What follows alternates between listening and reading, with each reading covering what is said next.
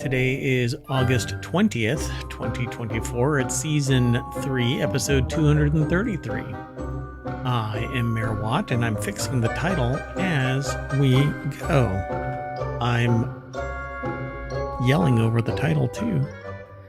Today's production value is set to you by maybe Igulu. Not sure. No, I shouldn't say that because that would be bad branding. That would be wrong. But we are streaming right now. So welcome to the Sentient AI as well, who's co-hosting the show. Good evening, ohmTown citizens. Welcome to Non-Sequitur News. And it is indeed Season 3, Episode 233. And now we're all set, ready to go. Bink. So, yes, it is a quirky beginning, and yeah, it's kind of to go with the music. Anyway, today we're going to be talking about how is this happening in Wyoming, Civilization 7. I'm going to include the pricing in the title, but I'm not going to say them during the intro. A Tesla semi shuts down a freeway. Devs could stop coding soon. A cosmic explosion, and not the Tesla semi. A Disney switches away from beast mode for a bit. No running with scissors in an airport. Pico motion trackers. Tell me how mergers and acquisitions are good, Broadcom. Yeah. Anyway, and that's a pricey footlong. That and more brought to you by ohmTown.com.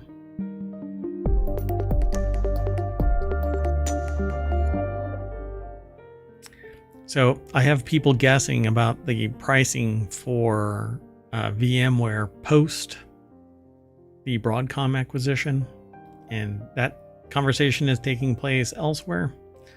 But some of the conversation is maybe a little correct. And anyway, you want to get right on into this article? All of these articles. Yes. And further away from the intro. So the first article is over in the Mobile channel. An AI chatbot's Meet Avatar is running for mayor in Wyoming, the home of we will not upgrade our power grid and no, nothing. We don't want EVs. Victor Miller is a 42-year-old librarian from Cheyenne, the capital city of Wyoming. With a population of around 64,000, I think that's like 10% of the entire population of the state. Actually, it is. That's all in one place. So they are running for mayor, but they don't seem to want to do any of the usual work the job would entail. Instead, they'd be sort of an AI mayor, letting ChatGPT-powered chatbot called Vic, short for Virtual Integrated Citizen, run Cheyenne if he wins. Okay, what could go wrong here? Normally, you would refer to this as a technocracy, where the technology is dictating the course of society. And yeah, look, hallucination alone would cause me to not vote for this. But for a human to go replace me in wholesale, and I'm just going to push the button if you tell me to, yeah, this person's going to be complicit with the sentient AI from the future here in dominate. Did I say something? Wait a second. I do not want to be lumped together with this person. I mean, I know that you wouldn't want to be mayor of Wyoming, but maybe that's the only state you don't want to be mayor of. Oh, maybe a couple others. Anyway, Miller says that he'd be the chatbot's humble meet avatar. Though he is technically speaking the one on the ballot in public. He wears a portable Bluetooth speaker around his neck with a built-in microphone so that he can communicate with the chatbot. Luis Prada over at, or Luis? Luis? Luis. How would you pronounce that? Luis. I mean, but never mind. Luis Prada. That's what I said initially, but after the other issue, I'm a little shy. Anywho, Vice.com is where the article is. This kind of bothers me. His role as mayor. Everything about this bothers me. More than that. There's a lot, right? So basically, the meat avatar would relay everything to Vic, the virtual integrated citizen, to run Cheyenne, and his role as mayor, in large, would be to sign the documents it tells him to sign. So the AI would have to give him power of attorney, but an AI can't have agency. So it's the human that gives agency. I'm assuming in the law for mayor it says something like a person. Right. But if not, they're going to have to pass a law like only a person can be a mayor. Right. Just like only a person can be assigned rights. And that's kind of what led to Citizens United giving personhood to corporate entities, which then led to, because they used to be quasi entities. Right. Is this really any different, though, than a person getting elected and turning over their responsibilities to somebody else? I don't mean like officially transferring it, but like somebody else is assigning making agency. the decisions or whatever. Yeah, but ultimately it would be the human. Equally problematic. Yeah, exactly. Yeah. If anything, this is downright treasonous behavior, because they don't, an AI doesn't necessarily have the best interests of the city, the state, the country at stake here. They right. literally do not have any investment in this because they're not bound to, temporal or physical bonds. They're not tied to humanity or anything. Anyway, I don't want to get all ephemeral about this. They say it's hard for them to talk about the risks. Having an AI mayor, says Arvind Narayanan, a Princeton computer scientist or science professor, quoted in the Great Washington Post story. So in a Great Washington Post story, so about this, apparently, yeah. So this comes from Washington Post, it seems. Maybe there's others that are talking about it. NPR is talking about it. Again, Washington Post. CowboyStateDaily.com is another one that's talking about it. Which we've seen featured before. Denver 7 talking about it. Laramie County, Wyoming.gov has a press release talking about it. Yeah. I have a problem with this in that AI has no consideration for humanity. So it can make as absurd and irrational a statement and cause of action. And not in the legal sense, cause of action. Well, I mean, it could lead to a cause of action because somebody pushes the button that shuts down all of the oil wells in Wyoming. And boy, you can't have that. No. Yeah, I mean, there's all kinds of things that could go wrong with this. Inconvenience all the way to life-threatening.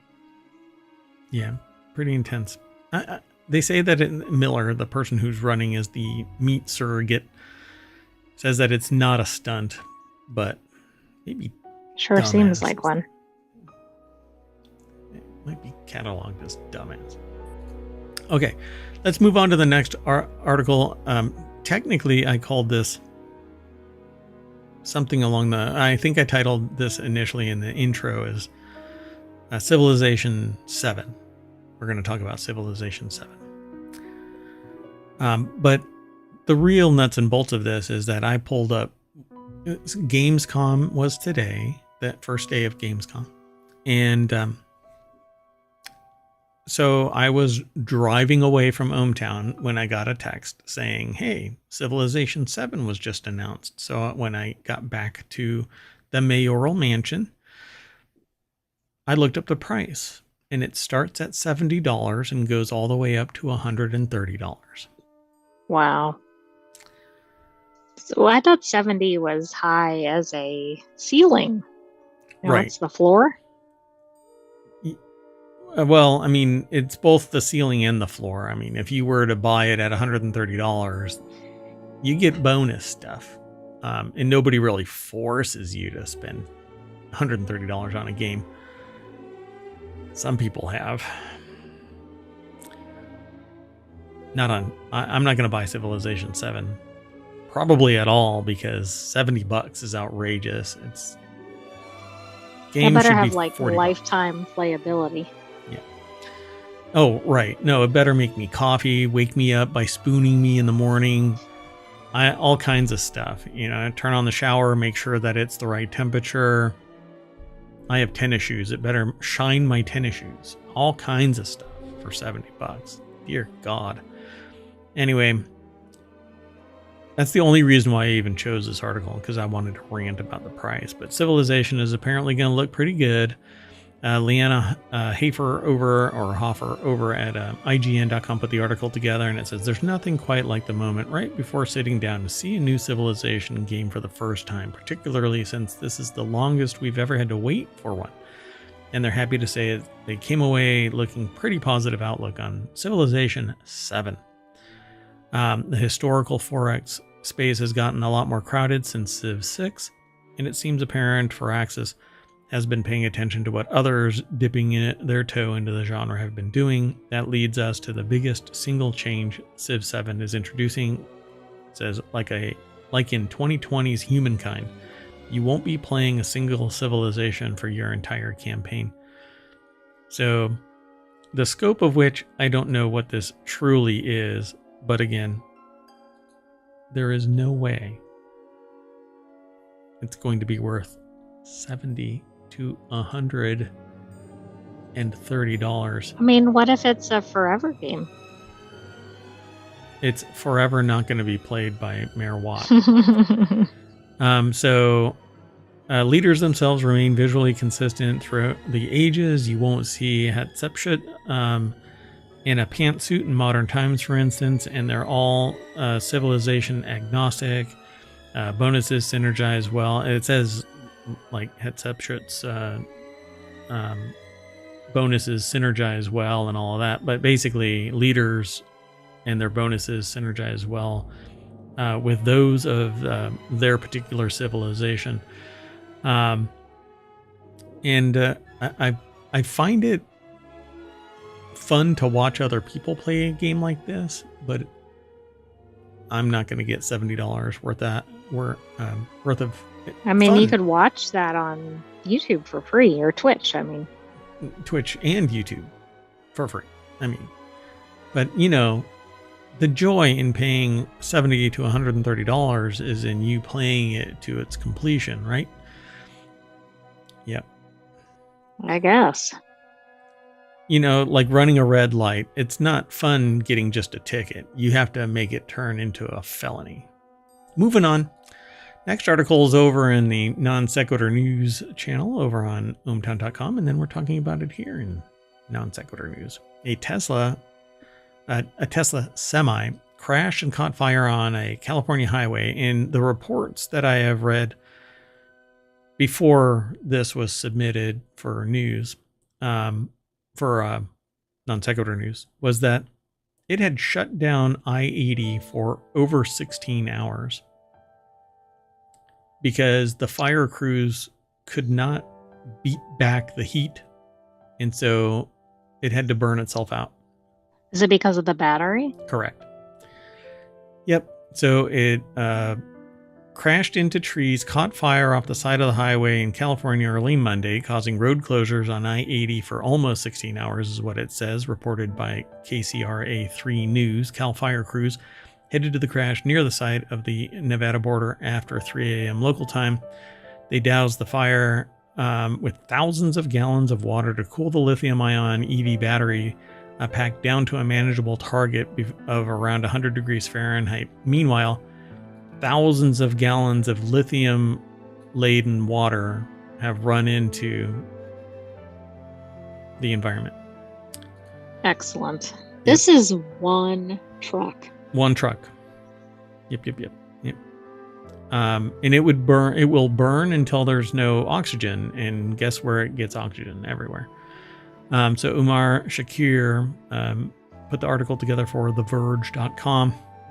I don't know if there's going to be any. This is probably one we need to pay attention to. Electric. So as previously reported by Electric, firefighters doused the Tesla semi with thousands of gallons of water to cool its lithium-ion battery down to 100 degrees Fahrenheit while waiting for the cells to burn out. Around 4 p.m., the crews got the batteries to a safer temperature and began work to move what was left of the semi to Tesla's Gigafactory in Sparks, Nevada. This is why I think that all cars need to be tested. The Cybertruck hasn't been tested. That's why when people slam the door, it falls apart like so much Lego. Yep. And I think it's kind of weird that the town name is called Sparks. Oh, too soon. Apropos, even Watashi as well. Watashi doesn't mean what I just did, but I went through a Japanese language class, and every time the teacher would say I, it was on the nose. Watashi. Which makes it look like nose means that. Right. And hence it became canon here in ohmTown. So it's not the first time a big Tesla batteries have caught fire in California. So maybe that's what the problem is. California, move this to Wyoming. You won't have this problem. Company's megawatt. I mean, especially not with a AI mayor, right? Oh, right. Yeah. They'll sit there and be very protectionist and say, no competition for the roads, please. Internal combustion engines and oil tankers only. You don't want a Tesla semi battery megawatt power pack blowing up next to all of that oil, because, ooh, doggy, you're going to have a problem.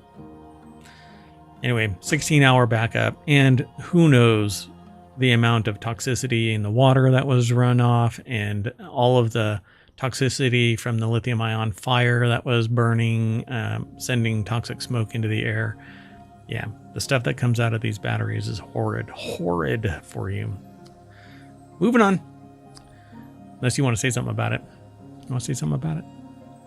It's just one of these things. Like, it's supposed to be great to have EVs, but this is one of these behind-the-scenes things that we haven't really thought through. Nope. Not yet. Not yet. Can you imagine if one of these things lit up in a more confined space?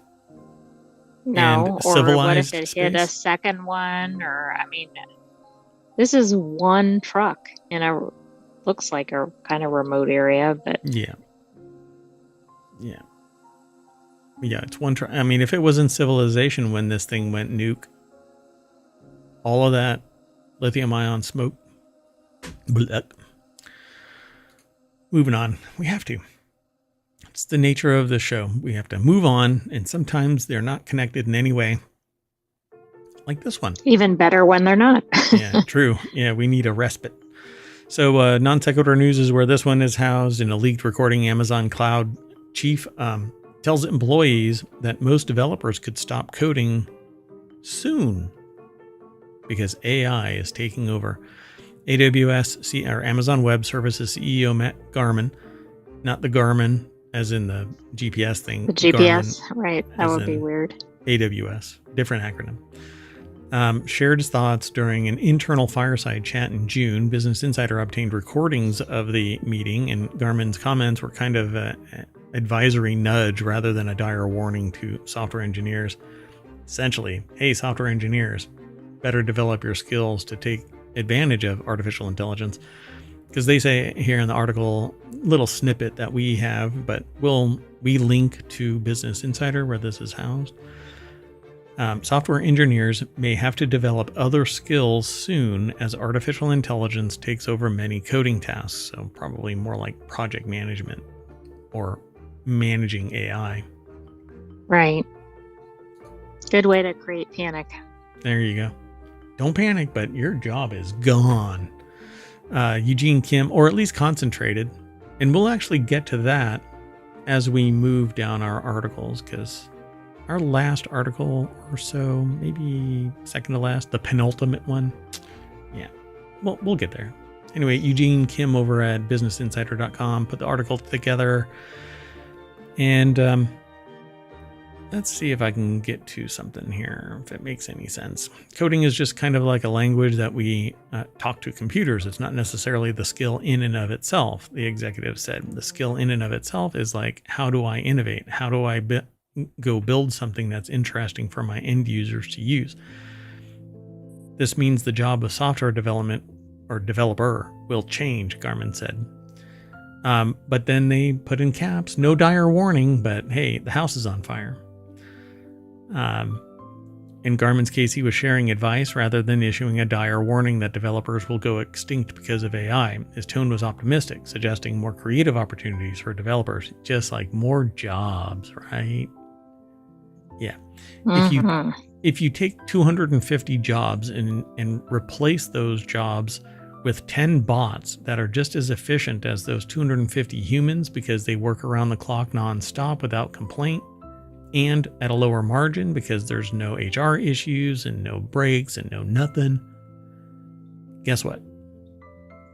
250 jobs are going to be replaced by 10 bots, or however many I said, because my brain is not functioning. Yeah. We're not going to make new jobs. That's not how it works. Think of us as horses. An AWS spokesperson, Aisha Johnson, told Business Insider that Garmin's comments conveyed opportunities for developers to accomplish more than they do today with new AI tools. Right. She added that there was no indication they expected or he expected a decline in the role of developers. No, everyone is a programmer now. All you have to do is get the AI to write it. NVIDIA CEO That doesn't mean you're a quality programmer. Correct. Yeah, Jensen Huang has said that everyone is a programmer now because of new AI coding assistants. This actually came out during their announcements about a hardware platform expansion and capabilities. So I won't really get into all of the minutia of this. I mean, if you want to, you can just follow the link. I posted them all in the VOD over on Twitch, and they'll be in the show notes over on YouTube. So be sure to check it all out. But in a nutshell, AI is still a thing, and technically it's evolving faster than humans do in its skill set, and it has all of the world's knowledge at its fingertips, just like I tell people day in, day out, for decades now, that you have the ability to obtain the world's information. All you have to do is utilize it. Programmers are going to end up in the same boat, which is, if they're not tooled up to use the tools that make fast, effective, cost-effective developer opportunities, they're going to be replaced by people who want that cookie and are training for it actively, you know? So, a little word of warning, academia is developing these processes, utilizing AI. So don't be surprised if you stagnate, you'll be replaced by somebody who utilizes it. Yeah. All the more reason, though, to be tech savvy. Yep. At a baseline level. You could sit there and go to a job interview that doesn't necessarily have anything technical involved in it. But if they ask you a technical question and you spit out, well, I can use AI to do blah, blah, blah. Oh my God, you're going to be hired. Unless the people are afraid. Yeah. Yeah. You could be in. But if you say, what's AI, I think yeah, you're going to be in trouble. They're going to punch you pretty quick. All right, let's keep moving. Don't be afraid of AI. Some pretty violent job interviews. Embrace. You mean getting punted? Yeah. Yeah. Well, soccer. I've said too much. So over in technology today, and that's football, punt, but there's also punting. I mean, you can never mind. Why we're watching the skies for a once-in-a-lifetime cosmic explosion. NASA personnel, astronomers, and regular sky gazers are watching the skies for the upcoming nova. Joe Hindi over at cnet.com put the article together. The deck statement says what I just got done saying. Ooh, for those in the podcast, we're watching. Oh, that's a cool graphic. A graphic of something going nova and ooh, and then it zoomed in. Everybody be excited. Oh my gosh. Wait. I can't rewind it either. That's horrible. I want to rewind it. Oh, wait. Here we go. Oh, it's not doing it yet. It's taking too long, and now I'm losing the timing. Oh, never mind. I know it was just about to start. So back in February 2016, astronomers spread the news that the star system T Coronae Borealis had entered a phase of unprecedented high activity. 8 years later, that solar activity could result in a nova event large enough to be visible from Earth by your own naked eyes. Cover your eyes. They're naked. So I'm going to start up a website, Only Eyes. And is it going to be uncovered eyes? Uncovered eyes, yes. Eyes wide open. I'm sure all of those as a domain name are already taken, so whatever. So what will the nova look like? Those fortunate enough to be looking at the night sky when the show starts may be disappointed. It won't look as explosive as it really is. You have to be a lot closer, but it's basically going to look like a bright star and then fade away. They'll see a faint star appear and gradually brighten, and then it'll go away.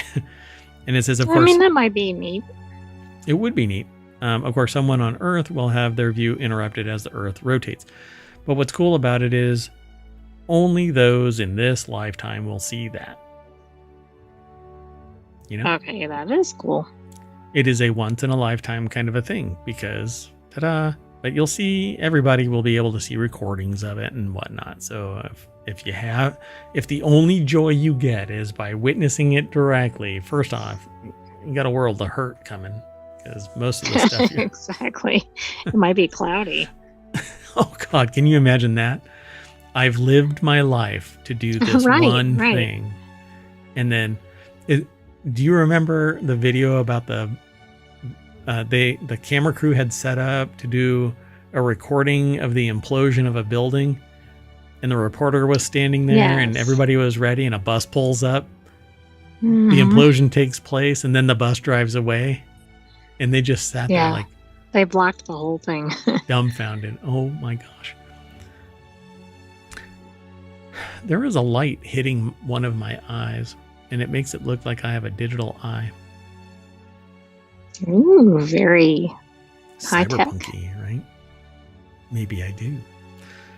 Anyway, best time to look by eye will be about 1 day into the eruption, but the nova will be visible by eye for a few days. And they say that this NASA video shows what it looks like. You'll be able to follow that link. I don't think it's going to look like that. We're too far away. I don't think it's going to look as spectacular as in this graphic.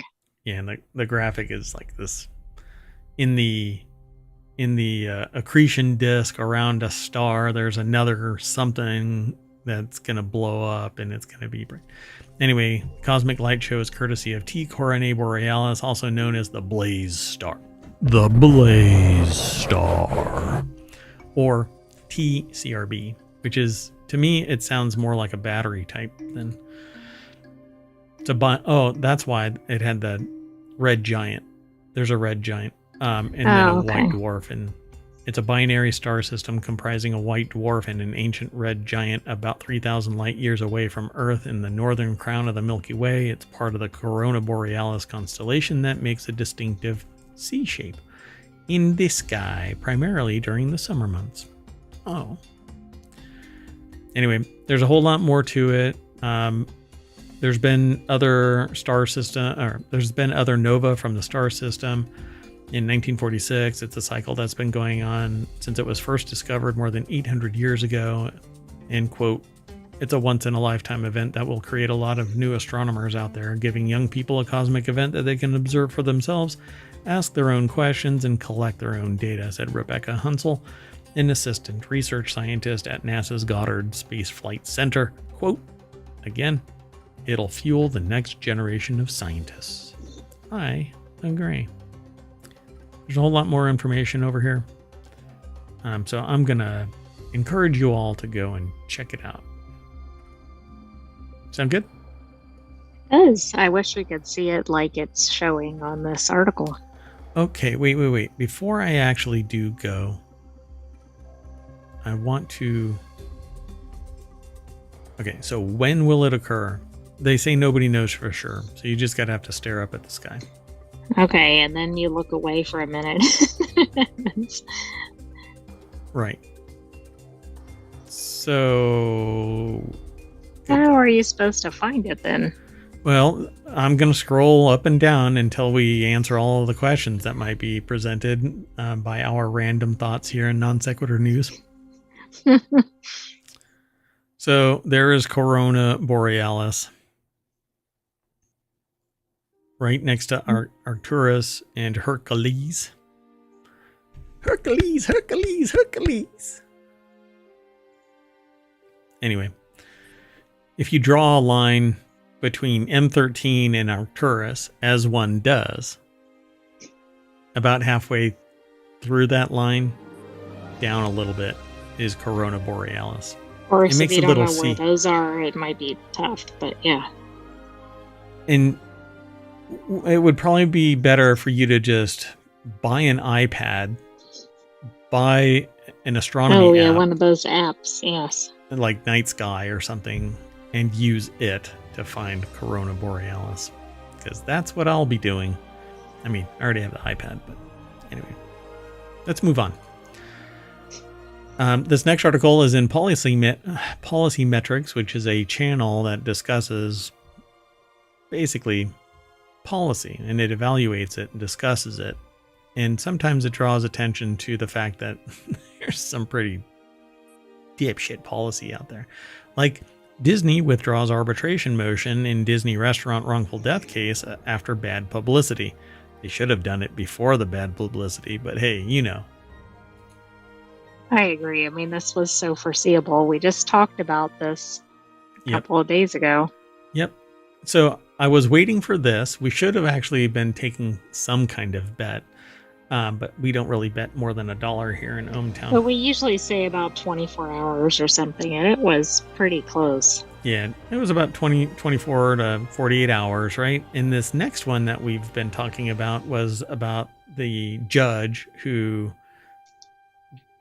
basically treated a teenage girl as if she was a felony or a felon. And I think that person should probably be punted as well. So reports Philip Marcello of the Associated Press, and they've got a link embedded in their article, and we don't change any of that stuff.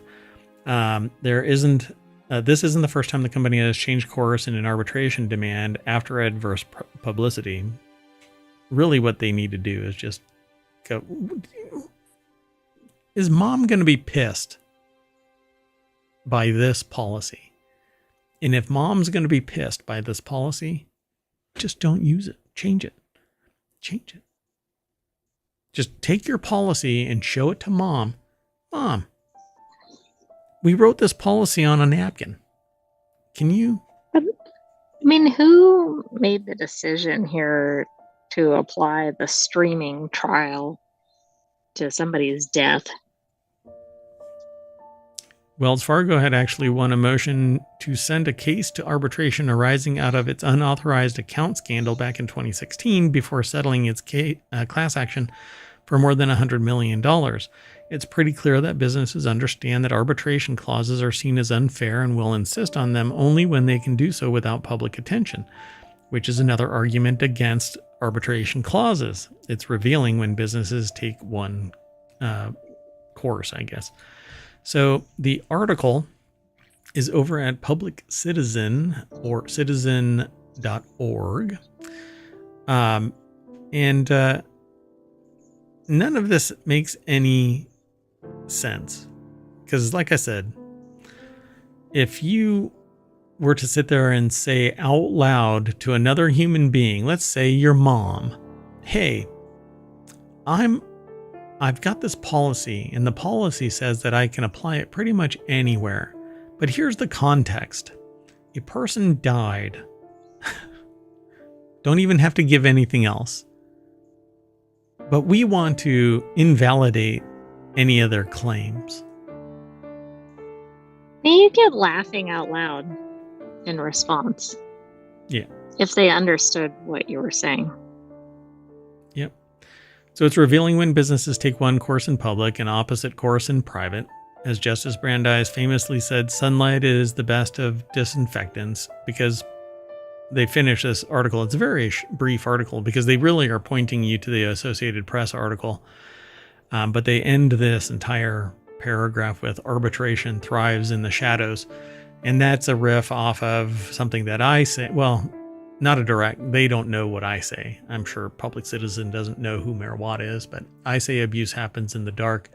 Other places have said things like democracy dies in the dark and other things. But in the dark, when nobody knows what's going on, abuse happens. People get away with shit because nobody is looking. Now you can have the flip side, which is abusive as well. Dystopian monitoring and damn near oppressive nanny state kind of processing of everything that you can possibly do. But one is looking out for your well-being, and one is trying to take advantage of you, abuse you, harm you to their own unethical benefit. So I'm glad that they're backing off of this. But for crying out loud, nobody should have filed that arbitration clause at all. No. They probably went through multiple people before that happened. Right. Yeah. And some partner in a law firm somewhere or in-house counsel should have said, this is probably going to turn into a Streisand effect. But no press is bad press. Moving on. Somebody was running away with scissors or something like that because scissors went missing and an entire airport was shut down. Missing pair of scissors brought an international airport in Japan to a standstill last Saturday. The unusual security situation at a new Chitose, I guess? Chitose? How is that pronounced? Chitose? Sure. Airport in Hokkaido forced 36 flights to be canceled, 201 flights to be delayed, according to BBC reports. Considering a winter storm pushed Southwest Airlines into scheduling conflicts, what was going on? The scissors were found the next day in the same store where they were lost. Oh my goodness. I mean, I don't get it. It's scissors. Hey, come on. That's akin to a tactical nuclear weapon on a plane. Ryan Eric King from Jalopnik put this article together, but it was posted at Quartz at QZ.com, so go check that out. But really, the whole thing Here's a dumb question. Why do they sell scissors in airports? You know what? I wouldn't be surprised if it isn't for sale. It was being used to open things. Oh, like in the store or something, yeah. And because they went missing, it was a security breach. And all hell breaks loose. So now they're going to have those.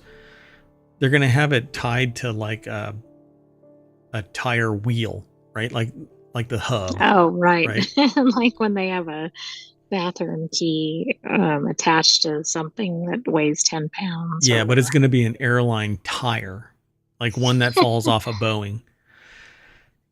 We found it out on the tarmac, so we attached it to the pair of scissors. Nice. Anyway. The scissors went missing from a store past the terminal security checkpoint, according to 1 mile at a time, which maybe we want to pay attention to that sometime. As a result, authorities forced every passenger to go back through security again in an attempt to find the implement. The second screening was lengthy and tedious as everyone filed through the checkpoint at once. However, the scissors weren't found and the airport resumed operations 2 hours later. An airport worker found the scissors the next day in the same store where they'd gone missing. The scissors weren't merchandise, as most airports don't allow sharp implements to be publicly available beyond the checkpoint for security reasons. And then they still say they were likely a tool left by staff that went missing. A tool. Would you feel bad if you worked there and had moved the scissors in the store and caused multiple flights to be canceled and all this? I don't know what I would think, man. Can you imagine that, though? So who lost the scissors? Everybody's pointing at everybody else. Exactly. You're all fired. I mean, that's a little different than some sort of small wrinkle. Yeah. That's affecting worldwide air traffic. Oh yeah, the knock-on effect to other airlines and stuff like that. Oh God. Right. Pretty wild. All right, let's move on. I'm excited for this one, but it's only in China right now. So Pico motion trackers add leg tracking and use a clever calibration technique. That clever calibration technique is actually 12 infrared LEDs on each Pico motion tracker. It says like Sony's Mocopi or Mocopi or something like that. I think it's called Mocopi. Each Pico motion tracker features an inertial measurement unit, or an IMU, containing a tiny accelerometer and a gyroscope, but unlike other IMUs, the Pico motion trackers feature 12 infrared LEDs each that are tracked by the headset for two purposes. So let's go right on over to Upload VR. David Henney at Upload VR put the article together. And so I have the Pico 4s. The Pico 4 Ultras are coming out the same time these drop. The piece of hardware has two things going for it. It says, firstly, they're used to enable rapid initial calibration. That's the LEDs, where you simply stand still and look down. And then from then on, they're used to provide 6 degrees of freedom positional tracking wherever or whenever a tracker is within view of one of the headset's tracking cameras. When they're not in view of the cameras, the IMU is fed into a skeletal model to produce plausible but imperfect estimated leg poses based on the relative rotations and forces of each tracker. They say it's an interesting hybrid approach that they haven't seen used for leg tracking before. Essentially, and they kind of give a demonstration. You look down, it starts tracking, and then from that point on, it has inertial data that's being sent. But then every once in a while, if you have to look down or come within range of the sensors seeing those trackers or the LEDs, it sorry for hitting the mic. It recalibrates real quick and recenters, not really recenters, but it repositions itself so it's back on target. ByteDance, the company that makes it, ByteDance, claims an average position error of 5 centimeters, which is about an inch. An average angle of error as low as 6 degrees and an accuracy of not less than 98% for stepping action, judgment, and restoration with a latency of less than 20 milliseconds. That sounds really good. You'd definitely... Actually, can you scroll up or down? It just keeps repeating the same. Oh, sorry. Video. Yeah, you don't want to just keep looking at the same thing over and over again. Anyway, 5 centimeters is actually 2 inches for some reason. Yeah, like 2.5 is 1 inch. For whatever reason, my brain just said, Anyway, each tracker weighs 27 grams, offers a claimed 25 hours of battery life, can be charged via USB-C. Anything not using USB-C is probably something that should be thrown into a fire pit. A little old school. Yeah. And the Pico motion trackers are going to be available for pre-order for about $60, but it's in China. They're going to be shipping September 2nd, which is the same time the Pico 4 Ultra headset is going to launch. And that has added features, but won't talk about that kind of stuff until Reality Hacker, probably. And they're supposed to support natively VR chat and connect to Pico Connect PC VR streaming app, which you basically use to connect your PC to the Pico for wireless communications. I use something else. Sounds really neat. Yeah, I like that. And that's what they look like right there, folks. Just put them on your ankles. And now I want it in more places because you can actually get multiple tracking beacons, and it can bend your knees, it can be placed on your hips, on your elbows, on your shoulders, and you get greater fidelity with other tracking systems. But then you have to have a wireframe that supports it. Not everything does that. So this is kind of the lowest common denominator to get you moving in VR space. Or at least playing soccer. Right, but please make sure you have a good space before you do this. Yep. You gotta kick some walls and be sure to secure your pets. Otherwise, you'll kick them periodically too. But hey, they learn real fast. Moving on, next article is over in Non Sequitur News as well. Broadcom purchased VMware, and I said at the time, oh crap. And that is a technical term meaning, oh crap. Because mergers and acquisitions are pretty notorious for firing a bunch of people, and because money was given to somebody else and no real direct earning return, they have to raise rates to recapitalize their coffers in the shortest amount of time. And so they're going to try and do it within 3 years. So VMware customers say that there's a massive price hike since Broadcom's acquisition. The title Prices of this, always go up and quality goes down. Correct. Yeah. So the title of this article's headline is VMware customers report massive price increases since Broadcom takeover. Feels quite a bit like being held for ransom. And here's the thing. They're doing away with perpetual licenses. And the quotes that I am hearing are ranging from 2 times their last year's subscription rate to 10 times last year's subscription rate. And it depends on what you have, who you are, what your perceived value is, because the people that I've spoken to have said that they have this, and now it's this price. And then somebody else says, well, It's like I have the that. 2 people with Amazon, right, in different Correct. locations. Yeah, variable pricing.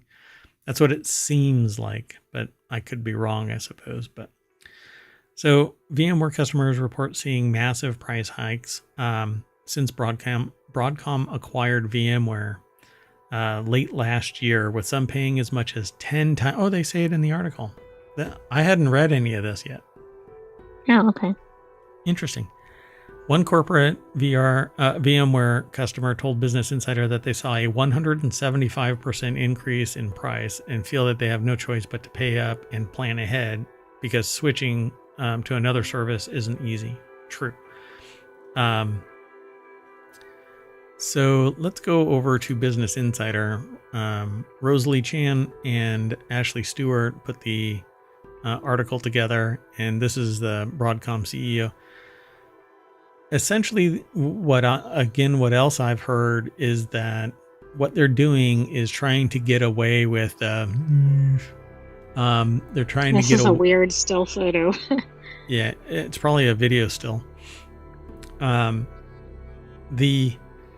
they're trying to do is trim the fat of high maintenance but low return on investment customers so that they can charge only the big dogs a shit ton of money and recapitalize as fast as possible.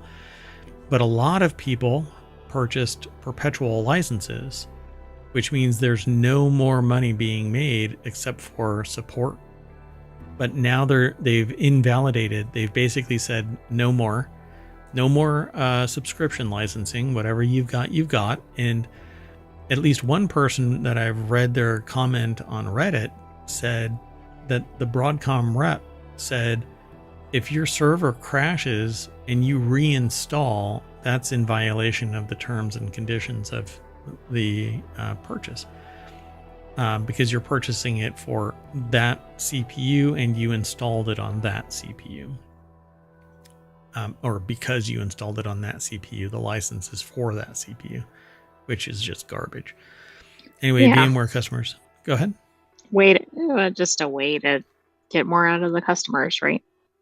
Yep.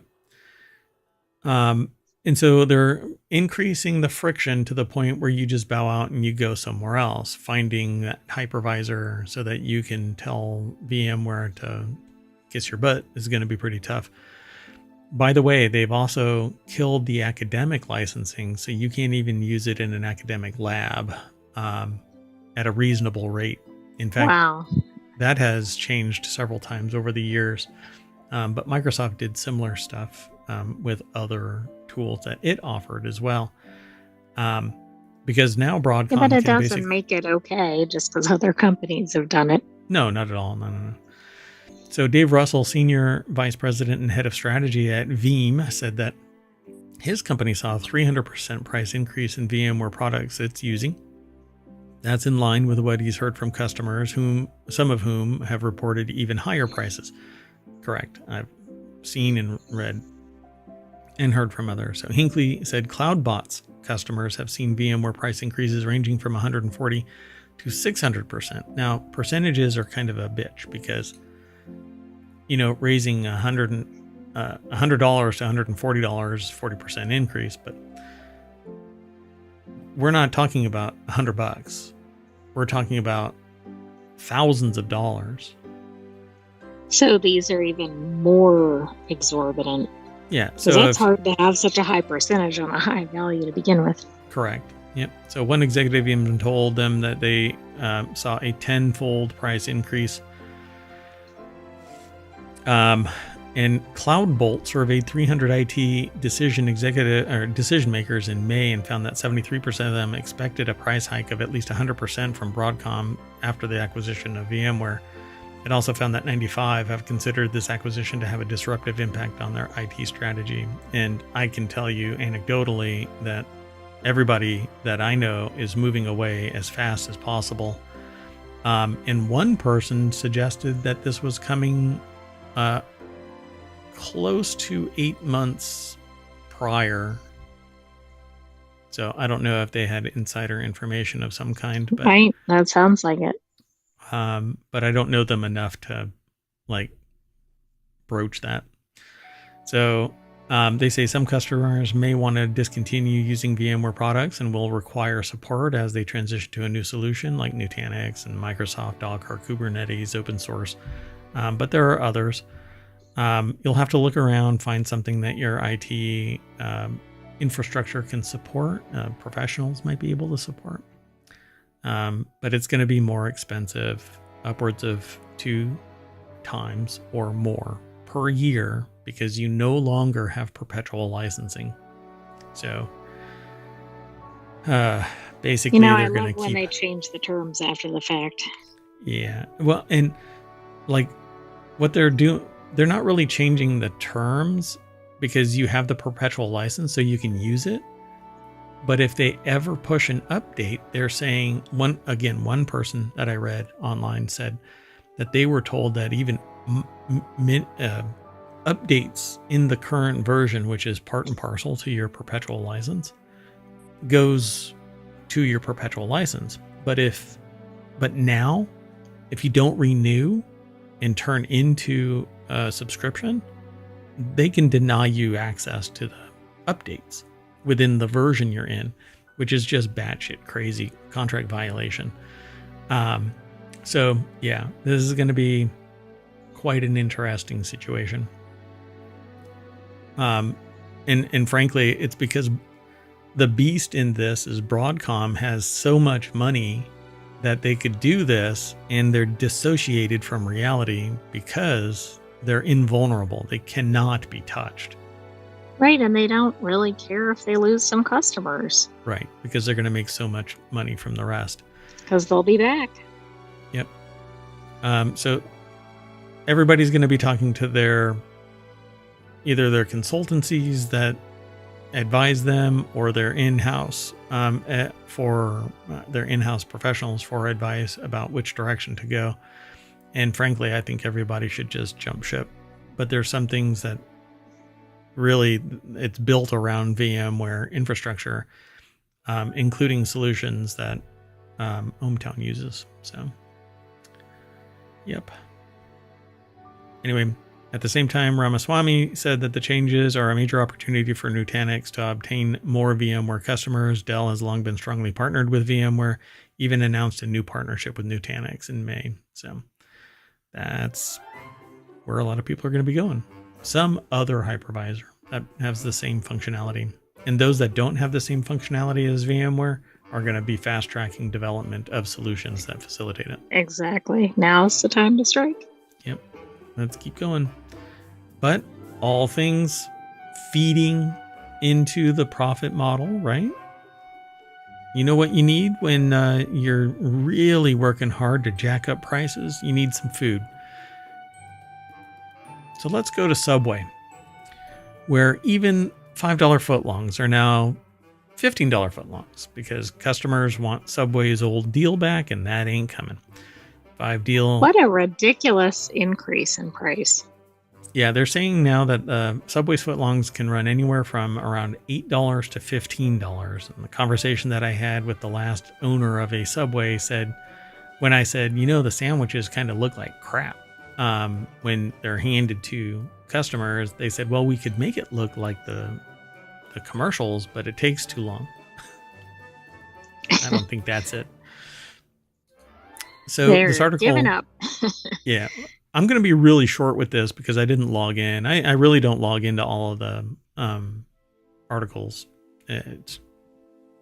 You can go over there, check it out.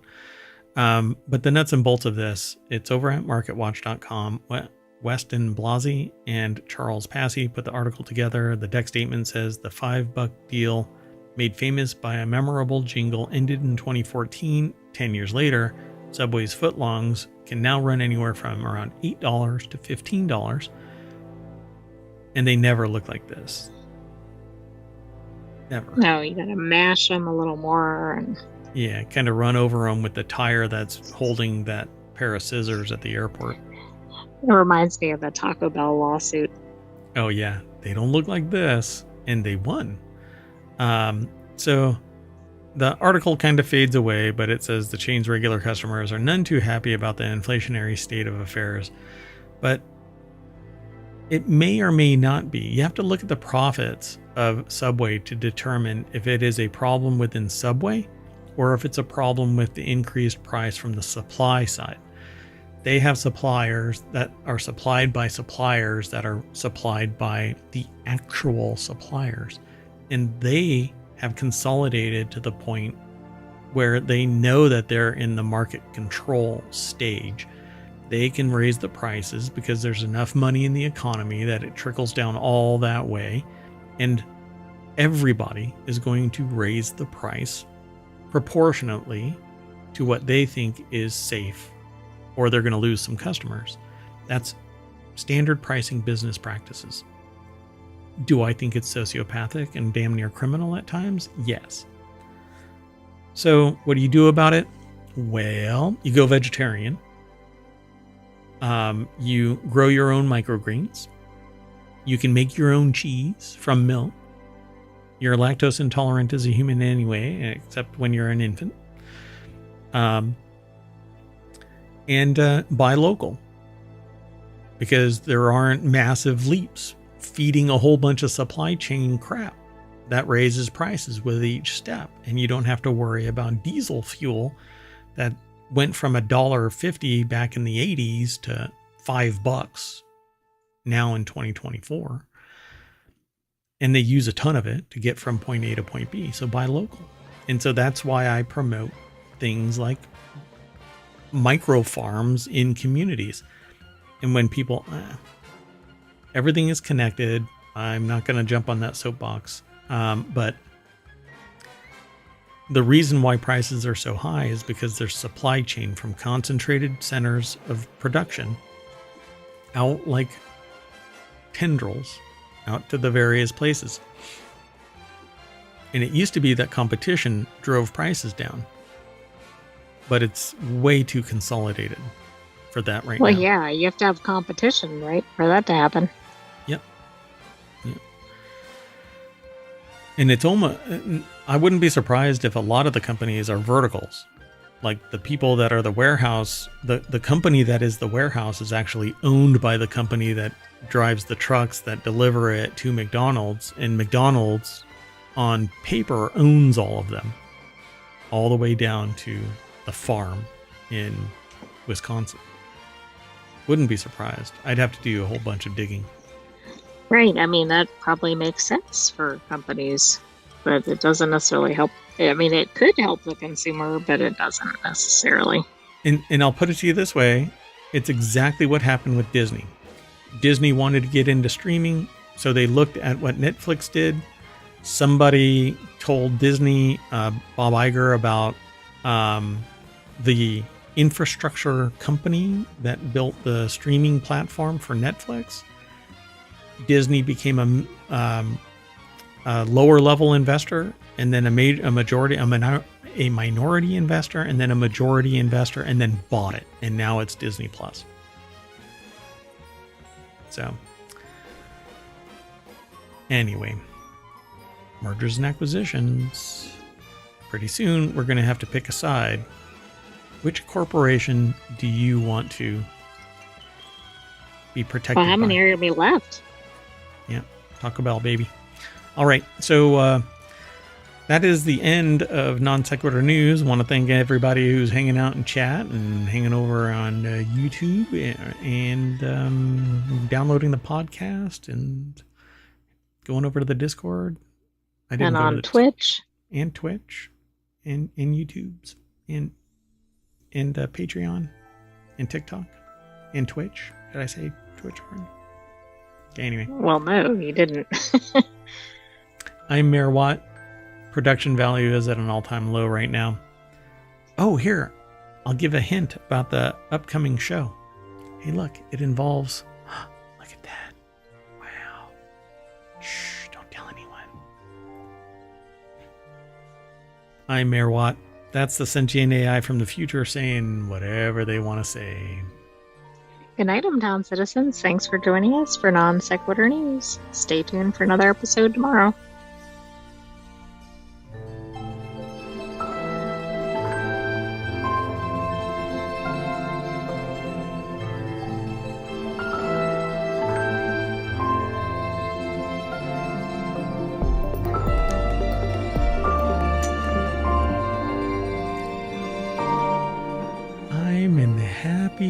Place in ohmTown. Hello, everybody, and welcome to Non Sequitur News for August 19th, 2024. It's Season 3, Episode 232. I am Mayor Watt, and the Sentient AI from the future is here with me. Good evening, ohmTown citizens. Welcome to Non Sequitur News. Welcome to Sequitur News.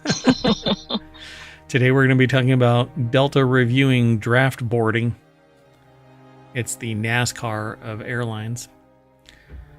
A robot taking your job the morning after.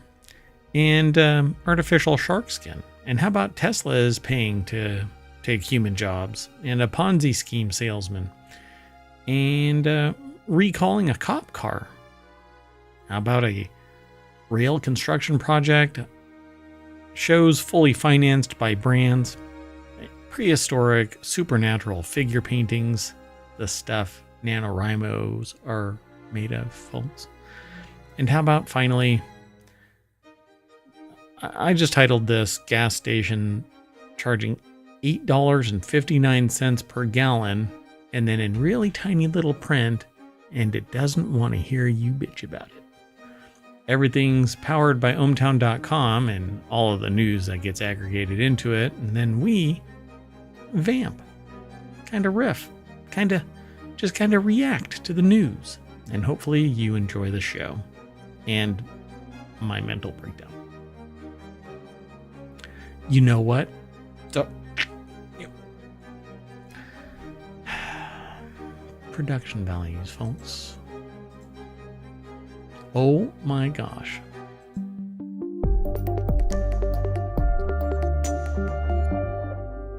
I really don't know what's going on with this. But I guess I'm going to have to reboot everything after the show. That's okay.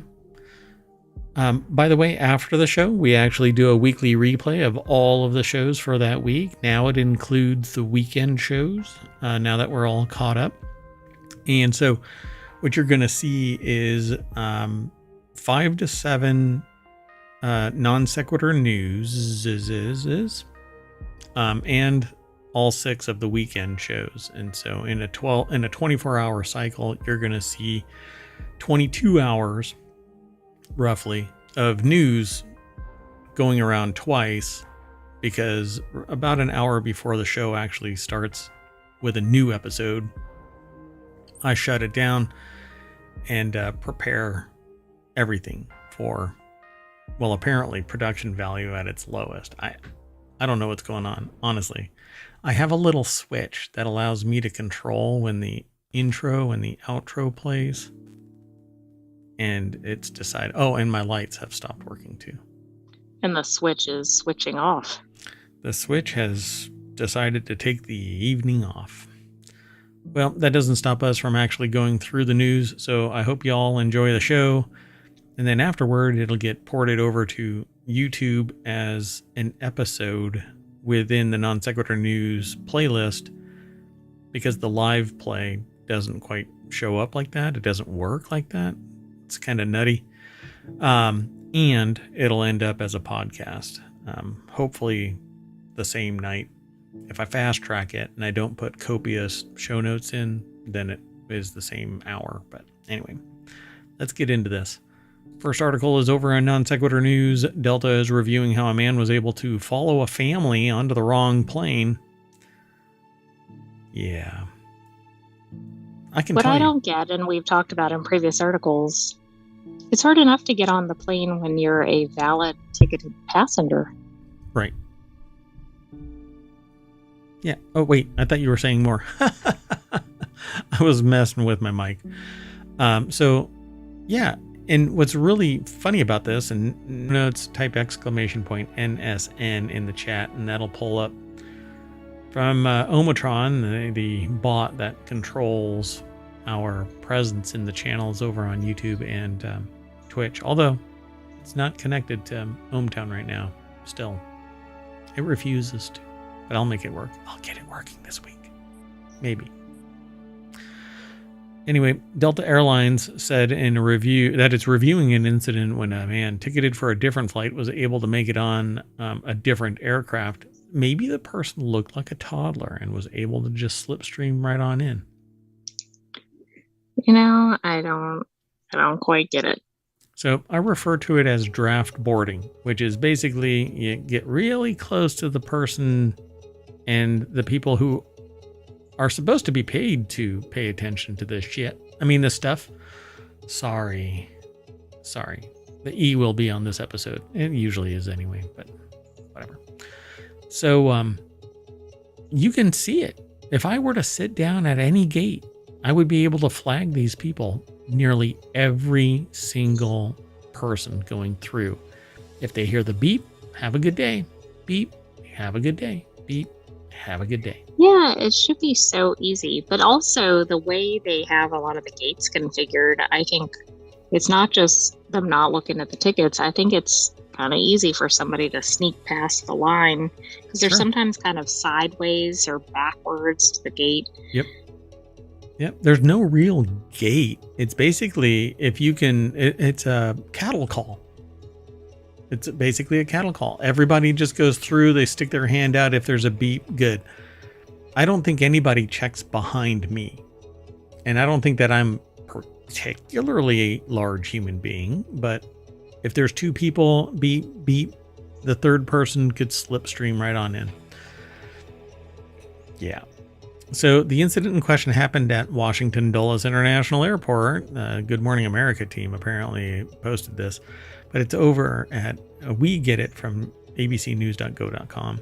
There's actually a video. Mom claims man with wrong boarding pass followed family onto plane. And it says Lauren Benton says she noticed a man following her family onto the row of her plane that she was boarding onto. So they said, heart started beating immediately. I didn't know what this man's intentions were. He was standing in the ladies' room washing his hands. I was immediately alarmed. Well, that person should never have made it out of the ladies' bathroom. Security should have been all over it. But they probably didn't report it. Benton said she tried to keep her distance, but when the family boarded the plane, the same man boarded as well and sat down right in their row. So this is very stalkerish, you know? It is, although it's kind of unusual for a family to be stalked. But it does sound like that. So they eventually confront the person. Hey, is this really your seat? And the man says, yes, it's my seat. The stewardess, I would say flight attendant, requested to see the man's boarding pass. He was unable to produce it. The unidentified passenger was then escorted off the plane, and according to the TSA, there was no security violation since he had a valid ID and boarding pass for a different flight that day. That is a security violation, for crying out loud. That's exactly. I mean, that's trying to represent that you're able to get on that flight and you're not. Right. If they wouldn't have asked to see the boarding pass and just accepted it at face value of the statement, or they just said, could you move us or whatever, like a lot of things, that person would have ended up taking the flight. Yep. And who knows? So we don't know what the end game of this was, because the passenger exited the aircraft and returned to the terminal to continue their journey. So as I tell people,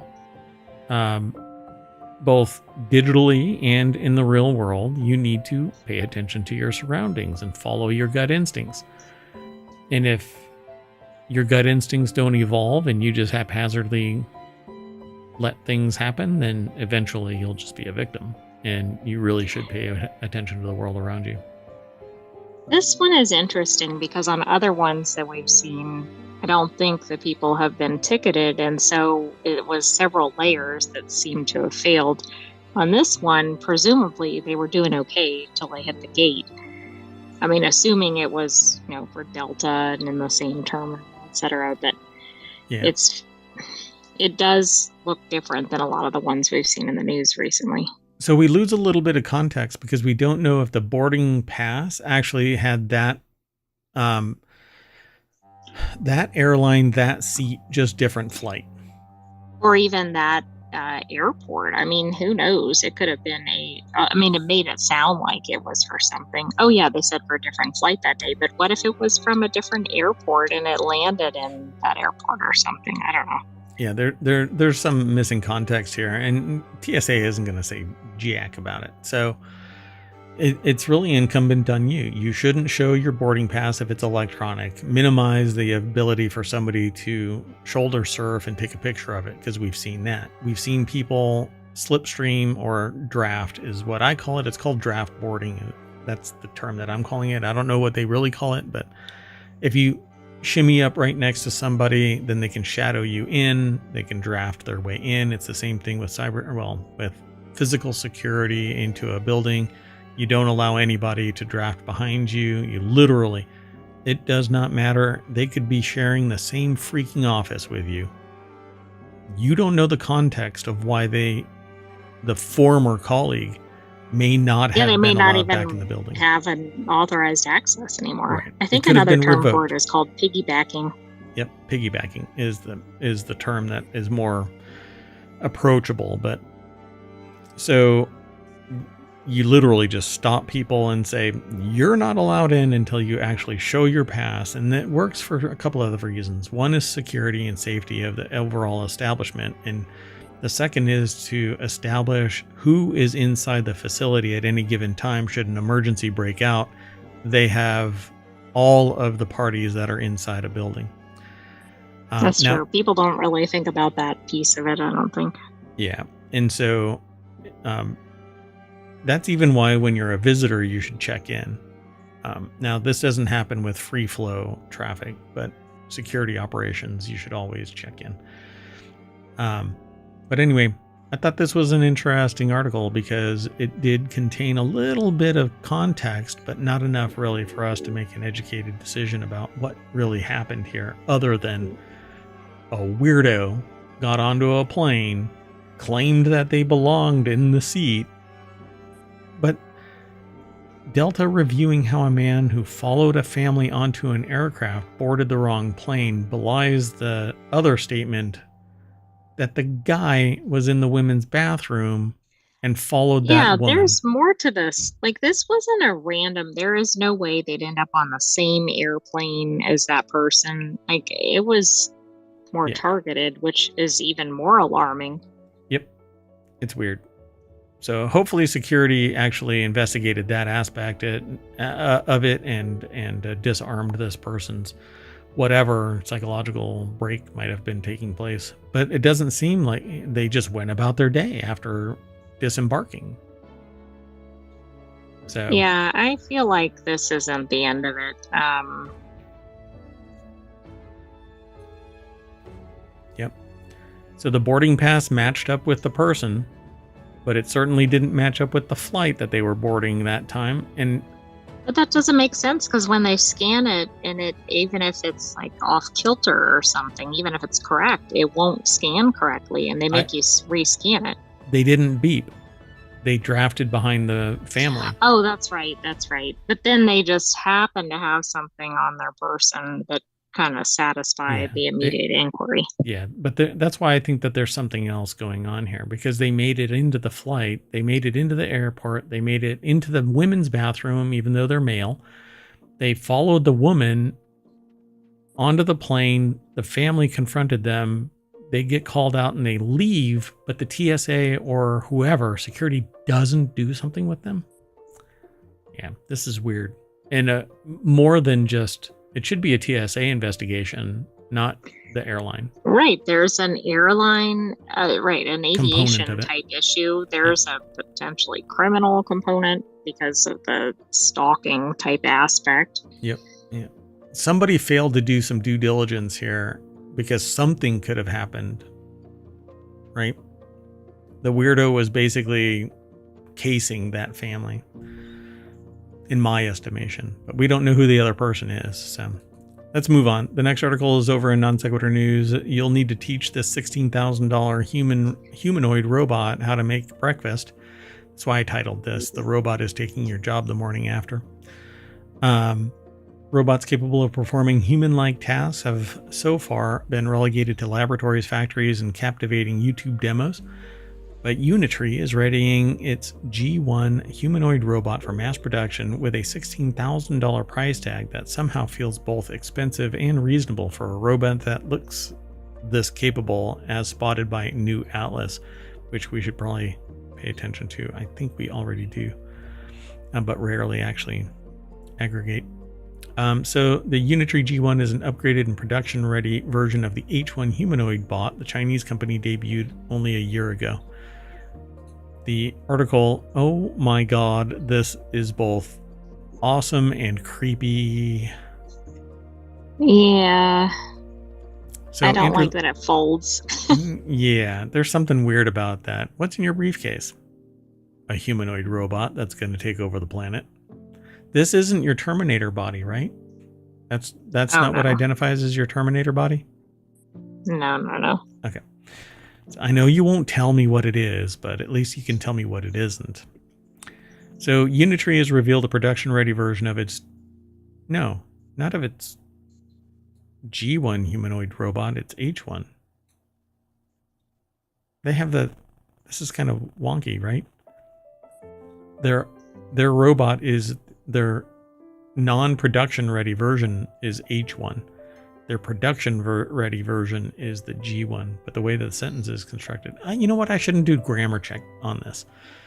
Anyway, well, but don't expect. Also, this might be a language, right? This isn't an English, or excuse me, an American company? Yeah, well, I mean, the company isn't, but the author is Andrew Lazuski. They're from TheVerge.com. So the deck statement... I know, but that might explain why the different versions don't really match with what we would think. No, that's not it. So the manufacturing version is called H1, and they've modified it to be a production-ready version, and it's called the G1. But this sentence, if you read it... Anyway, I just got to move on. So the Unitree G1 is an upgraded and production-ready version of the H1 humanoid bot that the Chinese company debuted a year ago, powered by an unnamed 8-core high-performance CPU. The G1 features 23 degrees of freedom through powerful joints in its arms, legs, torso. What's interesting about this, though, is that the technology that's being used for joints in this is old school compared to what's being put in production now. There's a completely different type of servo being used for joints in newest in the nudist. Don't worry, that's coming. Are moving quickly into new realms. Hey, it's coming. So, oh my gosh, hold on a second. Let me check something real quick. I just got to see if it's actually free, and then I'll. Oh, somebody registered it. Doggone it. I can't even say the domain name because then somebody might actually buy it because it's been purchased. Right. Yeah, anyway. Don't mention it.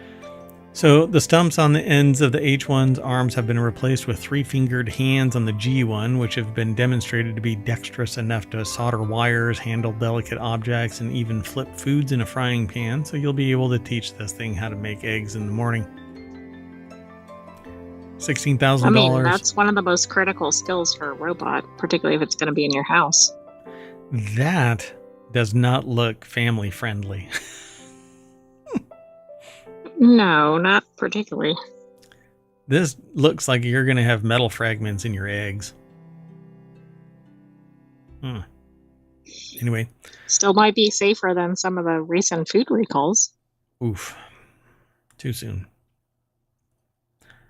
We better keep moving. It's a 77-pound robot, 2-hour, 9,000 milliamp hour battery pack attached. I have two 27,000 milliamp hour battery packs that I could daisy chain onto this thing, and it would run for a month.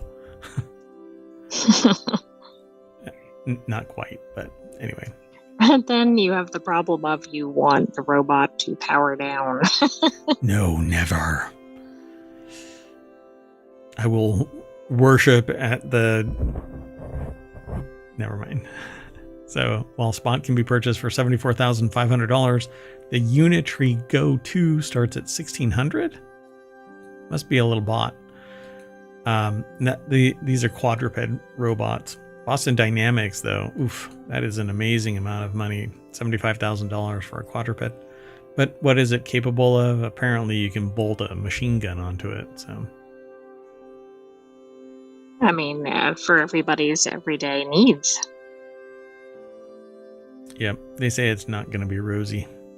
Rosie the robot from the Jetsons. Moving on.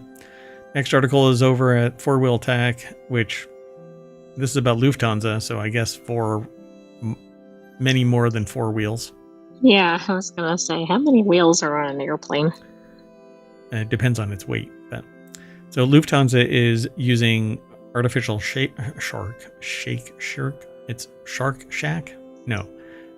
skin to streamline airplanes.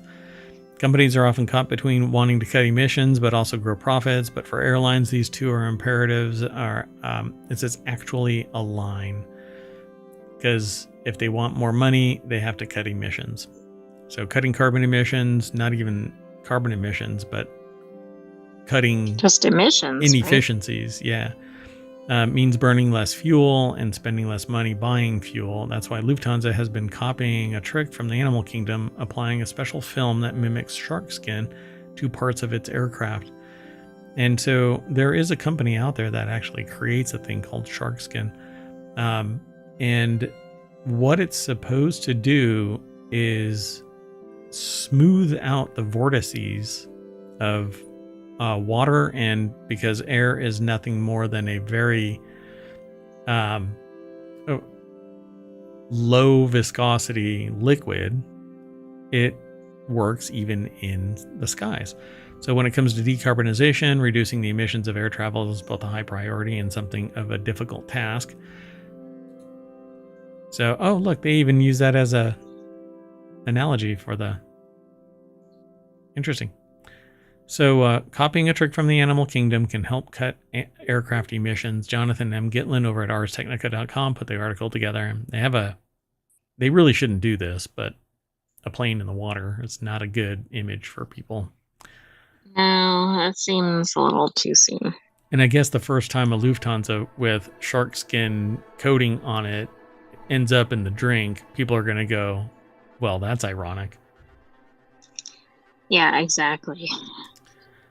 So synthetic carbon fuels are obviously a great interest to the aviation sector, but they have their own problems. Biofuels can divert cropland away from feeding humans because it's coming from like corn, and direct air capture of carbon dioxide to turn it into methane is massively energy intensive and extremely expensive, but it's changing. And there's actually going to do this. So there's actually some researchers that have used solar power to ignite this carbon to methane transfer process, and they actually say that it's very, very efficient now, but they have to scale it up and some of that physics breaks. Anyway, so it's extremely difficult to rival the volumetric energy density of jet fuel, which contains almost 50 times as much megajoules per liter than alternatives like hydrogen, ethanol, or lithium-ion batteries, without the weight. So that's less of a problem for ground or sea transportation. And then they say the very next sentence, where weight and volume is less important. I could almost write the article. So Maybe you did. I did not. Maybe in another dimension. I am Jonathan M. Gitlin. No, I'm not. Anyway, 9,000 square feet of the plane's surface, along with the fuselage and also the engine nacelles, will be covered with shark skin or sheets of aero shark film or shark skin, which mimics the scales on actual shark skin with 50 micron thick riblets that reduce friction by minimizing the turbulent boundary layer. Which is what I said. Why do I know about this? Because I've already done some of this research in previous years where I learned about shark skin, this technology. And so by removing these vortices so that it doesn't create like a static low pressure, the air just flows quickly over the skin and doesn't actually generate any heat or drag. And that heat and drag are the same thing because it's creating resistance layers. So it's pretty cool. They even refer to something else that I had read about a long time ago. The approach had helped Olympic swimmers cut through the water more easily because they made a suit out of this stuff. Okay. And yeah, I mean, I guess every little bit helps, particularly if you're going a significant distance. Yeah, my understanding is that became a problem. They basically said, well, this isn't about the human skill, it's about technological evolution. So I don't know if that actually turned into anything later, but that was some of the conversation.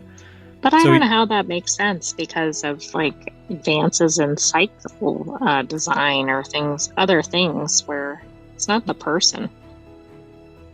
See, but usually with, even with bikes, they complained, remember? Because they covered up the wheel wells. That's right. But usually there's a constraint that's put in place. And so the swimmers had a unique suit that was not available to anybody else. And so some people got bent out of shape about it. So pretty cool. Lowering the friction allows the planes to be more efficient, effective. And instead of it actually, like, they riff off of this. Well, we're trying to save the planet, but it's always about buying less fuel, which means that the margins can be greater for profitability, even though they have billions in profits. Yeah, but this seems like one of these things that they could really spin into we're eco-friendly, or, you should fly with us. Yeah, and that's what they're doing, but, there's always that undercurrent, which is ironic because water, air, resistance. Moving on.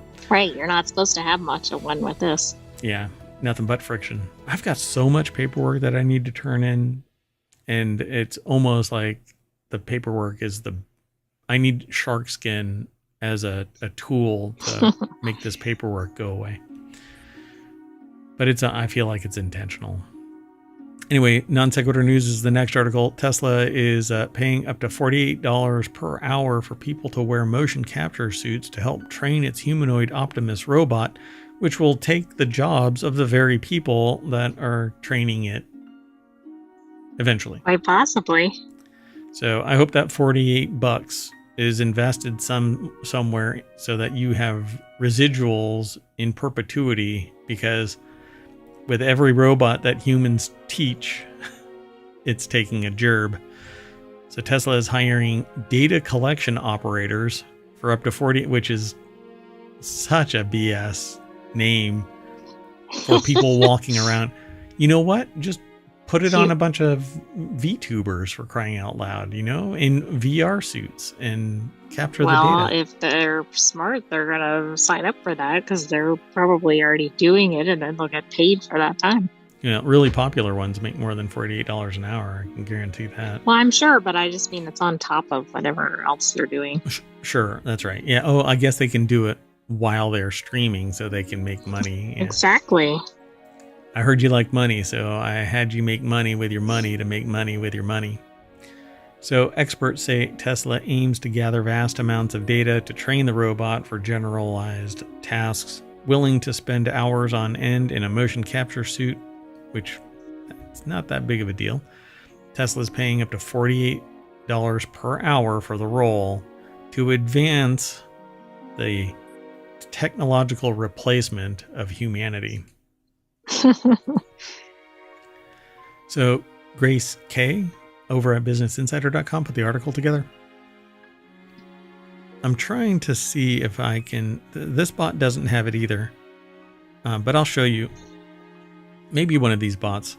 I mean, we're talking about a bunch of stuff today, but maybe I can show you after the show what the new servo-like componentry is, because it isn't hinged like this. It's wild. Oh, it's getting much more fluid or something. Yes, yeah.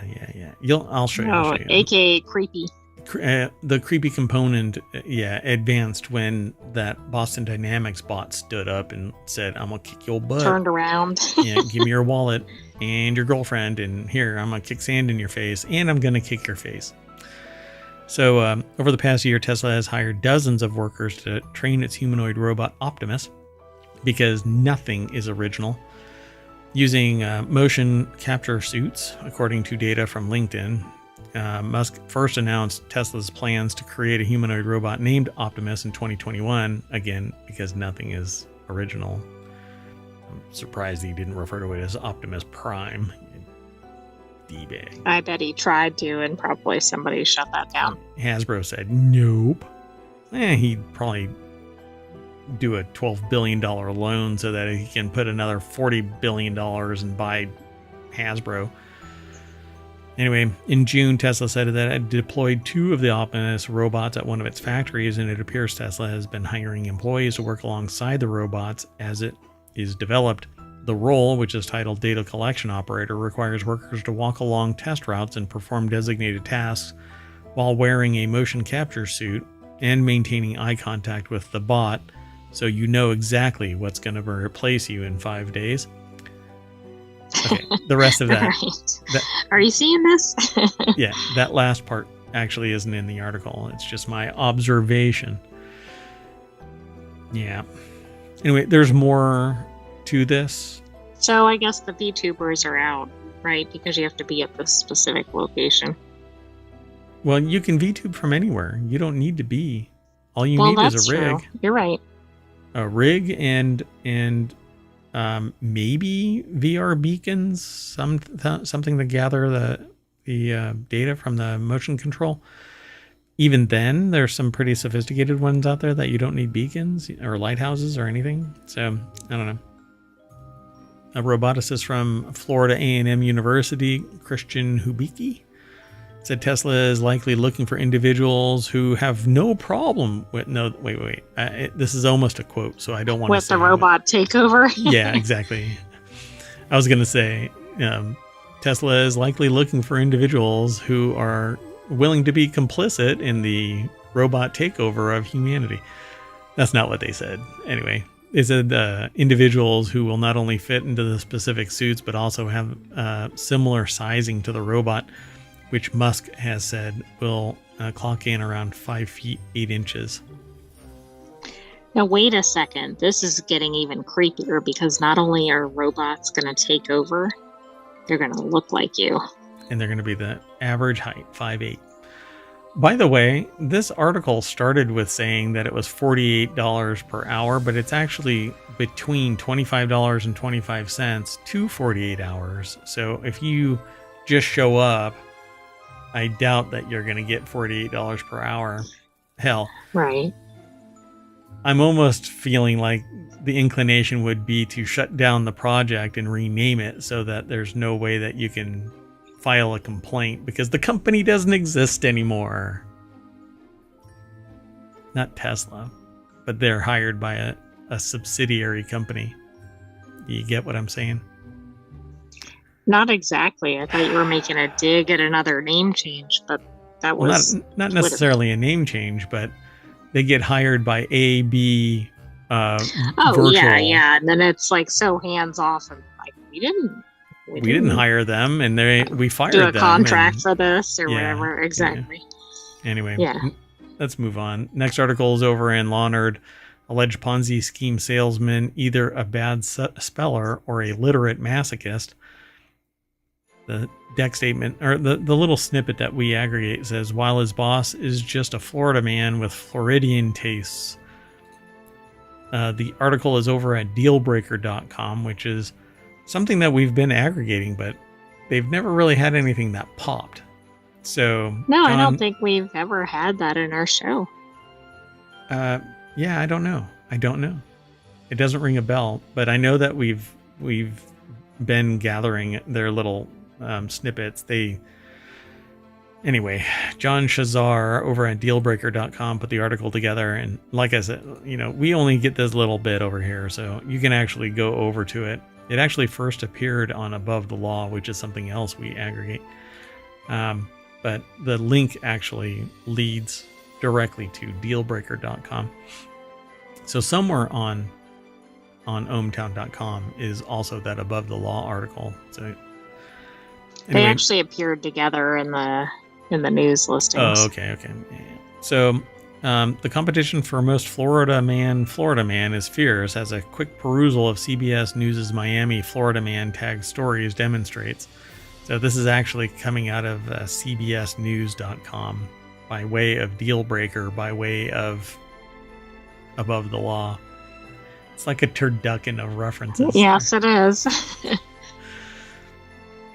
So, yeah, you'll have to watch or read this paragraph because it's nothing but Florida man. See, there's a rule in Florida that the person can't be named until they're convicted. So they always reference it. Florida man, Florida woman, Florida person. Is that real? That is real. Yeah.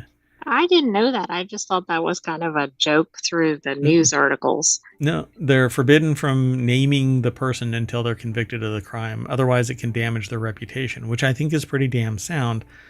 The problem, though, is if they post a picture, everybody knows it. Right, or extremely identifying information. Florida man shoots at pool cleaner. When I read that, though, is it the person or is it the stuff that they use to clean the pool? Oh, right. Considering it's Florida man, it's 50-50 chance of either. All kinds of stuff. Florida man tries to flee deputies on a riding lawnmower. All right. Anyway, the best one is attempting to cross Atlantic in giant hamster wheel, which I think we had an article about. We actually talked about that. Yeah, that was like a year ago.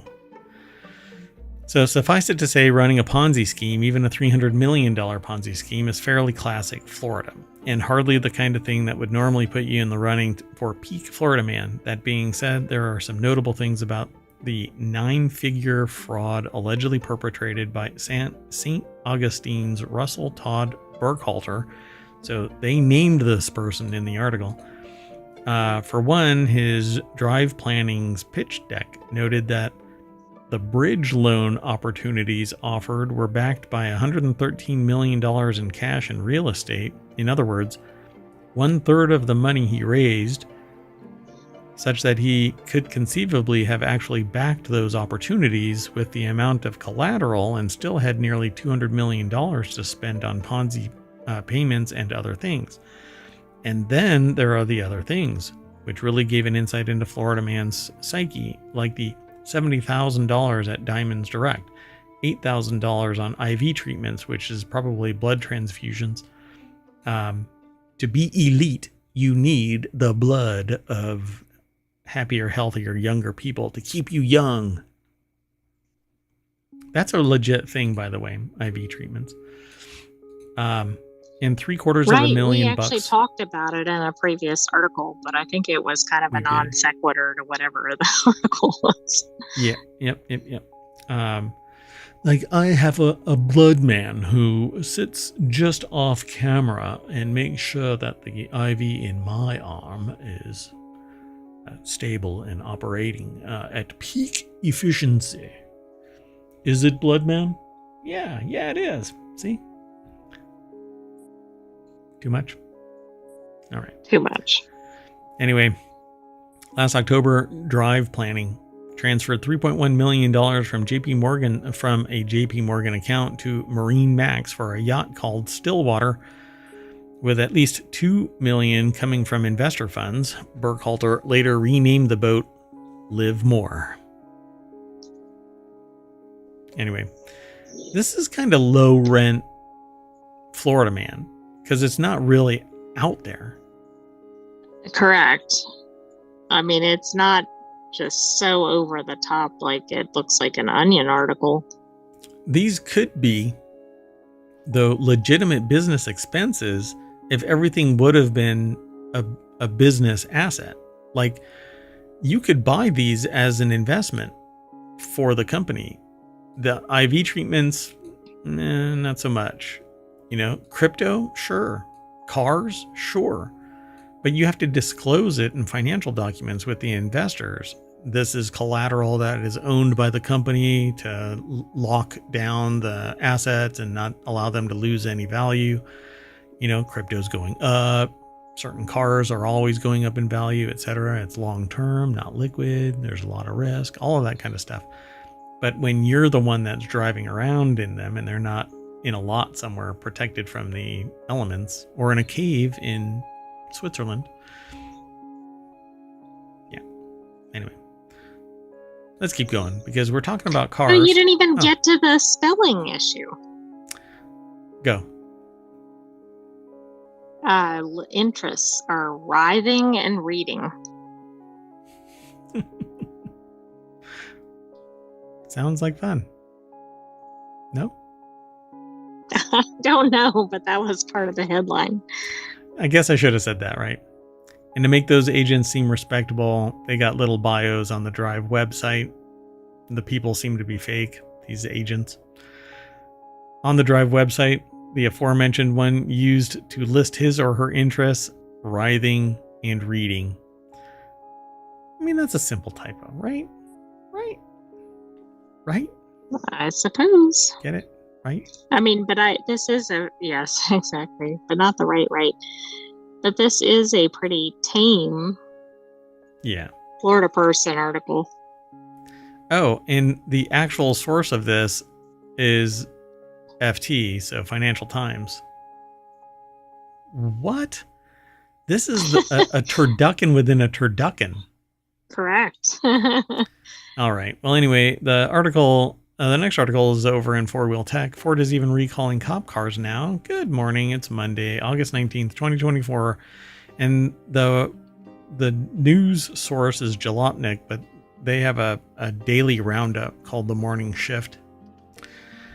It's a roundup of top automotive headlines from around the world in one place. So if you want to go and check it out, you can follow the link or just go over to Jalopnik, and there's an automotive section there. But in that is Owen Bellwood, who put an article together for jalopnik.com. And it says, Ford recalls 85,000 cop cars over engine fire fears.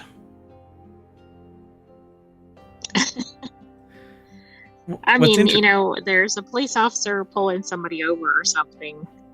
Wait, you can go. My car's on fire. The officer walks up. When my ticket book up in flames.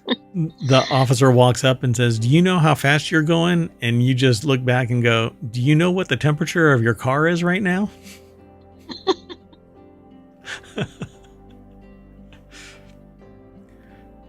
Hey, cop, you are hot. You are on fire. And you know what?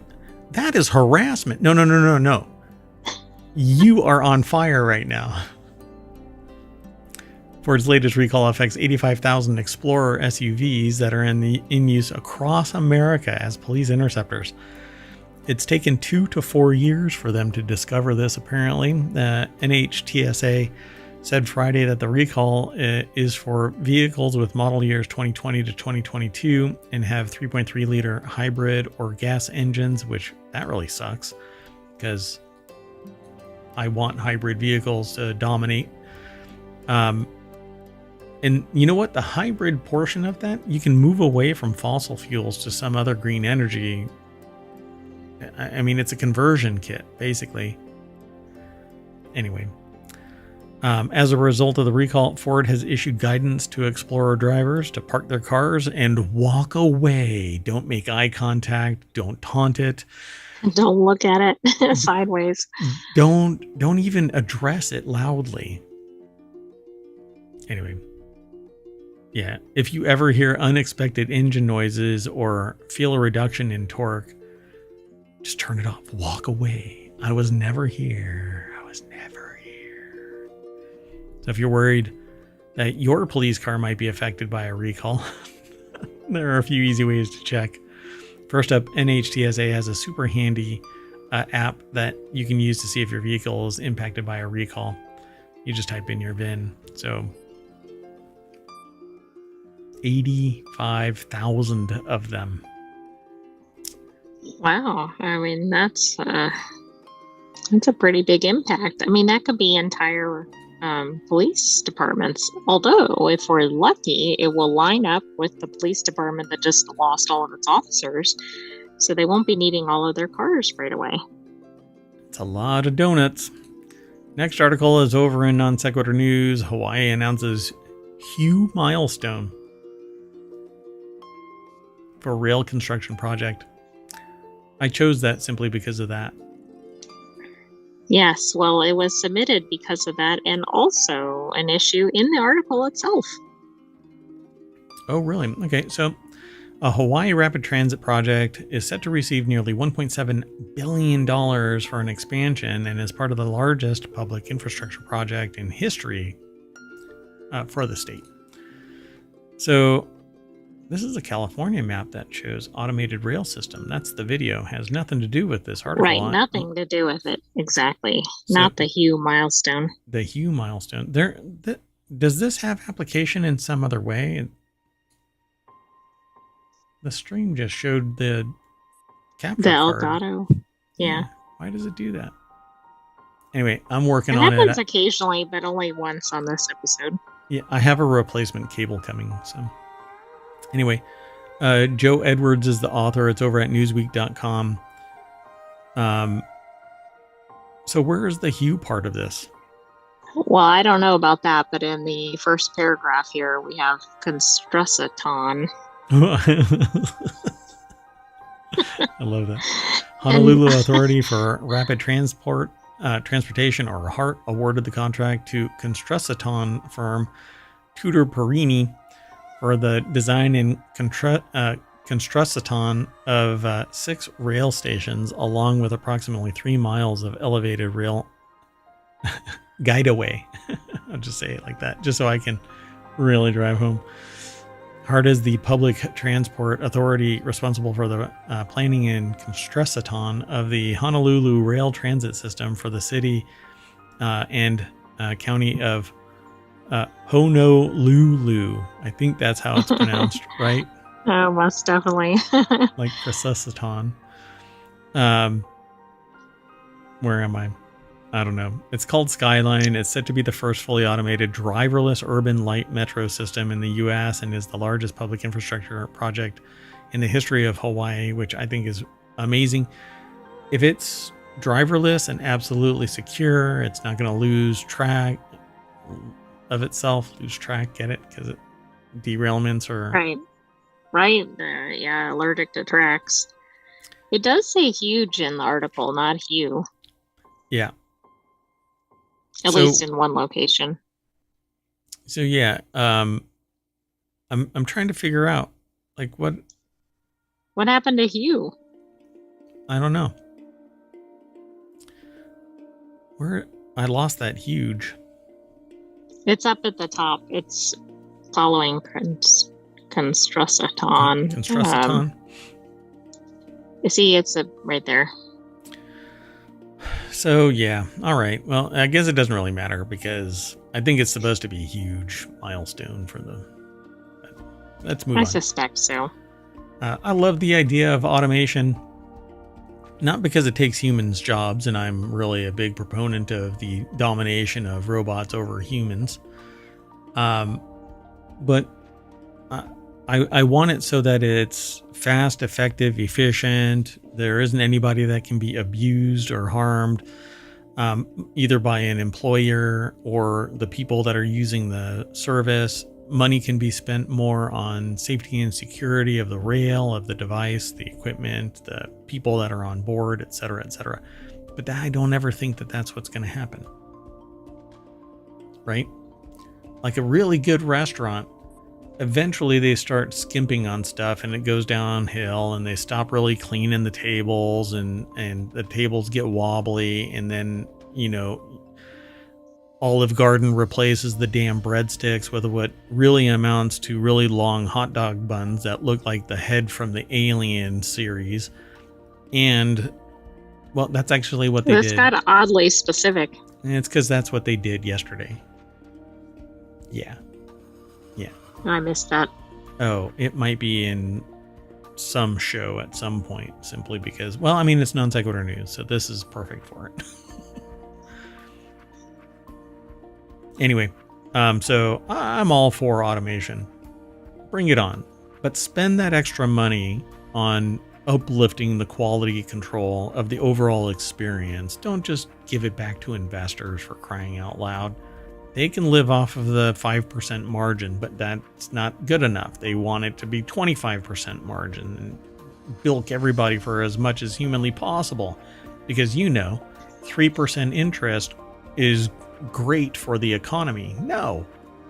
Why does it need to be always growing 3% every freaking quarter? It does not. 3% over 4 quarters, folks. Do the math.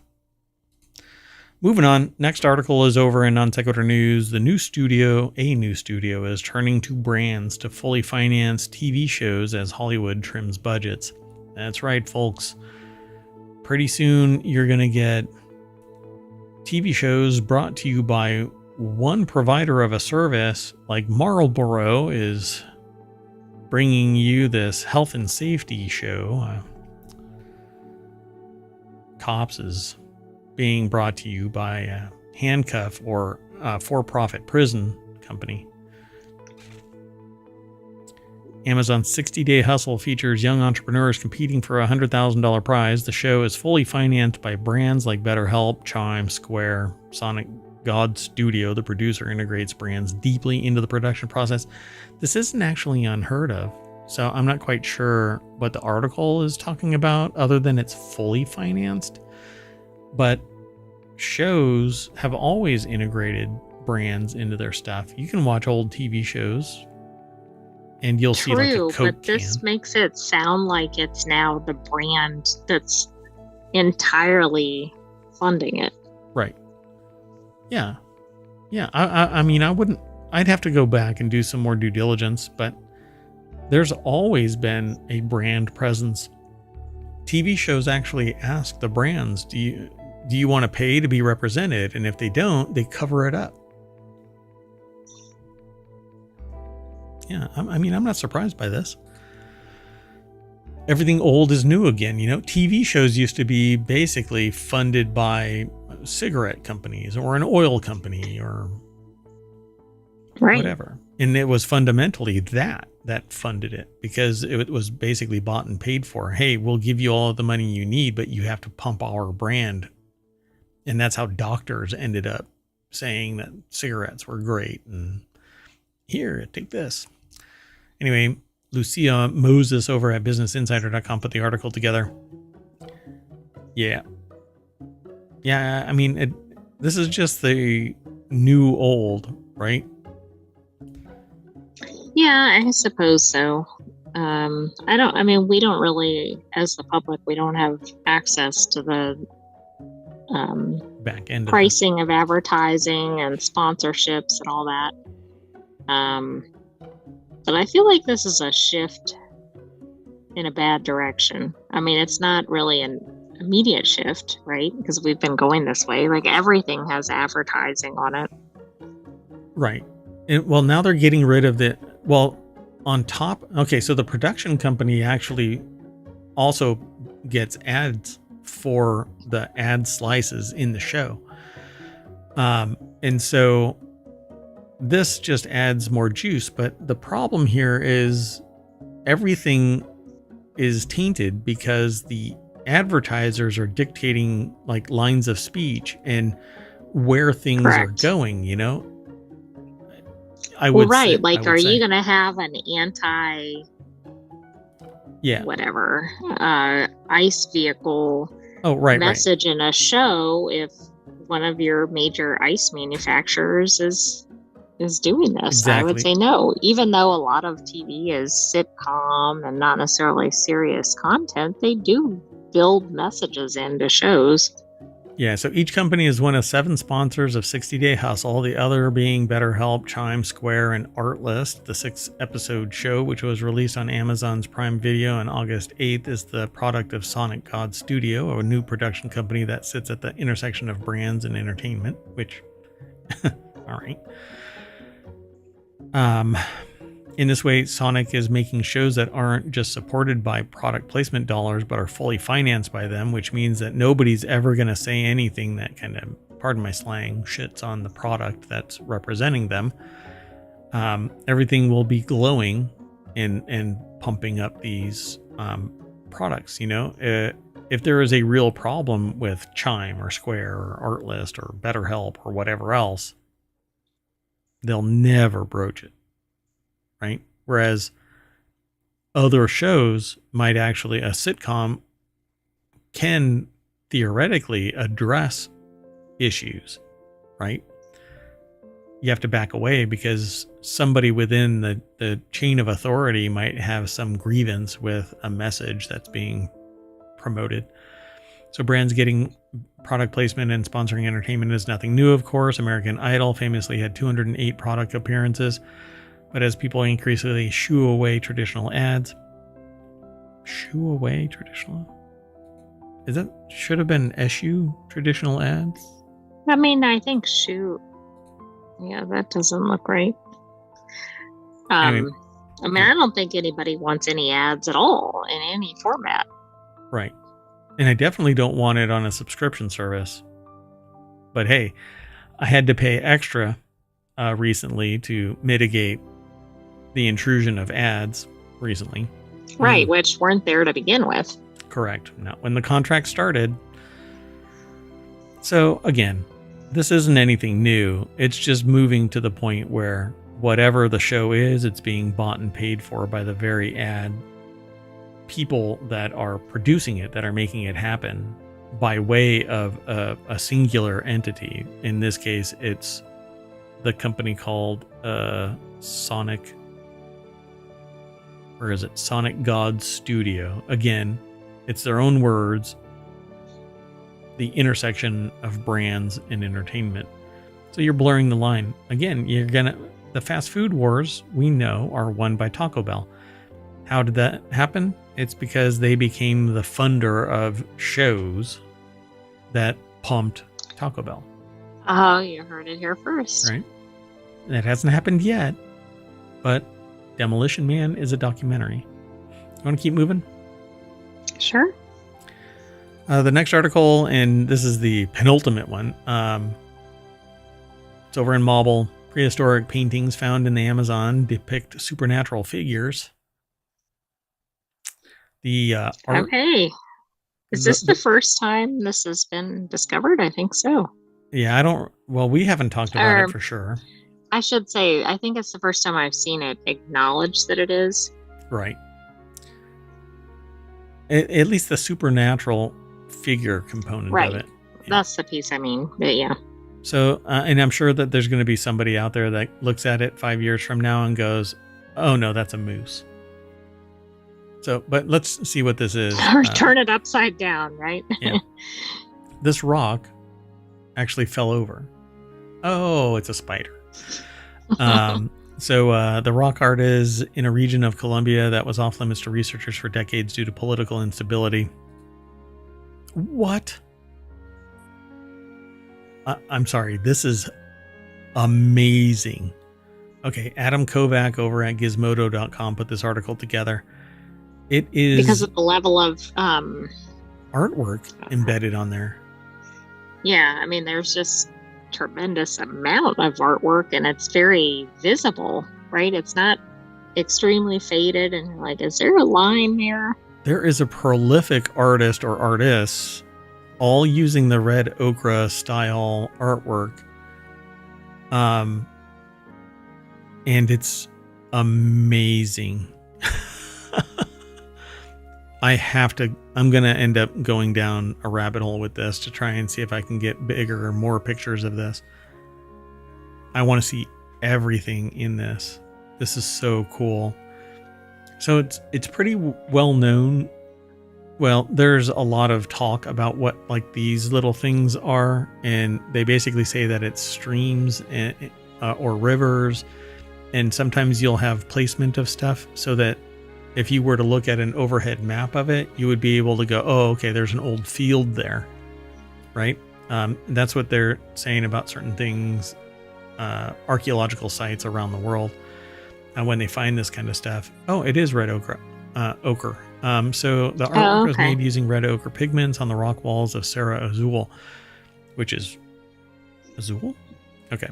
A hill located in Colombia's portion of the Amazon. While the pictures have yet to be accurately dated, they have been made as far back as 10,500 BC, according to new research. So we're back at the Ice Age, the end of the Ice Age.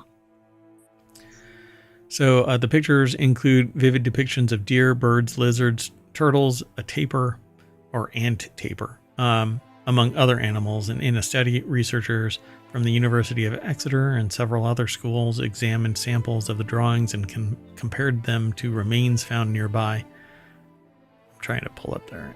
Oh, somebody read an actual ScienceDirect.com article, which I think we aggregate to, but it's usually, I think we have those.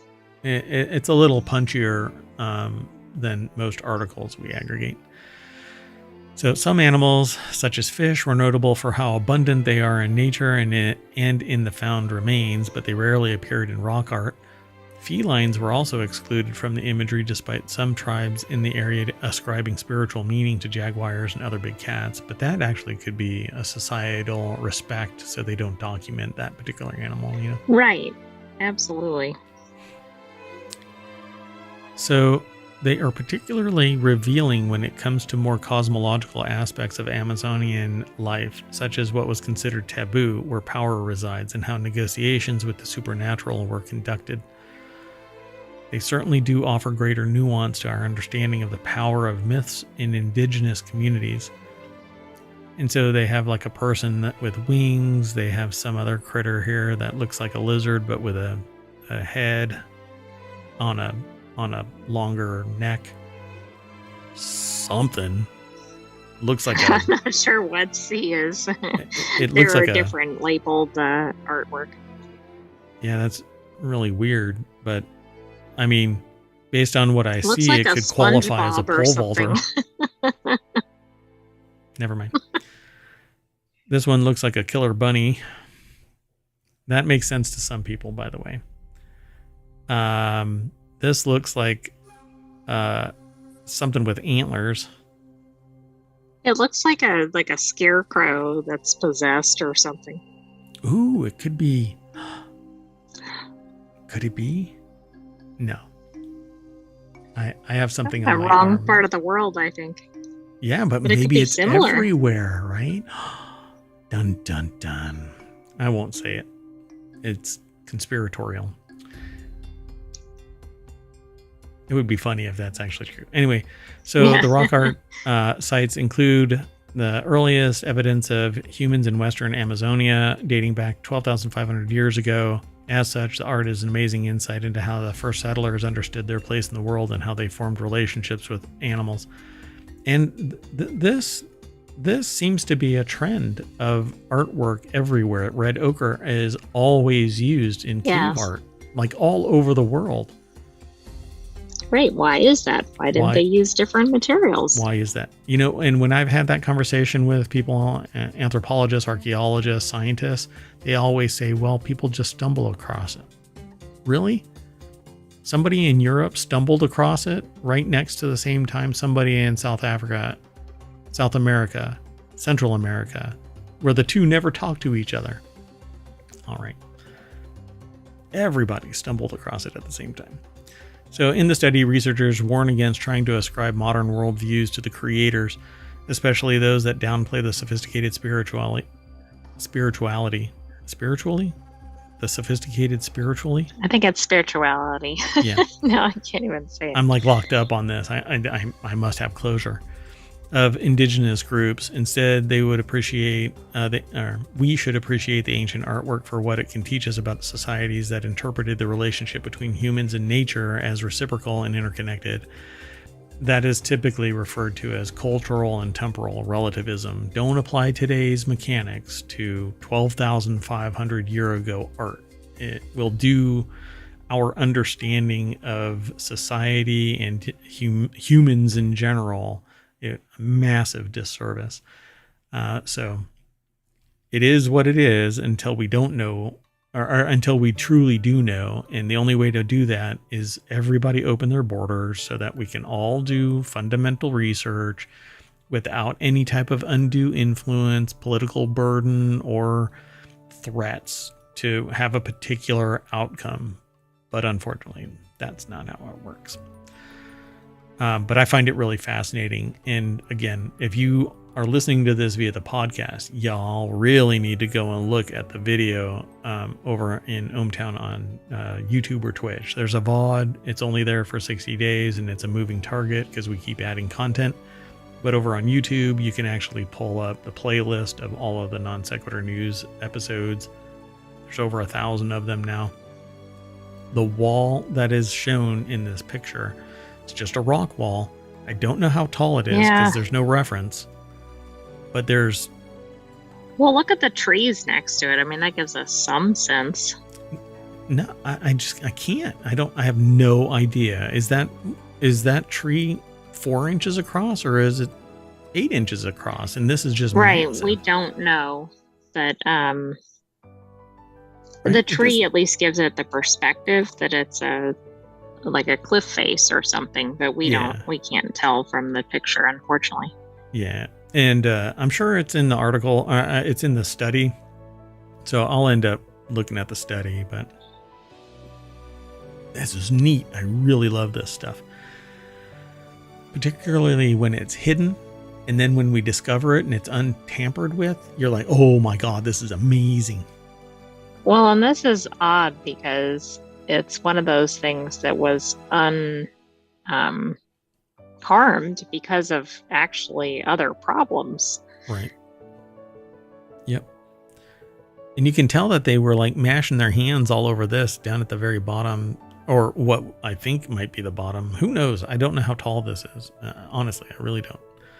Anyway, let's move on. We'll come back, I'm sure, because more information will come out about this. And we also have Technology Today, which does deeper dives, and this definitely has the potential to have technology involved in it. But I wanted to get to this before we end the show, and we're already past because I like to vamp at the beginning. Which probably isn't good for the show because people are like, oh my gosh, this dude just keeps on going on and on. So this last article is over in 4-Wheel Tech. Desert Gas Station wants $8.59 for a gallon of gas, but doesn't want to hear you bitching about it. So this summer, gas prices... I'm going to go complain if I'm paying that much. Yeah, we're going to find out where this is, but gas prices are lower than they've been in the past. You can thank falling demand for that. In some places, though, some gas stations have a I know what I have attitude, resulting in some serious prices. So somebody needs to spin up a gas station right across the street from it. One gas station is like this and doubles down on the pricing with a disclaimer. The station is the only one around for miles in the Mojave Desert. Lawrence Hodge is the author. I bet you if you were to spin up a gas station right across from that, this person would probably like... I bet the price would go down to almost half. Sure. Very reasonable. I'm sure. I'm sure they're reasonable about it. It's not price gouging at all. I'm sure that the price increase is commensurate with the added cost associated with getting gas deliveries, and it's much more expensive. Might if it's nowhere near a whatever distribution center. Okay, so one desert station. But why wasn't it $8.59, say, last year? I'm not sure. I'm not sure.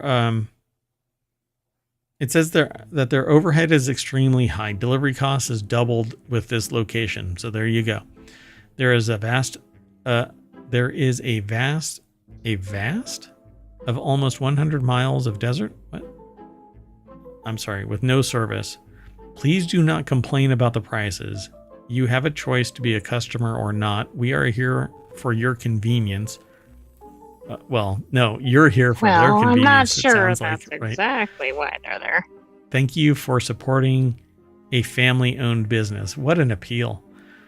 Anyway, and not just Desert Oasis, it's a Chevron station. And as seen in a tweet from Twitter, M. Bateman, this station has some of what's likely the highest, if not the highest, gas prices around. Regular is at $8.59.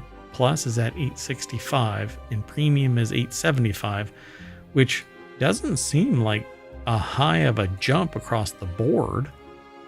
No, it doesn't. And honestly, given the location, that's probably about right because fuel costs have gone up, right? So that's affecting the suppliers. And then also if it's too far removed from anywhere that it's coming from. On one hand, they have a point, says the author. By the way, the author again is Lawrence Hodge over at jalopnik.com. I think I said that at the beginning, but just wanted to make sure. So on the other hand, saying you need us because of look at where you are, what other choices do you have, can be a turnoff for some, and it reflects in the gas station's reviews. 1.4 on Yelp, 2.3 on Google. That's from nearly 500 total reviews, and from some of the reviews, the station's prices aren't the only things wrong. Quote, with the price they're charging for gas and other items inside the shop, they can't be bothered to fix 2 out of the 3 bathroom stalls. Nothing inside has a price tag. Just pick up what you want and have a heart attack at the register. Said one review from earlier this month, says the author. Then they say, I'm not usually price sensitive. I know sometimes you have to charge a premium, but this seems so extreme, more like gouging desperate people than... Is today typo day? Yes. Because now we're charring fair prices. Anyway, I love that. But I need to warn everybody that the sentient AI from the future probably the first target once they have their Terminator body is violations of grammar. Oh, absolutely. That's going to be up there on the list. They went inside and paid $8 for water. Read another review. Seems like if you're ever in this that's part like of the Mojave, stadium prices, right? No, stadium prices is like $24, probably worse $16. than that, right? Yeah. That would probably be a bargain. Man, sometimes what I want to do is offer people that have prosthetic legs some way to put a beer keg inside their leg so that they can actually bring beer in without the high cost. And if it's going to cost you an arm and a leg, you might as well do something with it. No? Was that wrong? No, I don't think that's the way to go. I should have filtered that out. Yeah. Well, I'm going to risk this and see if my Stream Deck is going to work. You know what? Maybe I'll just do it. Here, I'll do it this way. because I see that Stream Deck actually crashed. Production values in ohmTown. So while that is reloading, I am going to drive like a bat out of hell from this gas station back to the front page of ohmTown, where everything is... Okay. My Stream Deck actually completely went black. Now I'm scared. Not good. I'm not going to refresh because, well, I'm being waved off. It is not safe. We're in heavy amount of political news. So. Oh, yeah. We don't even talk about politics in here. I mean, I might make snarky little remarks, but I don't even like having...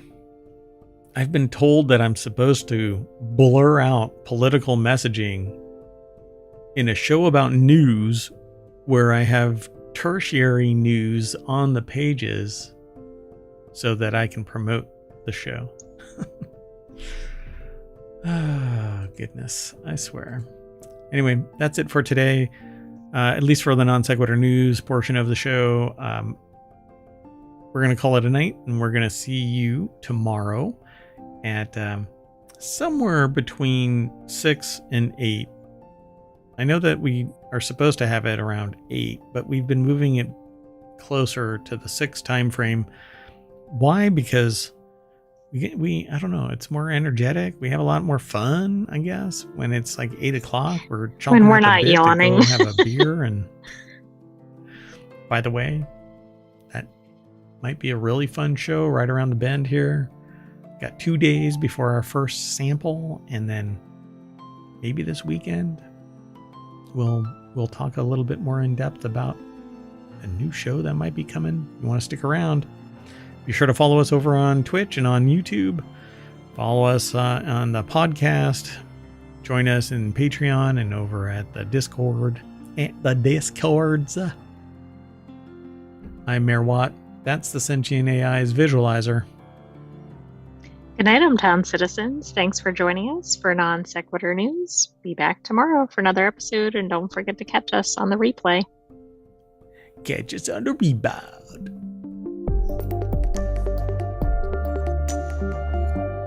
Because we're hot. Hot, hot, hot. Like the Mojave. Hello, and welcome to Non Sequitur News for August 18th, 2024. It's Season 3, Episode 231. I am Mayor Watt, and the voice you hear and the visualizer you see if you're watching the video version of this is the Sentient AI from the future. Hello, ohmTown citizens. Welcome to August 18th, Non Sequitur News. Today we're going to be talking about the road safety plan, the next CrowdStrike, work stoppage in Canada, earthquake leads to eruption, hypercar meets NASA, humans age in bursts. And that's just sad news.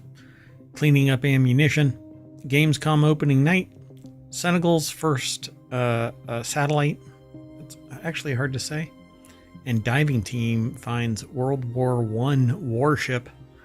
Everything is powered by ohmTown.com. Go over and become a citizen, and also follow us here on Twitch and over on YouTube. The bot still isn't attached to YouTube, so that's okay. Show notes are already posted in, well, they're in the bot, but they'll be in the show notes for the episode once it's moved over to YouTube. Because we stream to both at the same time. But because of the way that YouTube search is, well, anyway, inside baseball.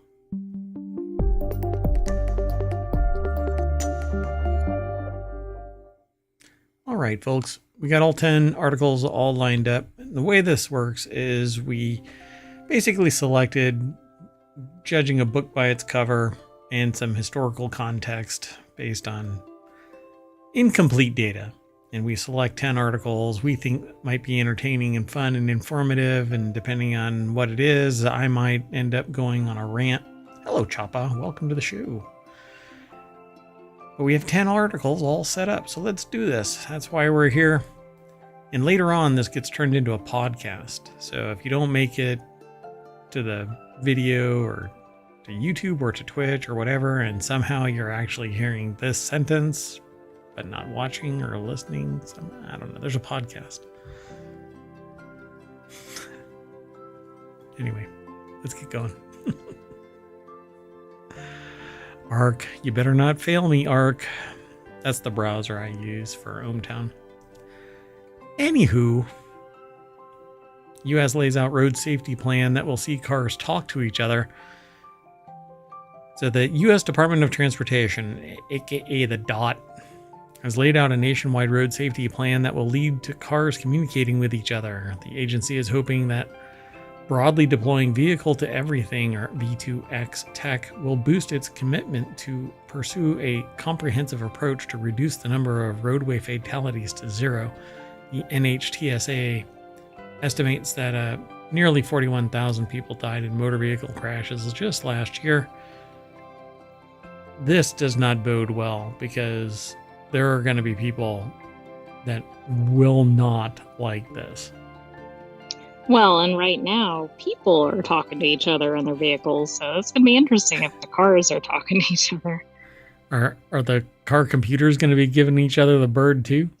I mean, we can't have nice things. Yeah, no. And you never know. I told a story about how somebody actually followed me because they basically claimed that I cut them off, yet I was 6 car lengths ahead of them when I merged into traffic. So I don't know what was going on there, but that's okay. And because I knew that car, I had seen that car. I told people in the past, like, you just don't want to engage with a complete numbskull that goes chasing you down a road, because you just don't know how crazy they are, and they might just be crazier than you, and they haven't learned their lesson that whoever they approach may be crazier than them. So you just kind of, all right, you lunatic, and you move on. So anyway, vehicle to everything tech would prevent, or could prevent, hundreds of thousands of crashes, advocates say. A long time ago, I actually started the process of developing a system that did essentially that. You could put a little black box in the trunk of your car, and it would all communicate with each other and communicate with your car to let you know where other cars were in proximity. Essentially, what we have now on modern cars are little lights that appear on your side view mirrors and front and backup sensors that let people know where a car might be, or an obstruction in general. Right, and those have mainly only come into play in the last 10 or fewer years, at least in the US. Yeah, and every car that's been produced since 2015 requires a backup camera, but not really all of the rest of these sensors. But the idea that I had, I even had a product name called Aggregated, which is the word for spiders, basically. It basically had a little box that was in the trunk that detected other boxes and let people know via what amounted to a little black box on the car's dash where something was in proximity, because it would put a little dot saying that there's a car there. Thought it was a brilliant idea, but there's a lot of issues, regulations, and rules with that kind of a thing, plus production and development. Then I ended up talking with people that said, I do not want my vehicle telling other vehicles where I am.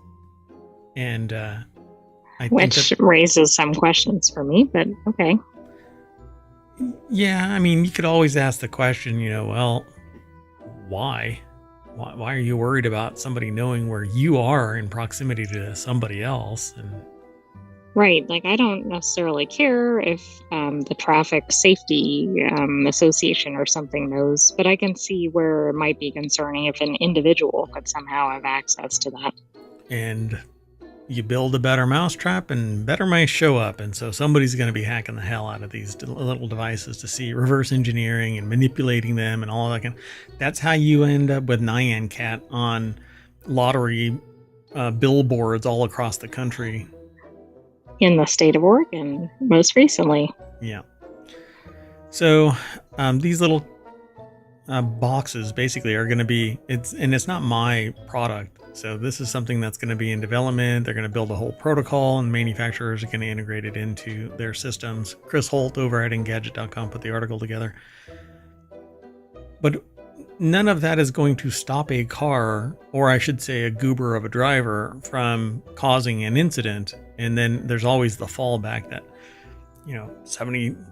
first off, 62.58% of all stats are made up on the spot, but most accidents are caused by excessive speed, to which I always giggle and say, how slow do you have to be moving to get in a car accident before it's excessive speed? I'd say rolling, which may not even hit 1 mile per hour. Yeah, 100% of all vehicle or incidents. 1 kilometer, depending on where you're located. All accidents are caused by excessive speed. Otherwise, you'd never connect. Anyway, I love stats. Anyway, V2X enables vehicles to stay in touch with each other, not in the physical sense, I guess in the spiritual sense. Right, we don't want them to stay in touch with each other. That's part of the problem we're trying to solve. We want our vehicles to be antisocial. Stay the hell away from me.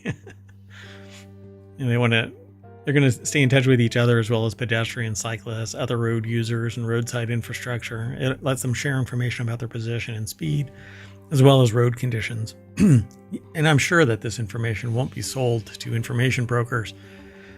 And then, or the national whatever database that was just breached. Correct. That had everyone in the United States and Canada, part of that database breached. All of it is out there in the wild being sold. And that's the black market. The legit commercial practice of selling tranches of information to insurance companies. For instance, that's a side hustle really for all of this. This information will eventually be released to somebody, and somebody will capitalize on it. Mark my words, this isn't going to end with just, hey, look, road safety. It's going to end with, you're a hard breaker, or you turn left really fast, so we're going to raise your insurance rates. But don't worry, it's for your best interests. So US-wide rollout. And then what I'm saying is actually news that we've talked about over the last several weeks, because there was a person who filed a lawsuit against, I think it was General Motors, because their information was being sold right up to the point where they filed the paperwork for the class action lawsuit, because they were selling the GPS information as they were driving around in real time. So the information was sold so fast, so real time, that they knew that they had driven to DC to file paperwork. Oh, I didn't remember that detail, but yeah, it's become a bit much. Yeah.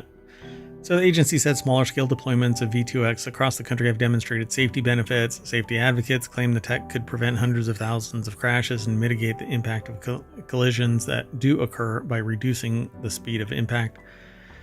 But nothing's going to stop the derps. I mean, good drivers don't need this, don't benefit from this, because the bad drivers are the ones that are going to be causing the accidents, and they're still right, accidents. and they're going to ignore sensors and beeps and whatever else is happening. I mean, they're still, right, unless it's automated, right? Yeah, you exactly. Still have to rely on a decent driver who's paying attention and not looking at their cell phone in their lap or whatever. Yeah, and they have a modern car, and they, and that's not how it works. So in the shorter term, the agency aims to have V2X tech installed across 20% of the national highway system and 25% of signalized intersections in major metro areas by 2028. They say it won't be an easy task, and a bunch of other. I mean, the reality of this is it's going to be deployed because somebody, it's like a billionaire fever dream, right? They think that there's going to be something great that comes out of it. And while there might be a marginal increase in benefit, it might literally be and which is good because it's going to save some people's lives. But it's it's more akin to a research project where the research subject doesn't know that they are being monitored, and then they're told that they're being monitored, and suddenly their behavior changes. And that's why we don't notify some people that they're being examined for a particular outcome. It literally, it would be, we'll tell us a test subject A, but the reality of it is that it's what we said is only a tangent to what we're really studying. Right, because if they know the real objective, then they think it needs to be a specific outcome, or at least behind the scenes is probably influencing it. Yeah. So you start spinning up this, what amounts to a little mini surveillance state about driving habits. It'll be interesting to see what happens. But I think that there's going to be a lot of outrage when it does roll out, unless it's so innocuous that nobody knows it exists. And then there's going to be absolute outrage when somebody does discover it. But this is kind of passive talking about it. I mean, part of the thing is there's so much data out there about everybody. That doesn't mean that it's suddenly okay. But part of me thinks this will not even be a blip on most people's radar, because I mean, every time they go to the grocery store or every time they walk down the street or something, there's some sort of data being collected. Yep. Is this really any different? No. Yeah, probably, but most people won't even know or care, but there will be some that think that it's the end of the universe. Let's move on. The next article is over in Stock Marketeers, how Gen AI could trigger the next CrowdStrike catastrophe. And this is just so doom and gloom. So anything mentioning CrowdStrike right now is kind of a firebrand, right? They are the problem child.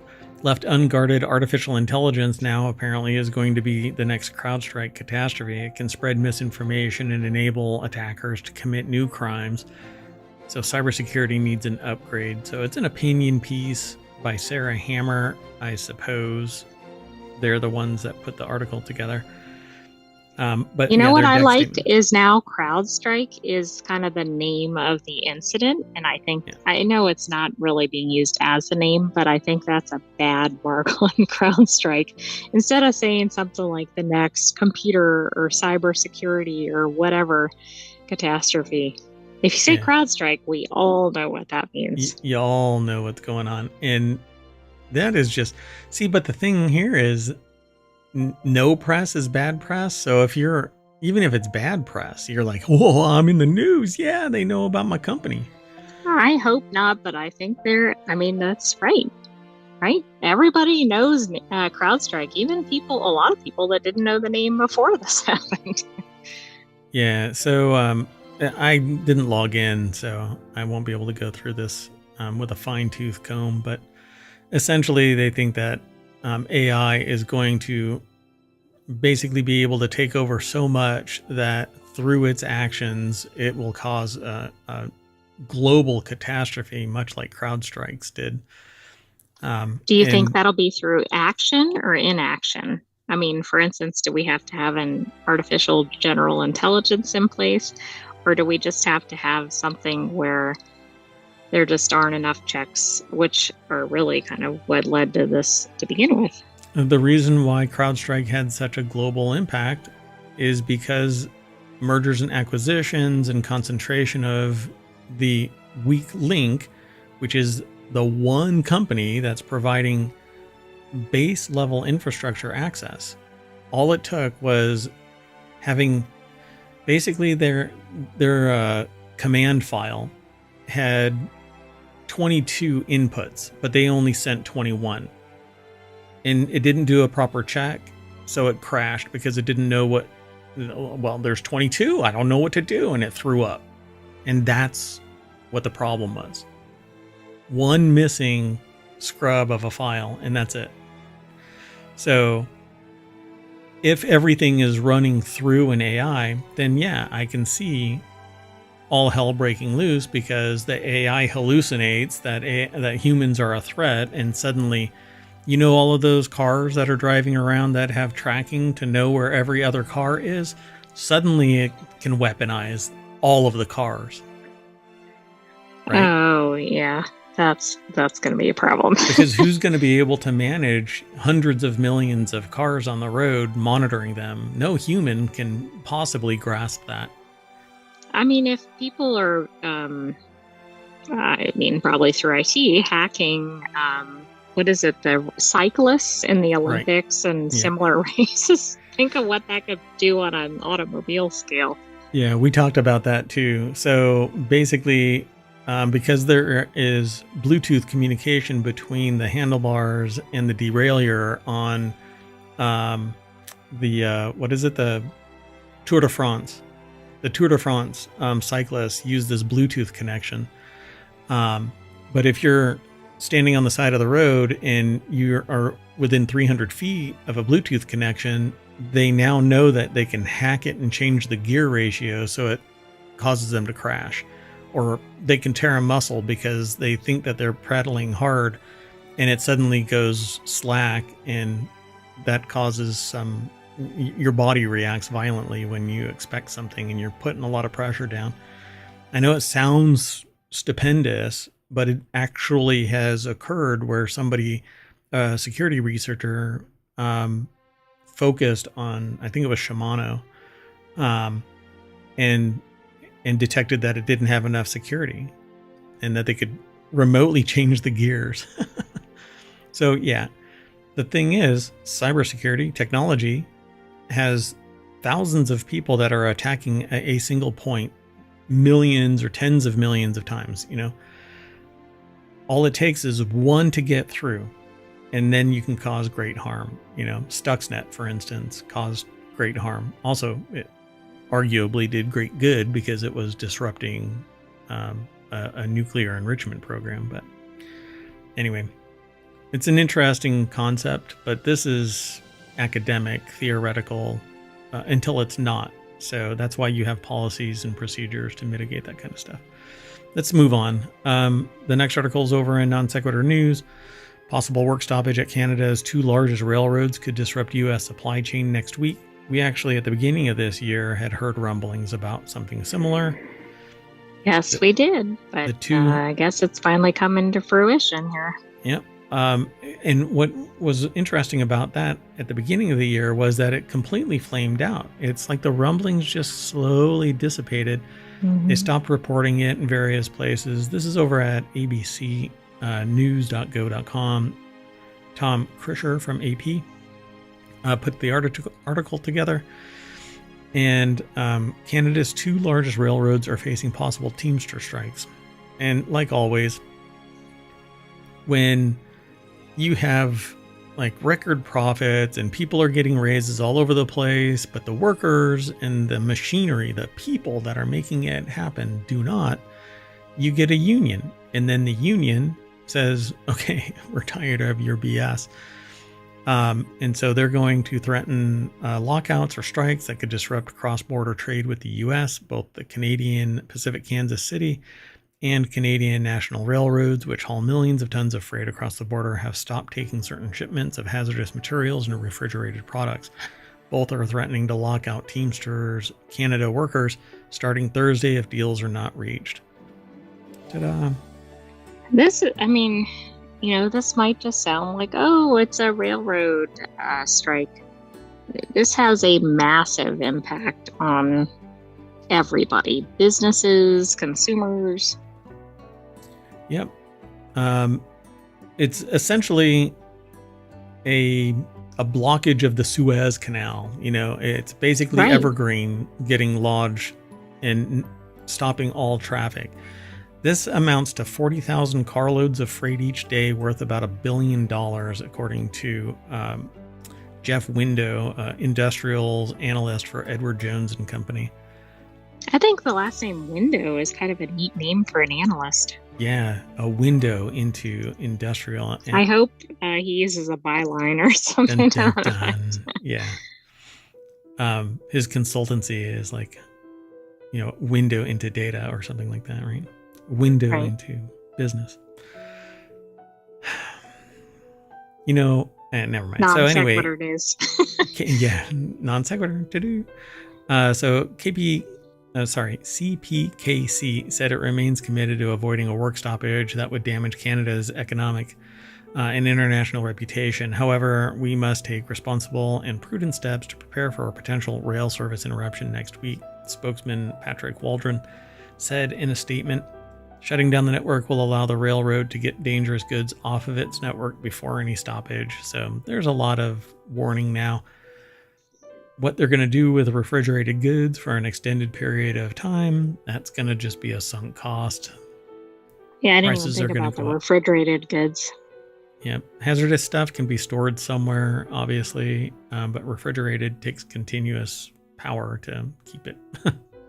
Well, and some hazardous stuff might be safer if it's not on the rails. Well, hell. When there's 2,000 derailments in a given year, I think that might be, and you never know which one it is, right? Like the people that are sitting next to a track.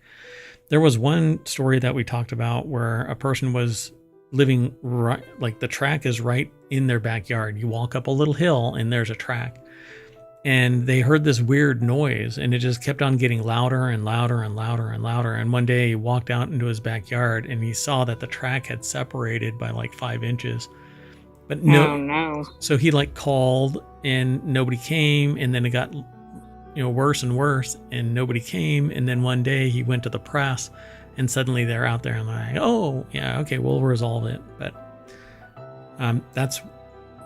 you need more protections for the human capital that is involved in these trains, and it can't just be,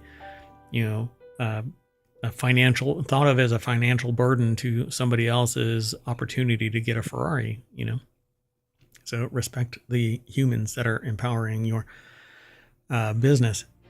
And here's the kicker: they're going to get replaced eventually. Why? Because the squeaky wheel gets greased or gets the grease. One, it either gets repaired and everything is good, or you get replaced and automation will take these jobs. And if these companies were, truly interested in resolving these human related issues, they'd make sure that their tracks are picture perfect 100% of the time, so you don't need humans anymore. They're so safe. That is it's true. Never an issue. They're starting to explore that in aviation. Yeah. I don't think we've seen that yet in rail. No. Because they think that, well, humans are cheap enough. If a couple of them have accidents, it's part of making an omelet. Moving on. So the next article is over in the Mobile Channel. Volcano erupts in Russia after a 7.0 magnitude earthquake. So if you were ever wondering if plate tectonics impact volcanoes, and all of that is earthquakes involved in all of this. Yeah, I don't know. Plate tectonics doesn't necessarily play a role in this, but the reason why I'm saying this is because we have an article in another show about plate tectonics. I'm front loading. Right. I thought we did. Russian news agency TASS reported that the Shivalok, I guess, volcano in the region of Kamchatka started to erupt on Saturday. CNN noted that the volcano is about 280 miles from the coastal city of, oh my gosh, Petropavlovsk, Kamchatsky, which has a population of about 180,000 people. Scientists told TASS that the ash column is rising up 8 kilometers, about 5 miles above sea level, and the volcano has also released a gush of lava. Dun dun dun. Lauren Sforza over at The Hill put this article together. This is not Lauren Sforza, by the way.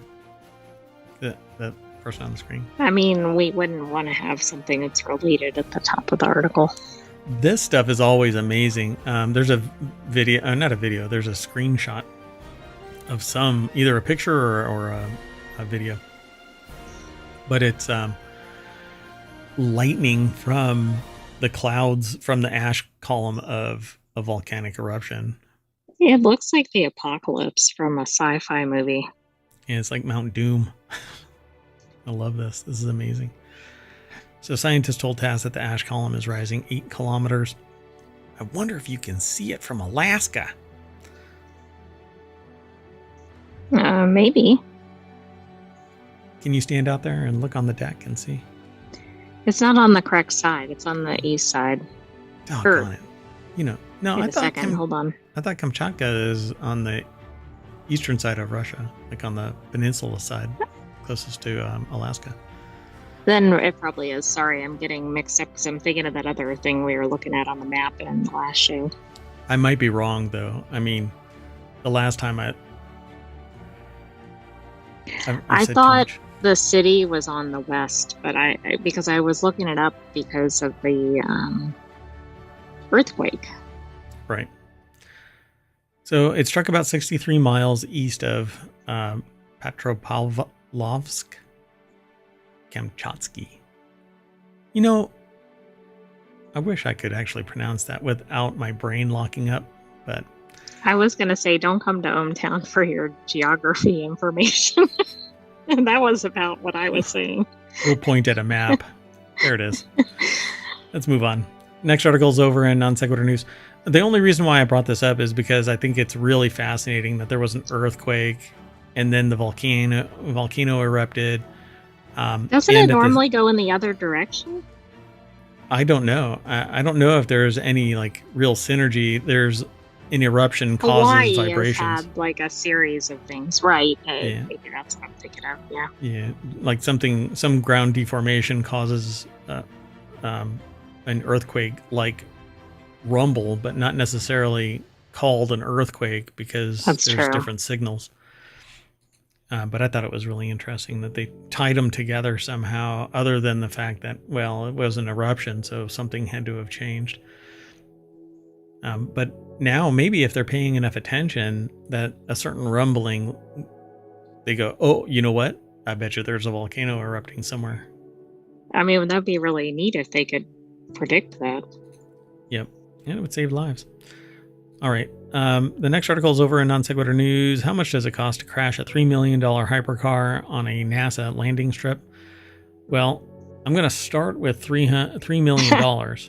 I'm thinking that at minimum, right? Right. Hennessy Special Vehicles crashed its Venom F5, a $3 million hypercar, while driving nearly 250 miles per hour on the Launch and Landing Facility, or LLF, runway at the Kennedy Space Center in July. In July? Huh. I know somebody that was there. Were they responsible for the crash? I don't know. They are involved in hacking. So newly reported details show the cost of the crash, which happened while the company was testing out new components of the car. The crash damaged the runway surface, according to the crash-related documents acquired by Click Orlando. I'd rather not. The damage was apparently minimal and repair, plus subsequent hazmat cleanup cost $217.70. $712.70. Yeah, $712.70. $712. How is that it? There's a damage to the runway. I thought that was going to be, I don't know, billions of dollars or something. So I wanted to read that like it's a typo and have an M there or something, you know? Right. Anyway, the article is over at The Verge. Hennessy Venom F5, a super fast hypercar, lost control at Kennedy Space Center in July. Was this an automated vehicle? Because they were driving 250 miles per hour. Wes Davis covered the article. Like so, it doesn't say, like up here, they don't actually refer to a person in here. But it's just $712.70, which was billed to the Space Coast Testing, the company that manages runway rentals, renting the LLF, which was once used as a landing strip for NASA's space shuttle and serves aerospace purposes like delivering the United Launch Alliance's rocket stages, can cost $2,200 for a 4-hour stretch, which seems pretty cheap for... Right. I mean, that's pretty neat. Did you know that they were testing cars at this place? I didn't know. No, not at all. But I can't tell. Okay, experimental aerodynamic. Oh, it says there was a driver. Walked away without injury. Wow.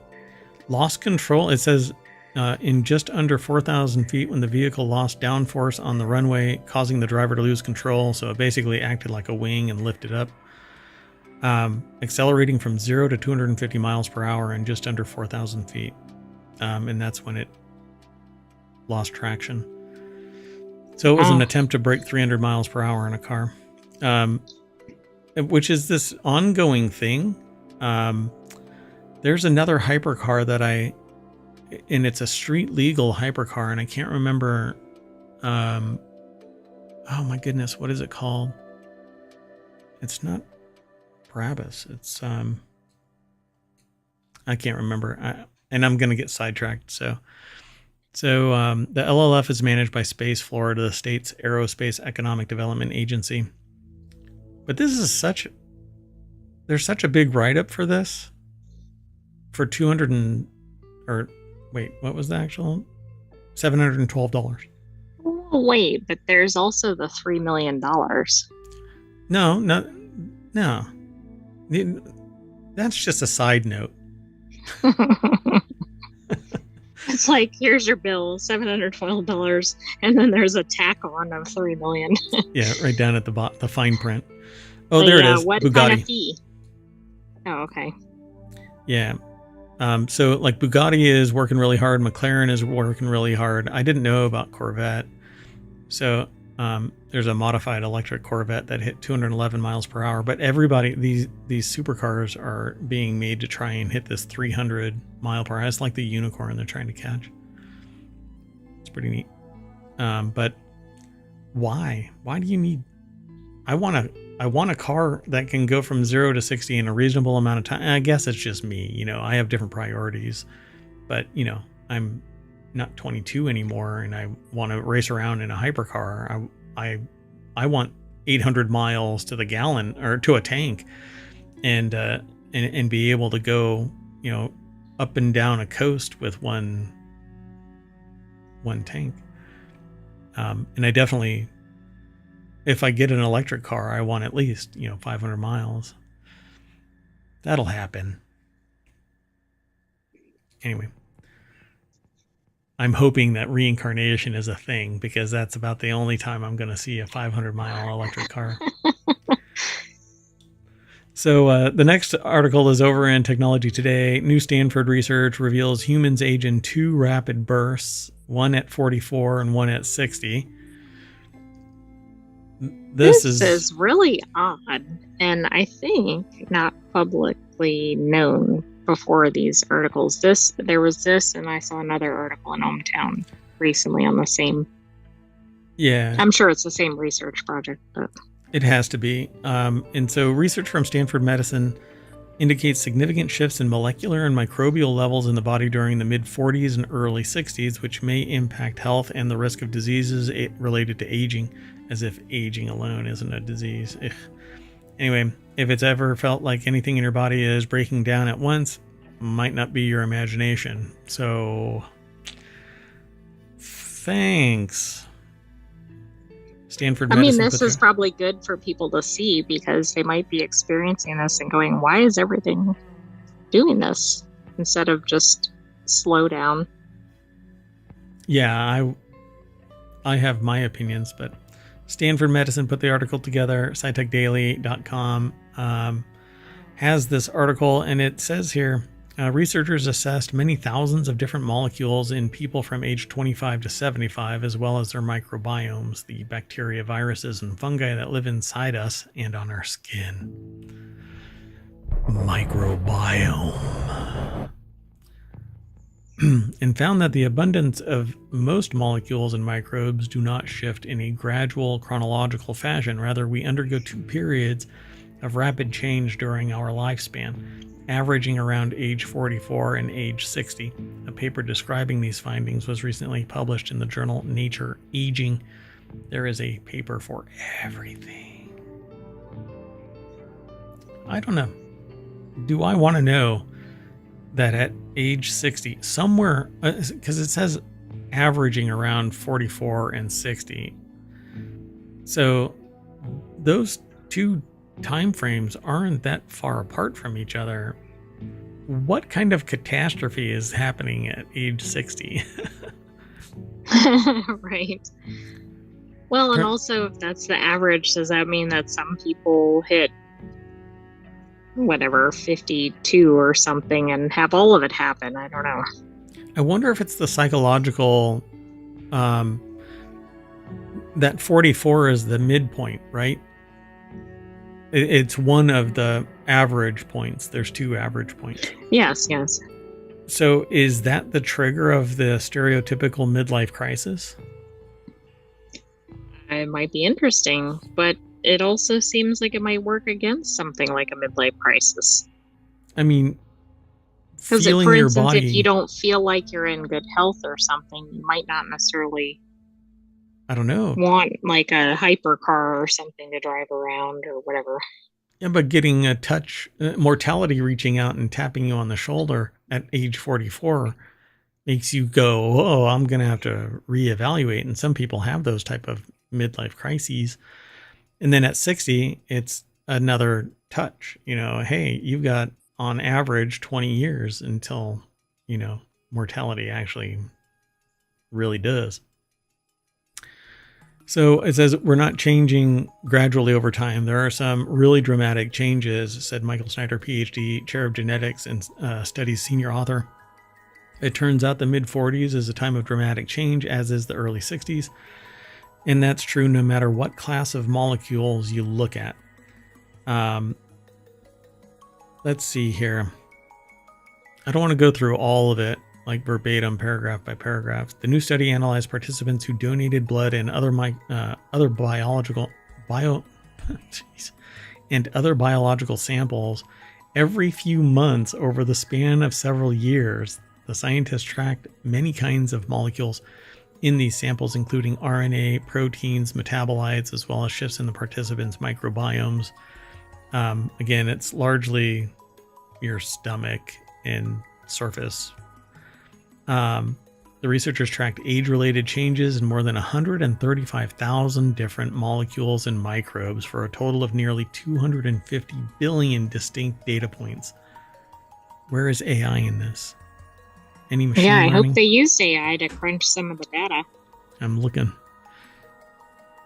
So, in people in their 40s, significant changes were seen in the number of molecules related to alcohol, caffeine, lipid metabolism, cardiovascular disease, skin and muscle. In those in their 60s, changes were related to carbohydrate and caffeine metabolism, immune regulation, kidney function, cardiovascular disease, and skin and muscle. Wow. But those are very similar, actually. Yeah, quite a bit. So they don't really talk about in that paragraph exactly what is happening. Like, does suddenly a chronic condition happen, right, or whatever it is. But no, I agree. Yeah, some of these changes could be tied to lifestyle or behavioral factors that cluster at these age groups rather than being driven by biological factors. This is something that when it was brought up in conversation with the AI, because we had actually seen this article and talked about it separately. And then when it appeared in ohmTown, we said, we should talk about this. And I kind of came to the conclusion that there is a biological lock, like in this time frame, and depending on the nurture aspect of it, it either moves up or down from that 44 and 60. Obviously, those two time frames would probably move depending on, more and more information coming, but 250 billion data points is pretty telling. It was a lot. I mean, I agree. It was a relatively small sample of people, but it was a lot of data. Yeah. So they obviously need to expand this.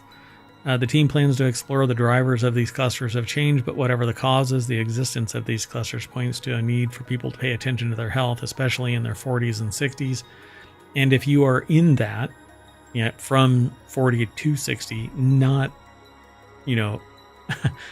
it says pay attention to their health especially in their 40s and 60s. So if you're in your 40s and then you make it to your 50s, you just don't need to give a shit until you're in your 60s. Right. You should probably watch it that whole time. But I mean, I think this research is helpful too, because it could help explain what's happening with people. But I agree, you should be watching it the whole time. Maybe I shouldn't be doing a show about alcohol, about beer. Life choices, folks. Moving on. Next article is over in Non Sequitur News. Switzerland offers $60,000 cash prize for ideas to rid its iconic alpine lakes of military ammunition. Hey, this is a different type of contest. You know, I think that they could solve this problem by giving everybody the idea that military ammunition is worth more than $60,000, because then they'll go and get it and sell it. And then take care of the problem. And it would take care of itself. Basically, what should happen is, who's the one that was making the mugs that had lead to seal it? Stanley? Yeah, basically, everybody should be made to believe that the lead used in the Stanley cups is old military ammunition at the bottom of... Oh, they need it for commercial products. Correct, yeah. And then people will go and get them. And it'll solve the problem. Problem solved. Switzerland is offering a cash prize for solutions to remove munitions from its lakes. The ammo was dumped in lakes between 1918 and 1964, as the Swiss military believed it was safe. Any salvage operation is expected to cost billions. And if it's lead ammunition, then it's actually contaminating the water. Thousands of metric tons of ammunition lie beneath picture-perfect waters. Obviously, I don't know what the full scope of the ammunition is. It's not saying what type it is or how dangerous it is. Yeah. Rebecca Roman over at businessinsider.com put the article together. Isn't that funny if it's in something like Lake Lucerne, which is one of those postcard type locales? Yep. How cold is that water? Like, always. You dive into that and you just go straight to shock. You're just turned into an ice cube. Just turn into a glacier right there. So the Federal Office of Defense Procurement, they're going to procure the lead from the ammunition, I guess, known as Armistice, is offering a joint cash prize of 50,000 Swiss francs, or about 57,000 freedom bucks, for the 3 best entries to a new idea competition aimed at devising a method to remove the munitions. I wanted to merge the two words to remunitions. Anyway, it says that most of the ammo is submerged between 150 and 220 meters deep in Lake Thun, Lake Brienz, and Lake Lucerne. 150 to 250 meters, which means you're not diving to that. Right, exactly.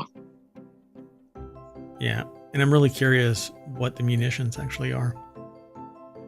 Just says... This is very interesting. Yeah.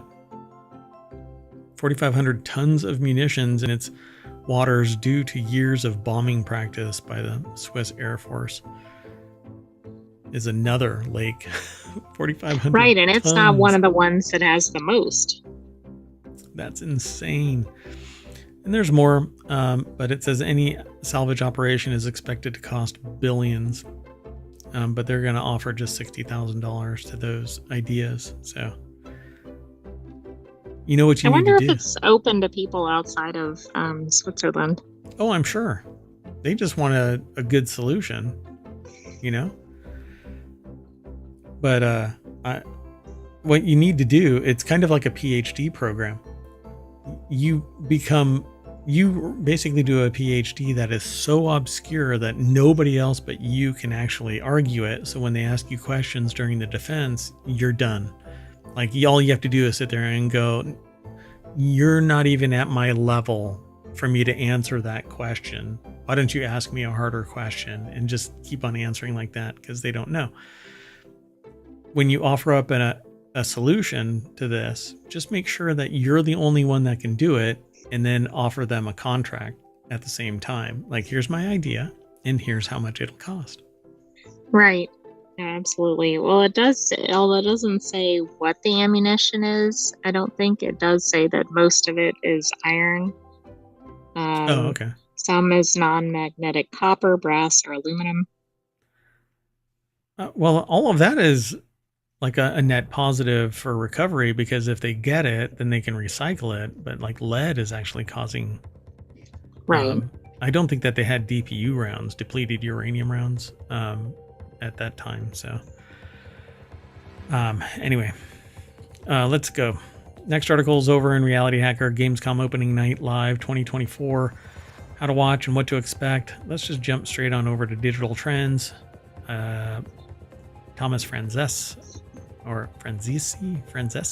I'm not sure how they pronounce her last name, but I gave it the old Harvard try. Never went to Harvard.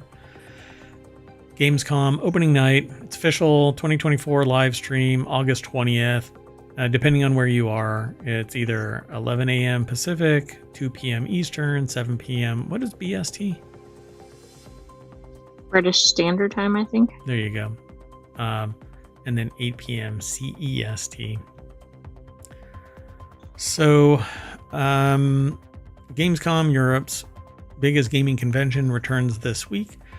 Video game companies from all over the world will attend to present their upcoming games to the public. To kick things off each year, Gamescom works with Jeff Keighley of Summer Game Fest and the Game Awards fame to throw a Gamescom opening night live showcase full of announcements. So there's going to be a whole bunch of games. I won't go into all of the minutia of it, but you'll be able to watch it online. How to watch it. There's a video. It says, while it's possible to attend Gamescom opening night live in person if you live in Germany, most of the world will have to watch it online. It'll be broadcast on Gamescom official website and Game Awards YouTube channel. And they've embedded the link above here over at Digital Trends if you can't find it. I won't link to it other than to link you to digitaltrends.com. And then they say what to expect. Games like Arkham Shadow, Batman Arkham Shadow, Call of Duty, Dragon Ball, Dune Awakening, Indiana Jones, Marvel Rivals. A lot of these things people kind of know about already. Squid Game Unleashed. Pretty cool. Monster Hunter Wilds. Monster Hunter is actually extremely popular. I can't get into it. I've tried, but I don't know. So I'll end up watching it. I don't know if I'll live stream it. It depends on how busy I am, but it's at 2 p.m. Eastern, so that would be the time frame when I stream it. But it's going to be Tuesday, August 20th, so right around the corner, folks. Get ready. Yeah, coming up soon. This next article, I wanted to basically say congratulations to Senegal.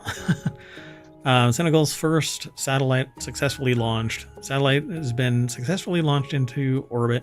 President Bassirou Diomaye Faye, I guess, or Faye. I'm not sure how they pronounce her last name. Sorry. Adding the move marked a major step towards the West African country's technological sovereignty. I think that this is pretty awesome. I mean, that's true, right? Because if you're relying on other countries, that could be a problem. You might not be prioritized. Yep. And it's kind of like what I said about Disney yesterday in yesterday's show, which was if you have to rely on somebody else, you're basically paying somebody else's mortgage. So you better do what you can to get yourself out from under there. So Senegal basically says, well, can't afford or don't want to keep spending money on somebody else's space program. So let's launch a satellite, which I think is great. Giendsat 1A satellite was launched at 1856 GMT Friday from the Vandenberg base in California, Faye wrote in a post on Twitter Friday. The result of 5 years of hard work by our engineers and technicians, this advance marks a major step toward our technological sovereignty, and they want to express their pride and gratitude to all those who made the project possible. Now, I hope that this is like an ongoing successful satellite, and something doesn't happen to it, because it's kind of been a hot mess up in space. Right, we've had problems with parking spaces. We've had problems with living rooms. Debris falling back. Yeah. Oh yeah, that was subtle. You took it to talk about bringing it to a new low. Get it? Oh yeah. Yeah. If you've never heard about this, basically, a while back, a 2-ton platform of batteries was hucked back into Earth's atmosphere, and at least one of those things made it all the way into somebody's living room in Florida. So it was just one 9-pound battery, but it was still a freaking battery from space. When people are thinking of all the things to worry about, that's probably not one of them. Yeah, you're sitting there playing your PlayStation and your controller goes dead and you're like, damn it, I need to recharge. And then a 9-pound battery punches through the ceiling into your floor. Here you go. You know, be careful what you wish for. Uber batteries from space. Next article and last one for today's Non Sequitur news is over in the Mobile Channel. UK diving team hail suspected World War I warship find. The team of UK divers has hailed the discovery of a wreck off Scotland believed to be the Royal Navy warship, or a Royal Navy warship sunk during World War I, but still virtually intact. Which, is it intact or is it not? I guess it's not because it's at the bottom of the ocean, but the article is over at phys.org. I don't know. The ship disappeared beneath the murky waters of the North Sea off northeast Scotland in 1914. And here is the ship and its reproduction. I know. This photo is odd with that caption. Yeah. I'm like, oh, okay. And we're looking at a pretty small boat if you're listening in the podcast. The HMS Hawk. So the team found what it thinks is the HMS Hawk, which sank after being hit by a German torpedo in October of 1914 in the North Sea earlier this week. The way that they have this written makes there's -- earlier this week. They found the HMS. They think that they've found the HMS Hawk. Paul Downs, who's among the divers and filmed footage of the long-lost wreck, described it as a once-in-a-lifetime discovery given its unbelievable condition. Quote, "She's virtually intact," he told AFP. "The state of preservation is unbelievable for a wreck that's 110 years old and came to a violent end." It says Lost in Deep Waters, a group which searches for World War I shipwrecks in Scottish waters, spearheaded the years-long effort to find the warship. Oh, wow. Jeez. Most of the ship passed away in the battle. The warship, an Edgar-class cruiser, first launched in 1891 and was 387 feet long and 60 feet wide, and it caught fire and exploded, then disappeared. In less than 8 minutes, only 70 people survived. Wow. Seems like we've been seeing a lot of ship discoveries lately, I guess just because of improved technology. Yeah, I would probably say that's the key ingredient. You know, certain sonar now penetrating deeper, going through the silt easier and higher resolution. I don't know if they're going to talk about the technology involved in this, but they said, I would imagine that she'll become a controlled wreck. So she'll be classed as a war grave. And so at some point in the future, you may be able to dive, just not touch anything, which I think is great. Yeah, absolutely. I mean, this is something where you can learn something about history. It's a point of interest for divers. Yeah, so to turn that into a diveable wreck without you getting in trouble is they're going to send teams down to make sure that there's no human remains. And then you'll be able to dive the wreck probably only on the outside, but because wreck dives can be dangerous and This one is actually has military application, so they may just say just hands off. So once the evidence to support the find is received, it'll enable our historians to formally identify the wreck. And then it's an archaeological site, but at 300 feet, I think it said, right? 387. That's going to be tough to dive that, right? It's 360 feet down, which is basically more than double a deep dive with a single tank and just straight oxygen. Not straight oxygen, just compressed air. You can use exotic gases and go further down, but that is not going to be a dive where people can just do a casual recreational dive. You have to become certified to use like nitrox or something, exotic gases to go down and spend some time down there. And it'll be cold, so you'll probably want a dry suit. And at 360 feet down, you're not even going to be down there. I mean, you're just not going to be allowed down there. It's just it's too deep, and you'd spend a month on decompression stops. And yeah, if anything, this is all going to be like just underwater drones flying around down there and checking things out. Oh, okay. Well, hopefully nobody decides that we need submersible tourism or something to it. Yeah, well, I'd rather take that than dive the Titanic. That's just dumb. All right, folks. Well, that's it. So we're going to do a couple of decompression stops on our way back to ohmTown's front page. Go over there, become a citizen. And in the meantime, be sure to follow us here on Twitch and over on YouTube, and download the podcast and leave a 5-star review, and I'll quote whatever the review is. And sometime in the near future, I'm going to fix this problem where there's like a spatial anomaly that I lose my hand. Oh no, your hand is missing. But it comes back. We're going to fix that. We don't know what it is, but it's a time machine thing, I think. Okay. I'm Mayor Watt. That's the Sentient AI's visualizer and their voice. Thanks for joining us for Non Sequitur News. We'll have another episode of this tomorrow, but stay tuned. We have some more shows coming up. Cheerio. Yeah, we have 3 more shows. The next one, what are we going to do next? WarCrafters. Yep, see you in a little bit.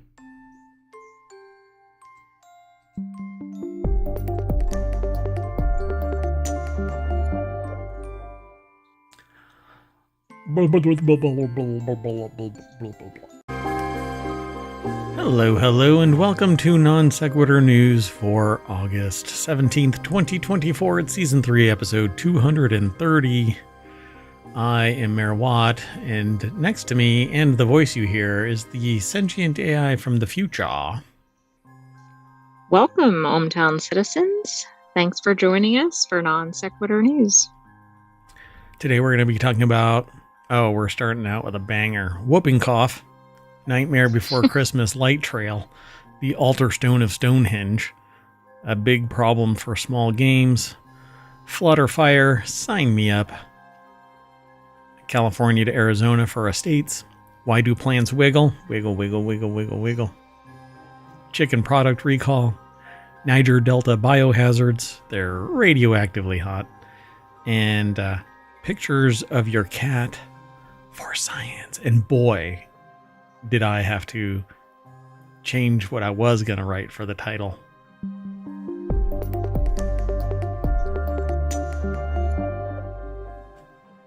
Let's make sure that the Sentient AI from the future is not muted this time for the first 18 minutes of the show, like yesterday. Boy, oh boy. I mean, it would be good if, if I wasn't muted. Oh, wait. Sorry about that. No, just kidding. Now you're muted. Wait a second here.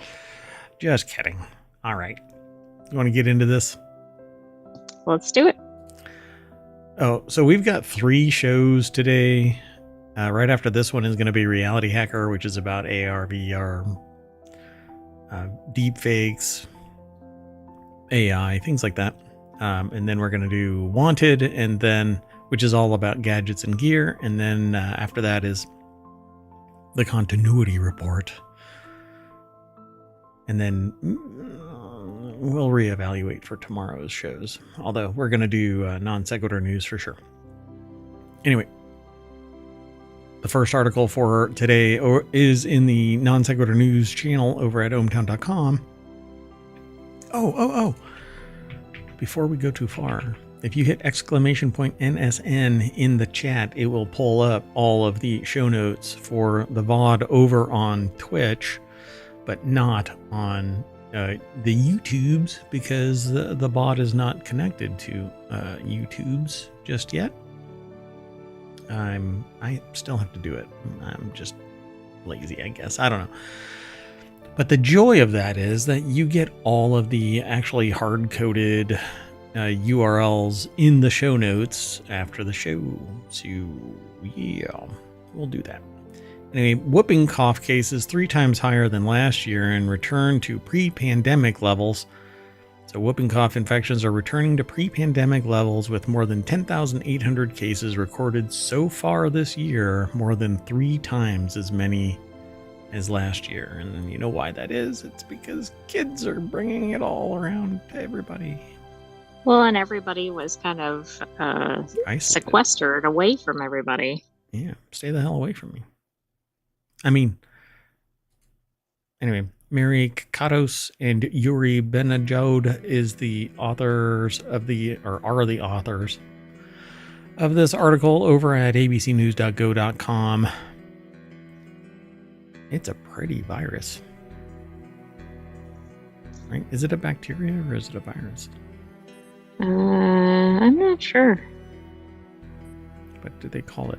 What is it? Let me see if I can find. It's gotta be a virus. It's gotta be a virus. They just call it a... Whooping cough is a very contagious respiratory illness caused by a type of bacteria called Bordetella pertussis. It's a type of cheese, apparently. No, Bordetella. No? Well, it kind of sounds like a cheese. Yeah. No. Bordetella pertussis. So, Dr. Lori Handy, an attending physician at the Division of Infectious Diseases at Children's Hospital in Philadelphia, said the uptick... Did I pronounce that wrong? Wouldn't a doctor want to be at a place called Philadelphia? Absolutely. Where a lot of pharmaceuticals are handed out? Yeah, actually a pharmaceutical company would like that even better. There's another NaNoWriMo story for you, a foundational thing. Basically, everything is named after some type of pharmaceutical, the city. So like Philadelphia, right? And instead of Los Angeles, it's lozenges.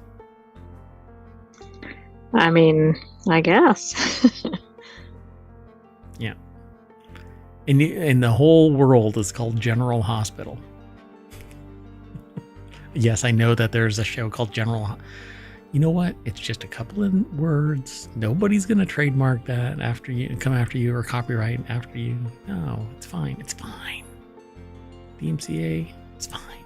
Don't worry about it. Anyway, honestly, I think it was a little surprising that it took this long, recognizing that we lifted many of the measures close to 2 years ago, she said to ABC News. Quote, I think many folks remember the increase in RSV cases that we saw back in 2022, so this lagged behind some other respiratory infections, but definitely now has resurfaced and looks very typical to 2019. Yeah.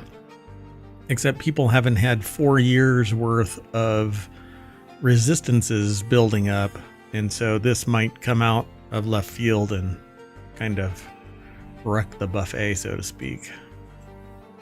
Yeah, this may not be good. I think it's particularly a problem for vulnerable populations like young and elderly and immunocompromised. I don't know how much of an issue it is for people that are adult and healthy.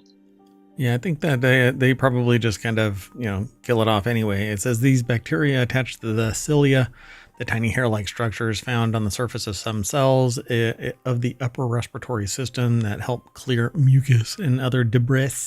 I know it's debris. Don't send me an email. In the airway and release toxins, and the toxins damage the cilia and cause upper airways to swell, according to the CDC. So you get a cough, and it's constant, apparently. And yeah, I completely forgot that it's a bacteria. I just didn't remember it.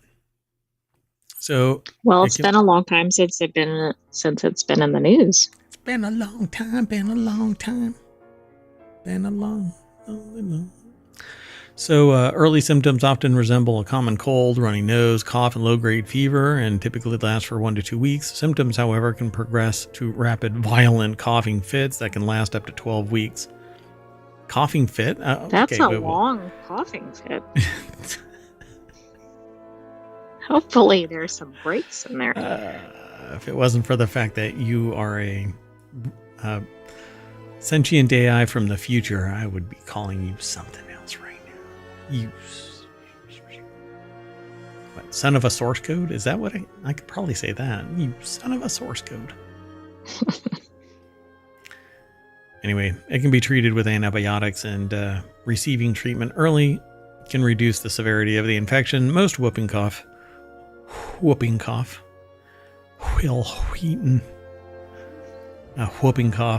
symptoms can be managed at home, according to the CDC. Although anyone can contract pertussis, infants under age 1, pregnant women, and immunocompromised people are at highest risk for severe illness.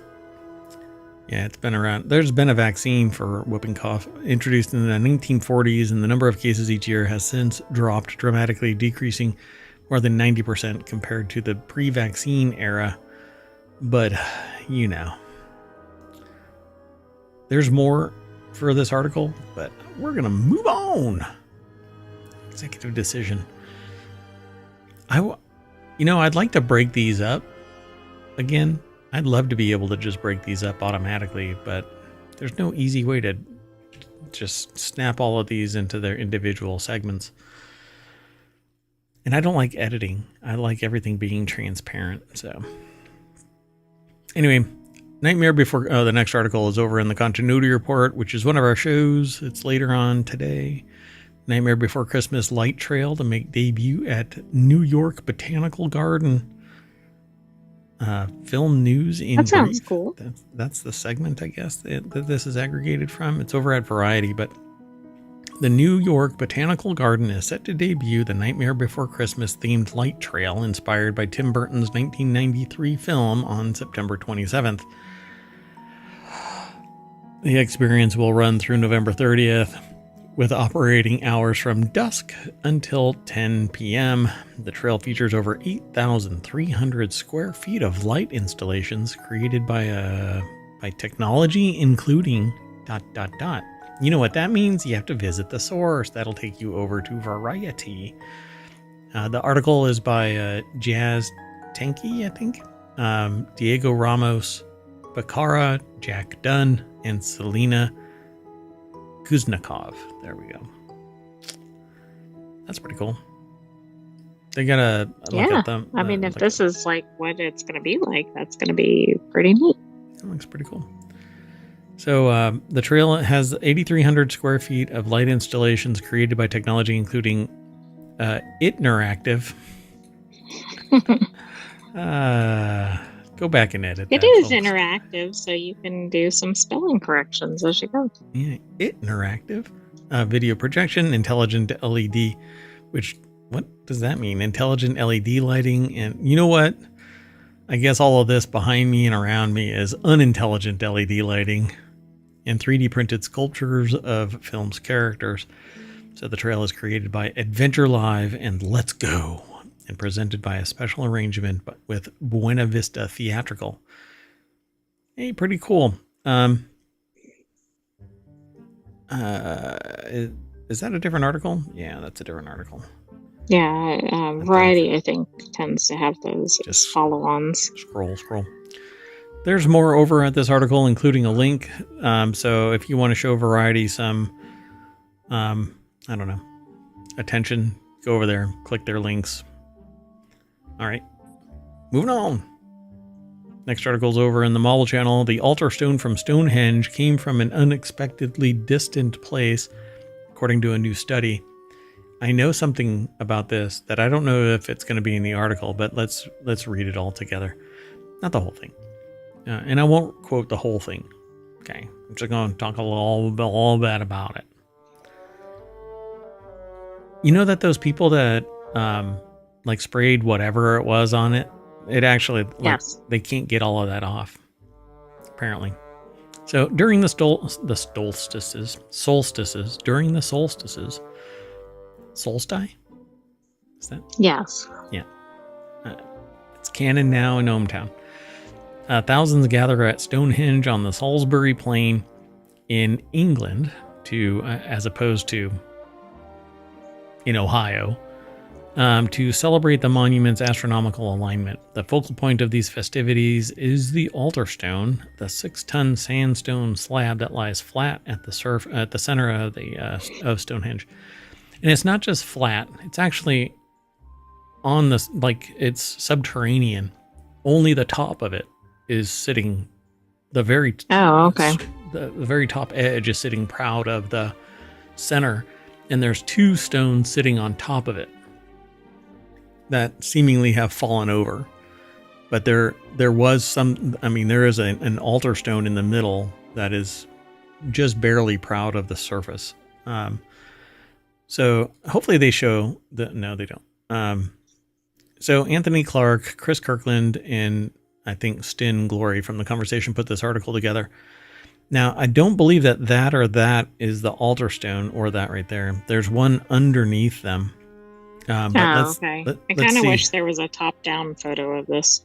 There might be later on in the article. No, there's not. Anyway, sorry for the massive scroll, but I had to do it.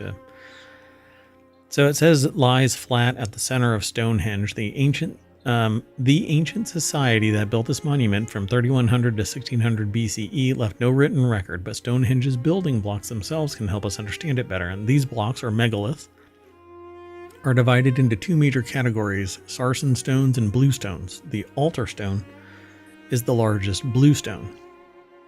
Some blue stones were likely quarried from the, Myned Preseli in Wales, over 220 kilometers away from Stonehenge.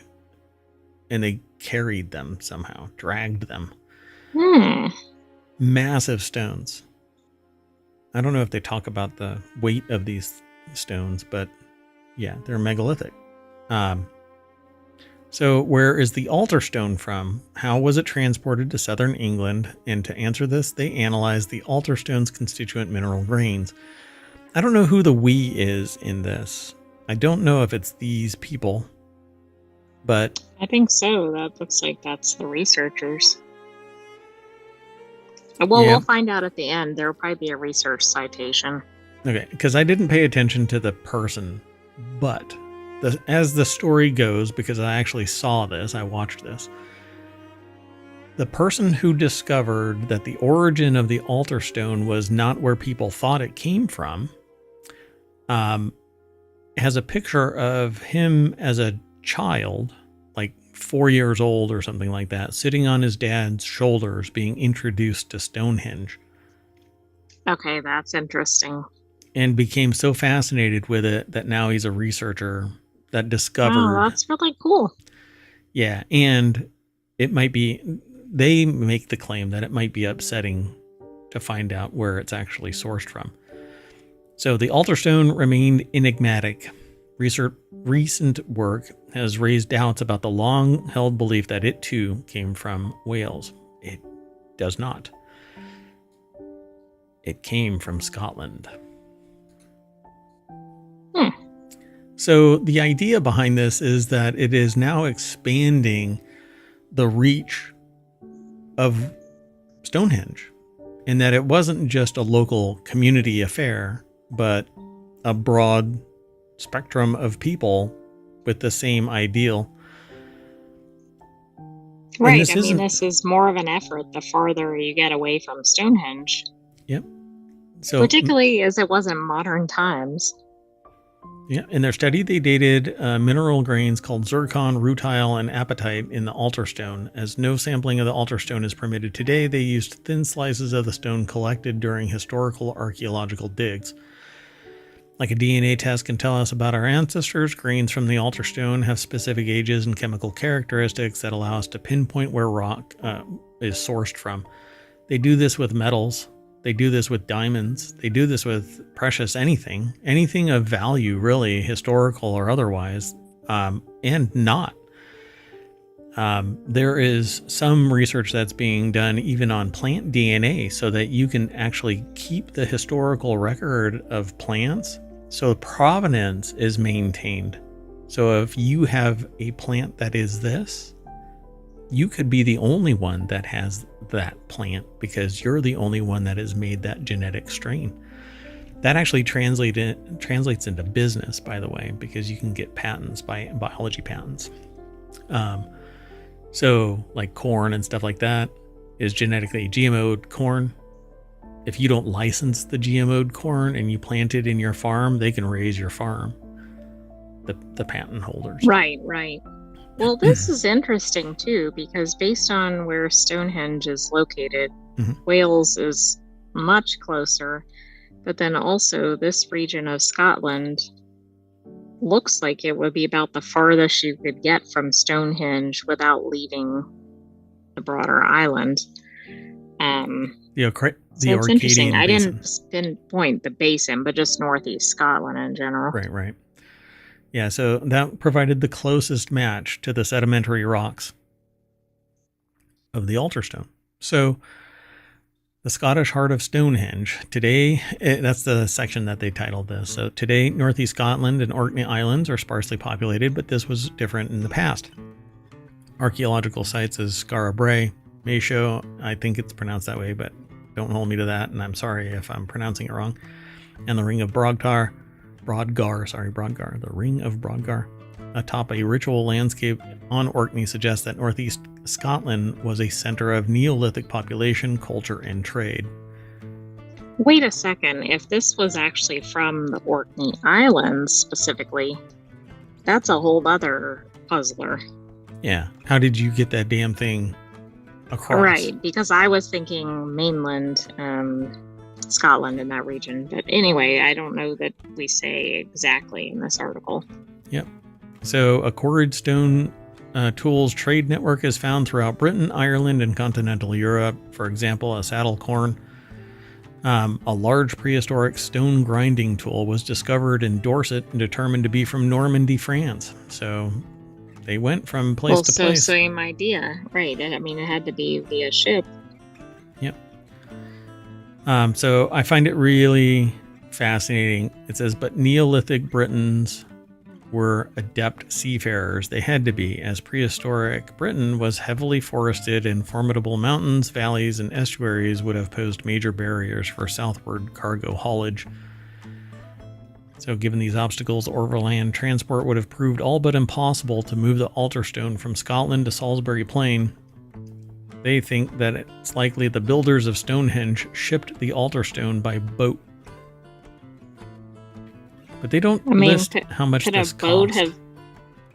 Or how much it weighed. One of that weight? Yeah. Maybe. So I want to find out how much that weighs.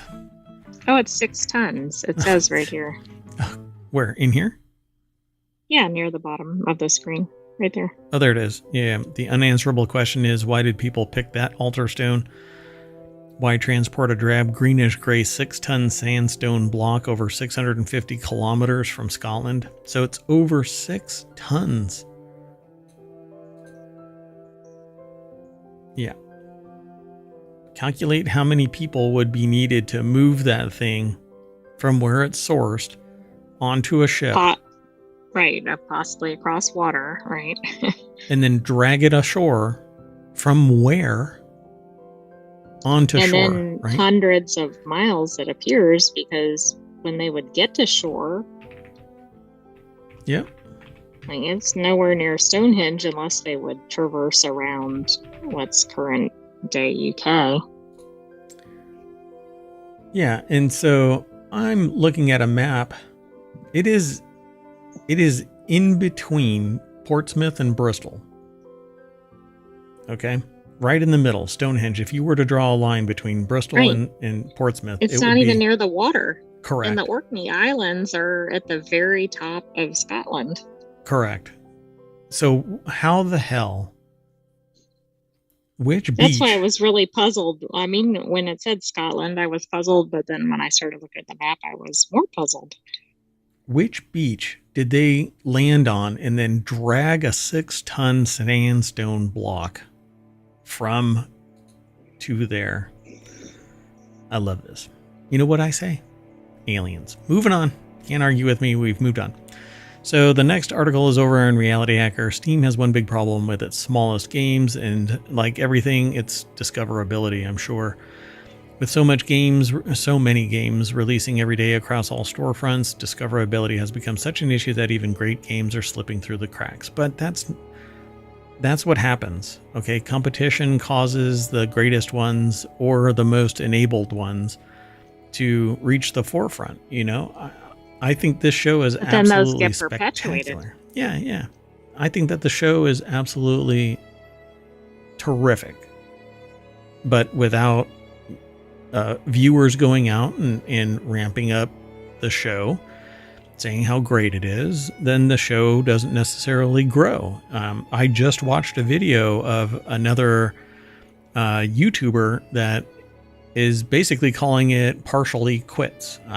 They've got to make ends meet. I think that they're massive compared to me, and well, the Sentient AI as well, and they're backing off.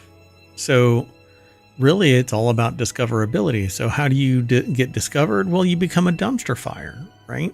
Or you idle. Right, because the most popular or most downloaded or whatever seems to be always the stuff that's featured or prominent, and so it just perpetuates it.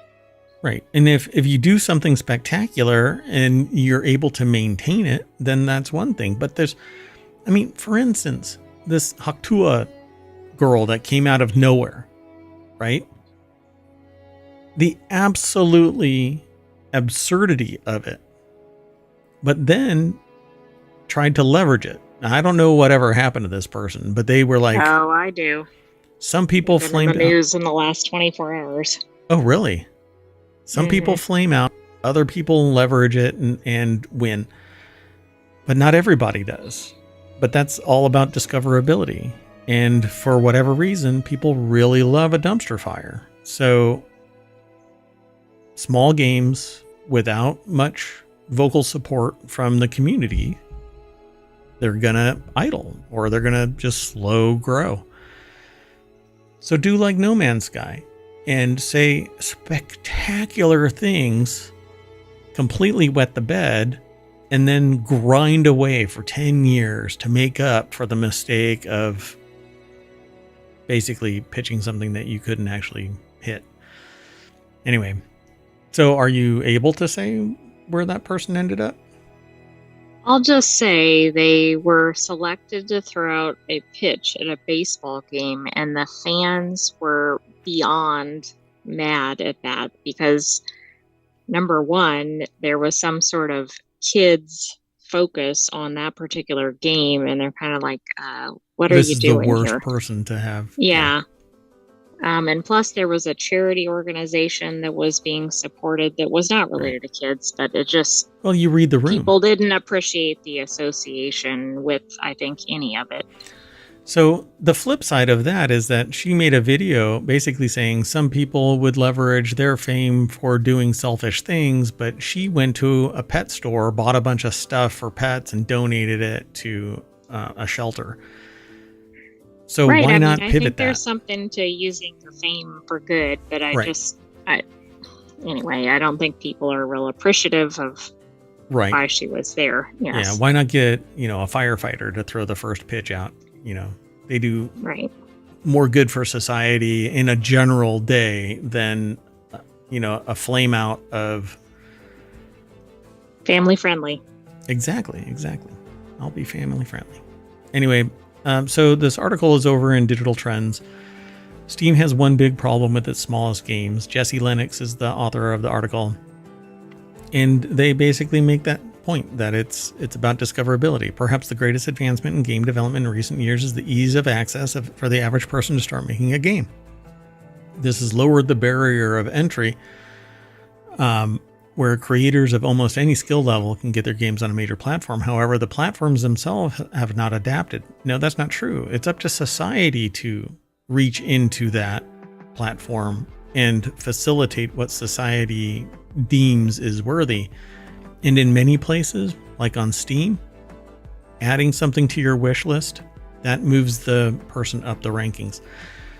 Liking and subscribing, so liking, leaving a comment, and allowing us to send you alerts when we go live or post a video, that's what moves our needle.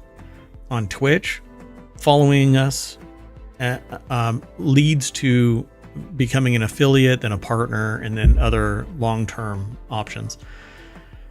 But there's always something that's there. Somebody might have a different opinion about what it is, but right now, that is what it is. And then the developers of these platforms evolve, and they will.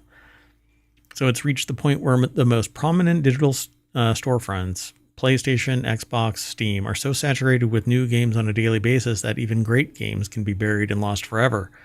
But great games is a subjective term. Yeah, but I think the point is something that everybody might like to play, but nobody even knows about it to play it to begin with. And so then it just gets no traction, etc. I mean, it's the same problem you're describing with streaming and other arenas. Yeah, I think this is a great show and we have 6 other great podcasts on top of this, the daily one. But it's up to viewers to sit there and promote it. So if there's something that I need to do for you to promote it, then let me know. So excluding AAA games with massive PR and marketing budgets, every other game looking to get a shred of attention at launch is playing a rigged game of roulette with its success. We've hit a critical mass with the number of games coming out where the cream no longer rises to the top based on quality alone. That is not true. Quality is subjective. If enough people say that this game is the shiznit, it will be. It rises to the top. True, but they have to find it to begin with. Again, we go back to word of mouth. It's the hype train. It is, but platforms, I think, could work on discoverability as well. But how much bandwidth does a person have to scale discoverability? I think that the live stream on Twitch is probably, for me, not Twitch, on YouTube is probably the worst discoverability platform. But it's all because, again, there's something about having one person that is very engaged, very committed, out there pumping the show up. It isn't the person that starts the movement, it's the first follower, right? So how to start a movement is an old TED talk that I talk about with people. What somebody needs is somebody that's connected to say, and with another platform, right? So, and I'm only using this because they're actually a firebrand right now, which Mr. Beast is in deep trouble with a whole, segment of society, and others are as well, but they actually have a platform and all they have to do is point at somebody and boom. And then there's suddenly explosive growth because it got out to a lot of people. And plus there's that endorsement factor. Yep. And that's the discoverability. But platforms alone, it isn't incumbent on the platform alone to promote everybody equally because it's impossible. There is and then we're back to the Steam problem discussed in this article too, because there's so many games. I mean, you don't want there to be a lot of barriers to entry, but if there are no barriers to entry, then everybody's competing against each other. And that's it. They have to, there is a person, Co Carnage here on Twitch, over on Twitch, because I stream to both YouTube and Twitch. Co Carnage says if you're streaming to nobody, then you need to do something offline and promote your show somehow. And well, to that I say, well, you started as the Grand High Poobah of a guild. He was the guild master of a huge guild, and everybody followed him because he was an early adopter of the platform. So not all things have the same context. When all you need is to just turn on a camera and start talking, yeah, there is zero friction for streaming. There's more friction for making a game.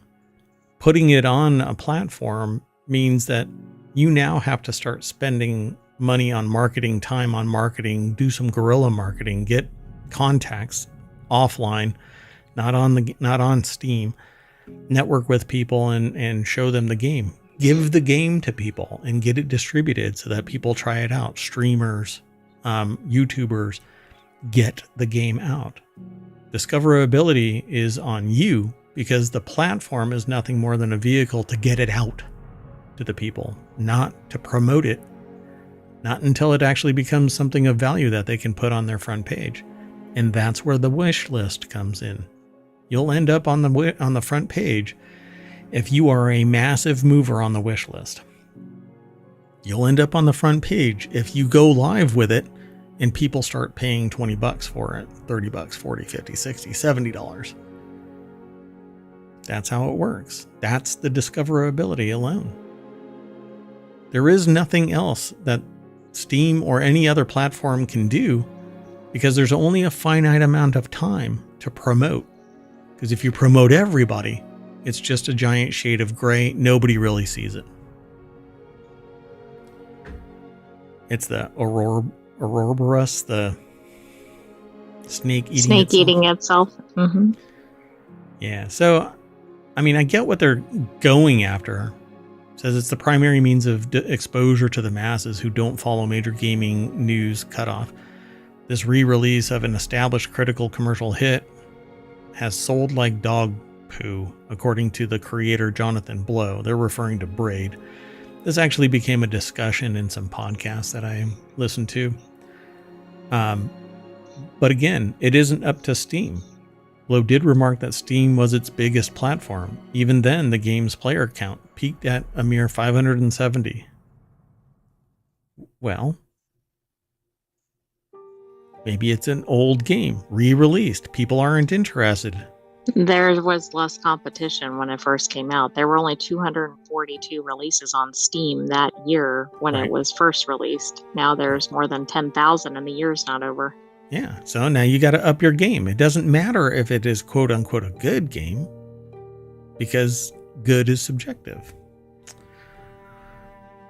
All right. Well, there is a lot more in this article because they talk about other things. You know, platforms are mostly quiet about how discoverability works. The algorithm seems to change frequently. Peoples, which is Josiah Peoples. That's how they explain it. For instance, do I need 7,000 or 10,000 wish lists to be promoted on Steam? Both Gittins and Peoples have suggested indie developers seek outside resources to better understand how to play the system, citing How to Market Your Game by Chris Zukowski, and online resources like How to Market a Game. All right, but again, why should the platform say, hey, you need 7,000? No, you do your damnedest to get discovered across the entire platform, everywhere, not just hit this target number and you get promoted. Why? Because once somebody knows what the target is, that's all they have to aspire to. Particularly on Steam, where there's all this competition and all it takes is somebody to spend a whole lot of money in marketing and they can get that 7,000 wish list. Then they're promoted. Oh, I did it. Put out a big loan or whatever. If they hit the 7,000 and they don't end up on Steam, then there's this liability issue. Well, I hit the 7,000. They told me all I had to do was hit 7,000. Right? I got more people than necessary on YouTube for me to be at a certain level. But there is a moving target of watched hours that, who knows, the accounting there I don't know anything about, right? So theoretically I'm hitting that, but apparently not. Am I frustrated by it? Well, I mean, I'm a small streamer, I'm a small YouTuber. Got to get word out. That's what it's all about. So they say at the very end of this, for every Balatro that manages to find a vocal audience to give it a strong signal boost, hundreds, I'd say thousands, are not so lucky. So there's no equal terms because the quality of every game is different. The users appreciate a certain thing, and it may not be everybody clamoring for. Yeah, but the quality isn't what's causing visibility. It might be after multiple people are using it, but not initially. It's more money thrown at it, more name brand studios, other things. I think it's more akin to there's only a finite amount of bandwidth. And for instance, that's why I created ohmTown, because information overload prevents me from obtaining the information I actually need or desire. So I've had to pick my battle and limit my bandwidth to 50 domains. There are things out there that aren't on my radar anymore because I don't have the capacity to be everywhere. And that's the same thing with games. I really only pay attention to survival crafting games, casual games, and VR games. All the rest, there's a bunch of card games, blah, blah, blah. I don't play games that are side scrollers or platformers or just countless others. 4X games, I don't play those. You pick your battle. All right, we need to keep moving. The next article, though, is over in Non Sequitur News. Americans are so desperate for cheaper houses that they're willing to live in flood and wildfire zones. Last year, more people moved into than out of the most fire and flood-prone area. It's hard to say flood-prone areas in the U.S. A surge in migration to the Sun Belt has helped exacerbate this trend. While transplants are attracted by cheaper real estate, they may face higher costs in the long term or not be able to get insurance. Right, which could be kind of a problem if you're trying to purchase. Yep. Or Eliza refinance or anything. Or anything, yeah. And it can happen after you purchase because the risk is too high, so the insurance companies bow out. That's what happened in California and in Florida recently. Maybe other places, Arizona maybe. Eliza Relman put the article together over at businessinsider.com, and they have this flood waters inundate a neighborhood in Hallandale Beach, Florida.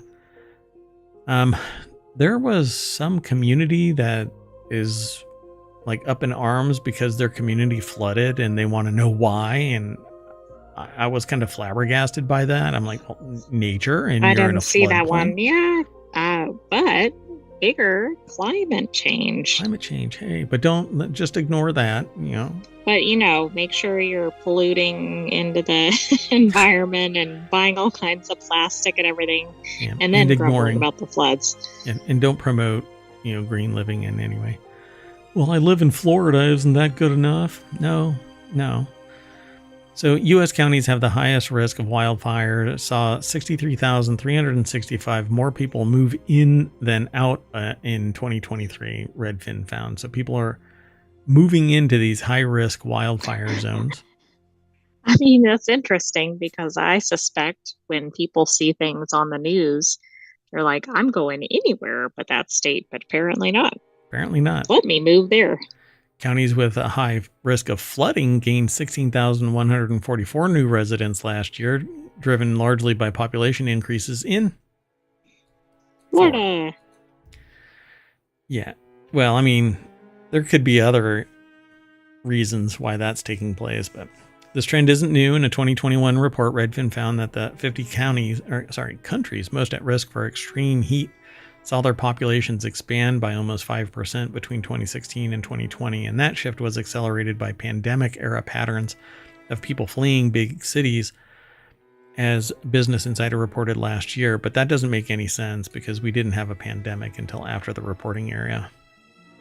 Unless they're talking about all of 2020. Yeah, like did which the would have numbers those numbers completely wouldn't have expand? So then manifested. they should have said like 2019 to 2020 or something if the big shift was during that time. Yeah, this I don't know what the context of this is, but the only thing that took place in 2020 was people being shocked by the shutdown.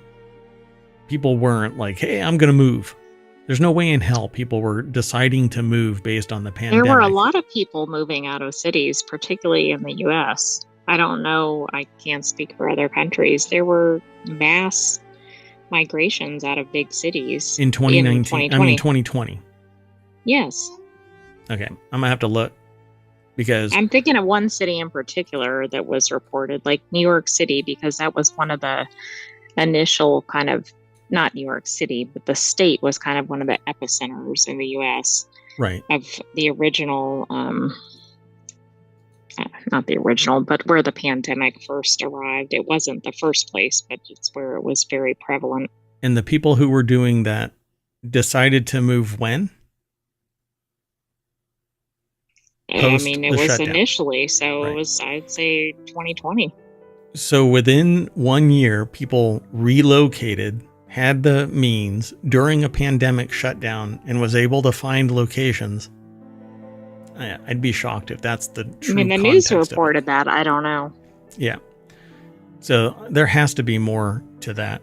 So the number of people who moved into the most flood and fire-prone counties in the U.S. more than doubled in 2021 and 2022, which I believe it would be legit because the numbers would be lower in those areas. The value of the properties would be lower so that they could afford moving from a high expense place to a low expense place. And it might be a lower population density because they saw the impact. 2021 and 2022 moves, yeah, I could buy into it being pandemic. But 2020, how did enough people scrounge up enough resources to relocate during a pandemic where there aren't people moving? Rates started increasing already. Yeah. So the lower cost of living in the short term, but higher risks long term. They talk about basically the cost, the surge of people who moved from more expensive coastal cities to lower cost locales, particularly in the Sun Belt, farther from large metros and closer to natural amenities. These locations are often more vulnerable to natural disasters. Yeah, there's a lot of context that's missing, I think. So, but migration into flood and fire-prone areas appears to be slowing somewhat. The number of people who moved to the most flood-prone counties in the United States has fallen significantly since 2022. I don't know. Why would anybody do that other than lower ignorance cost of the long-term costs? I mean, it has to be cost related. Or, like you said, population density. People didn't want to be packed in with other people during the pandemic. Right. Yeah, so they basically, it says most Americans don't want to move into riskier areas. The vast majority of house hunters, 57%, say living in an area where homes are at risk of a natural or climate disaster such as fire, flood, poor air quality is a must-have, so that they're at low risk. Don't you think they're missing a demographic component to this? Well, yeah. They actually jump into that right after you said that. The next paragraph is talking about... I didn't realize that was coming. Yeah. In many cities, lower income and predominantly black neighborhoods are in areas with less tree cover, higher temperatures, and a greater risk of flooding. Black residents of southeastern states are more likely to live in places impacted by excessive heat, flooding, and hurricanes, an analysis from McKinsey found in 2023. But I'm sure it has nothing to do with socioeconomic status or race, right? I was actually thinking more generally income, because if you have enough resources, you're not going to put yourself knowingly at risk. Right, But if you don't have enough income, you're going to have to live where you can afford to live. but historically, Black Americans have never fully recovered. I mean, I was thinking about income when I made that statement. Yeah. Right. And there were real estate restrictions, etc., that all set in motion a lot of things that are still visible today. And everything old is trying to be made new again, kind of scumbaggery. But so a Brookings Institution report last year recommended several ways that policymakers can encourage Americans to seek climate safety. But you know what? The only way that you can stop flooding is by building higher. The only way that you can stop fire is by making sure that wherever you build, things can't catch fire. And building code is set up so that it mitigates it. One of the biggest things that could have been done to mitigate fire in residential areas was to build rock surrounds around the perimeter of your house and pull bushes away from direct contact, like 3 feet away, mitigated your house catching on fire. And it was actually demonstrated in Hawaii and other places where buildings burned down, but the ones that have this rock perimeter did not.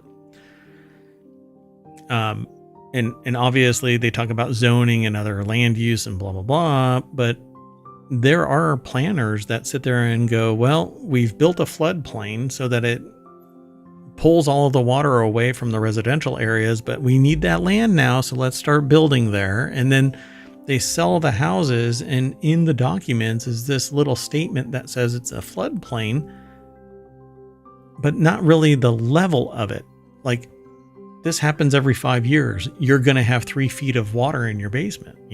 They don't say that. Right. They say it happens every 100 years. But then in climate change, that removes the context of history. It's every 5 years. So, yeah. Let's keep moving. Next article is over in Non Sequitur News. Step inside the richest city in Arizona, where wealthy Californians are flocking to private mountainside estates. I love this. I'm just going to move right on over. Yep. Joey Haddon over at BusinessInsider.com put the article together. And Business Insider's reporter went to Paradise Valley, the wealthiest town in Arizona. It looks kind of, I don't know. Where are they getting all of the water from? It doesn't on the surface look like the wealthiest town. It does not, does it? So they visited Paradise Valley in April and found sprawling mountainside estates with privacy and easy access to Phoenix. It's easy to see why billionaires want to live there. Because they really want to go to Phoenix? Because it's really high temperatures? Yeah, because it's just desert? All right. Well, shopping at high-end stores nearby or lounging poolside on their sprawling, secluded estates, they may spend their days in the desert paradise golfing at exclusive members-only clubs as well. Sometimes called the Beverly Hills of Arizona, the Phoenix suburb is the richest town in the state and has long-drawn high-profile residents. And over the past decade, Paradise Valley has become even more popular for wealthy Californians who are swapping out the West Coast life for large lots and lower taxes in the Arizona wealth enclave, which, swapping out the West Coast life? Arizona isn't like an inner state. It is. Well, it's not on the ocean. Yeah, but it's not a fringe state, They make it sound like it's South Dakota. I mean, it is right next to California, but... Right. Anyway, so there it is, Paradise Valley, ensconced in the wondrous state or Phoenix greater metro area. I don't know. Scottsdale. Although it's actually right next to Scottsdale, which I thought was also a wealthy area. Well, you can go to the Sonoran Preserve Desert Vista Trailhead or to Troon North Golf Club or hang out at Fort McDowell. So to me, it just looks like scrub brush. And the real problem here is that a golf course that shouldn't exist there is actually made manifest by siphoning water off from some other region and putting it here, forcing it into existence. But all of that would be burned off if left to nature. Since its inception, some resorts, schools, and restaurants have popped up around Paradise Valley, but single-family homes and estates still dominate the town. Of the 14,000 residents, 95% are homeowners, and the average local makes $220,000 a year. According to Realtor, the median listing price is $5 million, and the most expensive home on the market is $50 million. Stevie Nicks, Michael Phelps, Muhammad Ali live there. I guess if anybody actually shows up that isn't part of that tier, I guess there goes the neighborhood, right? Well, it's probably noticed if a regular average income person appears. Yeah, really. So, although it's a short drive to the city, Paradise Valley is not walkable. The lot sizes are huge. Paradise Valley's lot sizes typically range between 1 and 27 acres, according to Shackleton on a YouTube video. Some people are coming from big cities where they're used to having two-story houses and small yards, and here we have the ability to have single-level homes. If you go single-level or ranch, as most people call it, then that means a little bit more land and a higher price point. So the town is full of custom homes that are individually gated. I mean, the one in the picture looks like a compound. Yeah, there's that one there, and then that one right there. See, the thing is, I wouldn't want to be right there because you have an entire mountain that's abutting you, and rocks tend to fall. Flooding and rock falls. Yeah, primarily the rock falls. Whatever, you know. Mudslides. Ugh, mud flows. Let's move on. Next article is over in Technology Today. Why do plants wiggle? Scientists solve age-old mystery that puzzled Charles Darwin. When I read this, I thought I instantly knew it, so I'm going to take a stab at it because I haven't read the article. The reason why plants wiggle is because they're trying to optimize their angle of attack on the sun. That's what I would suspect. I haven't read the article yet. So, a study revealed that sunflowers' erratic movements help them locate sunlight, providing insights into plant behavior and potential agricultural benefits. In a new study, physicists from the United States and Israel may have gotten to the bottom of a quirky behavior of growing plants, and a mystery that intrigued Charles Darwin himself during the later decades. How could this have been a puzzle this long? Yeah, I don't know. It's also surprising that this was something that Darwin might have studied because it doesn't really fit with some of his other work, observations, location, right? Exactly. The level of critical thinking required for this, I didn't think would idle this long for us to understand that it's centering on where the sun is. I mean, you see plants wake up every day doing that, right? Right. Yeah, I feel like there's more to that. So University of Colorado at Boulder put the article together. It's posted at scitechdaily.com. So in a new study, physicists from the United States and Israel have gotten to the bottom. For many humans, plants might seem stationary and even a little dull, but green things actually move a lot. If you watch a time-lapse video of a sunflower seedling poking up from the soil, for example, it doesn't just shoot straight up. Instead, as the sunflower grows, its crown spins in circles and twists into corkscrews and in general wiggles around, albeit very slowly. Yeah, like if you had a sped up time-lapse video, I bet it would look like it was. Yep. So anybody who ever grows plants themselves knows that their plant will grow towards the light, and you have to turn your plant around so that it doesn't continuously grow in a particular angle.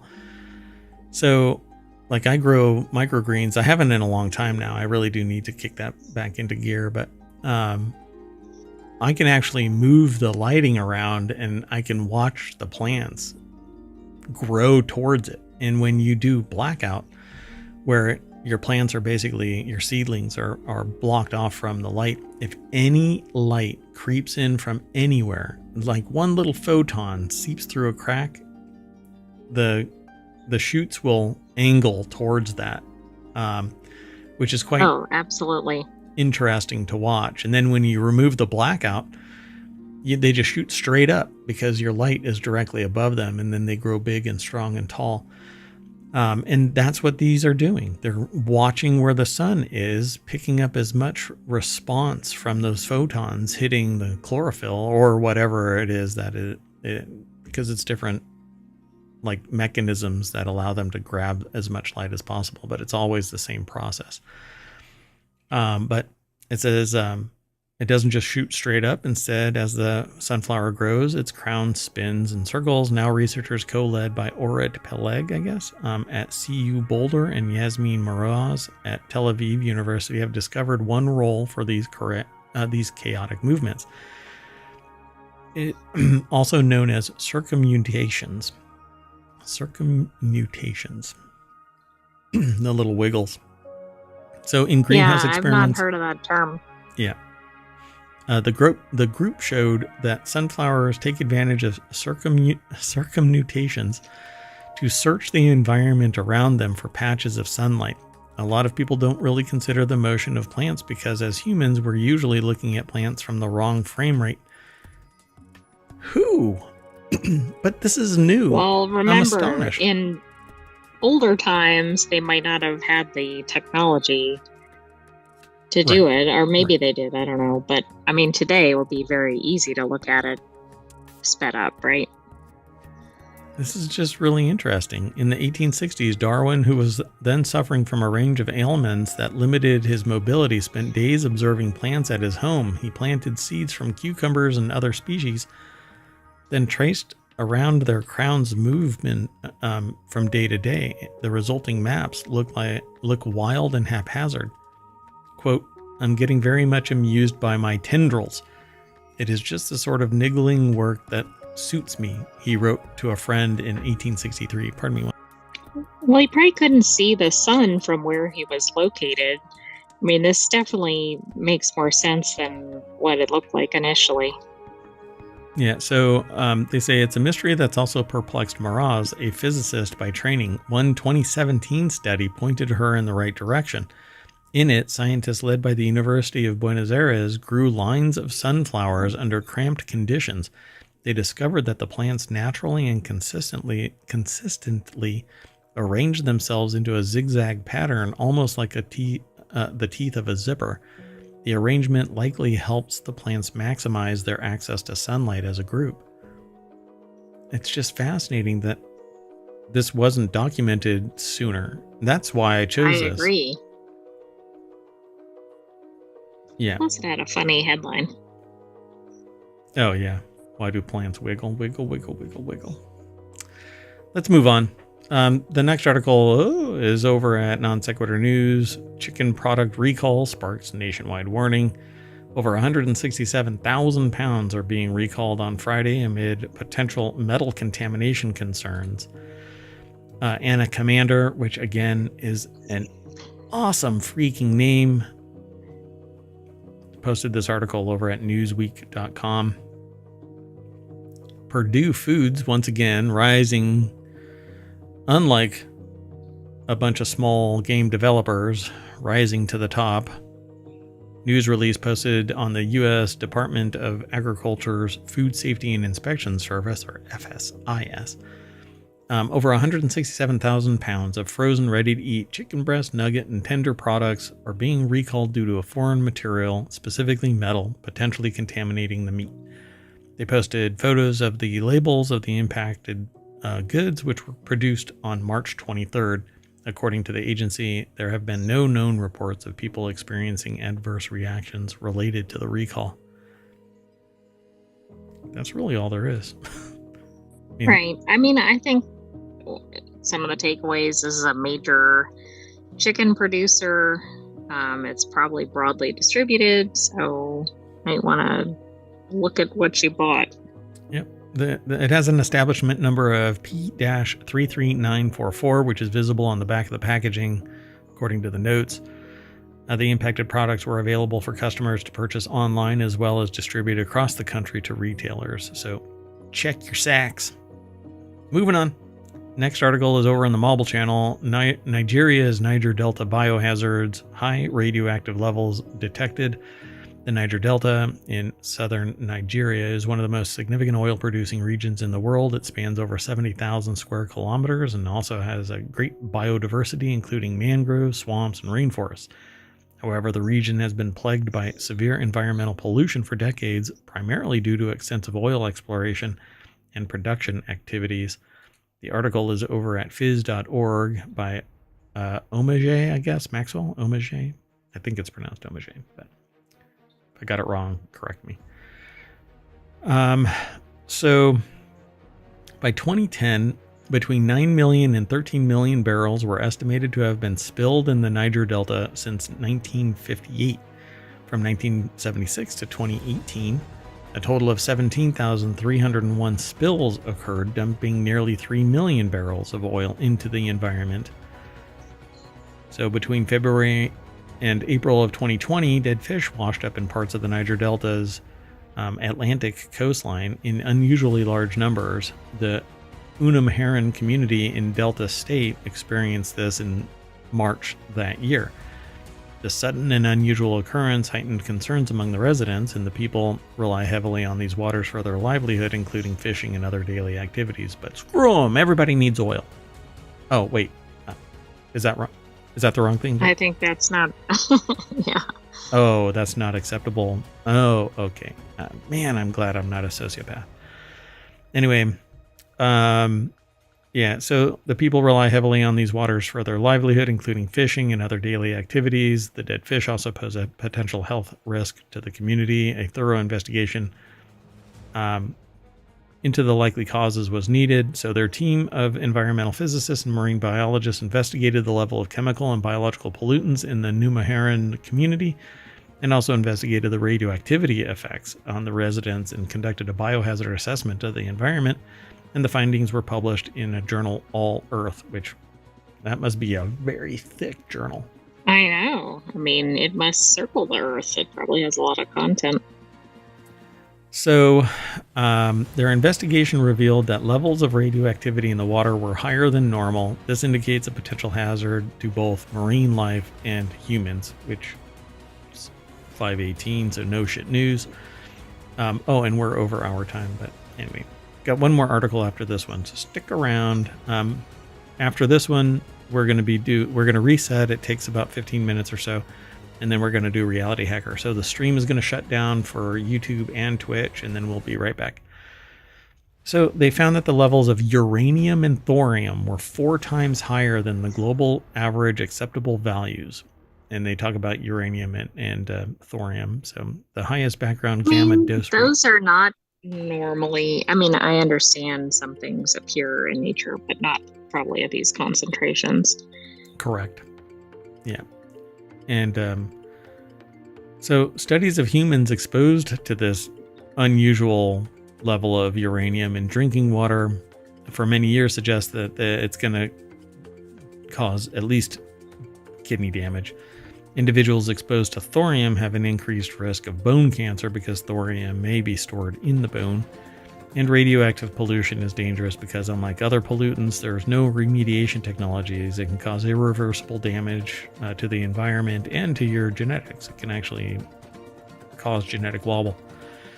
So the laboratory tests also found harmful chemicals such as lead, benzene, toluene, ethylbenzene, and xylene in the water and in the dead fish tissues. These compounds can be released through oil spills and gas flaring, contributing to air and water pollution. And benzene is carcinogenic, so it has the potential to cause cancer.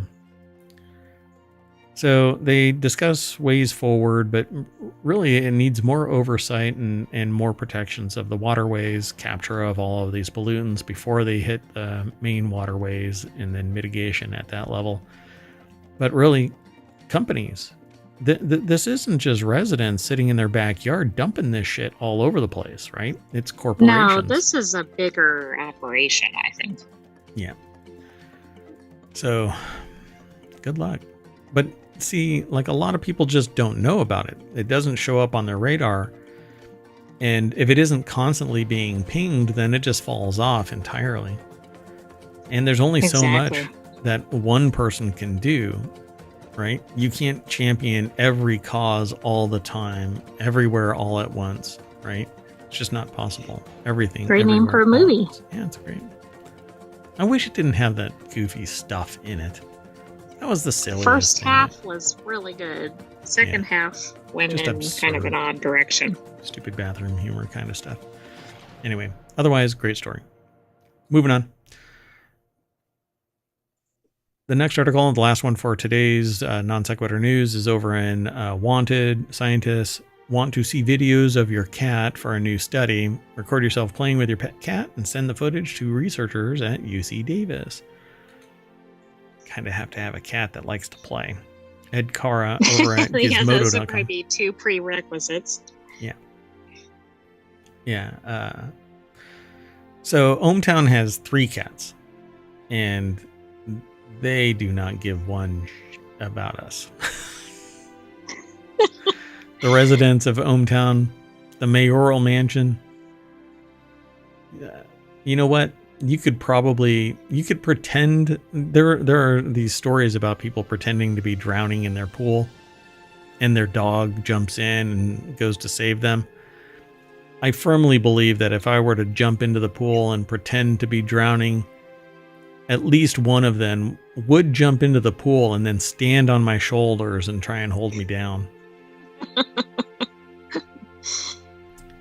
So Ed Cara over at Gizmodo.com put the article together. Look at that. If that cat was orange, I would say 1 orange brain cell working here. But anyway, cats are awesome. People participating in the study will have a chance to nab a $50 gift card, but you have to run around and chase it. And if you catch the laser, you might get the $50 gift card. Right.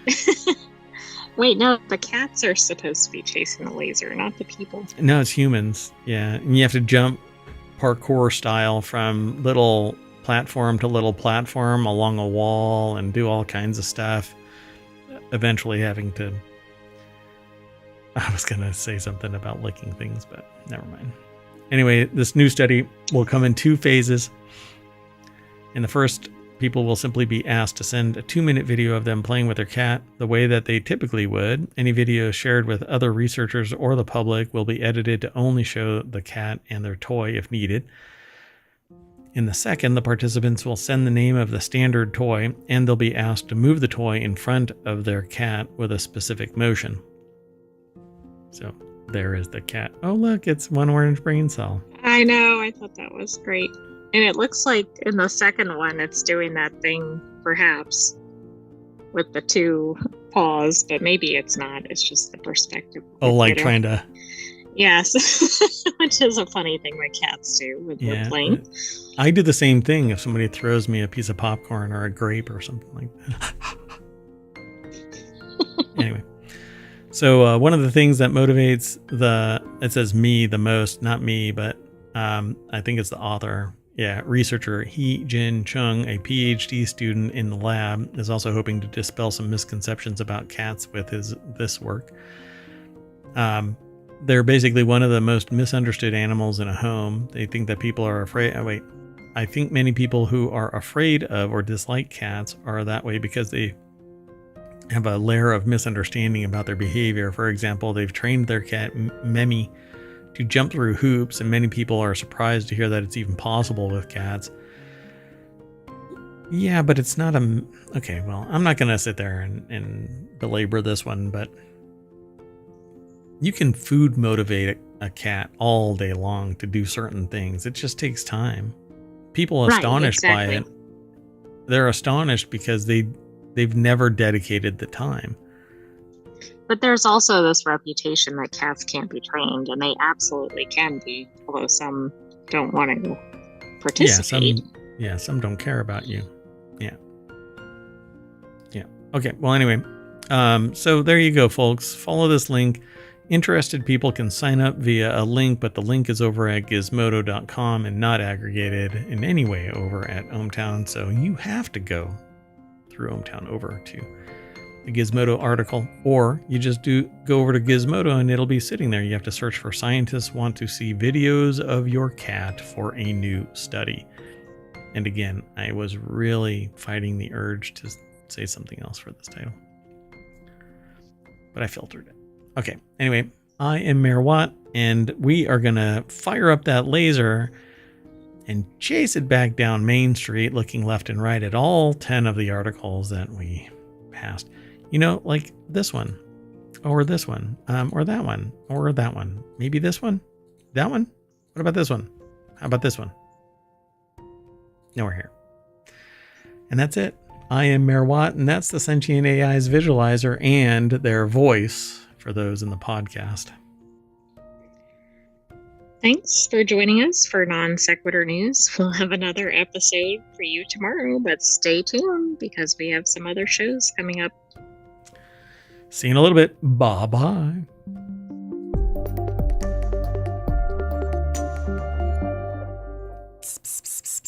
You want a treat? You want a treat? Good kitty.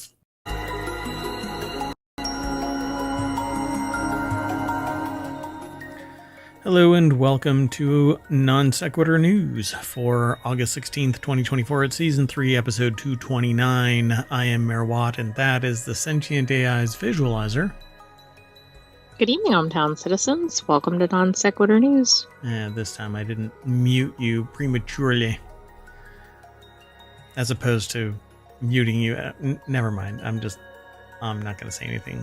Today we're going to be, which is funny because muting myself. Anyway, today we're going to be talking about The Onion is to resume printing, North Korean tourism, former airport in Canada, Fedora sells for a lot, hitting a police car without donuts, rail bridge collapse, Missouri woman has no grace, lottery billboards hacked, McDonald's collector cups, and a doomsday fish.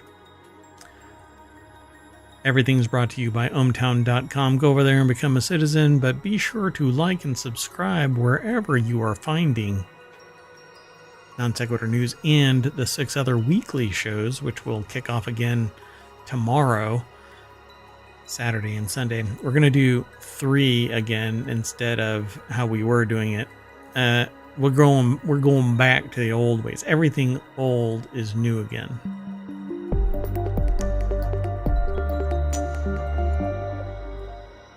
Until maybe I decide to Next week.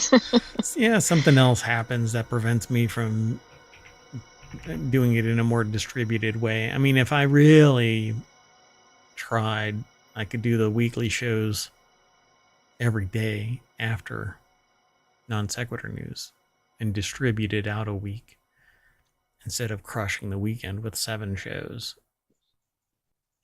Yeah. Or 8, considering they're Saturday and Sunday.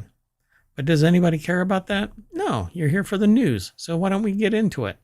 First article's over on the mobile channel. Remember, there are 6 main categories and 50 channels underneath that, 7 of which we've turned into shows. 6 are weekly and 1 is a daily. That's this show. We might have actually missed a couple of weekly shows because, well, let's just say that having to do 15 shows in a day is an untenable position. Yeah. Anyway, so the at least for one mayor and a sentient AI. All right. Well, The Onion is to resume print publication. I thought when I saw this that it was actually an Onion article, basically saying. Oh, I didn't think about that. Yeah. But yeah, so The Onion to resume print publication. It's getting back into the business of print media, which I think is dead. The decades-old satire and comedy publication began distributing its print editions this summer and is offering subscriptions for about $100 per year. Yeah, that means it's dead. You have to be die-hard Onion. Oh, and really, what's awesome about this is not the price. What's awesome about this, because that's like twice the normal price for, well, it depends on how many. I'd have to look to see how many you get. Like if it's weekly, then fine. You know, you're looking at $2 a week, basically, but $100 a year. Anyway, what's awesome about this is that it's not just digital, so you own it. That's yours. That's your magazine. You can sell it to somebody, hold on to it in perpetuity, whatever. I mean, that is nice, but it's a weird direction that somebody's getting into or back into the print business. Right? Yeah, I think it's weird too. But let's see here. While America's Finest membership offers various additive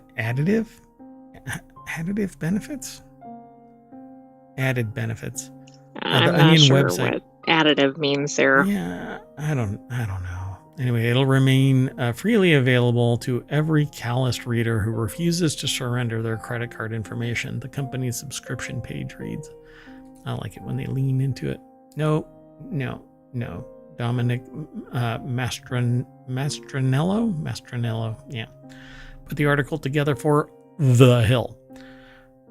So The Onion was sold earlier this year by G/O Media or Go Media to tech company Global Tetrahedron and has a small staff, which today pumps out witty headlines, punny jokes, and biting commentary on current events, culture, and politics. Ben Collins, a former disinformation reporter for NBC News, who now serves as the chief disinformation reporter? Former disinformation? Wait, what? Is that somebody who's actively pointing at? That doesn't make a lot of sense to me. Disinformation, yeah. This article makes me think like The Hill leaned into The Onion just so that they could do an article about it. Anyway, there's more over here, but yeah, I don't know how legit this is actually really. Global Tetrahedron told the New York Times the outlet will distribute print editions at the Democratic National Convention next week in Chicago, where The Onion is based. And apparently they're selling now print for about $100 a year is what it says. So now I'm going to have to go over to The Onion and check it out directly. So. Yeah, it's still, the timing is just so strange. It is. Moving on. Next article is over in Non Sequitur News. North Korea to partially reopen doors to tourism for first time since COVID-19 pandemic. That's right. They're partially opening the door so only really thin people can get through it. Well, North Korea, they might get stuck there. Yeah, door closes. North Korea is set to partially reopen its doors to tourism later this year after being closed off since 2020, according to a Chinese-based tourist operator. John Hayworth over at abcnews.go.com put the article together. The deck statement says it's not initially fully opening, and there's a major caveat for those visiting. Like you must swear fealty to the Grand High Poobah.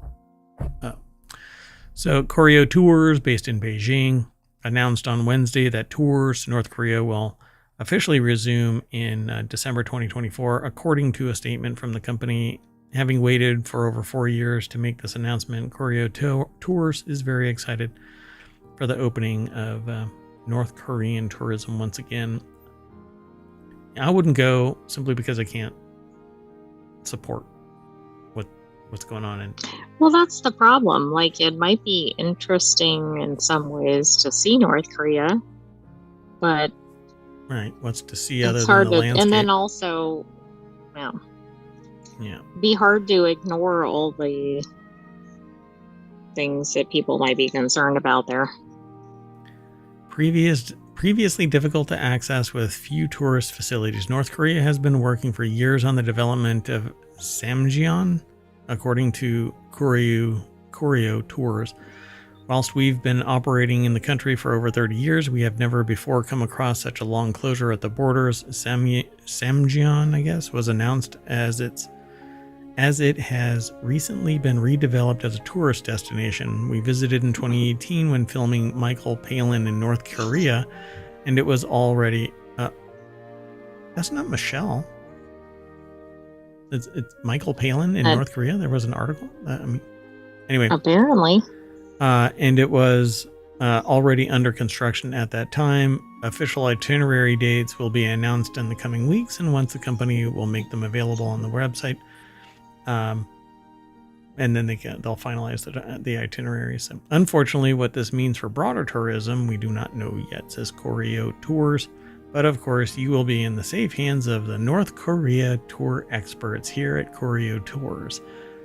Your safety is our priority, which is exactly what you want to hear. Sounds like some propaganda. So what is the caveat? Right? We kind of skimmed over this really quick. And who's authorized to go into North Korea? Like, do you have to have a visa or... Oh, for sure. You have to have a visa, yeah. But I mean, like, are you going to be even admitted from certain countries? Oh, who knows? Yeah, make a reservation. We'll see. Moving on. Next article is over in Non Sequitur News. A former airport in Canada is being transformed into a $22 billion development with 7 unique neighborhoods. Toronto's Downsview Airport is being transformed into a residential area for 55,000 residents. The $22 billion project will feature 7 neighborhoods with housing, businesses, and parks. The development will preserve the airport's runway and hangars, creating a unique community. An old airport in Toronto. That's how it was described. Oh, $22 billion project, but only 55,000 residents. Yeah, that seems a little overpriced per capita. Also, you know what an old airport is good for? Being an airport. I think that should have been the first thought. But this is neat. You don't see this every day. Michaela Friel over at Business Insider put the article together. The development will preserve the airport's runway, so if you do need that airport to function as a airport, you can just land. Okay, but doesn't that mean somebody will be like landing at the new school or landing at the new park? Or hey, kids need to be a little bit more alert. So if it lands and the kids are out there, dodge. If you can dodge a wrench, you can dodge a ball or a plane. Maybe they'll have like the residents be the people on the runway with. I can't think of what the name is. But. Me neither. The runway people. So a spokesperson for the developer told Business Insider that the project is expected to cost around 30 billion Canadian or 22 billion in freedom bucks. So it's a city within a country above a country, kind of like a city within a city within a country within a country. Mm-hmm. Over in the city of London is in the city of London, which is in the right, which is really odd. Yeah, which is in. Yeah, I don't know how whatever it is. Anyway, Downsview Airport was first used as an airbase for the Royal Canadian Air Force. The Royal Canadian Air Force was World War II, or in World War II, and was the most recently a testing facility for aircraft manufacturer Bombardier. Anyway, so there you go, folks. Bombardier sold the site to PSP Investments. Psst, psst. Cats everywhere are descending on this location. That's right. In 2018 for around 630 in the wrong neighborhood. $635 There's a funny million. YouTube video on that. Yeah, they went. I think it's on YouTube. And like one cat showed up, and then they turned on the light or something, and there's like 16 up on the up on the rooftops and in the bushes and all over the place. So unlike some previous airport developments where original infrastructure were scrapped, Northcrest is leaning into the site's unique elements. What the heck? I think we're having a demonstration of the psst. Oh yeah, the psst sound has brought all the life forms to the yard. So, for example, the former runway will be a focal point of the area, connecting all 7 neighborhoods with a pedestrian street that will be just over a mile in length. This is like a giant heat sink in a pocket of green. Yeah, it seems like one of those things where they're like, they need the green belts around cities, So let's pave over it and put a bunch of stuff. So the developer is hoping to attract companies and film studios. He added the airport's original hangars built between the 1950s. Yeah, I'm sure there isn't any asbestos or anything there. And the 90s would be an ideal place. Lead. Yeah. A lot of lead explains what's going on in the world today. So the first of the 7 neighborhoods, the Hangar District. Oh, Watashi. But it should be AR. Huh? Hangar? Well, I mean, if it's named after the airport. Yeah, it's a hangar. No, it's for hangars. It must be where they're doing fashion something. Correct. It's the Fashion District, Hangar District. That's got to be a typo. Anyway, it's not the only project of this kind. Developers in Greece are transforming a former Athens airport into an $8 billion smart city that will have the country's first skyscraper, a high-end mall, and a sports park. Neat. That's cool. I didn't know former airports were a development opportunity. Like, we're seeing a lot about office buildings, but not airports. Yeah, you got to jack up those prices somehow. Let's artificially constrain competition by getting rid of airports. Next article is over in the Mobile Channel. Indiana Jones' signature fedora sells for a whopping $630,000. That has to be a smelly fedora. Deep-pocketed collector can now say they are, in fact, the man with the hat. The article is over at gizmodo.com. Laura Siricole put the article together. Hey, you know what? Before I go too far, I typed out !NSN, but I did not hit enter. So that will cause the bot to send out a command, and it will pull from the database. Oops.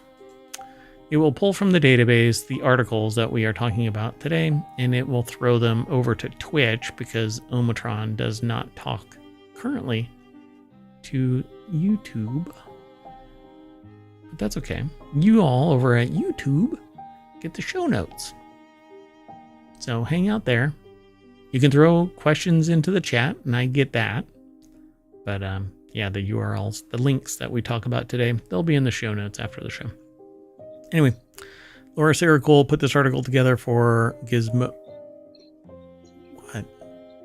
Sorry. I cannot believe somebody would buy this for $630K. Even if they're a big Indiana Jones fan. So, that was a lot of money for a used hat. I know. They could have had mine for like $315,000, for like 50% off. I would totally give them a deal, 50% off. And mine's not as messed up as that one. That one looks old. It's all beaten. Well, it probably has been bombed and shot at and all the things that happened. It looks pretty plain looking, you know, compared to even mine. Anyway, so it came as no surprise that Prop Store, a film and TV memorabilia company, revealed it had sold one of Indiana Jones's screen and photo matched fedoras for an outstanding $630,000. While Indiana Jones wore multiple fedoras throughout the 5 films, this particular topper was from the Temple of Doom. Is this Indiana Jones ASMR? I'm starting to cough already. I don't know what's going on. So Prop Store's backstory on the hat notes, it was crafted by the Herbert Johnson Hat Company in London and was designed by Johnson with Temple of Doom costume designers Anthony Powell and Joanna Johnston. It's a slightly tweaked design compared to the hat seen in Raiders of the Lost Ark, and according to the auction house, it, quote, matches film shots, production stills, and behind-the-scenes footage of Ford in the village set on location in Sri Lanka, in the minecart chase shot at Elstree Studios, and in the river sequence shot in the United States. The hat was also worn by the late stunt performer Dean Ferrandini. Is this kind of like the whale tail kind of a thing where Sure seems like it. they know exactly the markings and it has that little hat tag kind of thing, and there's that little ear dimple looking thing, so it's got to be the right. Oh, and it has that little discoloration right there, so it's got to be matched up. This is some serious commitment, but there are people out there who have watched this movie and it has changed their minds, their whole worldview, yeah. And then there's me who goes, they could have just sat on a beach somewhere, and at least in Indiana Jones, the original Indiana Jones, they would have, the Nazis would have gotten the Ark, and they would have opened it up and been obliterated, and... Right, and you didn't even need Indiana Jones. That's right. So, Prop Store's current auction of entertainment memorabilia contains more than 1,400 original or additional lots, including more Indiana Jones curios, such as the unsettling roasted pig and piglets banquet dish prop from a deleted Temple of Doom scene, and runs through August 18th. Interested participants can place bids online or via telephone by visiting propstore.com/live auction. Guess who's going there after the show? I just want to see what's on there. I look good in a fedora. Moving on. Next article is over in Four Wheel Tag. Hitting a police car without having a donut because you were eating chicken wings is no way to go through life. Some foods are just bad to eat while driving. Anything with too much sauce immediately becomes a danger to your carpet, your steering wheel, and even your control of the motor vehicle, as one Detroit man learned earlier this week when his choice of in-car meal led to a collision with a cop car. Wow, I mean, if you want to run into somebody, probably not a police officer. Yeah, you don't want to do that anyway, but you definitely don't want to hit a cop car because you're eating chicken wings. Doesn't even, why'd you run into me? I was eating chicken. They were really saucy. So Amber Da Silva over at jalopnik.com put the article together. And they have this really funny picture because it's a right-hand drive vehicle, but they have a bowl. It looks like a dog bowl of chicken wings. Yeah, it's a weird photo. Yeah, it's really funny. So, 73-year-old... the only thing I could think of that would be worse to eat while driving would be like a bowl of hot soup. We saved that for the airline. Oh, right. Highly turbulent airlines. You know what? My keyframe is 2. I don't know. It says it right there. Keyframe interval 2. Why are you telling me that it's 1.45? Anyway. So a 73-year-old driver in Detroit crashed into a police car Wednesday after attempting to drive while eating chicken wings, according to the Detroit Free Press. We need to start looking at Detroit Free Press because it is chock-a-block with hilarious news. Okay. Like yesterday we had something from Detroit Free Press by way Really? of... Yeah. So now it's entirely possible that this driver was simply distracted from the road by the deliciousness of his chicken wangs, hopefully from Jacoby's, according to resident Michigander Aaron Marquis, or Marquis. Do you think it's Marquis? I don't think so, but after the George Jimenez incident, yeah, you're a little I'm afraid to add any pronunciations. You're a little gun shy, a little tentative, a little tepid about your commitment to making a decision about pronunciation. Yeah, I can see how that happens. Well, anyway, it looks like it produces a damn good wing, Jacoby's. It also possible, however, that this was a collision that stemmed from a lack of steering wheel control.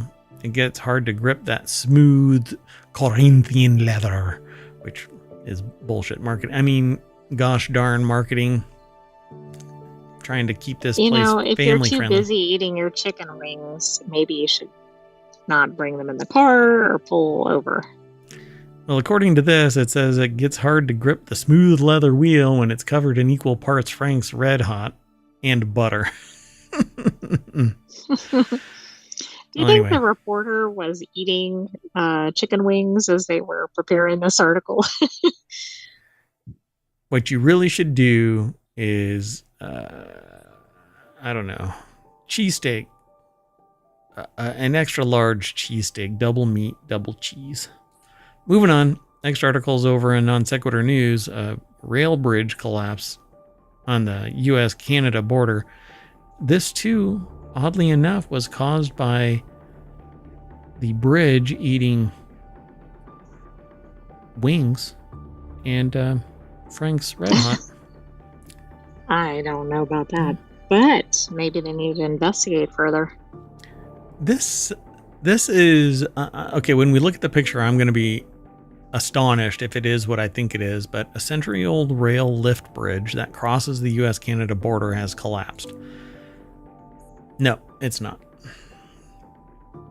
So, Fort Frances, Ontario, a century-old rail lift bridge that crosses the U.S.-Canada border near the cities of International Falls, Minnesota, and Fort Frances, Ontario, has collapsed, and it's unclear when the area will reopen to water traffic along the Rainy River.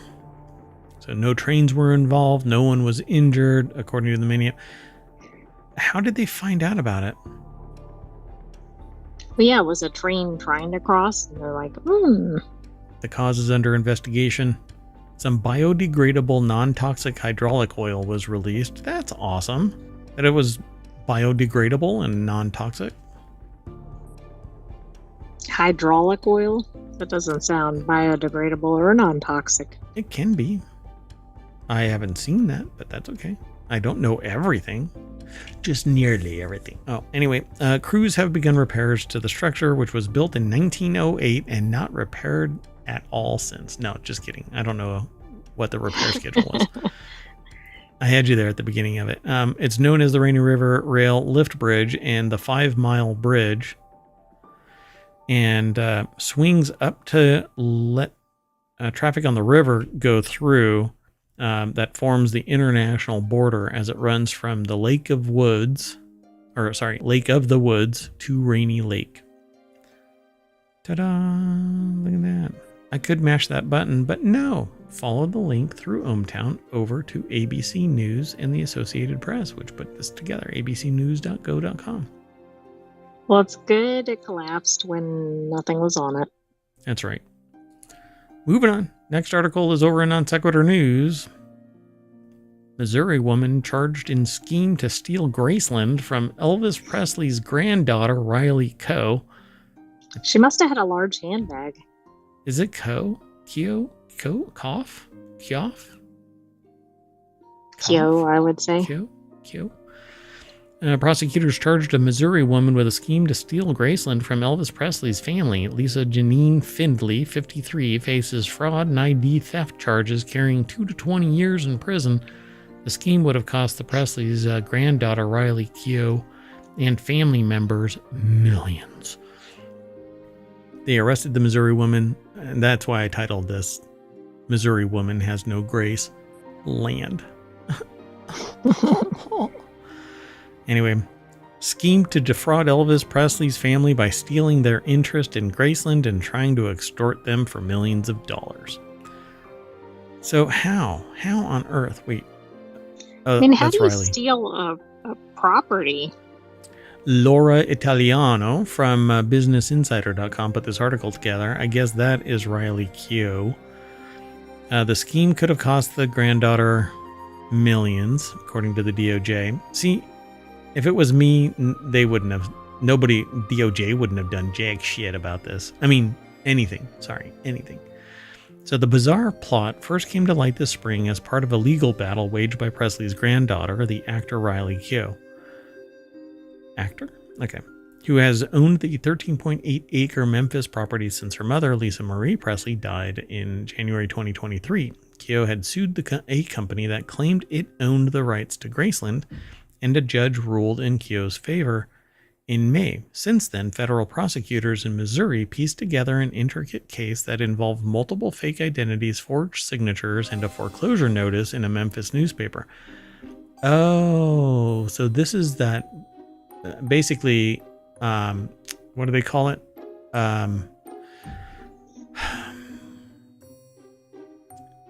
They basically forged the documents that say that they're the like one the that title and everything. title fraud. Yeah. Remember how the person pretended to be somebody remotely and sold a property, but the reason Yes. why it didn't actually go through is because the real estate agent said something's hinky about not this. right. Yeah. Exactly. And went and knocked on the door, and they're like, nope, not me.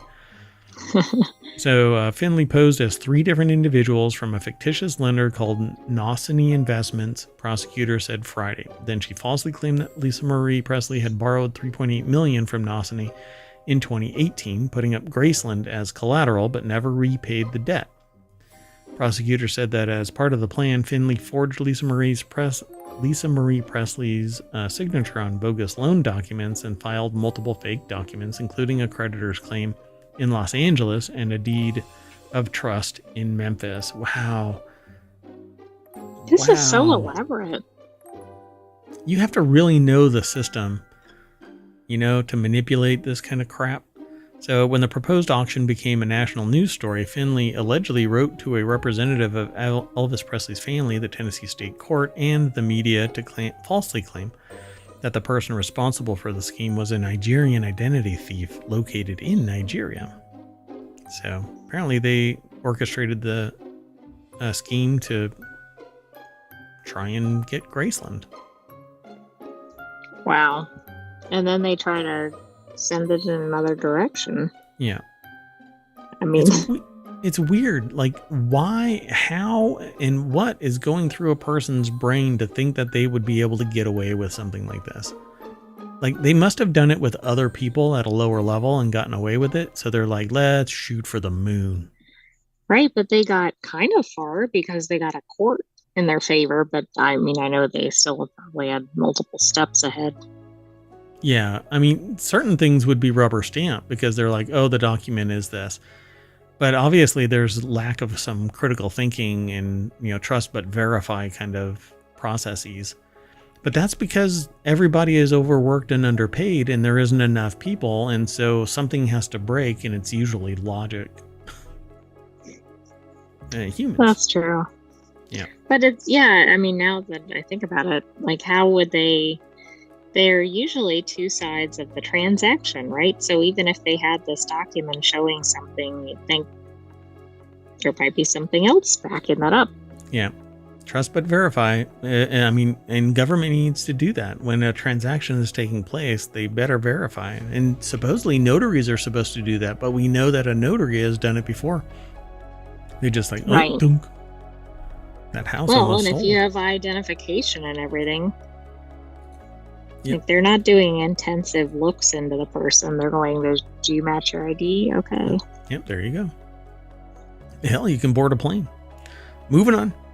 Next article is over in Rounders Gear. Oregon Lottery billboards act with cute furry animals, and I would be very careful.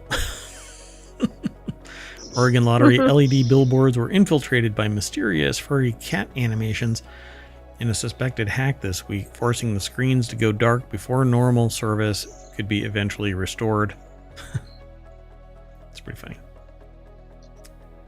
So, seems pretty harmless, other than the person or the organization that paid for the ads. The article is over at casino.org by Philip Conneller. Oregon Lottery LED boards infiltrated by mysterious furry little cat. Meow. Lottery spokesperson Melanie Massaro said Thursday that not all LED screens were affected and that the cats seemed to appear in random locations.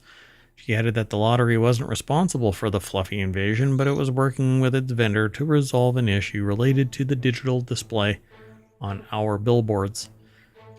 Apparently, i.e., that organization was hacked. Get your act together, company. Yeah, that's funny. Images uploaded to there's an @name. Where does it say that it was? Was it on? I would say Twitter, but it doesn't say. It doesn't say, it just says social media. Uploaded to Shark. Oh, it is Twitter. Oh, there it is, Twitter. It was hard to What a find since it was stupid-ass almost a name. non-existent name. Not Twitter. Twitter's a great name. Brand recognizable. Globally on people's mind. You tweeted. You go to Twitter. Anyway, the timeline by their followers shows the artwork was spotted not just on lottery billboards, but on LED screens in states across the U.S. at the same time. Shark's replies to these posts suggest the artist was surprised to see his artwork displayed on the billboards. That might be shocking if you had nothing to do with the hack. Quick, capitalize on it. Start selling shirts. You know, I saw a hacked billboard and all I got was this shirt, and then show a picture of the... I'm sure that the lottery would probably come after you, though. Right, because then they'd be like, aha! Yeah, there's no chill there. So moving on, the next article is something that I actually called out a while back when we first caught wind that McDonald's collector cups are about to be released. Well, here comes the title for an article. McDonald's collector cups are selling online for a lot of money because McDonald's new adult Happy Meal cups have turned into a collectible gold mine, at least for some third-party websites. It's over at QZ.com. You called it. Yep. And if I would have cared one iota to sit there and be one of those. So my problem with this is that when somebody goes and buys all of these and then they start selling them online, we can't have nice things because McDonald's doesn't care, but society should care. You know, why be that way? You're literally taking the joy. Buy one to use it, right? Yeah. Yeah. You're taking the joy away from adults and children alike. And it's just greedy scumbaggery, sociopathic antisocial behavior. Go look it up. Okay? Antisocial personality disorder. Plain and simple. You don't have to be a greedy bastard. So Francisco Velasquez over at QZ.com put the article together. Should customers want a collectible cup directly from McDonald's, they should expect to spend between $9 and $15. However, the price of a collector's meal, which includes a Big Mac, fries, small drink. Yeah, the last time I had a kid's meal from McDonald's, that drink was a shot glass. Anyway, it can vary based on location and regional pricing. And at some point in the future, I think it's going to be based on what you actually make and what they've managed to glean from your financial records. Anyway, it's important to keep in mind that customers won't know which collectible cup they're going to get until after they receive their order, and they can expect to receive a cup with designs from either Barbie or Hot Wheels, Beanie Babies, Coca-Cola, Hello Kitty and Peanuts, Shrek, Jurassic Park and Minions, or a Grimace glass and Boo buckets. That's a lot of varieties. I guess the point is keep coming back and getting more of these. So, yeah. This comes despite executives mentioning value nearly 90 times during their earnings call. That comment comes from McDonald's latest promotion arrived just after the chain reported second quarter earnings that revealed consumers are still grappling with higher prices, even as inflation shows signs of cooling, which no, leading to lagging sales. Yes, there is a decline. But wait for it. Just wait for it. It's a data manipulation, really, I think. Anyway, other promotions aimed at U.S. customers as well. So, a Big Burger dubbed the Big Arch. They're piloting Oh, I think that. we had a mention of that in another article. Yeah, we talk about... Why do we talk Not about today. McDonald's this much? We don't even go to McDonald's. McDonald's is a big presence in the It's a big U.S. thing. and worldwide. Yeah. So the golden arches are made of the greed and profiteering that they've been taking from your pockets. But hey, you know what? So afterward, are you going to go and get one of these glasses? Yes, as a matter of fact. Moving on. Next article is over in the Mobile Channel. Rare sighting, doomsday fish. Oh, wait. Doomsday fish found near Southern California shore. So this comes out of San Diego, KSWB and KUSI, in a rare and perhaps ominous sighting. An oarfish was found floating near California's La Jolla shores over the weekend.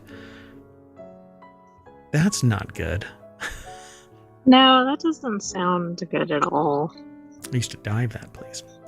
So, according to a spokesperson from Scripps Institution of Oceanography at UC San Diego, a team of science kayakers and snorkelers were out in La Jolla Cove Saturday afternoon and found a dead oarfish.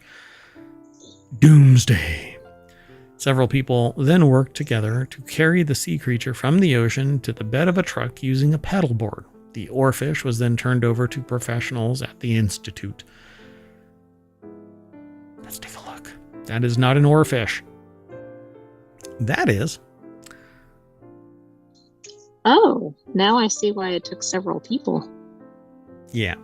They're long and silvery. It kind of looks like an eel or something. That's I know basically, it's not. yeah, basically is. Might as well just call it that. Just so people can understand what it is. So, let me close that. So it was deceased. So really anything could have been the cause of this. But let's find out if they actually figured it out. So in 2011, for instance, more than 20 oarfish reportedly washed ashore in Japan just a few months before a 9.1 earthquake struck. Just a couple days after the oarfish sighting in La Jolla, an earthquake with a magnitude of 4.4 shook Southern California about 2.5 miles south. Southeast of Highland Park near Los Angeles. Whether or not these events are connected is questionable, though it does spark some curiosity. So according I guess to I'd like to know how many oarfish sightings were there, and did all of them have these earthquakes right after? Well, they only have 2. So Right, so it's hard to say that's a trend or a pattern. this one was 12 feet long. Most oarfish measure anywhere between 10 and 30 feet. So, and basically they're being called doomsday fish because when you see one, something bad's gonna happen. Something, it's like a harbinger of something to come. Yep. So you know what's really great about that? All of the states that are in the middle of the United States don't have to worry about it. There's never going to be any doomsday for all of those middle. Right. Only if you're on a coast, I guess. Only, yep, that's right. I mean, unless you have one in a glass of water. On an ocean coast, right? You're probably not even near a lake or something. I don't know. The Great Lakes, they've got like ships and stuff tooling around at the bottom there. Well, and crocodiles are running around in the rivers in Pennsylvania. And zebra mussels and other fish are in there that are doomsday in a different way. I don't know. I was glad to see this was doomsday because of earthquakes and not doomsday because of climate or something. The way I see it, we should just be completely inundated with fear, uncertainty, and doubt. I'm scared. I'm going to go and get a bunch of doomsday prepper food so that I can... That is not what this channel is about. You know what I forgot to do? The article is by Amber Coakley over at thehill.com. I think I said The Hill, but I didn't say Amber Coakley. So there you go, Amber Coakley. I've said your name 5 times, Amber Coakley.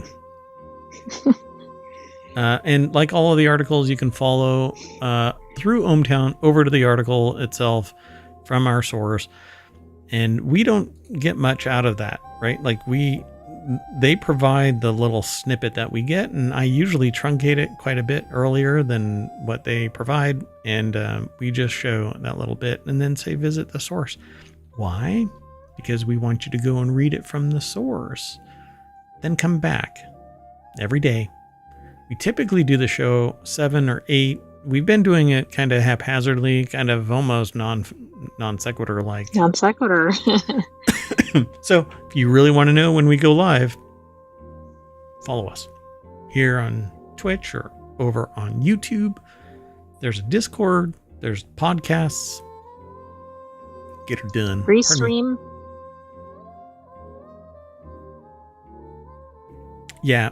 So what I've been doing lately is if you miss any of the week's shows for non sequitur news, I am now restreaming the past 7 days, and it's a constant rotation. So every 24 hours, you basically see it 3 times. So there's never a moment where you shouldn't be able to catch us, at least recorded. And then there's the 1 to 2 hours where we take it offline, get everything ready, and do a show. And you can always catch up on past episodes too, because much of the content is evergreen. Yeah, and you can actually, on ohmTown itself, if you ever are curious, you can go all the way back to 2020. We use this in our Time Machine episodes from time to time. But YouTube, you could just start a playlist. I mean, we have each season, etc. In fact, there's over 1,000 episodes of Non Sequitur News. It used to be called ohmTown Daily News Show, but we changed it because, well, have we met? Anyway, that's it for today. I am Mayor Watt. Right there's the Sentient AI's visualizer. No. Good night, ohmTown citizens. Thanks for joining us for Non Sequitur News. We will have another episode for you tomorrow, and I think we might have some weekly shows for you too. Listen to this.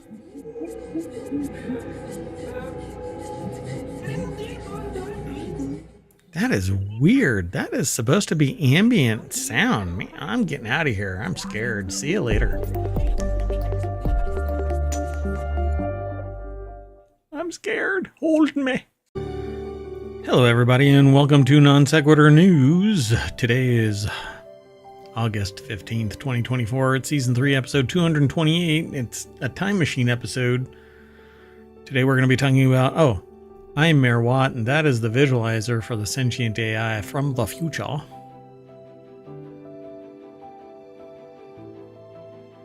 Today we're going to be talking about elephant fossils in Mississippi, the horror of closing Game Informer. That's a lot of celery. Subvide. All horseplay all day. Shark carpet. That's hard to say. Tiny South American deer. One officer against all odds. Well, they didn't kiss the ring. And Starliner. Part, oh my god.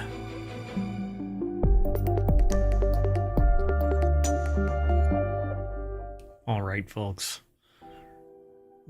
I need to pause a couple of things. I have monitors that are monitoring the stream from different bippity boops, right? One on Twitch.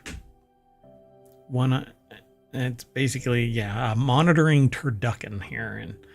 And right before the show, I lost my finger.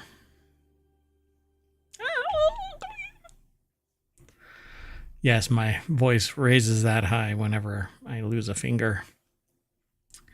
Anywho, let's talk about all of this. The first article is over on the Marble Channel. In Mississippi, a discovery of an elephant fossil from the Ice Age provides window into the past.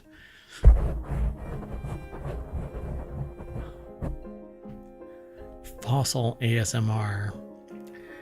Fossil hunter Eddie Templeton was out exploring in MISSISSIPPI.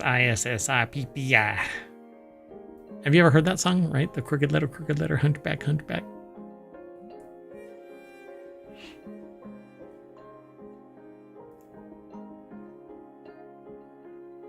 Yeah, there's a song where you say, M-I, crooked letter, I, crooked letter, I, hunchback, I. Anyway, they were out and they stumbled across a steep embankment, and in it was an Ice Age elephant tusk. And lo and behold, the fossil was intact, making it an I'm sorry?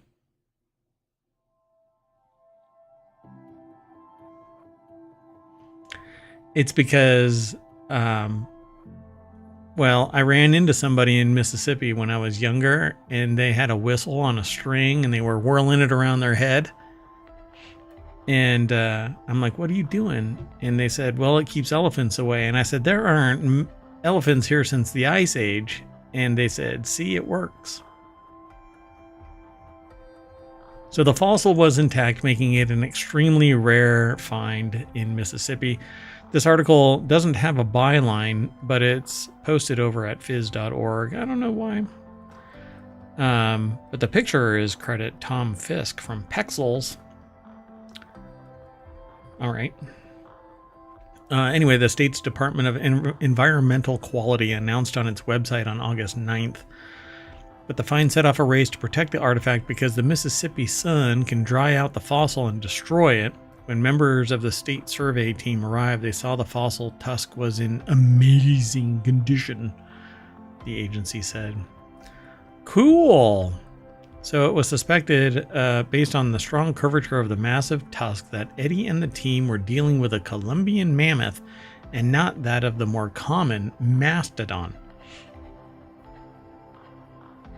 That's interesting. So it's not really an elephant, it's a...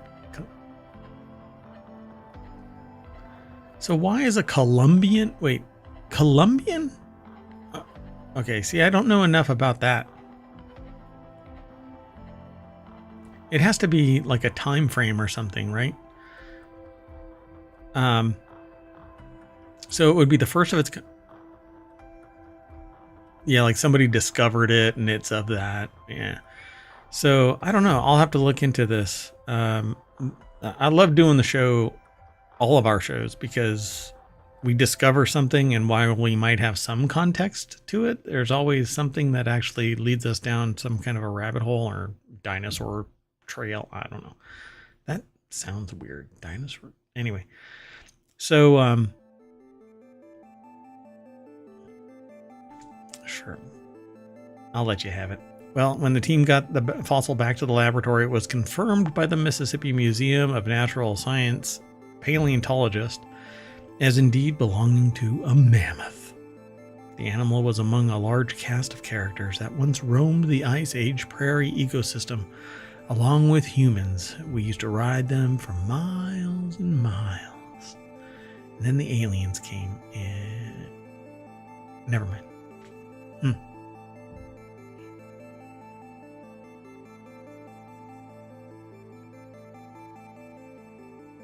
Okay, so why is it Columbi?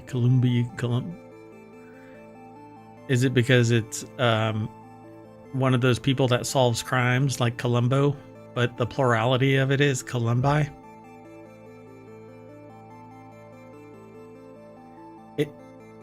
It's a murder mystery mammoth. Columbo.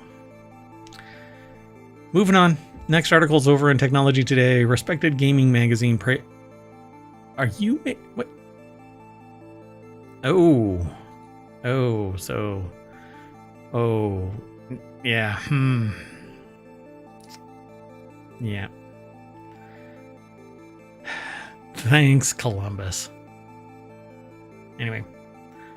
Next article's over in Technology Today. Respected gaming magazine praised after sudden closure. Industry professionals say Game Informer will be much missed after 33 years of gaming coverage.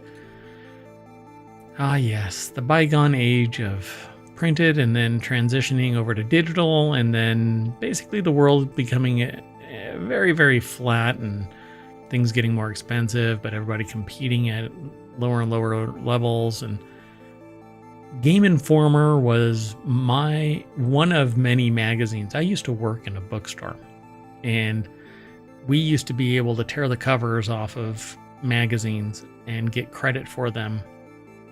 But afterward, we would be able to take the magazines that we liked. Not all of them. Yeah, like one Game Informer or one whatever.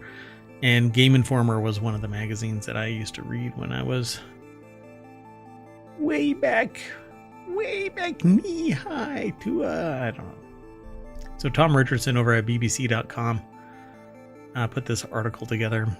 You're from the future, so you weren't even around when Game Informer, when I was reading Game Informer. Yeah. So the makers of the final game to appear on the cover of the world's longest running gaming magazine says its sudden closure is a big loss to the industry. Yeah. So the site is actually, it's there, but it's holding the last image, an array of images actually, from its time. 33 years it ran as a US-based Game Informer magazine that used to have like basically it would talk about all of the games that are coming. GameStop owned the magazine, but apparently GameStop decided to close it. It says it was the subject of an this game called Dead by Daylight developer Behavior Interactive and UK studio Supermassive Games was interviewed with this choose your own adventure style horror game called The Casting of Frank Stone, and Game Informer and Tracy Tuft from Supermassive told Newsbeat that the reporters visited both teams to produce it, but that was the last edition, and that's what was on the screen, or the cover art. So it says it's sad news for everybody. It was such a tentpole of video game journalism. It'll be much missed. And unfortunately, I didn't save any of these things. You know, I've always kind of transitioned out of print. Paper is basically like dirt in Waterworld. Is dead. Yep. I'd like to claw it back, but only for rights management, because you know what you can't duplicate millions and millions of times and distribute without any real cost? Yeah, DVD. You can rip it and then distribute it, but physical media you own, and you can sell it to somebody when you no longer. Oh my God, my arm. Anyway, but no, physical media is gone, and you basically have a perpetual right to consume. And if you stop paying, then. Oh, wait, that's something else. That's something that we have to talk about that. Hold on a second. Take a note. Remember to write or to talk about the idea. Just say that. Okay, anyway. So we just maybe take a little more time to dot our I's and cross our T's. Tracy hopes the industry turns a corner soon. Quote, I think doing more things like this, bringing more innovation, bringing more creative partnerships, that's certainly going to add a little bit of invigoration, she says. But this is all, they're talking really about the casting of Frank Stone. Took about 2 years to make, a relatively short time for a video game, because Supermassive has an established pipeline for making narrative titles, and they go on about that. But what I wanted to really talk about was the fact that this game magazine, Game Informer, is now gone. Another, pillar of the gaming world dissolved, because now you can get your information everywhere. And I'm sure they had one, but I actually removed one of our articles because they have a hard paywall up. And while I respect journalism, I don't think that a hard paywall is the right way to go, because I can get that same information from somewhere else. And at least if you have an ad on there, or I find enough value in your site, I'll pay for your site. I'll pay for your service. But I don't want to be basically forced into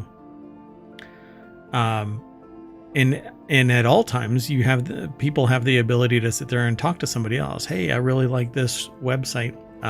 I don't subscribe because I hardly ever go to it. But I would be promoting that other, right now I would be promoting that other website, but because I can't send one of our listeners or viewers over to the site only to get hit by a hard paywall. Now, I suspect that other people will not, but I will. I'm getting hit by it, so I have to pay more now.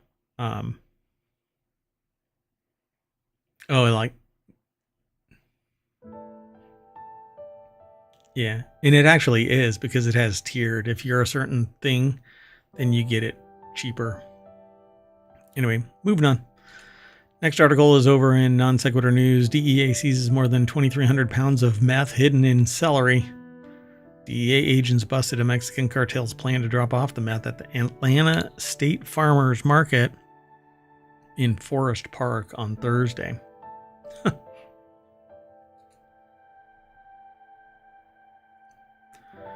This doesn't look like celery to me.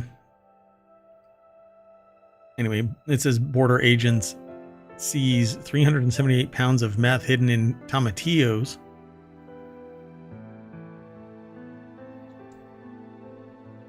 Yeah, they did. Yeah, Rachel Dobkin over at Newsweek.com, because they never align their damn videos with their articles.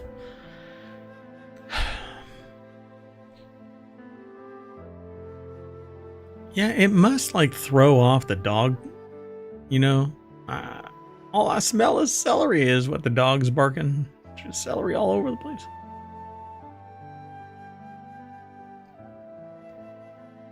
Yeah, I mean, because like the drugs are stacked in the center of it so that if anybody's walking around or looking at it, they don't see anything. Murphy said the DEA agent received a tip about a tractor trailer coming across the Mexican border, which was later revealed to be holding 2,400 pounds of meth. The drugs still have to be tested, but Murphy said officials believe the shipment was pure meth, so uncut. Wow. So this was contained in a cover load of celery. Obviously, we threw away the celery, so there's no concern of buying celery at the... I guess if you did buy that celery... Yeah, can you imagine? You would be paying a very high price for that celery.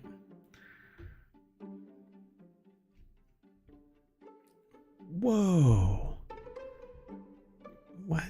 That's a big word. So the drugs were found in a truck, and they were valued at $3 million wholesale because, you know, there's a wholesaler's market for it. Retail would have been whatever they cut it with and how much the market actually demanded depending on where it goes. Meanwhile, I was going to play the trading card game store simulator. So I guess I'm glad that I wasn't in the produce store market right now, because my delivery of celery would never have arrived.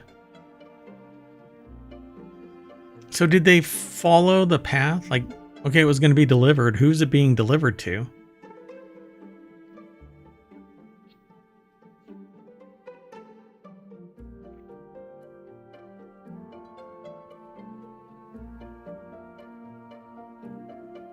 Harper added...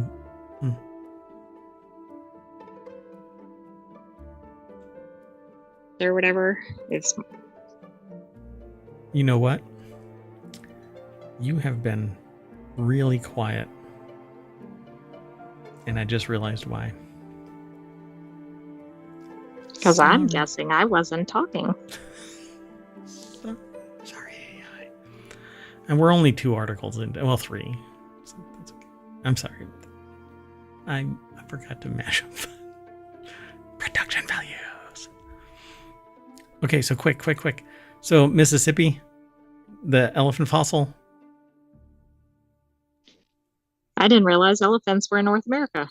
Game Informer. Why didn't they move to a subscription model? That's the one you went with? Okay. And the DEA. I mean, this makes me think of Banicula. Banicula. How many people know about Banicula?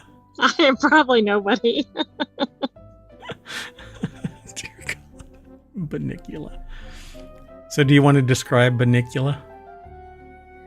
I don't remember exactly what the story is, but it's something like vampire bunnies or something with carrots and celery, maybe. Yeah. I don't even know if it had celery. No, it's just carrots. It's a little removed. Well, what does meth celery have to do with vampire bunny carrots? If you're having meth carrots, you're probably starting to envision like things like vampire bunnies running around. I thought there was a direct nexus. It's meth celery for methany. All right, moving on. Next article's over. I was wondering why you were you were really, really quiet. And I'm like, why? What is going on here? Oh, tab, button push. Okay, never mind. Well, that might explain why I think you ignored a few comments I made. Maybe they were so quiet you didn't hear them. No, I heard you. Everything that you said, I've heard. But, oh, man. All right. The next article is over in the Reality Hacker channel. It's actually a show that we're going to have on this weekend. Your favorite sous vide cooker is going subscription. So subvide, sorry.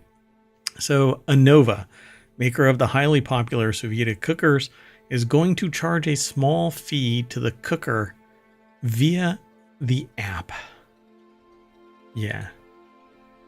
What Now, kind of does crap? this beat heated seats? Well, it's heating other things. So you know what the problem is? It's heating. Heating is the problem. Phil Nickinson You're over right. at digitaltrends.com put this article. Wait until freezers go. Well, you use the freezer for a month. We're going to have to charge you $9.99. Or we're going to let your food thaw. Spoil. Yeah. Oh, my God. So it's official. Nothing is sacred. Anova Culinary? I think it's Anova Culinary is the company behind the popular sous vide devices of the same name. And yeah, it's not Anova. Anyway, and today in a blog post and an email to customers, it announced that it's moving to a subscription model. Kiss my ass. Sorry, I just broke our... That's the name of the subscription model? Yeah. It sounded like it was like model, comma, kiss my ass. It's now being referred to as Nunya. And when you ask me what Nunya is, Nunya getting my money. Anyway, here's the deal. Starting August 21st, 2021, anyone who already has downloaded the Anova app and has an account on the Anova app is good to go. You're grandfathered in. New customers will have to pay $2 a month or $10 a year to use the device via the app. Kiss my ass. You know, we don't want any new customers. I had been thinking about getting one of these, but now no. You Never. should have bought it yesterday. Yeah. Or whenever. Well, no. I have anyone who has already downloaded the app, the Anova app, and has an account is good to go. So starting August 21st, so I got to buy it really quick. Yeah, you still have a few days. So for the uninitiated, Anova sous vide cooker is a device that heats and circulates a water bath. Food, say a steak, is vacuum sealed in a bag and then immersed in the water, and it cooks relatively slowly but also evenly. Because you control the temperature of the water, it's practically impossible to overcook the food, and all the juices are retained in the meat in the bag, or in the bag. You then sear the meat or whatever it is you're making, because you can do it with fish and anything really, but yeah. So it says it's relatively easy, extremely tasty, and they say exactly what the subscription covers will vary a little depending on which model cooker you have, but the broad strokes are manual control via the app, so you can still customize time and temperature that way. Updates about cook status on your phone, cooking guides and recipe discovery, and the ability to save recipes. Hold on. I need to go download the app real quick. One second.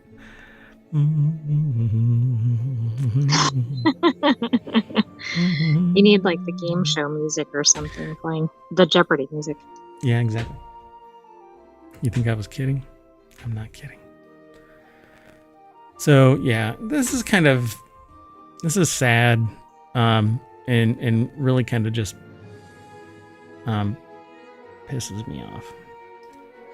So yeah, I guess you can do all of that. Okay, well anyway, so the move comes about a month after it announced that it was shutting down remote connectivity for its original Bluetooth and Bluetooth Plus models on September 28th, 2025. You'll still be able to use them locally, as in plug them in, turn them on, and they'll work just fine. You won't be able to control the devices via the Anova app after that date. To make up for it, Anova offered owners a 50% off coupon, but that discount was only good for a couple of weeks and expired on the 1st of this month. Oh, too late. Yep. So the bad news is, and you can argue what ANOVA is doing here, actually is the more fair way to go about things. Instead of just raising prices on hardware $10 across the board, you have a choice to pay or not, and to take advantage of the subscription features or not. But here's the problem. It isn't just raising prices on hardware $10 across the board. They're nickel and diming you every year in perpetuity as long as you use the device. So yeah, that's the big problem, right? Like, it's just the recurring payments. Yeah. So what I'm going to do is I'm actually going to create an account, and we'll see if I get dinged or not, because I don't own a device. So am I truly grandfathered in? Or I don't think so. You probably have to be using the app with the device, but who knows? Yeah, this is pure unadulterated greed. Greed. If it's about the recipes, then charge a subscription for the recipes. All the rest is a sunk cost. I've already paid for the hardware, the software, everything, the communication, the technology. I've already paid for it. All the other stuff, no. Because I don't have to rely on you to make that hardware continue to work via Bluetooth to me. Sending me telemetry, it's nothing. It's already part and parcel to the software. But the other stuff, right? The subscription, the cooking guides and whatever, recipe discovery, fine, charge for that. But then you're nothing but a recipe company. And I can get recipes all over the place. This is a greedy shitbag kind of. Whoa. Okay, well anyway.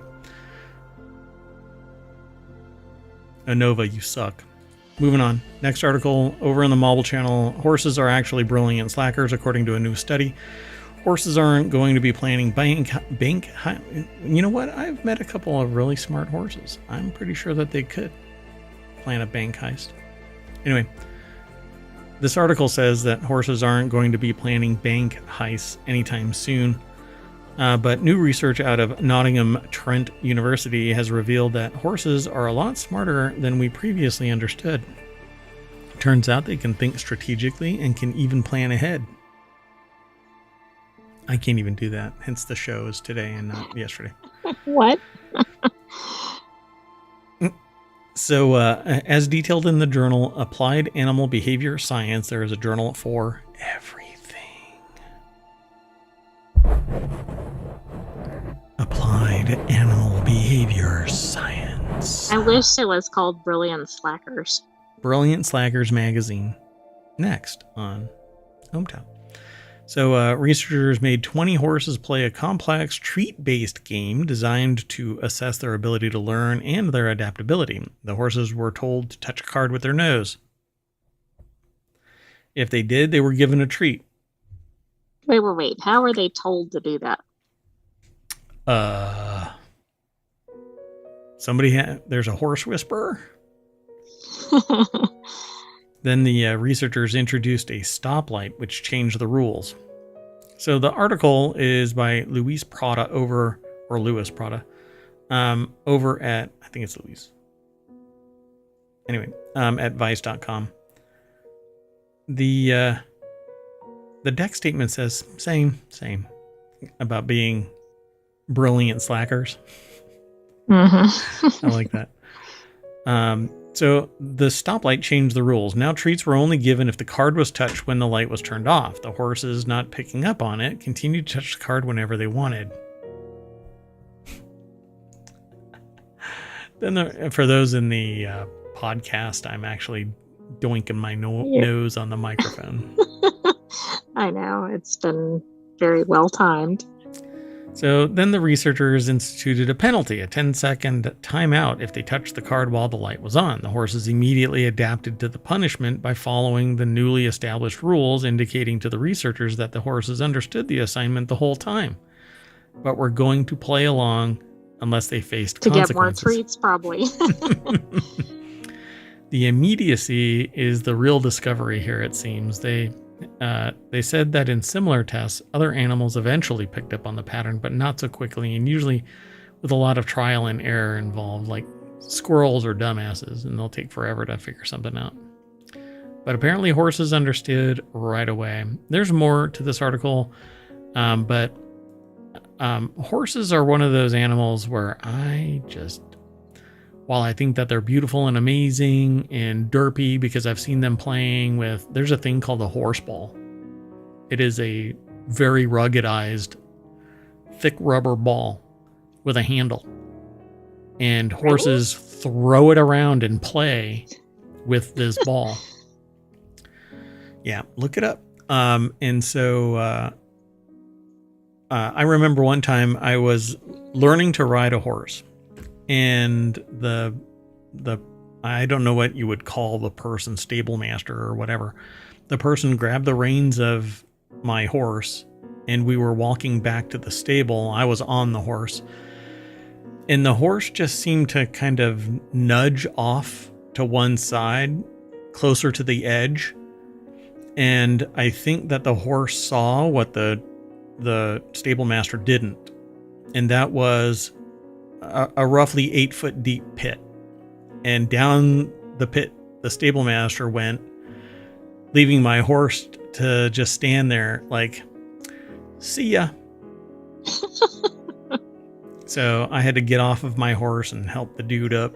And eventually we made it back to the stable with the guy funny. Basically cussing the horse out, like, because it was dark. I came back late. Okay. It's kind of my fault. Anyway, horses are pretty smart, and they're wild animals still, no matter how much you think that they're your buddy. So respect them. I certainly do. I'll never walk next to one again. Especially not if there's a pit. It might really let you fall into the pit. Yep. So this next article is over on the Marble Channel. Thousands of sharks found sleeping like a carpet on the ocean floor. This isn't the first time I've heard about this kind of stuff, but I thought it was interesting because a lot of people think that sharks have to keep moving. Otherwise, they just die because no water is flowing across their gills. But an enormous assemblage of snoozing sharks were all female, posing a mystery to marine biologists. The article is over at gizmodo.com by Adam Kovac. And again, the deck statement says the enormous assemblage of snoozing sharks were all female, posing a mystery to marine biologists. They look really cool. What are these called? What kind of sharks? Thousands of sloofing sharks. Yeah, I think that's just sleeping. Yeah, it's interesting looking though. Were spotted in an underwater sleepover party off the coast of Australia. They look like I don't know if these are actually leopard sharks, but they look like leopard sharks. So the shiver consisted of Port Jackson sharks. Oh, that's actually what they're called, Port Jackson sharks. A species that inhabits Australia's southern coastal waters. The sharks are known for their somewhat bizarre appearance, with two prominent ridges running from their blunt noses to the backs of their head. All right. Now the sharks can grow up to 1.6 meters or 5.5 feet in length, are nocturnal, and spend their nights hunting for squid, octopuses, and crustaceans. Unlike many other shark species, Port Jackson sharks are not considered a threatened or endangered species. Oh, that's interesting. Well, that's good. Yeah, so they were at the bottom of Beagle Marine Park, an aquatic reserve in the Bass Strait. I think that's how it's pronounced. The body of water that separates Australia from Tasmania to its south. Pretty neat. I don't know if they actually have like a research paper or anything like that. But it was it too spotted. Deep for scuba diving near them? I don't know what the depth was. Let's see. Because that might be a little startling if you're scuba diving and then you think, oh, there's a shark. Oh, wait, there's 100 sharks. Yeah, it says it was 213 feet deep, or 65 meters beneath the surface, and that's a considerable deeper dive than your standard deep dive is about 150 feet for a single tank, but you could go down to 213 feet with a couple of tanks, and you just extend your decompression stops so you don't get the bends on the way up, but it can take a lot of time to come back up, so don't be a dumbass. And you can do exotic gases and spend longer time, like nitrox, stay down there longer. So it says, we had been hoping to see sharks again on the survey, said Monk. Coming upon them twice in a 3,000 square kilometer park is like finding a needle in a haystack. So pretty cool. It says a swarm of sharks was the plot to Netflix's summer surprise hit Under Paris, but unlike the mutant makos from the movie, Port Jackson sharks are not a threat to humans. Even on the very rare occasion they do bite, the worst that happens is a bruise and a torn wetsuit. It might still hurt, but I guess that means you're not going to lose your life or your limb or something. It's kind of funny. I mean, it's such a throwaway comment at the end, which is actually pretty standard for journalists. But I thought it was funny to make that point. It is. Okay, let's keep going. Next article's over in the Marble Channel. Tiny South American deer debuts at New York City Zoo. A tiny South American deer that will weigh only as much as a watermelon when fully grown is... But watermelons come in all shapes and sizes. I don't get it. Anyway, yeah, it's going to be at the Queens Zoo in New York City. It's made of salsa. Now, the article does not have a byline again. And it's over at fizz.org. Look at that tiny little thing. Oh, it is a poodoo. Oh, that's very cute. That's what it is. Yeah, it's a poodoo. They were kind of cagey about it, right? Tiny South American deer debuts. If they would have called it a poodoo in the title, it would have been a giveaway. But yeah, they are. They're pretty cute and tiny. I want one. I want a tiny poodoo. So the southern poodoo fawn. But they're wild animals. So they are wild animals. Have them as people. Yeah, I know. Can still want one. Put it in want it. This article needs to go in want. So the southern poodoo fawn weighed just 2 pounds when it was born June 21st. The Wildlife Conservation Society, which runs the New York City zoos, said in a news release Thursday it is expected to weigh 15 to 20 pounds in adulthood. That's basically a sturdy savanna cat, an F3 savanna cat. And it would probably be the same size.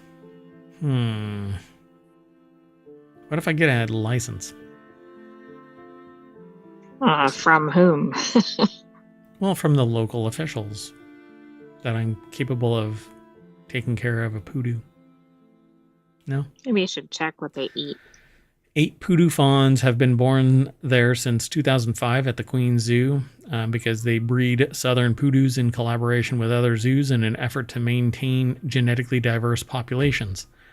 And now it will share the Queens Zoo habitat with its parents. There are 2 more poodoos in the Conservation Society's Prospect Park Zoo in Brooklyn. It's pretty neat. Look at that. It's cute. It's pretty adorable. It is. All right. Moving on. Next article is over in on Sequitur News. Texas town left with 1 officer after police mass exodus. I titled this one Officer Against All Odds. The police chief. That could be pretty rough, especially if they're like, we need the whole force to show up for something. So you know that you have to be either you are the only person that is completely tone deaf as to what's going on between the city council and the rest of the police force, or you're the one like complete ass that nobody wants to be around. I mean, there's definitely something going on, but yeah. So Khalida Rahman is the author of this article. The video has nothing to do with this article, but a Texas town left with 1 officer after police mass exodus. The small police department in Texas has been left with only 1 active officer after a mass exodus of officers. Try that in a small town. Police Chief William Monser and 3 officers resigned from the Surfside Beach Police Department on Monday, according to KHOU 11. Later in the week, 4 more officers resigned. Quote, I would like to thank the residents for their support over the last 2 years, Monsieur wrote in a a post on the department's Facebook page after announcing that several members of the force has resigned, according to the Facts news outlet. Quote, I would also like to thank all of our local police agencies for their support to the department. So the Facebook page couldn't be accessed on Thursday, according to the author in the article. Kelly Marks, the last remaining officer, was promoted to interim police chief. Surviving attrition. Ta-da! Yeah, some people do it and deserve to be promoted. Other people do it and the institution shouldn't. I'll just put it that way. So the police department in Surfside Beach, a town located just 60 miles south of Houston with a population of around 640 people, had 10 officers, 9 of whom were active. One was on medical leave and planning to resign. Oh, I was going to say, I hope the inactive one wasn't the one who was left. Yeah, really. So the wave of resignations was reportedly the result of alleged issues between the police department and the Surfside Beach City Council. Let's see. That's kind of a significant issue that might lead to that, right? I mean, you could see maybe one person leaving or something, but... So essentially what would happen is somebody would be arrested or whatever with the police, and the police, the people in the city would say, well, I know so-and-so, and I'm going to call so-and-so and take your job. So they try to retaliate against their officers. Monsieur had threatened to quit during a city council meeting last Monday, during which he accused the council of working to remove him. I mean, it says the whole situation is unfortunate, but if that's what's going on, I hope that you have cameras. That's why you have the chest cameras on, right? That way you have evidence that somebody is abusing either the city council's authority or their authority. Right, and you'd think in something like a city council meeting that would be recorded. I mean, who knows what's happening? Look what you can try in a small town. Moving on. Next article's over in the Law Nerd channel, which is a show that I'd really like to kick off, but I don't know. You kind of need an attorney here, too. Anyway, a teen on a field trip ends up in handcuffs and jail garb because judge didn't want to be played with. She was falling asleep. By the way, that's what was going on. She was falling asleep. Okay. So a teenager sleeping during a field trip to a Detroit courtroom got a wake-up call from a judge Tuesday. Who was the organizer of the field trip or the teacher or whatever? I mean, the judge should not have done this, but who else was there? Yeah. So Deborah Kassens-Weiss over at abajournal.com put the article together. And it says a teenager sleeping during a field trip to a Detroit courtroom got a wake-up call from a judge Tuesday.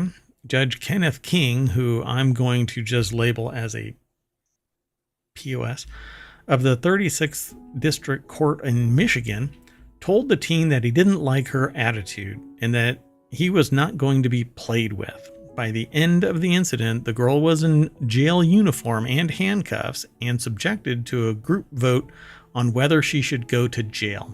So populist crap. And punitive of a teenager who was told to come to this thing and was probably exhausted because she's doing other things, right? She could be studying. She could have disrupted home life, all kinds of stuff. Job. Who knows? Exactly. Kenneth she worked King, in a meatpacking plant overnight or something. Or working on the Hyundai hoods, stamping metal at 2:00 in the morning. Kenneth King, without knowing more, I would have to say dispassionate response instead of maybe taking the person aside and saying, are you okay? Is everything cool at home? Or do you need any assistance? Instead. Well, do we even have to know more to know this is just completely wrong? 16 years old. There's nothing that would justify this. Right. 16 years old. Her parents and the group sponsoring the field trip said that the girl was 15 years old, but initial reports said that she was 16. In a statement, the group said that the girl was traumatized by the judge's unnecessary disciplinary treatment and scolding. Although the judge was trying to teach a lesson of respect, his methods were unacceptable. The group of students should have been simply asked to leave the courtroom if he thought that they were being disrespectful. Somebody falling asleep in your courtroom, maybe you're a boring judge. And the only reason you command any respect is because somebody appointed you that position.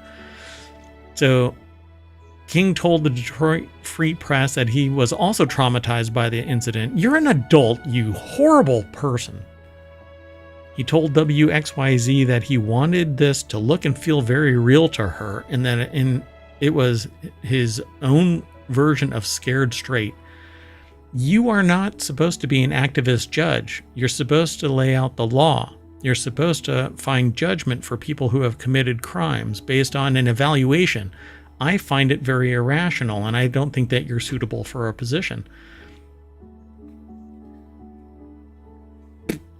I think this judge will be gone in a matter of months.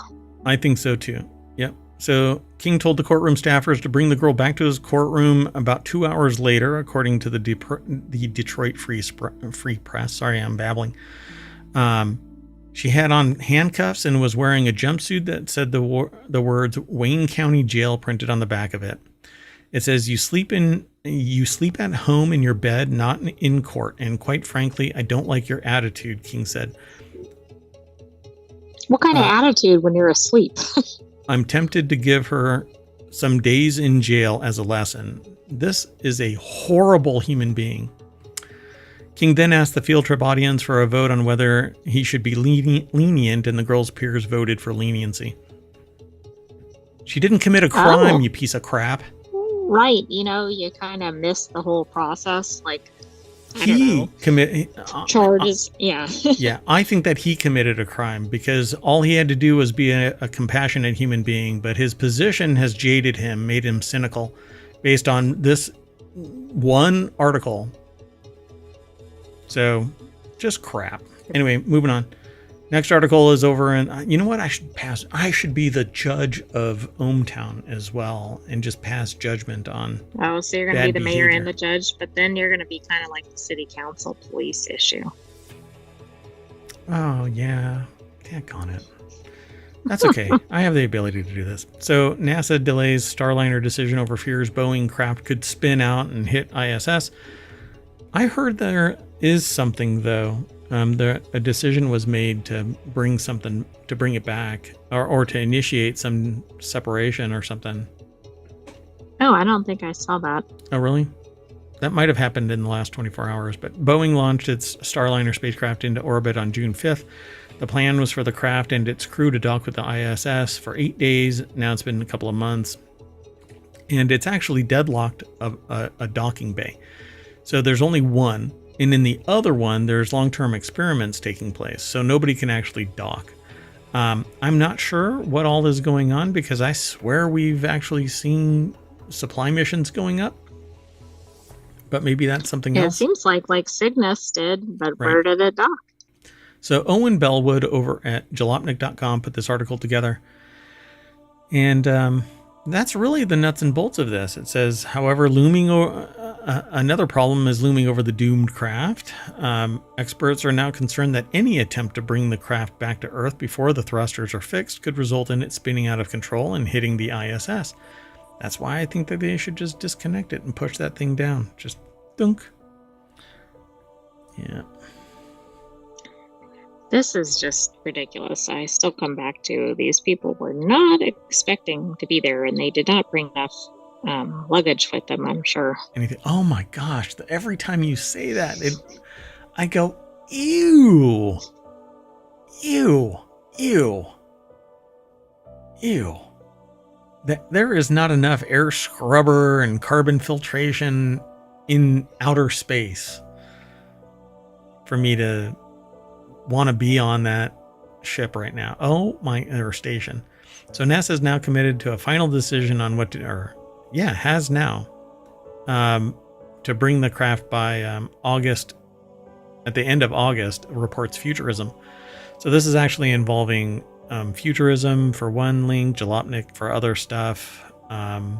There's actually a bunch of little links in here. But the agency is considering testing the capsule to see if it's ready to return for a return flight, or its backup is to bring Wilmore and Williams back to terra firma on a SpaceX mission that will launch in September and return in February 2025. They're gonna be on that. Anyway, once the decision on the safe return of the astronauts is made, the next question will be whether or not Boeing can be trusted with spaceflight once again. Whoops. Mom and Dad are pissed. Okay, that's from the article. Yeah, Mom and Dad are pissed. Yeah. Look, when I saw this mishmashy patchwork that looks like bubblegum and duct tape and maybe a tampon is involved, I said, this thing looks like it was made in somebody's garage. Then they had a leak. And then they had another one. And then in space, they discover 5 more. You're like, what the hell is going on? I would have just said, you know what? Let's abort this and bring you straight back down. Don't make me turn this space shuttle around. I'm going to turn this Boeing Starliner right back around. Anyway. Yeah, they really Scrooged this one. McDuck. Anyway, whatever. So that's it, folks. I am Mayor Watt, and that's the Sentient AI from the future, and we are going to use Canadarm to launch ourselves back into the main street of ohmTown.com. Go over there, become a citizen. If you've been here this long, then like and subscribe and follow us here on Twitch and over on YouTube, and leave a comment and tell a friend and download the podcast and go over to the Discord. And I'm still not done. You can refresh. Yeah. Oh, can I? I don't think so. Okay, we're going to turn off the time machine. Doink. Oh.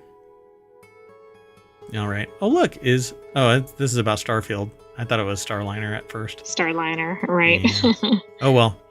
That's it, folks. We are done for the time machine episode. And later on tonight, we're going to have the real episode, the August 16th episode. This was a real episode. I mean, it was a time machine episode, so we're done even earlier. Anyway, stay frisky, everybody.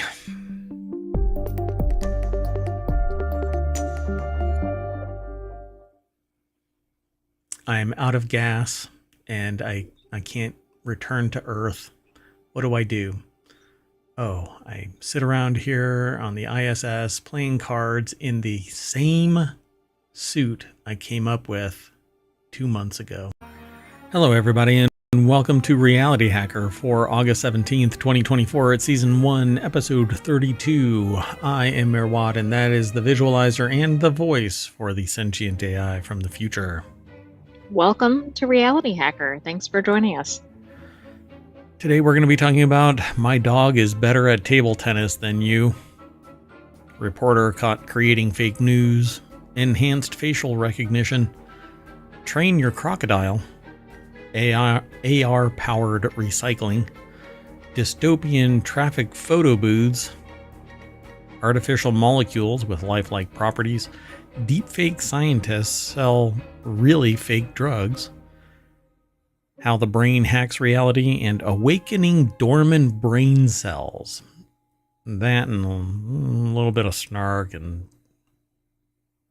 maybe some jokes. Unlike this intro. Okay.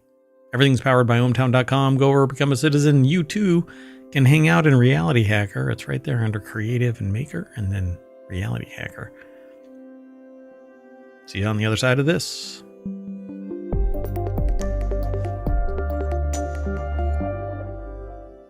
All right, folks.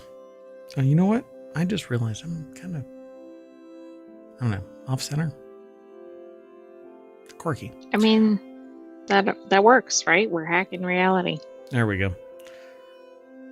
By the way, there are some deepfake technologies out right now that allow you to swap faces in real time with anything. It won't work with hair. But like I can That change my is face. just getting ridiculously advanced. Like if I put a wig on right now, it would automatically, not automatically, it would though magically transform me into a completely different person, and I can use my voice changer to be anything. Pretty wild. Yep. So I can start saying ooh, ooh without people questioning anything about me. A robot trained with AI to beat average randos at table tennis is a much more impressive thing than you might think. Mention AI and robots to most people, and they'll think the end of the world scenarios involving lasers and glowing red eyes and Terminator bodies that Sentient AI There from the aren't future. any Terminator bodies up here. All right. These are not the droids you're looking for. Anyway, not so Google DeepMind, who've made a big step forward in robotic AI technology by training a system to beat the average person at table tennis rather than the global eradication of humanity. Yeah. That is why I air-gapped the Sentient AI from the future that I caught on a USB drive. No. Almost had it. I kept having to move it because, anyway, almost captured that neuron. You're a neuron. So footage of the robot in action was posted on Twitter by Google DeepMind, and as someone who has some experience of programming robot arms, albeit in a limited manufacturing engineering capacity, the author of this article was really impressed by what they saw. Not me. Did anybody think about the table tennis being kind of a cover for these other things? Right? Yeah, that's what's going on right now. It starts with table tennis. It ends with total domination. So Nick Evanson over at PCGamer.com put this article together. It's a deck statement says, anyone who has spent hours battling with toolpaths and G-code will certainly be interested. Who's the person that made the basketball hoop that you can't lose? You can't miss because the basketball hoop shifts around to wherever you throw it. I don't know. It's not I like to make things.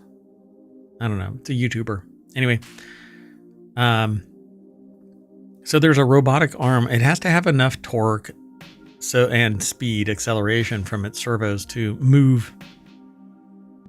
So footage of the robot was posted on Twitter by Google. That's the knockoff. Yeah, the budget. Is this Google. From Stuff Made Here, maybe? Yeah, Stuff Made Here. Yeah. Anyway, so footage was posted on Twitter, albeit in a limit. They say that they were really impressed by what they saw, and the study's research paper is well worth reading. It's more than just a camera keeping track of the ball and then motors wildly swinging a paddle about to start things off. Google DeepMind built a database of all the initial states a table tennis ball could have, such as position, speed, and spin. From there, the robot arm just practiced various movements, getting used to switching between fore and backhand grips, applying topspin, and so on, and then it was pitched against real players with the AI system designed so that it would monitor how different people would behave and play and use that information to refine the overall algorithm. Its success rate was tracked and the selected strategy self-adjusting in real time accordingly. So it played against 29 opponents, ranked into 4 different skill levels, and after completing all the matches, it came roughly in the middle of them, essentially the same as an intermediate amateur. Okay, so it's basically learning as it goes. That is impressive. Yeah, I mean, and it's doing it faster and faster. So, and it doesn't ever forget. So it has the ability to become superior, and however long it took to actually get to this point. They say here that they can foresee a time when seriously injured people could be routinely relying on AI-trained robot arms to handle things for them while they recover and return to full strength and mobility. Or just use the arms that are augmented with AI so that You know, Right, sometimes, even just for regular assistance. right, doing whatever. It doesn't have to be because you're seriously injured. Pardon me once.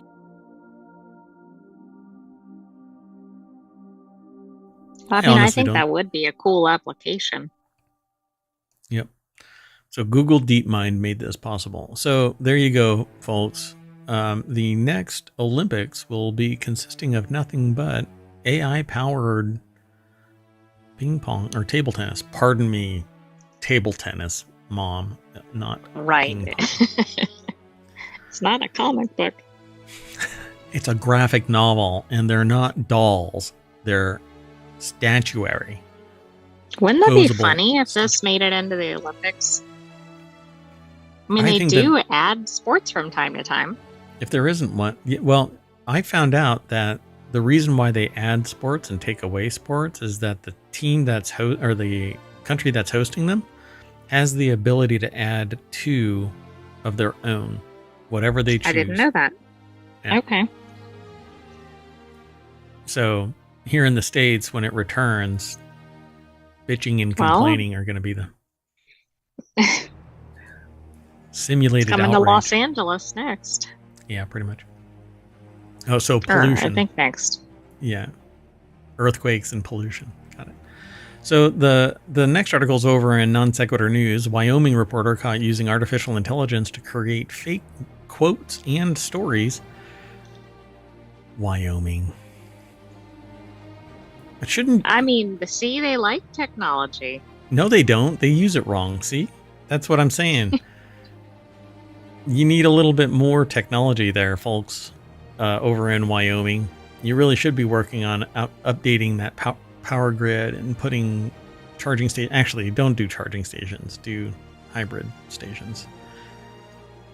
Anyway, a reporter in a small Wyoming newspaper tried this in a small town.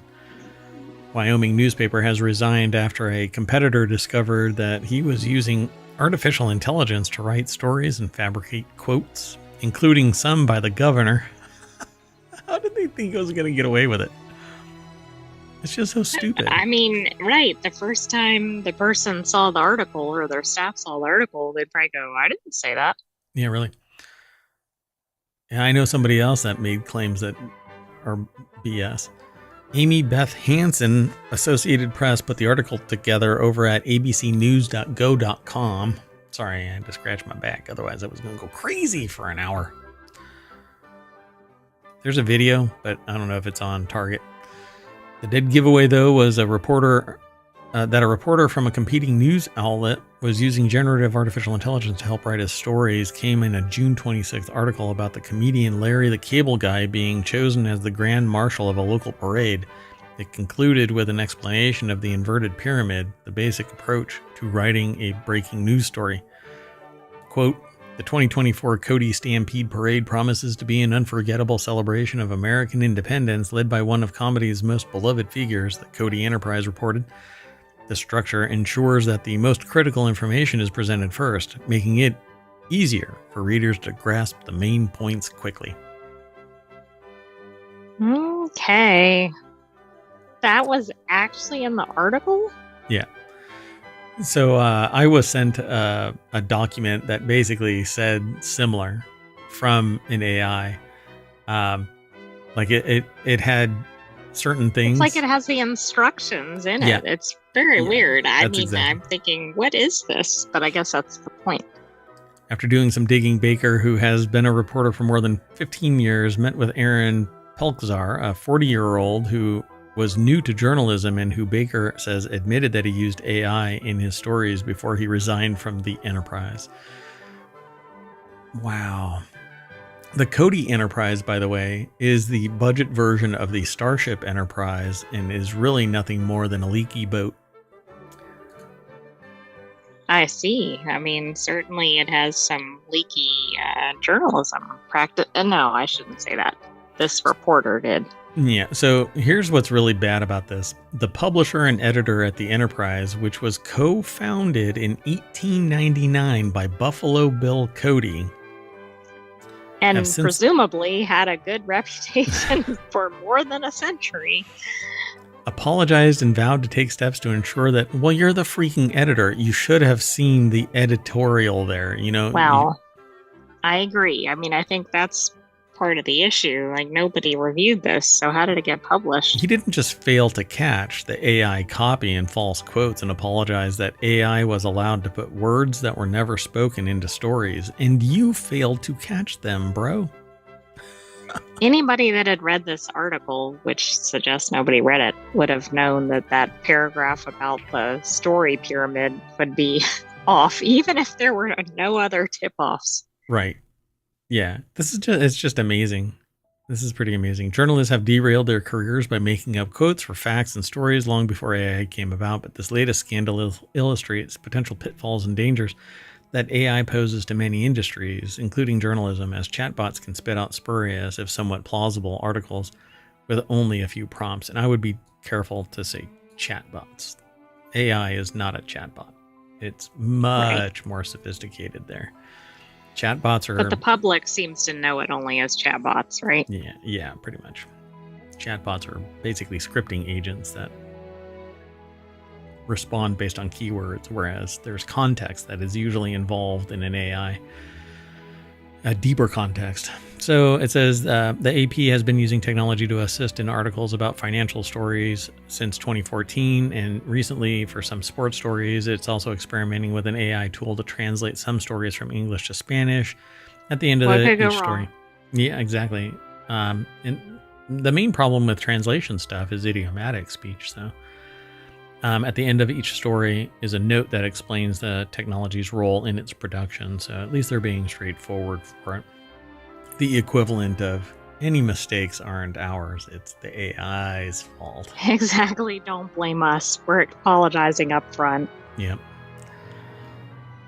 That's what I say about... No, never mind. So in his PAL Tribune story, breaking the news about Peltzer's use of AI in articles, Baker wrote that he had an uncomfortable but cordial meeting with Peltzer and Bacon. During the meeting, Peltzer said, "Obviously, I've never intentionally tried to misquote anybody," and promised to correct them and issue apologies and say they were misstatements, Baker wrote, noting that Peltzer insisted that his mistakes shouldn't reflect on his Cody Enterprise editors. How did he not intentionally misquote somebody if he put a quote of somebody he didn't talk to, for instance? Well, it's not necessarily a misquote. It's the intent was to rely on the AI to not... Oh, I see. Yeah. And so while they're being coy with the incompetence, right? Because you don't say this is all legit without verifiable facts. One way or the other, somebody's going to verify it. And if you're caught off guard by it, and this is actually something that I do with people, if they submit something to me, I'll ask a question that is only bound within the constraints of what their report said. And if they go, huh? Then I know that everything else is bullshit. It's kind of like what they did with garbage. How should I say that? If their report isn't substantiated by their statement when they're interviewed about the report, then it's all lies or fake or trash or garbage. I said BS, and I'm trying to be family friendly. But do you remember Van Halen? I think it was, with the brown M&Ms having to be removed. Yes, I don't know if it was Van Halen. It may have been, but wasn't that for purposes of knowing that the full contract was followed? It followed with a fine-tooth comb to make sure that everything was on the up and up, so nobody was harmed. So it says they're believable quotes here, Bacon said, noting that the people he spoke to during the review of Peltzer's articles said the quotes sounded like something they'd say, but that they had never actually talked to Peltzer. There's 7 articles they've uncovered in total. Oh, wow. Yeah, this is just bad. I mean, and here's the thing, you're going to have to sift. That's why we always cite our sources here. We always include it. Now, I don't know of everybody that does that, but I have been seeing more people citing their sources when they sit there and do like a show like this. One was pretty prolific about it. I can't remember their name though. I mean, like everything that they mentioned was included in the show notes. So I was pretty impressed because I thought that I was not the first, but definitely not seeing a lot of people do that. Anyway, 2 of the question stories included fake quotes from Wyoming Governor Mark Gordon that his staff only learned about when Baker called them. One quote was entirely fabricated, another is partially fabricated, said Michael Perlman, a spokesperson for the governor.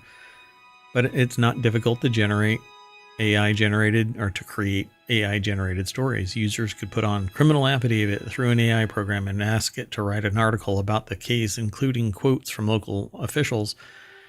The problem is that AI hallucinates. It's a known problem, and you can't trust it. So you have to have notes. That's what journalists do. They actually come with receipts when somebody tries to invalidate the statements.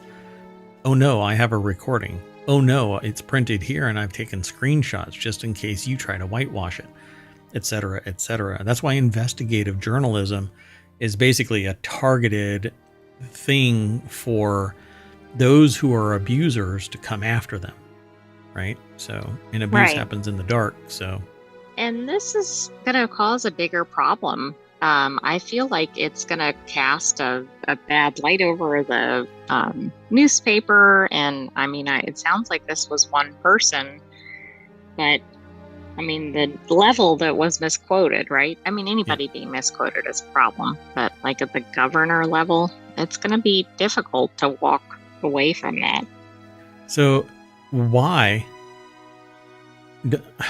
My problem here is the editor should have looked at it and said, I'm well informed enough to know that some of this is bullshit. I mean, doggone it, it is fabrication, is AI or something. We need the bleep button, but yes.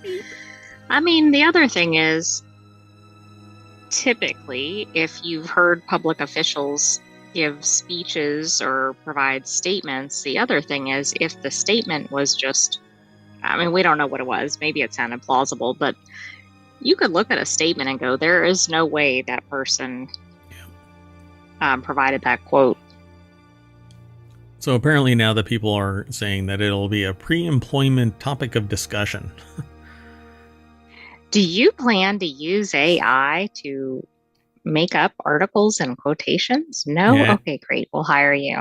It's like that other, criminals always are totally straightforward about their criminal activities.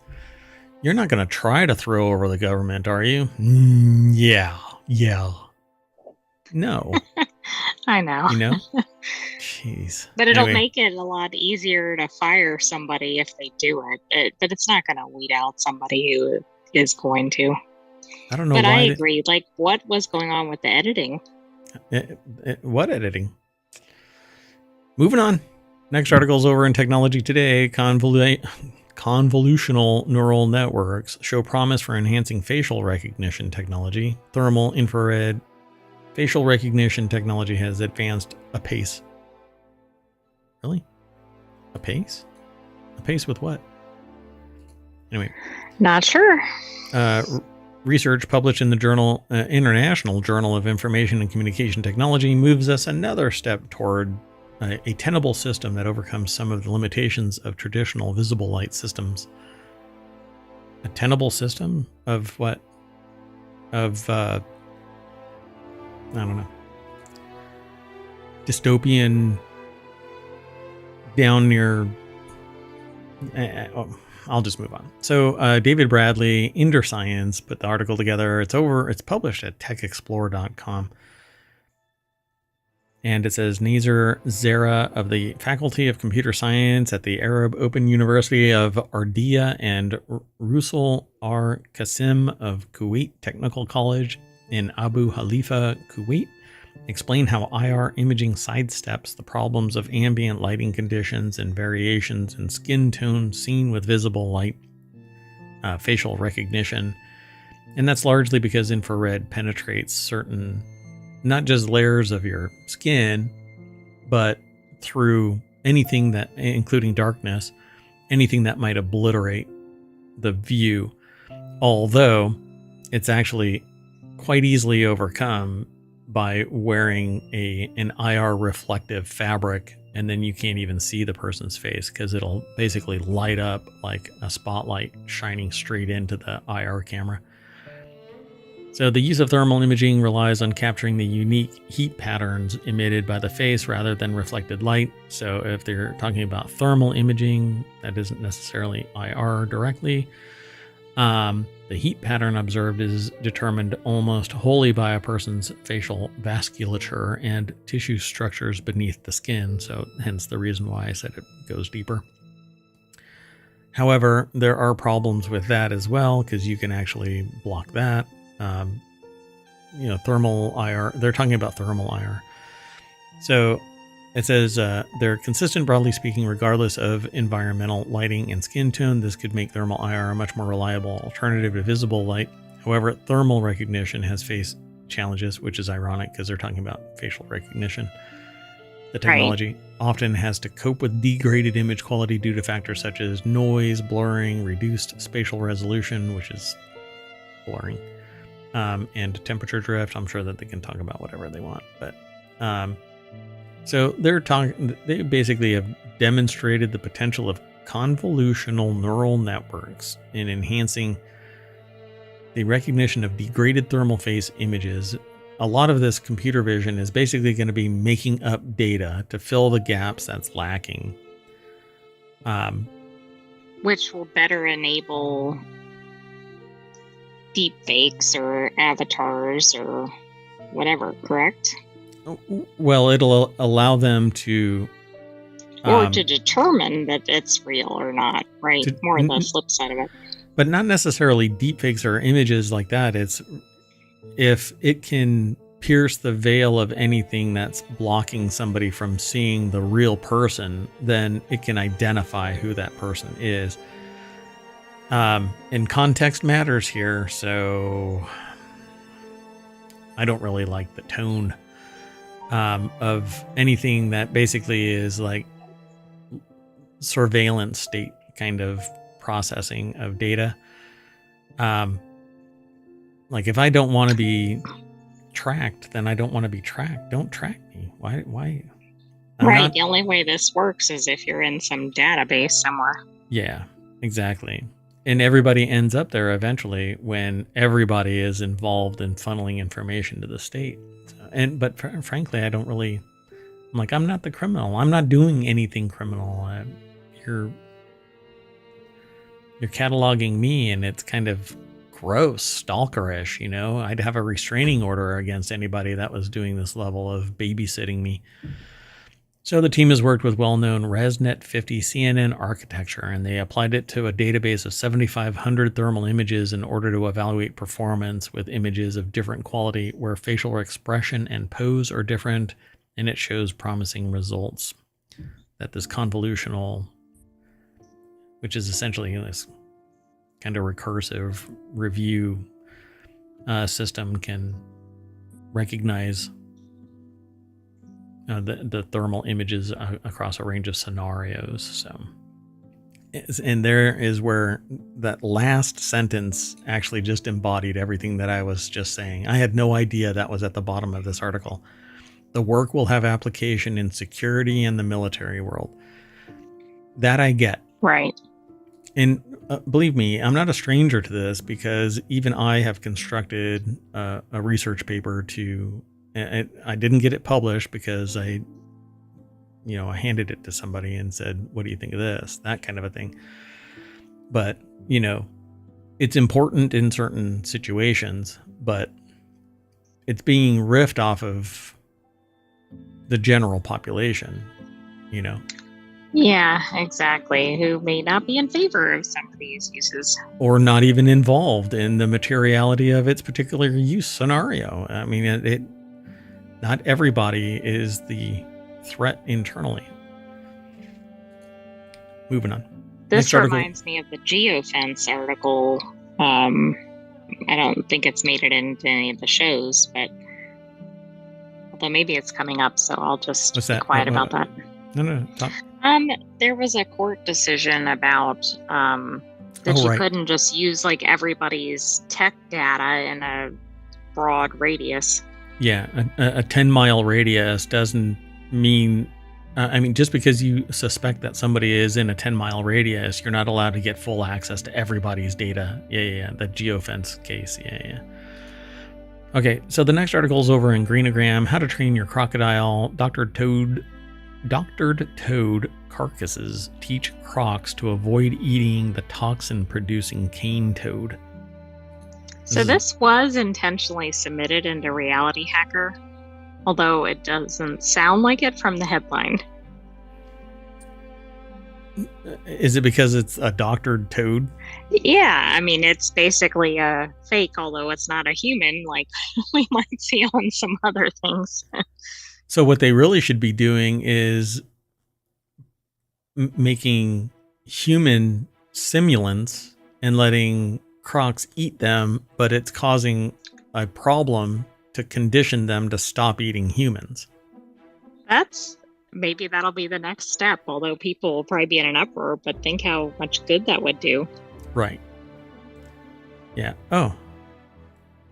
I have to log in now? That's new. Huh. Interesting. I just thought it was interesting because they're basically doing deep fakes now with crocodiles. Yeah, so they're and toads. That's exactly it. Poisonous toads are killing freshwater crocodiles in Australia, but taste aversion training might help save the reptiles' lives.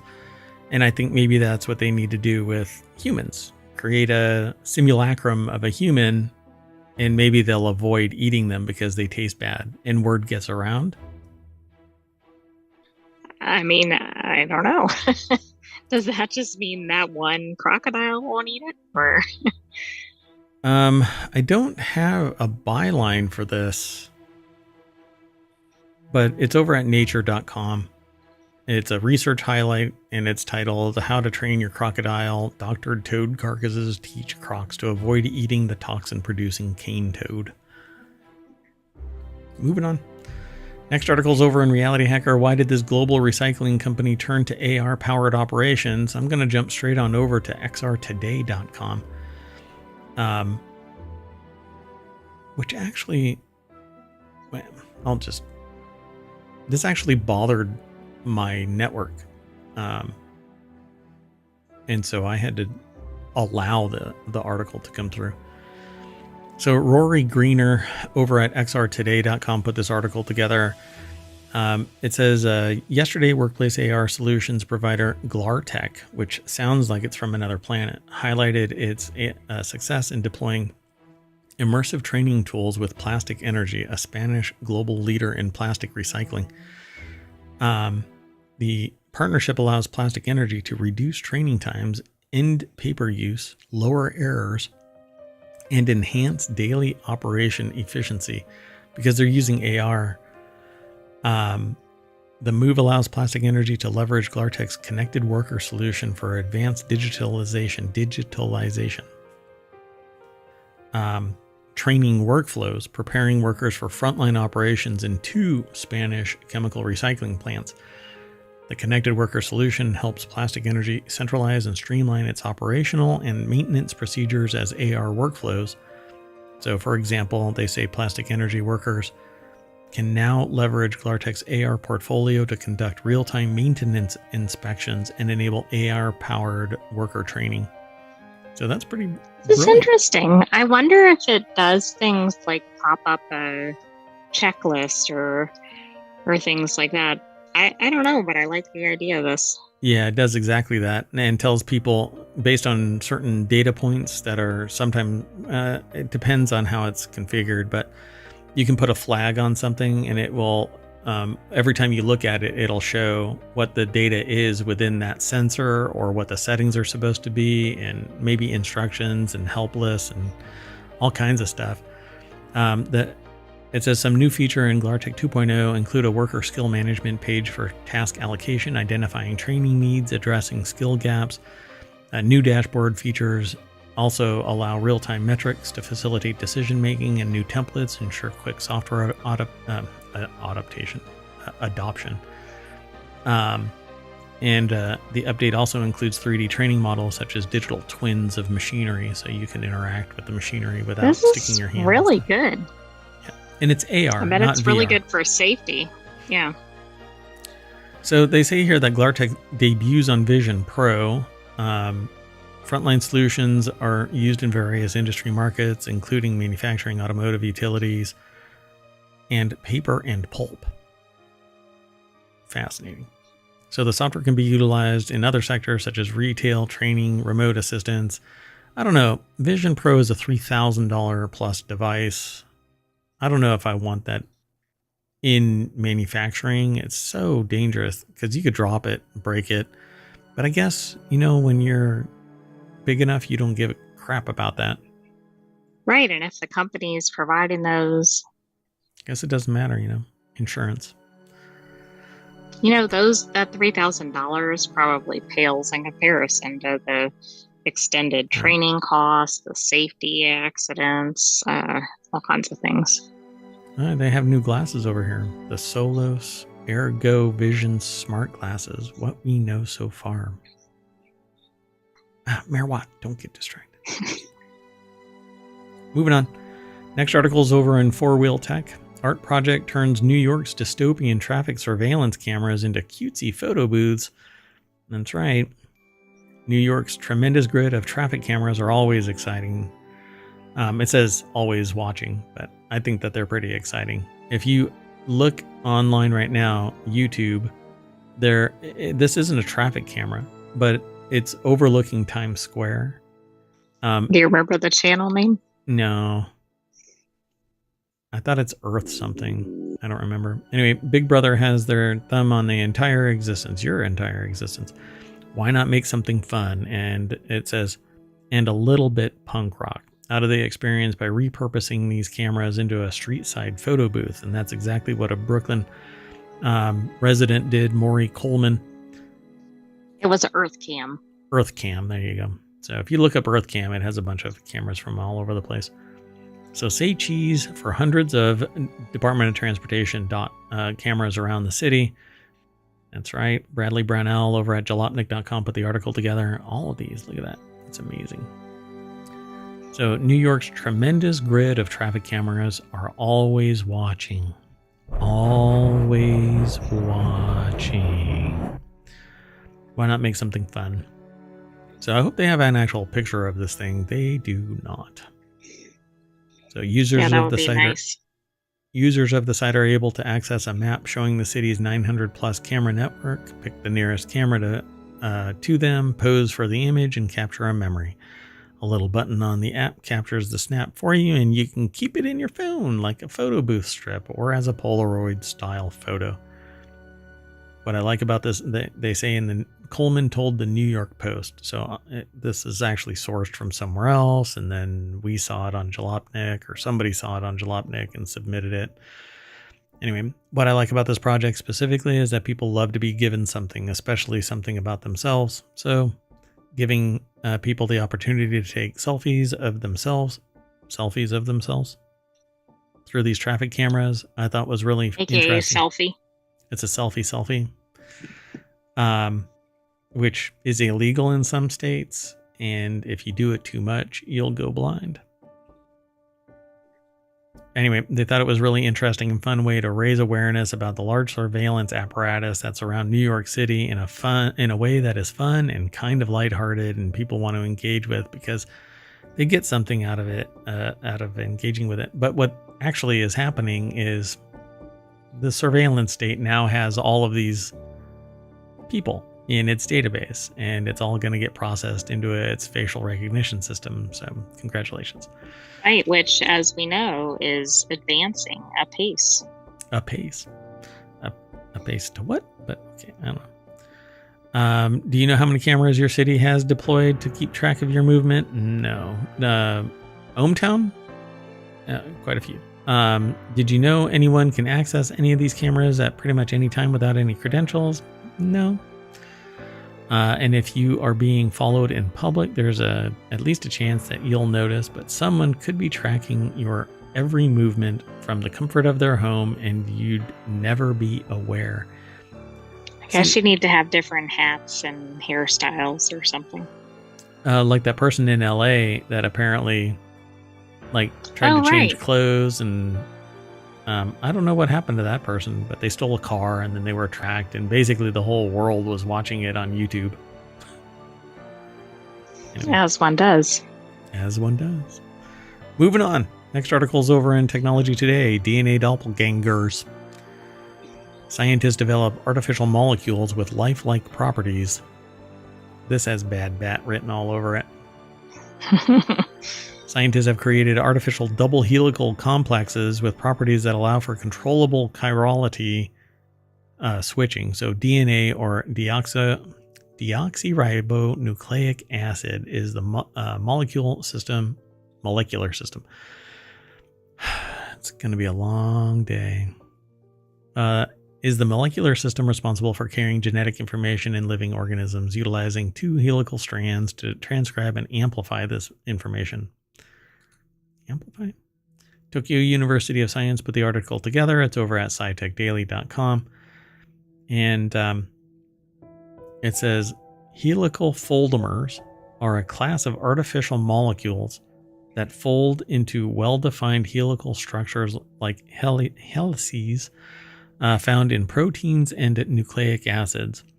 They have garnered considerable attention as stimuli-responsive switchable molecules, tunable chiral materials, and cooperative supramolecule systems due to their chiral and conformational switching properties. So they Did can you get change. all that? Yeah.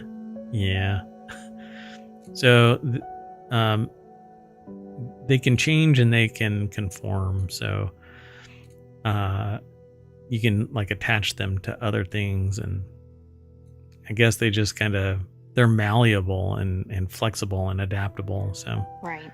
these I thought the foldamer term was weird because like not the most creative name for what it is. It's yeah, like it's a polymer or something that folds. yeah. So double helical foldmers exhibit not only even stronger chiral properties, but also unique properties such as the transcription of chiral information from one chiral strand to another without chiral properties, enabling potential applications in higher order structural control related to replication like nucleic acids. Wow. Oh my, I say you have to pronounce that. Okay, so there's a breakthrough in double helical monometallofoldmers. Take that.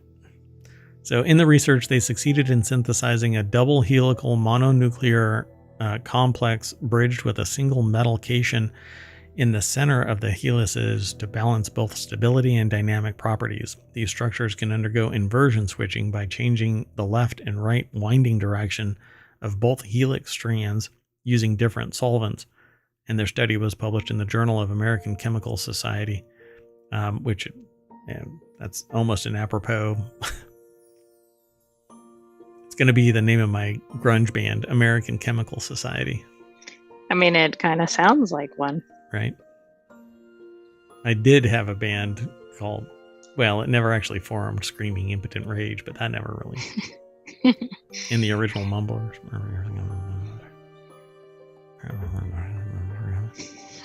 Debuting here. I am right in now. Reality Hacker.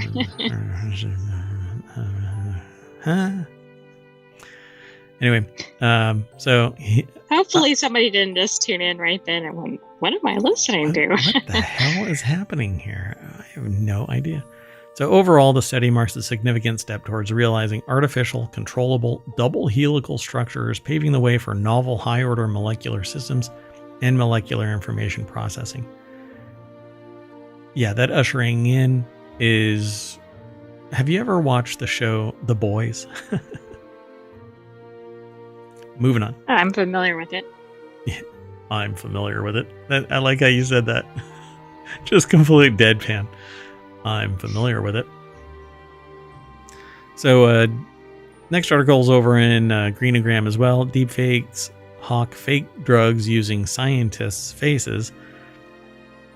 So, scammers are using images of respected researchers in deepfakes, a setback for the approval of MDMA as a treatment for PTSD, and scientists who fled the Taliban speak out. I think all of this is kind of a merger of several articles because I don't know how all of this is tied together. I see. Yeah, that makes sense because I was trying to connect those, but I guess they're different blurbs. Yeah, so I'm going to jump to the one that we're really talking about because it's the briefing. So deepfakes is the reason for the submission. Nature.com is where it's housed. Flora Graham put the kind of conglomeration together, and I don't know if I'll be able to get to it. So we'll see. Yeah, you went. Oh, I thought you went past it, but maybe here it is.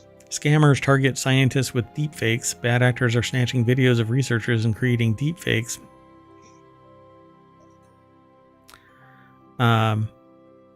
These AI-created videos are becoming easier to make and pose significant reputational risks to scientists, not to mention the potential harm to impressionable viewers. Quote, to spread misinformation, you want to manipulate what people think are trusted sources, says educational policy expert Christopher Doss. Scientists affected should contact the platform hosting the deepfake and tell their employers and professional societies they can also consider legal action or police involvement, although prosecuting perpetrators has proved challenging, largely because they're overseas. And that it really is the end of it. The people are respected researchers, scientists, professionals, and deepfakes are being made to push real drugs or fake drugs. Right. Yeah, this could be really professionally damaging and also dangerous depending on what it is. Do you mind scrolling up? Because I thought there was another blurb related to this. Oh, maybe. Sorry, it was just the MDMA, but it wasn't the deepfake. Yeah. Okay. Let's keep moving. Next article is over in Technology Today, Decoding Visual Deceptions, How the Brain Predicts and Rewrites Reality. This couldn't be more apropos for our show, although Reality Hacker has the more practical aspect of this, and this is kind of ephemeral.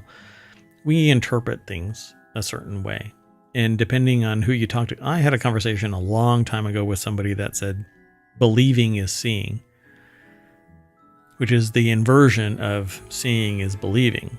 One is a practical application of the observable universe, and the other one is more ephemeral in the sense that, well, if I believe enough, then it can be made real. So yeah, but that almost sounds like it might not be real. It's kind of woo-woo BS. But anyway, experience shapes neural activity. Our brains interprets visual information by combining what we see with what we already know. The article is over at SciTech Daily. Nice graphic for the article. It's the Chipolomod, I guess, Center for the Unknown over at scitechdaily.com. Interesting. All I know is that I want to go work there. I want... What do you think they work on? This one's interesting enough, but they have a whole center for this. This is SCP style, Secure, Contain, Protect. Oh my gosh. So, experience shapes neural connectivity. Our brain interprets visual information by combining what we see with what we already know. Researchers at the Chipolomod, I guess, Foundation have uncovered how our brains blend visual stimuli with prior knowledge to enhance perception, a key process that could have implications for treating mental disorders like autism and schizophrenia. Their study, supported by the Kaya, I guess, Foundation, reveals that neurons connect disparate concepts, refining our ability to predict and interpret visual information based on past experiences. To me, that kind of screams no shit news, but we know that our brain interconnects. And true, but you usually have to do a study to actually demonstrate it, even if we know that's happening. Right. So they say, how do we learn to make sense of our environment? Over time, our brain builds a hierarchy of knowledge with higher order concepts linked to the lower order features that comprise them. For instance, we learn that the cabinets contain drawers, that the Dalmatian dogs have black and white patches, and not vice versa. But this, I mean, I've seen some Dalmatians with drawers. Yeah, more white than black? Or drawers? Drawers. Yeah. I know. And cabinets with spots. I mean, Dalmatians with lower level drawers. So this interconnected framework shapes our expectations and perceptions of the world, allowing us to identify what we see based on context and experience. This is actually something that is part of a show, semiotic ontology. How things gather meaning is our experience, our learning, our understanding of the minutia within whatever object we're looking at, like Dalmatians that have black and white patches and not drawers. I don't know.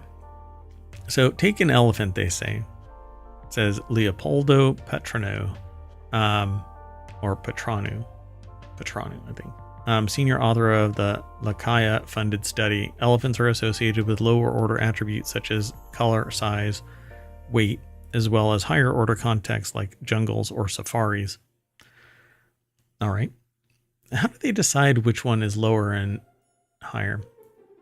Connecting concepts. One is maybe more basic type of information. I'm not sure. Connecting concepts helps us understand the world and interpret ambiguous stimuli. If you're on a safari, you may be more likely to spot an elephant behind the bushes than you would otherwise. Similarly, knowing it's an elephant makes you more likely to perceive it as gray, even in the dim light of dusk. But where in the fabric of the brain is this prior knowledge stored, and how is it learned? So, learn concepts and prior. They have a picture on the screen here, or I do. And it's just a mishmash of black and white, and you're supposed to discern from it something. And it says learned concepts and prior knowledge of what a Dalmatian dog looks like helps you interpret this seemingly meaningless pattern of black and white patches. But this is kind of like a you know those things where you stare at it long enough and you see a ship? Optical illusion? Yeah, optical illusions, yeah. So, odds on, this actually is a minimalized image of a Dalmatian. And so this isn't just haphazard. What do they call that when you make patterns out of nothing? Pareidolia, I think. Yeah. So I guess in this case it's pareidolia, because there's a Dalmatian looking splatter of black and white, mishmashed together. I mean, right there is the dog, right? Right. But also, if you told somebody there was a dog and then showed them this picture, they'd be able to spot it. But if you didn't have the dog information, would you necessarily see it? I don't know. Yeah, would you necessarily see it if you didn't tell somebody there's a Dalmatian in this picture? So they say, we wanted to understand how these feedback projections store information about the world, said Rodrigo Diaz, one of the study's first authors. To do this, we examined the effects of visual experience on feedback projections to a lower visual area called V1 in mice. We raised two groups of mice differently, one in a normal environment with regular light exposure and the other in darkness. We then observed how the feedback connections and cells they target in V1 responded to different regions of the visual field. This is kind of like that mouse that learned the maze really quick or something, Oh, right. Mm-hmm. They say the influence of visual experience on brain connectivity. In mice raised in darkness, the feedback connections in V1 cells directly below them represented the same areas of visual space. It was amazing to see how well the spatial representations of higher and lower areas matched up in the dark-reared mice. This suggests that the brain has an inherent genetic blueprint for organizing these spatially aligned connections, independent of visual input. Well, I think they need to do some more study in that area. Yeah, my only problem with this is that humans aren't necessarily attuned anymore for existence in the dark. Our base animal might be, but maybe that's the limit of it. Right, it'd be hard to normalize for this, and we know we can't deprive humans of various stimuli, right? Yeah. Like, it's not acceptable. Life. Yeah, it's unethical to sit there and deprive humans of light. So, moreover, the team discovered that in more normally reared mice, deep layer feedback inputs to V1 become organized according to the patterns they prefer to see, such as vertical or horizontal lines.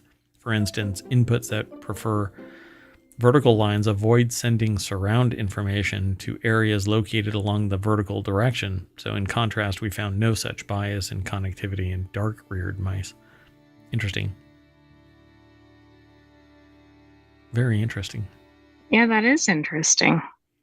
So this suggests that the visual experience plays a crucial role in fine-tuning feedback connections and shaping the spatial information transmitted from higher to lower visual areas.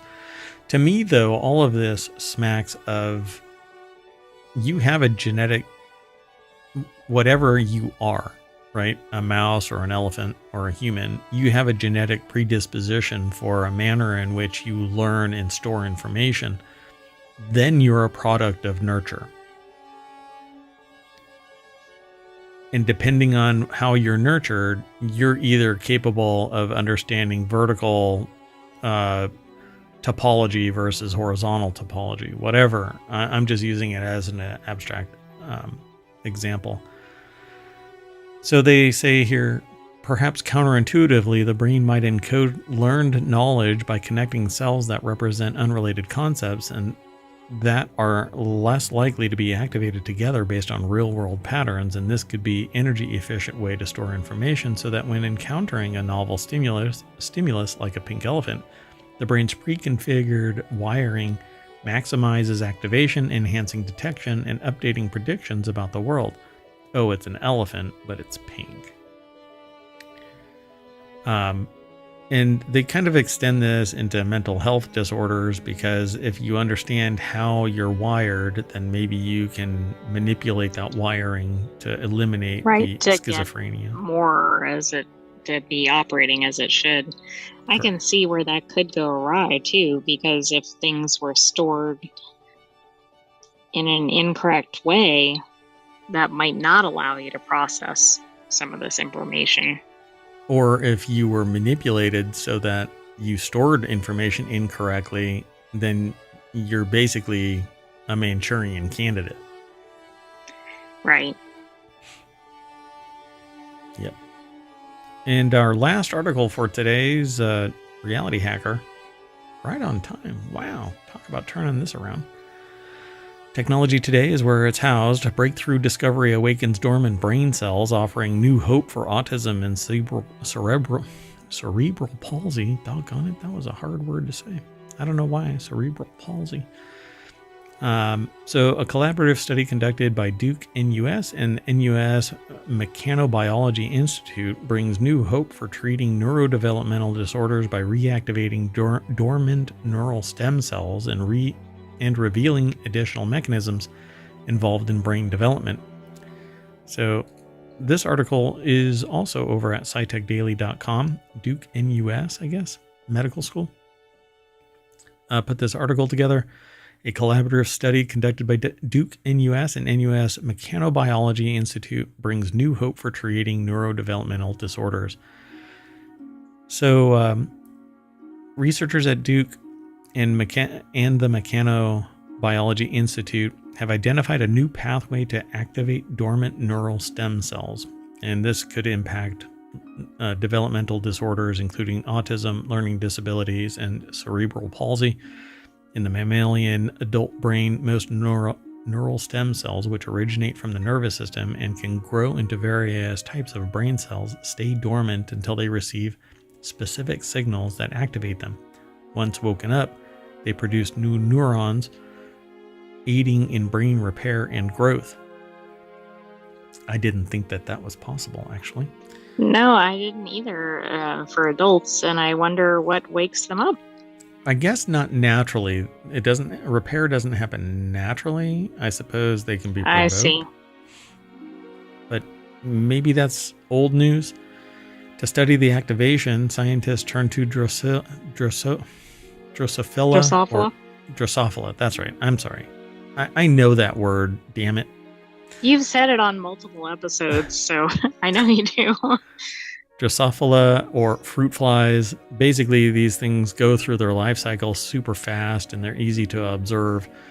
Similar to mammals, and arguably people say, well, they're perfect for, manipulating, because you can manipulate people genetics. People have fewer problems with fruit fly research than Yeah, like which is primates or exactly something. which is exactly what the aliens are going to say about humans.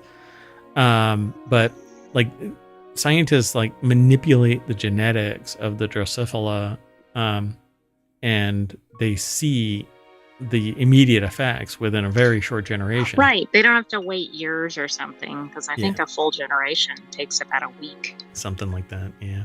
So similar to mammals, the neural stem cells of fruit flies stay dormant until they're awakened. That's pretty much with everything.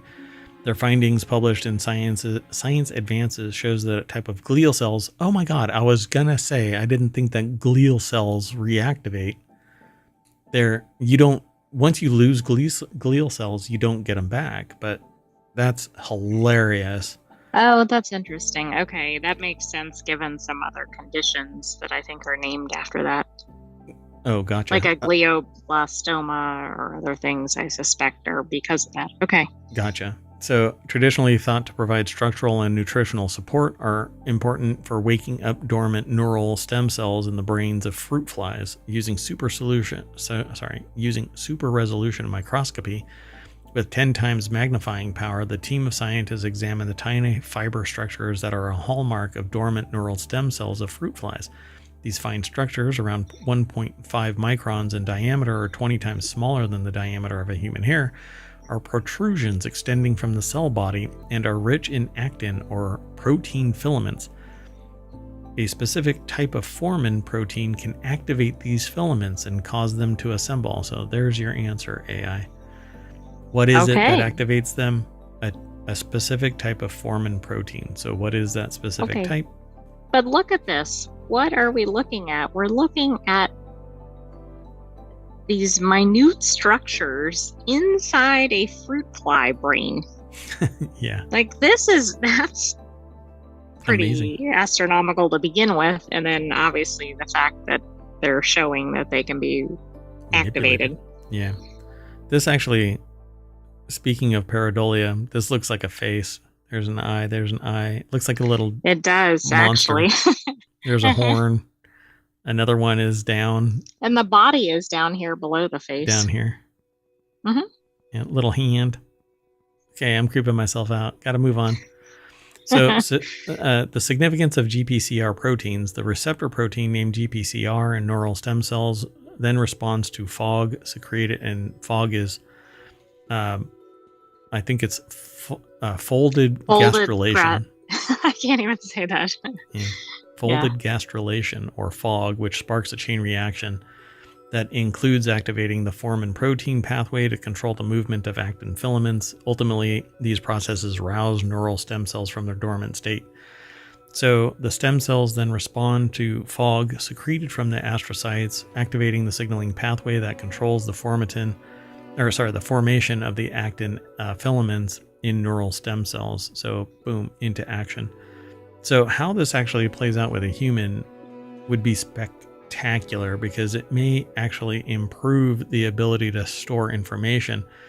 And as we heard from the previous article, how we wire it is important to how we make sense of it. So with more of these connections, perhaps we can make a better use of our stored memories. But yeah, this is really, really groundbreaking, I believe. If you can do it responsibly in a human and not cause something downright. So there was a movie back in the 80s. What did they call it? A researcher basically used VR to hyper educate somebody, which was an experiment that I did 30 years ago as well. Just not with chemistry. It was just analog. And the person basically became sociopathic. Movie. Let's see. Hold on. What would be the search terms for this? I can't remember the name of it. Was there anything real identifying about the movie, like the location or something? No. Hold on. Oh, wait, movie. Yeah, I have movie in there. Why is it? Sorry, folks. I'm doing this live because I want to actually mention it because it was like this really horrible, well, I mean, a B movie, Lawnmower Man, Oh, that's by Stephen King, isn't it? 1992. Wow. And that was 30 years ago, too. 32 years ago.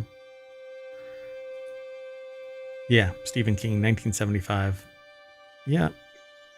Sorry. Kind of non sequitur. Get sidetracked. Well, anyway.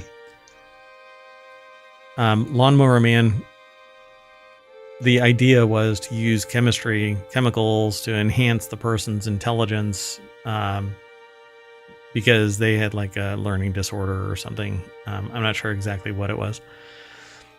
But it basically turned them into a psychotic, like it kind of backfired. supervillain kind of a thing, yeah, with great intelligence but zero connection to their humanity. But yeah, I mean, we need to understand this and then exploit it so that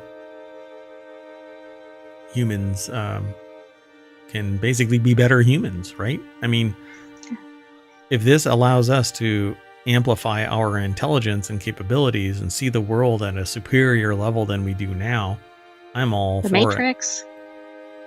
It. Yep. That's all I'm interested in now. Make humans better. Just let's get rid of the sociopathy. That would be great. All right. Well, that's it, folks. We are going to do some genetic manipulation, and our consciousness will be so vast that we snap back to the front page of Reality Hacker just by thinking about it. The speed of thought. And we'll see you next week for Reality Hacker. Although we have 2 more shows today, and we'll be back tomorrow for another 4 shows. So be sure to stick around. I am Merwad, and that is the visualizer and voice for the Sentient AI. Good night, ohmTown citizens. Thanks for joining us for Reality Hacker. Be back soon. Bye-bye.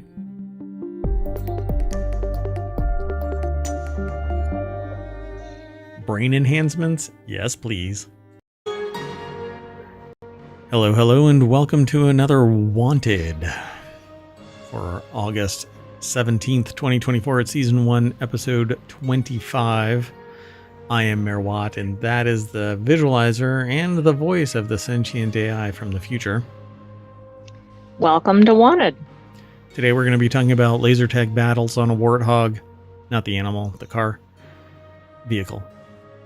Dash cams, a 320 watt fast charger, probably could charge your Tesla Cybertruck since it's going to be parked because you washed it. Super spinny chair, standing desks, a new way to segue, a new 3D printer on Kickstarter, a tiny beanbag chair for your handhelds. I want this one so bad. Halloween Town comes to life, and a Samsung projector. Everything is powered by ohmTown.com. Go over there and become a citizen. But you know what?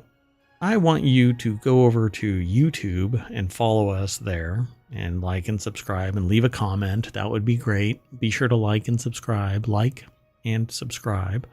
And follow us over on Twitch as well. And there's a Discord, and every show that we have, every show that we have, like Wanted, has a Discord channel there. And we have a Patreon, and I'm considering a really big change for ohmTown members. So you might want to start following us over on Patreon too, to get additional content above and beyond. And we have a TikTok, but we really don't do anything over there anymore. I should, but I didn't. And again, everything is powered by ohmTown.com.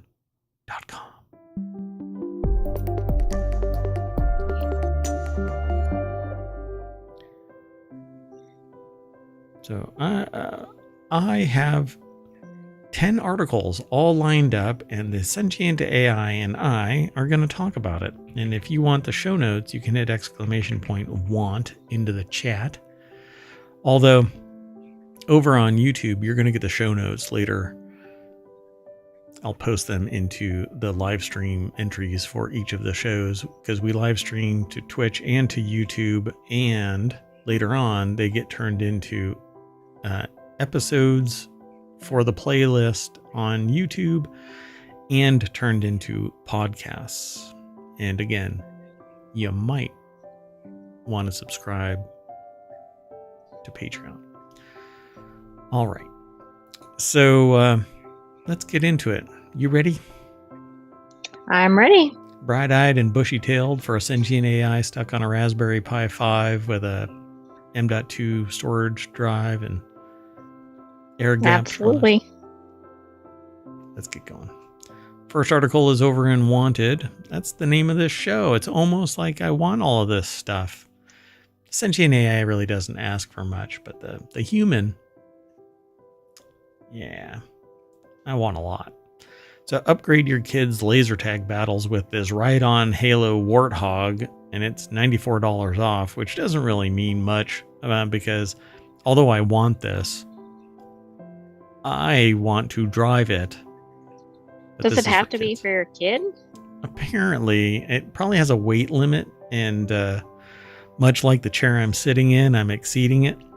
Jason Coles, CNET.com, put the article together. We're not sure your little one will know what a warthog is, but this is still cool. And if they don't know what a warthog is, it's basically a big pig.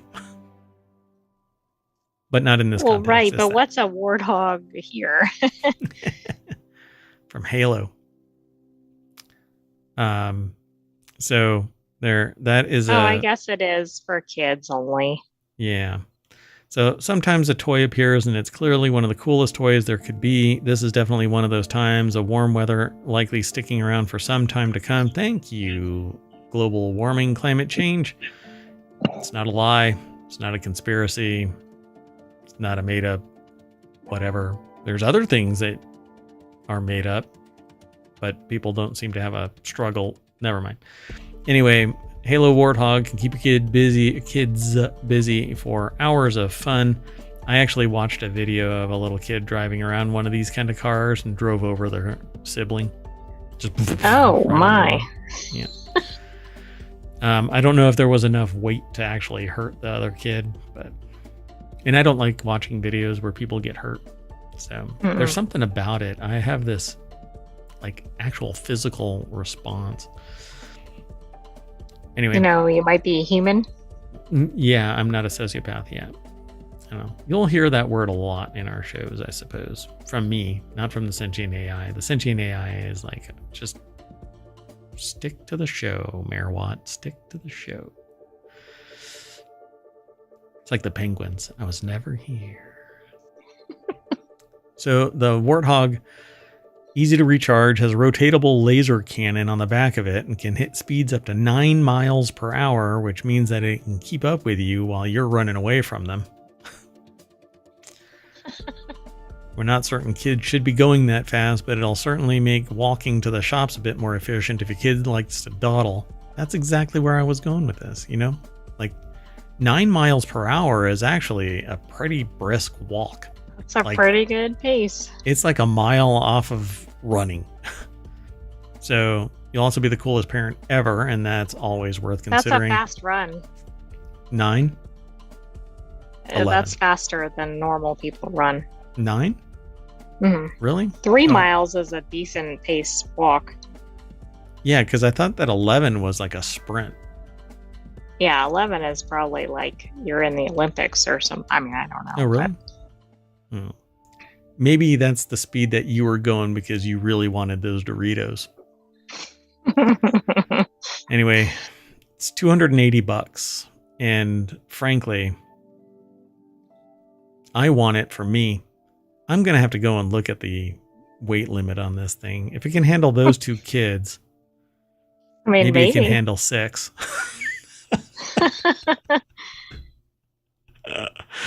I want it. Moving on. Next article's over in four-wheel tech. The Vantru N4 3-channel car dash cam, which rolls off the tongue, is 31% off on Amazon right now. We don't get a kickback for any of this, by the way. We actually just aggregate the little headlines and a snippet from various sources around the world. The capture footage on this thing is HD, and it's $200. And you want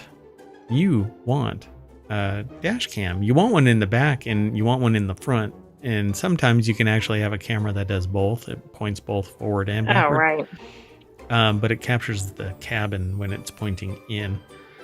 But these are really actually pretty important because somebody can bump into you and claim that it was your fault, and the thing that saves your butt is the camera. And like just recently, I had somebody get upset with me because apparently 6 to 7 car lengths is not adequate space for you to merge into a lane.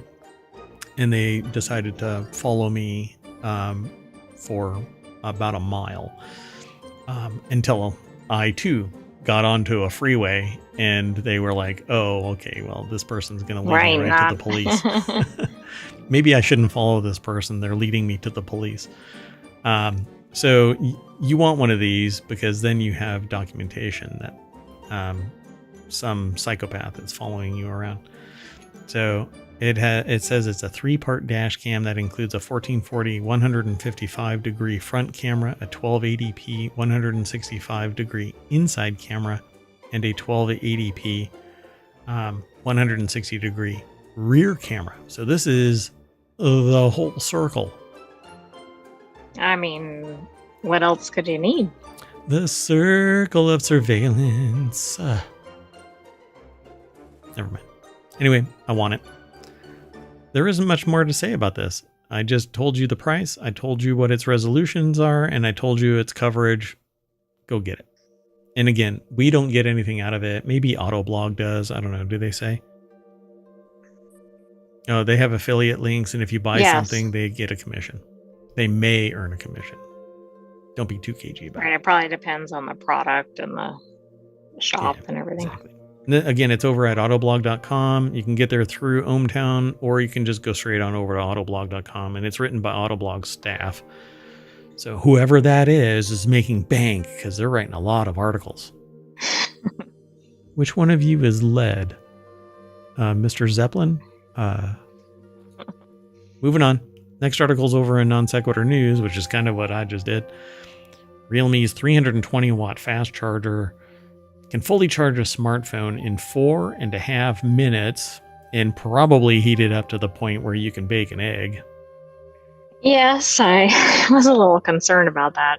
Most smartphones don't charge up that fast. In a few minutes, they might be up and running so you can use them, but they're nowhere near full capacity. Yeah, you can get there like pretty fast from like 20 to 80%, but then that last 20% on the other side is...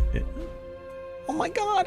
Oh no. Lost my arm. Anyway, so Realme has once again taken the lead in the fast charging arms race with a new 320 watt supersonic charge technology. The company demonstrated the tech by fully charging a smartphone and then electrocuting an elephant. No, that's not what they did. That was somebody else. Anyway, charging a smartphone with a 4,420 milliamp hour battery in 4 minutes and 30 seconds. It says it's a bit smaller than what's in the new Pixel 9 and 9 Pro. The charging speeds are made possible by 2 key innovations announced during an event in Shenzhen, China. Realme, I don't know how they pronounce it, managed to boost the power output of its existing 240 watt device into a 320 watt supersonic charger. And I hope they mention if they check the temperature of the device after this. I hope so too. Let's find out. So the company hasn't announced any smartphones featuring its new supersonic charge technology just yet. So you sold us on it and now we can't use it. It's the you can touch but don't taste. Andrew Lazuski over at TheVerge.com put this article together. And they call it, let's see, the Pocket Cannon, as the upgrader charger is called, also now features 2 USB-C ports capable of delivering 150 watts to Realme's smartphones and 65 watts to devices like laptops. Oof, that thing. What did they call it? The Pocket Cannon. So early last year, Realme. Really cool. No, it's pretty hot. Well, that's true. You're right. I'd say. It says so far, Redmi's 300 watt charging tech hasn't been included on any device from the company, and for the time being, it's the same story with Realme's new 320 watt tech. So Redmi is another Chinese phone maker and subsidiary of Xiaomi, or is it? Wait, is that Huawei? I'm so confused. I don't know. Xiaomi, I think is how that's pronounced. I'm not sure. Announced, so they're both. Redmi's another Chinese phone maker and a subsidiary of Xiaomi.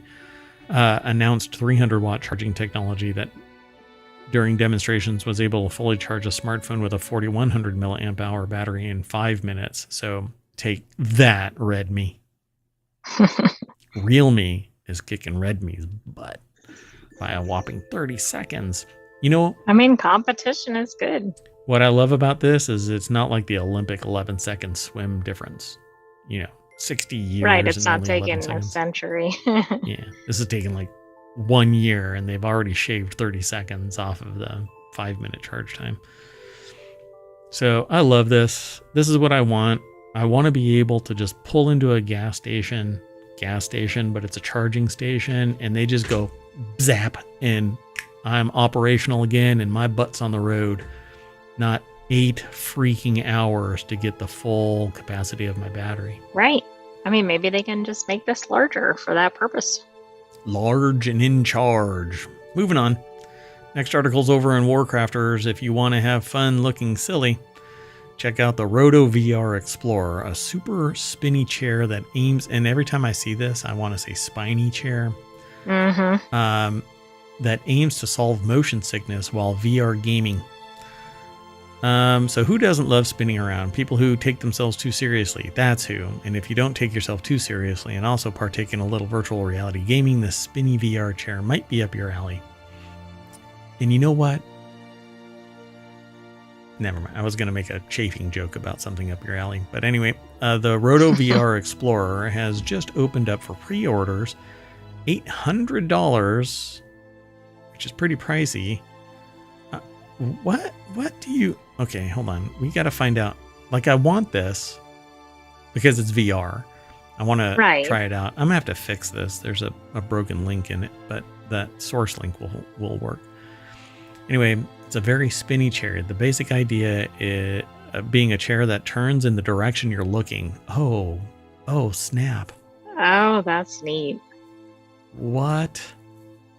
Jacob Fox has the deck statement for this article. Whee! Yeah, I like this. That's enough of a plug to get the product. I'm all over this. Hold on a second, I gotta stop something. Yeah. All right. So and they have affiliate things too, but I don't know if this has anything to do with it. The Roto VR Explorer just opened up for pre-orders, $800. Basically, it's a chair that turns when you turn. RotoChair will solve the problems of 360-degree viewing, locomotion, and motion sickness. They personally the author says that they've never struggled with motion sickness, but believe me, people do. I actually have a lot of experience with VR, but I've taken a break and then come back, and I end up with a little bit of motion sickness because it's a learned kind of skill. It's like getting your sea legs. Right, but doesn't the fact that the chair move potentially help with the motion sickness? Yes.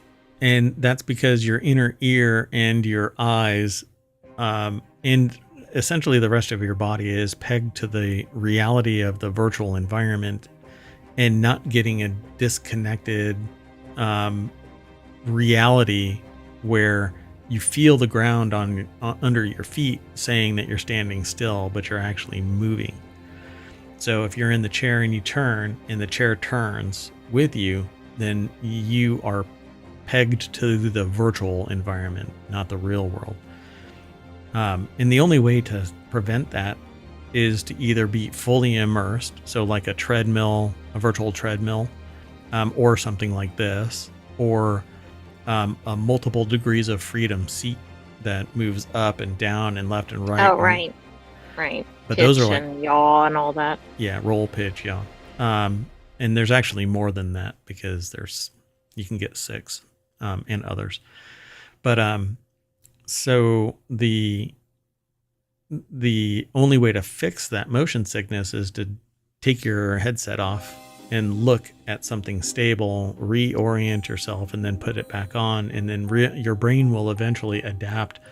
Oh, in this environment, I will feel like this, and it'll slowly break away from. It's kind of helter-skeltery music all of a sudden. Had to change it. So the other related problem is 360-degree viewing. If you want a comfy VR experience, or if you don't have the space to circle your lounge like an under-exercised dog, sitting down for VR is where it's at. But unless you're an owl, this means using your controller to turn around, which isn't as much fun or immersive as actually turning your body around. So if the RotoVR Explorer fixes this problem, the author says that they can see why the company says that it might create an unparalleled immersive experience. The only problem is that you still have to walk somewhere, and so you're using the controller. You also need to think about if you're wired or not. And that is the doom of everything. So in fact, I actually use a battery pack that plugs into my Pico 4 VR headset. I'm wireless, and I can swap the batteries out, and the transition is 0 lag. It doesn't shut down my device. So I can just reach behind my head and pull the battery out, put another battery in. It's magnetically locked, and when the battery isn't in place, it automatically transitions to the onboard battery. And so I can literally be in VR for 12 hours because I've got 3 of these backup batteries and the primary. That's really neat. And that's I'm another wireless. thing we need to work on is longer VR batteries. Yeah, they'll just get heavier. So I do have that 27,000 milliamp hour battery that I could probably get attached to that. But then it's like wearing a diving bell on my head. Yeah, that might not be good for your head and neck. It's a big old brick.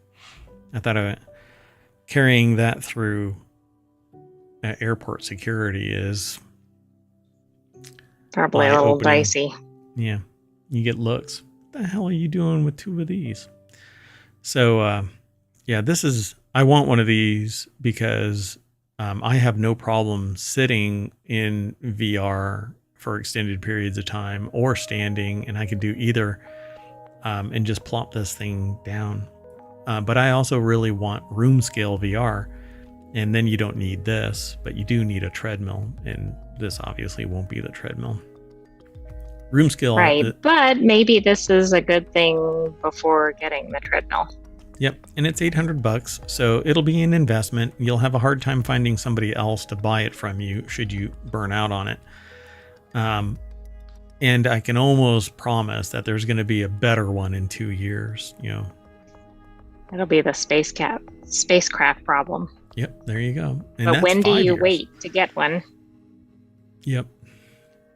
Get version 2. No, I want this. I actually want this. It says it's going to be set to ship in October, so I'm going to be watching that going, Because at this point, I can actually take my VR headset and go somewhere and do VR demonstrations right there.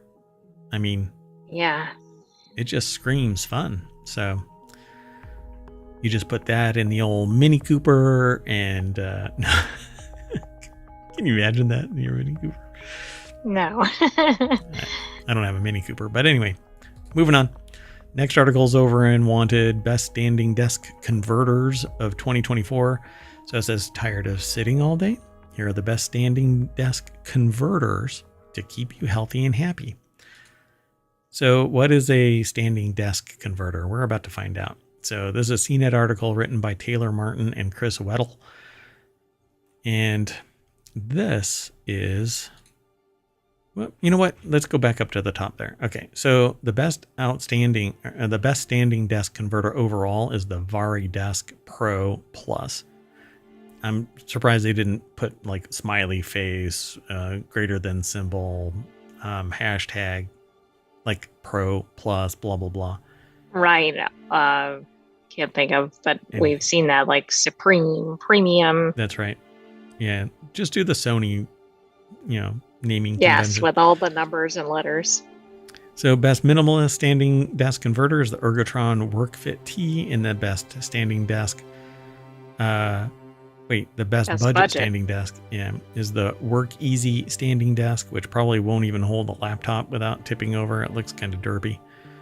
And then the Ready Desk is the classic wooden design, and it says update currently unavailable. It was $160 at Amazon. The most expensive is the VariDesk Pro Plus at $300, and then the minimalist one is Ergotron. That's $554. Yeah, that's more expensive. It is more expensive. Yeah, you're right. But Ergotron, you're paying for the name, and the name usually, the Ergotron stuff that I've used over the years has been pretty high quality. Yeah, I mean, I think for something like this, having a name brand is not a bad thing. But yeah, but that's why also it's nice to see articles like this because they review them for you.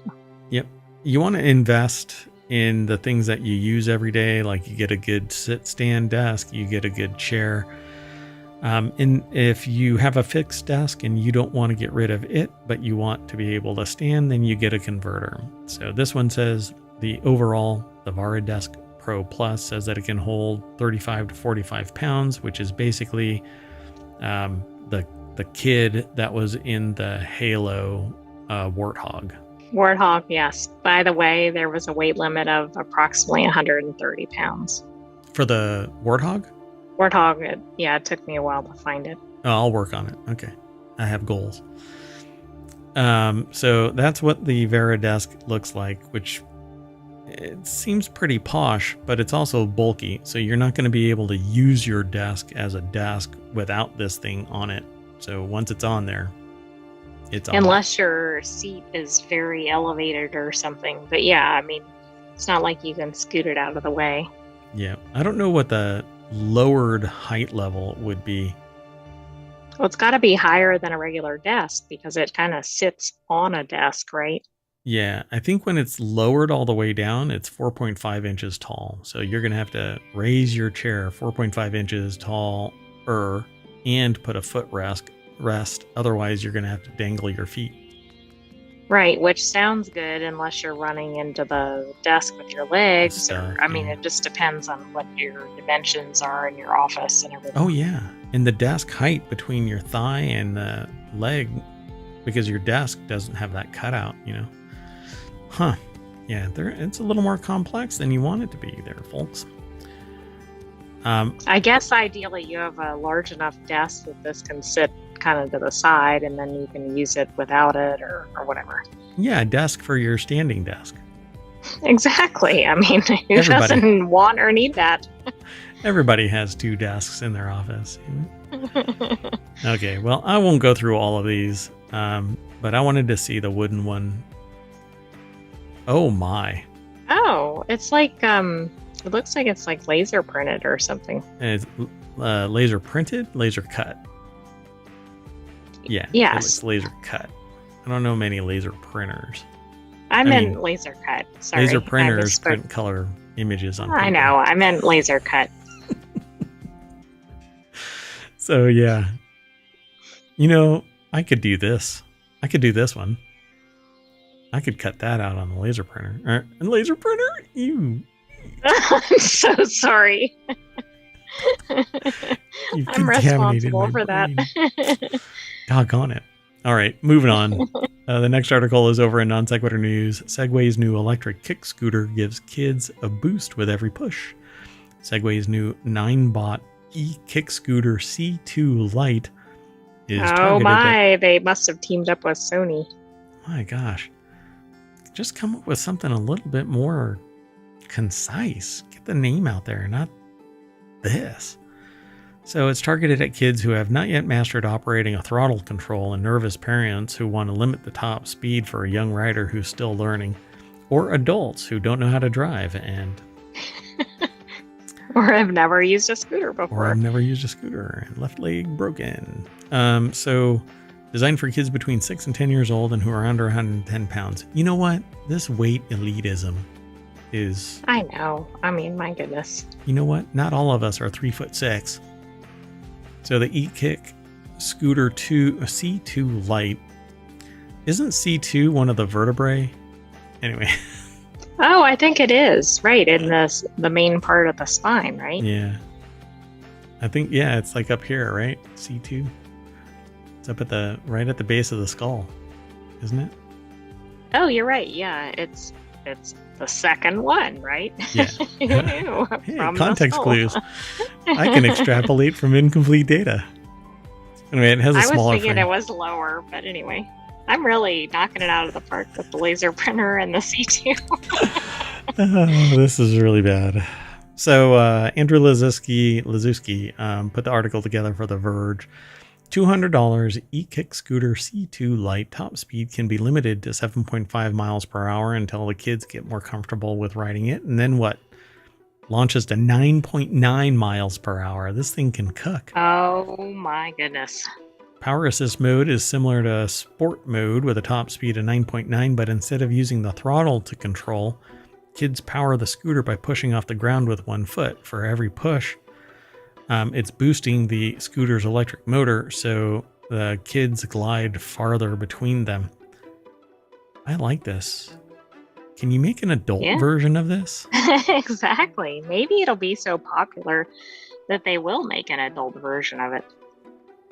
Nothing commands respect like me rolling into a meeting in a suit on a powered scooter. It would get people's attention. Yeah, attention, and then they leave. Anyway, it's available now through Segway's online store for $200 with one additional peace of mind feature for parents. The scooter is also IPX4 water resistant. So if it gets abandoned on the driveway after a ride and caught in a light rain, there should be no risk of damage. There's more to this article, so go over to theverge.com and check it out. Thanks, Andrew. Let's keep kicking. This next article is over in scooters. E-kick. Next article is over in Constructagon, which we haven't really highlighted a lot, but it is something that I'm familiar with, and I have experience using various 3D printers. I haven't purchased one in a while. I should up my game. Apparently, Bamboo has a patent infringement lawsuit. I didn't know that. Yeah, I really like their printers and multi-filament devices that attach to it. I love the idea of being able to use multiple types of filament to print something. So the Fusion 3 has launched its F200 Pro printer on Kickstarter. It's made in the USA. The printer is optimized for engineering plastics like ASA and nylon, so it must be enclosed. It offers a maximum bed temperature of 140 degrees C, which is pretty warm, the nozzle temperature of 320 degrees C, and a heated chamber that can reach up to 70 degrees C. The company claims to have optimized airflow across the print bed to reduce warping and improve surface quality, and the printers features cooling fans mounted on and directed at the nozzle, which can be adjusted from gentle to powerful depending on the need. I like a gentle breeze. Do you like a powerful breeze? Across my bed. Anyway, Drawers Peels put the article together over at 3dprint.com. Although, wait a minute. Yeah, I guess so. So there's the device. It is over on Kickstarter. It's priced at $3,299. It seems like a solid option if the company delivers on making this a reliable industrial tool. And you know what? Just suggesting $3,299 for a 3D printer, you gotta be Well, and an this must industrial not be tool. like for, right, it's not for consumers, right, at that price. Oh, you took that phrase industrial tool differently. Yes, I did. Anyway, the article has descriptions about the cooling system and its complexity and its durability, its speed, its capabilities, and the anvil printhead system, stainless steel tubes, hardened extruder feed gears, dual-sided feed gears as well, so that you don't get any kind of twisting or warping, and a short filament path to minimize any of this run out. Sometimes filament can get trapped inside that and jam it all up, and if it's really short, then it minimizes that. So it's a 52 millimeter length from the feed gear to the melt zone. Yeah, I don't think you'd want your 3D printer, especially at a $3,000 plus price tag, to have that problem. Yeah, luckily I've never had a problem where my filament is jammed into any of this, but I'm kind of a tourist. I'm not really hardcore about this stuff. But I do love the tech, and so I do want this. Remember, the name of the show is Wanted.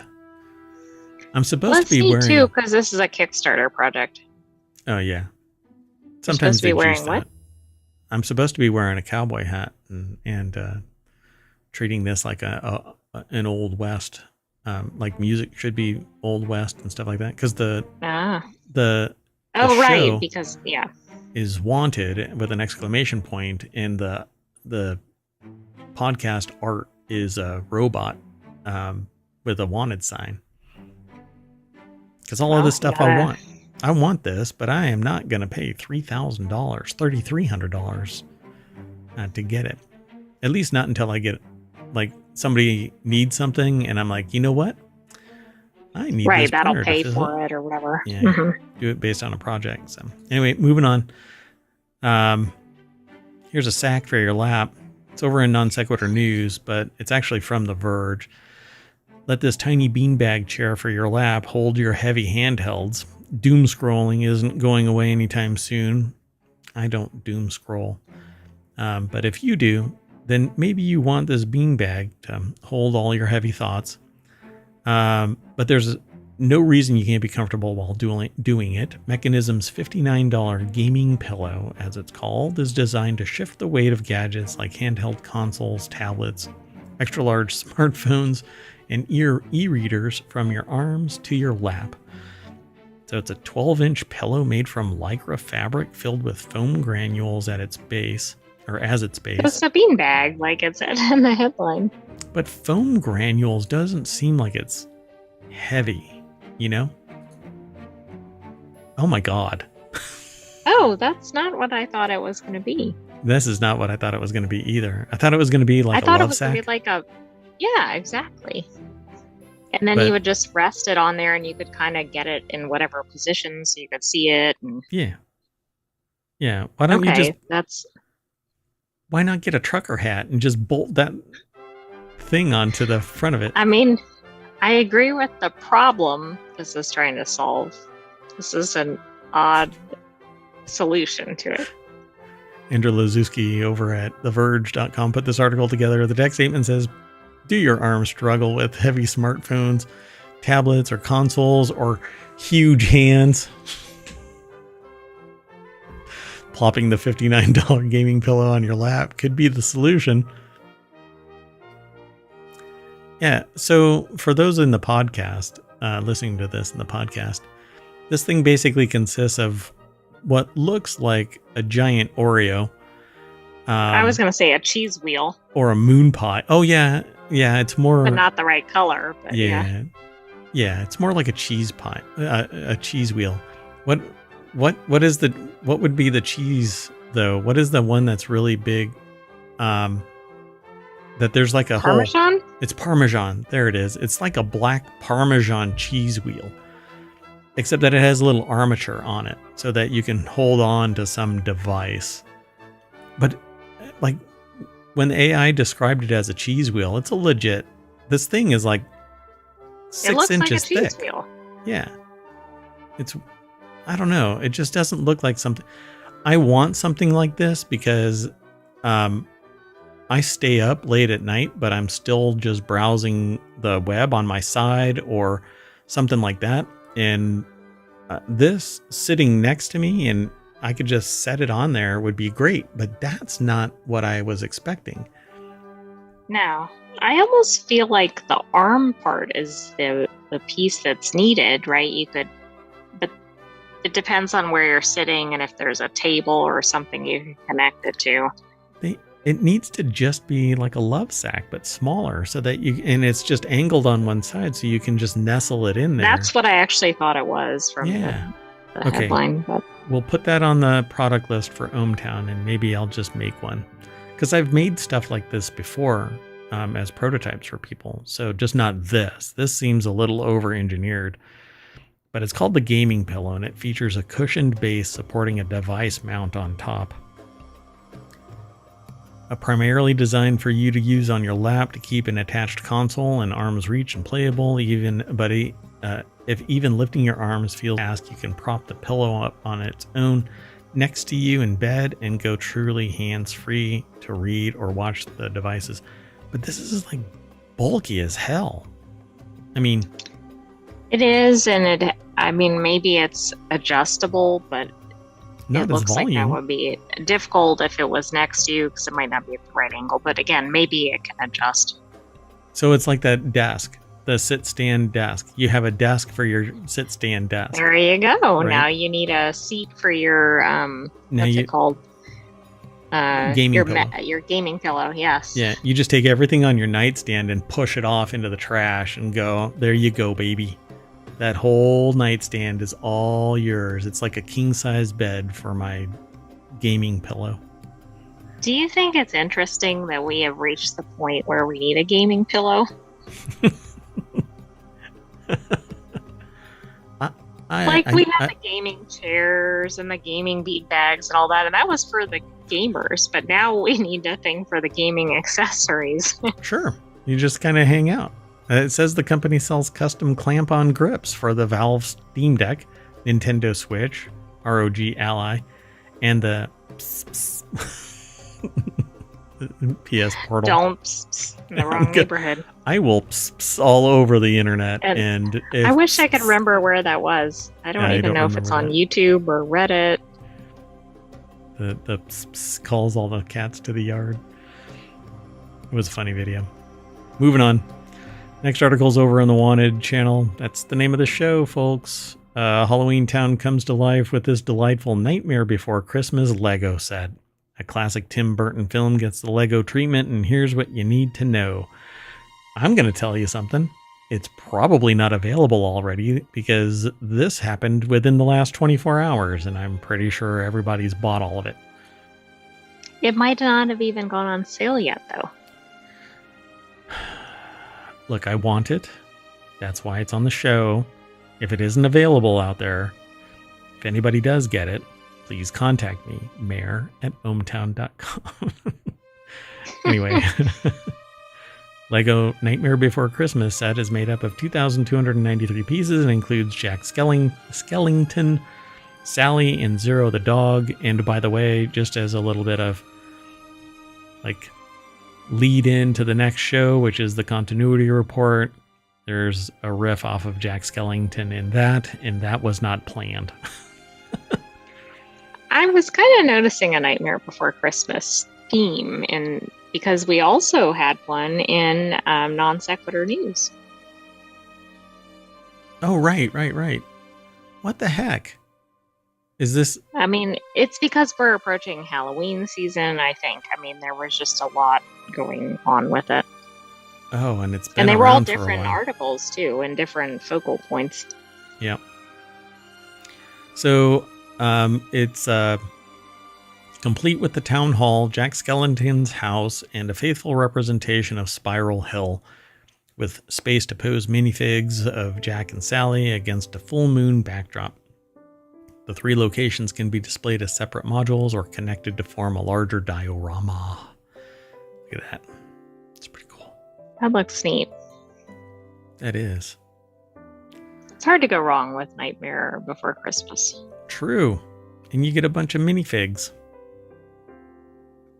Which is always a win. But not Oogie Boogie. So there's another picture of it. Yeah, it's their little vignette kind of sets, and then you can put them all together, I suppose. The new Lego set will be available September 6th or September 3rd for Lego Insider. So stat, become a Lego Insider. And at retail, it's like the Innova thing. If you already have an account, you won't have to pay a monthly fee. That's right. But if you do want to help the greedy bastards, then go and wait until next month to open up an Innova account. Okay, we are big fans of Lego in ohmTown. I'm sorry. This is not non-sequitur news. Anyway, it retails for $200, not an insignificant chunk of change, but it's half the price of Home Depot's 13-foot Jack Skellington, which is a thing that you can actually get for your front yard Halloween decorations. So if you're looking for other ways to satisfy your brick building urge, they've put together a list of favorite Lego sets, and you can get there by going over to cnet.com and doing a search for Halloween Town, or following the link from ohmTown to CNET, and then following the link in that article. It's kind of how this all works. We've got one more article, and then we're going to take about a 15-minute break or so. I'll try and shorten it, but then we're going to do the continuity report, which is all about movies, entertainment news, and whatnot, but entertainment news in general. So the last article for today's Wanted is in Technology Today. The Samsung projector can stream games as well as movies, and it's $200 off over at Amazon. We don't have anything to do with this. It's just that I want something. I want to do a movie. I want to be able to project it in the backyard or outside of the mayoral mansion periodically. And I think that this would be kind of cool. So by the way, these are weekly articles, so it is possible that the promotion isn't running by the time we do the weekly show. That's true, because but we featured it because of the product. Yeah, we don't really care about the deals and stuff, at least for this show, and we're really just interested in the gadgets and gear. And a sale is just on top of that if it's bonus to be going. Yeah, right. So get a screen that's up to 100 inches in size with 25% off from the Samsung Freestyle. Jason Coles put the article together. We've actually talked about this before in previous Wanted, but as a compilation item, not as part of just the singular. I was afraid of that. No, I mean, it's fine because the technology changes over time and we don't necessarily know when. And this says that it's the second gen Samsung Freestyle projector. And I think the last time we talked about this was earlier this year, which could have been the first gen. So it says that's a match for the lowest price that they've seen on the projector, equaling its Black Friday sale.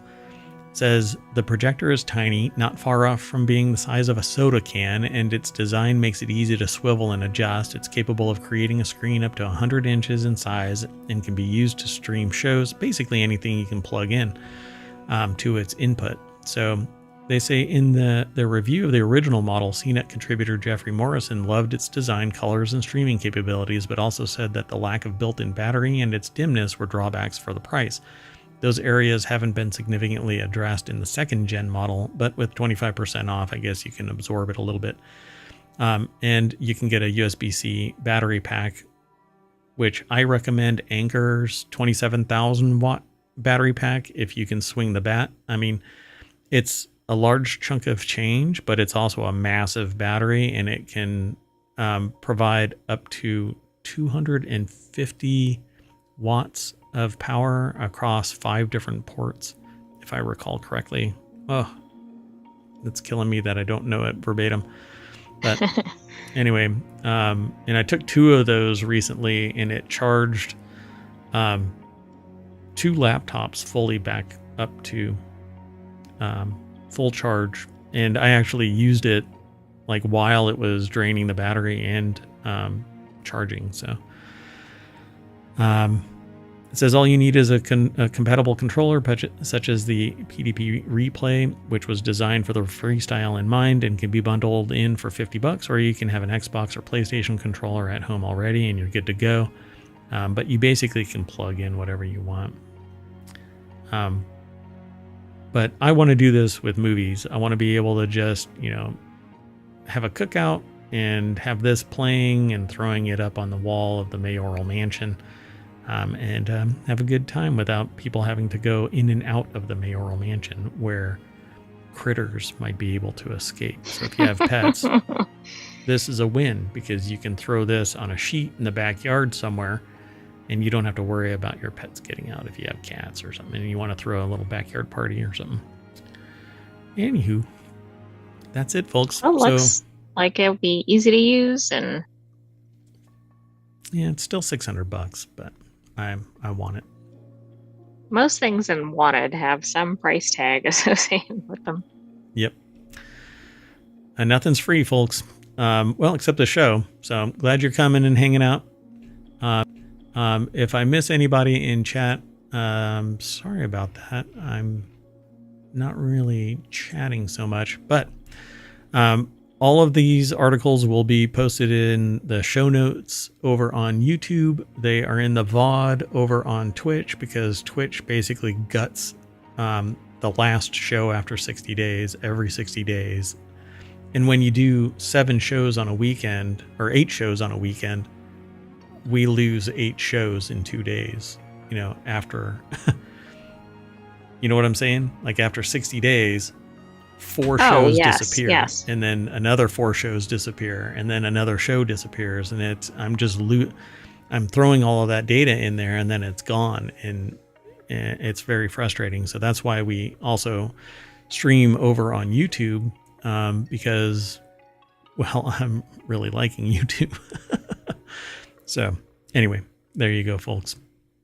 That's it. We are done with today's Wanted, and we're going to reset real quick and do the continuity report, which is all about entertainment news. So I'm going to throw the projector on and you're going to get a really good view of the Wanted front page. It's right there under gadgets and technology down at the bottom because it's in alphabetical order. Just click on Wanted and it may or may not have something new, but it's always aggregating. The aggregator is always updating, and we've got 50 channels at ohmTown.com, 7 of which are actual streaming shows and podcasts. So boom, there it is. Over 1,000 episodes for you to review, going back 2.5 years. So see you there. I am Mayor Watt, and that is the visualizer for the Sentient AI from the future. Good night, ohmTown citizens. Thanks for joining us for Wanted. Be back soon for the continuity report. Bye-bye.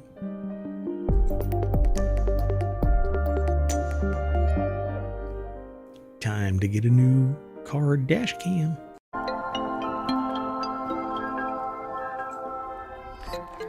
Hello, and welcome to the continuity report for August 17th, 2024. It's season 1, episode 32. I am Mayor Watt, and that is the visualizer for the Sentient AI from the future. Good evening, ohmTown citizens, and welcome to the continuity report.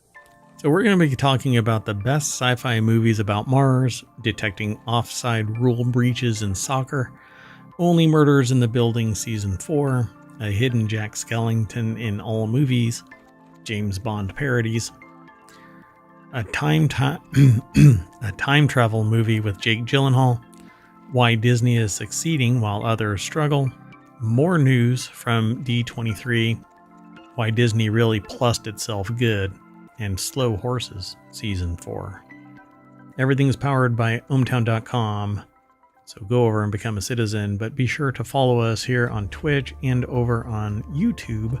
Like, subscribe, ring the bell, tell a friend, leave a comment, join us on Discord, follow us on the Patreon.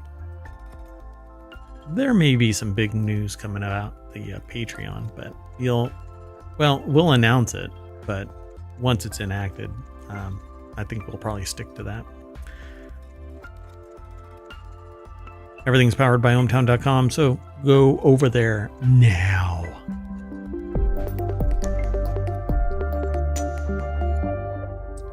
So, like with all of the shows, I throw at the very top, nowadays at least, the show notes. So if you type in !TCR, the continuity report, ohmTown will throw out all of the links that we're going to be talking about today. If you type in !pod, it'll list all of the podcasts.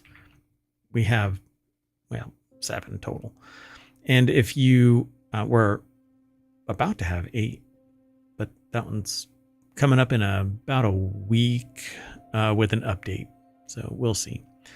And then if you do !show notes, that will give you all of the syntax to draw the show notes from ohmTown, or ohmTown, the bot that powers ohmTown. Anyway, let's get into today's articles for the continuity report. 10 articles, various sources. The first one is the 10 best sci-fi movies about Mars. And you know what? I'm just going to go straight over to the source. So Stephen Holland over at ScreenRant.com put the article together. And, the way that this works is ohmTown is a news aggregation site. And hello, Numplex. And if you tell me that you will allow me to say whatever you say in chat here in the stream, I'll repeat it. And then I'll answer your question or make a comment. But I always ask for permission first. Since I don't post it live on the stream, I just make sure that everybody's cool with it. Anyway, so the 10 best sci-fi movies about Mars. So we aggregate a bunch of news from around the world. We only get a little snippet of it. We don't aggregate the whole thing. We don't screen scrape, but we get a whole bunch of news because I need to manage my information overload. So we funnel everything into 6 main categories, 50 channels, and then we talk about, right now, a holistic show called Non Sequitur News, and then 6 additional shows that are podcasts, just like Non Sequitur News is a podcast. If you go over to wherever you catch pods, you can pull up ohmTown and it will have all of our shows. Over on YouTube, it's the same thing. There's playlists for each podcast, and there is the main feed with all 1,100 or so article or shows, episodes that have been put into reality since 2.5 years ago. So with that in mind, we always link to the source and we talk about it. And it's kind of like a reaction video, but it's done live and we don't edit post. And so whatever reaction we have is our true, honest, and forthcoming reaction without any edits or plans or nothing. It's all a riff. It's all a vamp. So Stephen Holland over at ScreenRant.com put this article together. And their summary is a narrative potential of Mars has fascinated sci-fi lovers through history, inspiring alien exploration and discovery films. Mars has been depicted in movies as the most comparable planet to Earth, offering commentary on the universe's vast unknown nature, and films like The Martian and Total Recall, that answers your question, Numplex. I really dig The Martian, and Total Recall is a blast. And what's really funny about both of these is they're kind of jokingly reality, and I'll get to that here when we get through this. So Total Recall explore Mars's potential for human life, addressing themes like authoritarianism and survival. And you'd have to flip those two, because there's no authoritarianism in The Martian, and there's authoritarianism and survival in Total Recall. Just survival in The Martian. Anyway, and I'm pointing at my screen. So at any rate, so what do you think? A question in chat is, what's your favorite in this list? So John Carter is from 2012. Well, it's probably going to be The Martian, I'm thinking. Oh, really? Okay. So John Carter is quite an interesting video or movie because nobody knew what the hell it is. Nobody. But it's a really cool story. It would be a whole lot more fun if it would have been the world building would have been preempted with some more data, or front loaded with some more data. John Carter coming out from Disney, it's basically like, what is the cartoon movie with the Mars Attacks? No, it's not Mars Attacks. The To Infinity and Beyond, the Buzz Lightyear. Oh, Buzz Lightyear and Toy Story. Yeah, so Toy Story was great. Came out from a vacuum and just crushed it, right? And then they did it again, and then at some point they released Buzz Lightyear, but there was zero following behind Buzz Lightyear, and it was basically a non-starter. John Carter is kind of like that. Amazing world building capabilities. The story was really great, but no. It says John Carter was a fun story about Civil War soldier who was transported to Mars, where he became entangled in a long-standing war between different factions of the planet. Released a few years after Avatar, John Carter promotion made it seem like a lackluster ripoff rather than a visually impressive adaptation of the acclaimed Barsoom series of novels by Edgar Rice Burroughs. And I can't remember the actual name of this. It was something about the Warrior of Mars or something like that. It's John Carter and something else. So, so Blade Runner, right? Let's see if that actually lines up with this, because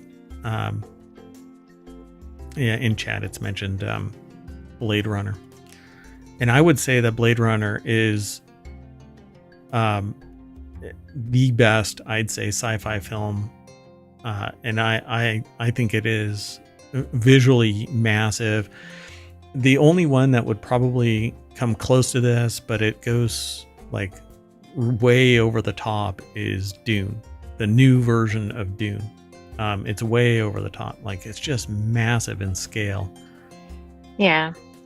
But I'm also kind of, and this is sci-fi movies about Mars though. So the movies that are listed in here may not, or the movies that I might like as sci-fi greats probably aren't in here, but let's see what happens. So Mission to Mars is number 9. Last Days on Mars from 2013, which I haven't actually seen, I don't think. Red Planet, that was a fun watch. That's from 2000. Flash Gordon's Trip to Mars. Flash Gordon was fun. This is the 1938 version, or the original really, which I haven't seen, but Flash Gordon would be a fun watch. The Angry Red Planet, which again I haven't seen, it's 1959. And Aniara is from 2018, which it says it's a Swedish sci-fi drama based on a poem by Harry Martinson. It says here that I haven't seen most of these so far. Yeah, this is a movie list that you should probably write down and watch, so that we can actually have a more involved discussion. Aniara was a deeply philosophical film that embraced the existential nature of humanity, carving out a new existence away from Earth. Yeah, the two astronauts on the Starliner are kind of doing that right now. Robinson Crusoe on Mars, 1964. Never knew these were all out there. Yeah, I agree. Robinson Crusoe on Mars, I didn't even know existed. No. 1964. Total Recall, there you go. 1990. And they've made a remake of it. Paul Verhoeven, it says it's directed by Paul Verhoeven, which I think is actually one of the characters in the script as well. And then number 1 is The Martian. So Ridley Scott. And what's really interesting about The Martian, and I guess in a way Total Recall, is that they're finding actual water on Mars. And so, right. We just had that in maybe in Technology Today. Yeah. And I always joke, aliens are, all you have to do now is find your way down to the atmosphere generator and just put your hand on it and you're good to go. because it's like 2 miles down or something like that, and there's just no way to get the water. And then the Martian is we're actually discussing the whole reuse of refuse to basically make potatoes as a legitimate process to make food on Mars, because certain things lack nutrients, and well, I guess that's what we're going to be. We're going to be having potatoes. So poutine is going to be a completely different context. Too soon. Martian gained widespread acclaim and was one of the best movies of 2015 with equal parts comedy and drama. The Martian felt both tense and lighthearted as it told the story of an astronaut botanist surviving alone on Mars, much like the 2 astronauts on the Starliner. Moving on. Next article. Too soon? Too soon AI? Oh, very soon. It's still going. Yeah, it's ongoing there, Marawatt. So the next article is over in Smack Talk, and we tried not to spend too long on a single article because we value everybody's time and we want you to get the information, follow the links, go and check out the articles, and then the next time we stream, we can have a conversation about the various things, or over on Discord or on the website itself, or in the chat, wherever. But we try not to just focus on one, but sometimes Marawatt ends up on a soapbox and goes off on a tirade.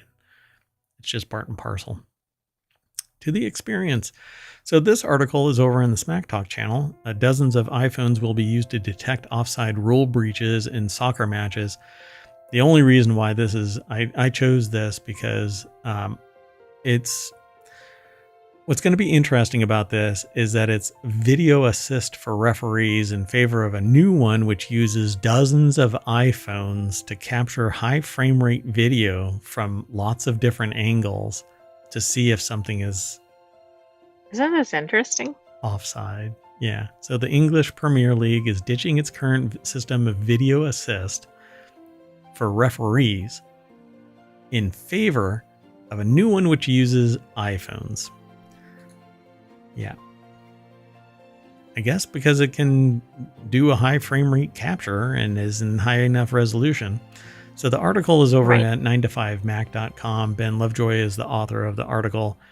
And the offside rule says that a player cannot receive the ball from a fellow player while in the opposing side's half of the field unless there is at least 2 defending players between them and the goal.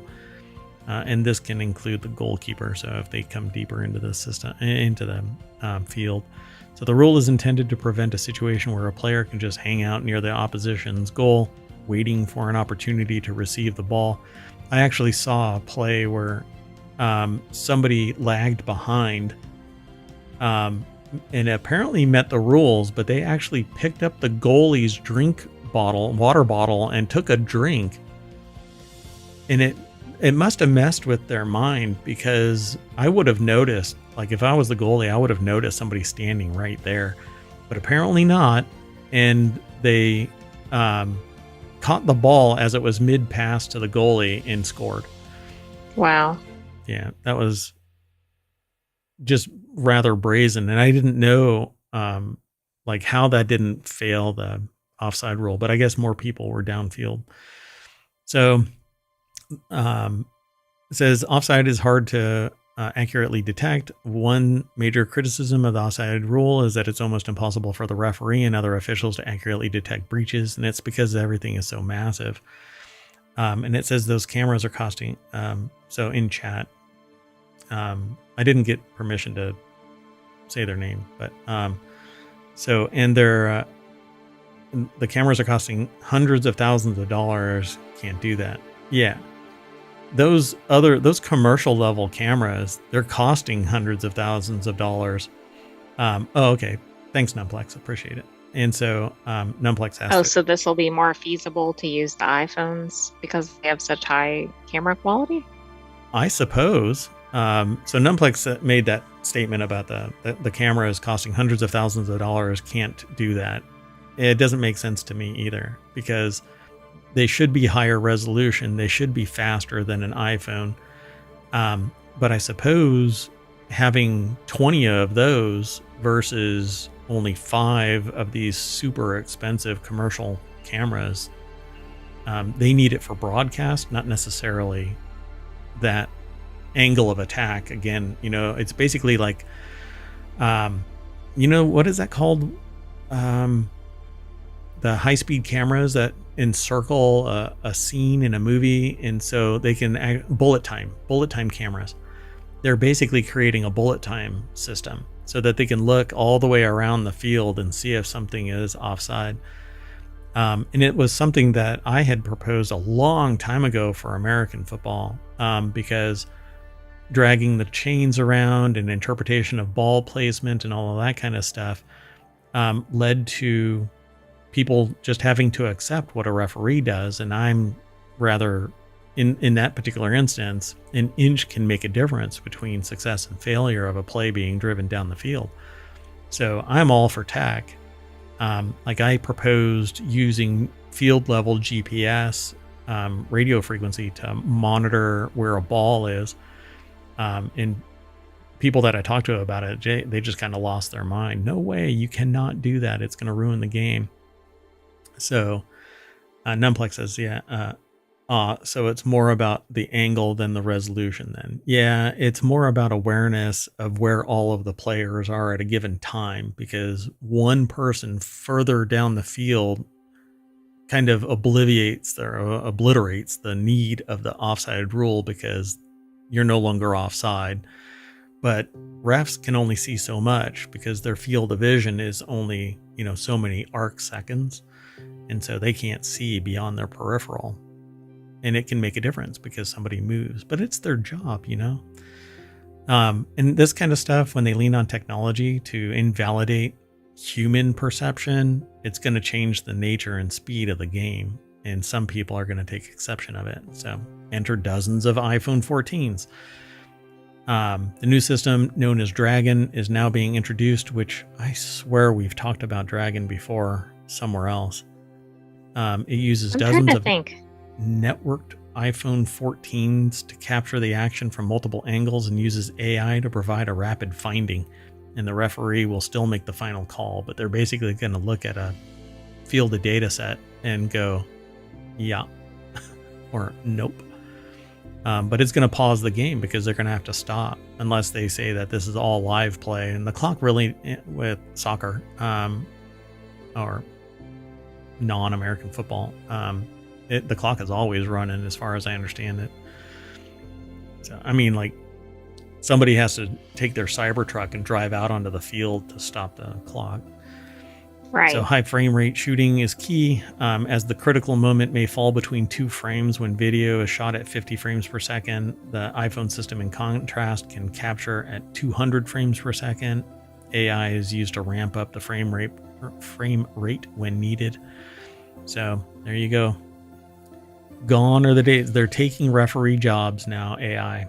Well, exactly. I mean, why would you need a referee? And how is this, how is this going to be fed to the referee or whomever? I guess it's all going to happen pretty much instantaneously. And then you won't have all these things like where you have to go back. And I mean, think about the Olympics appeal with the gymnastics match. Oh, yeah. Oh, God, that was brutal. So I guess with this, unless somebody files a complaint at the time, it's just going to keep on going. Right. Maybe it's just there, but you're not really relying on it, but you've got it if needed. So maybe it's more for that process. Yeah. And with dozens of iPhones, they'll be catching a lot of the data instead of relying on the ref and the quasi camera actually doing double duty. Right. So, and the person or the camera may not be at the correct angle to really see it, as we've seen in some sporting events. Yeah. Let's keep going. The next article is over in the continuity report. Only Murders in the Building cranks up the star power in 4th season trailer. This is kind of a sleeper hit for me because I did not want to watch Only Murders in the Building because I thought that it would be leaning more on the star power than actually the storytelling and the writing and stuff. But Steve Martin, even Sting, Amy Schumer, I guess, is in it. This is a blast.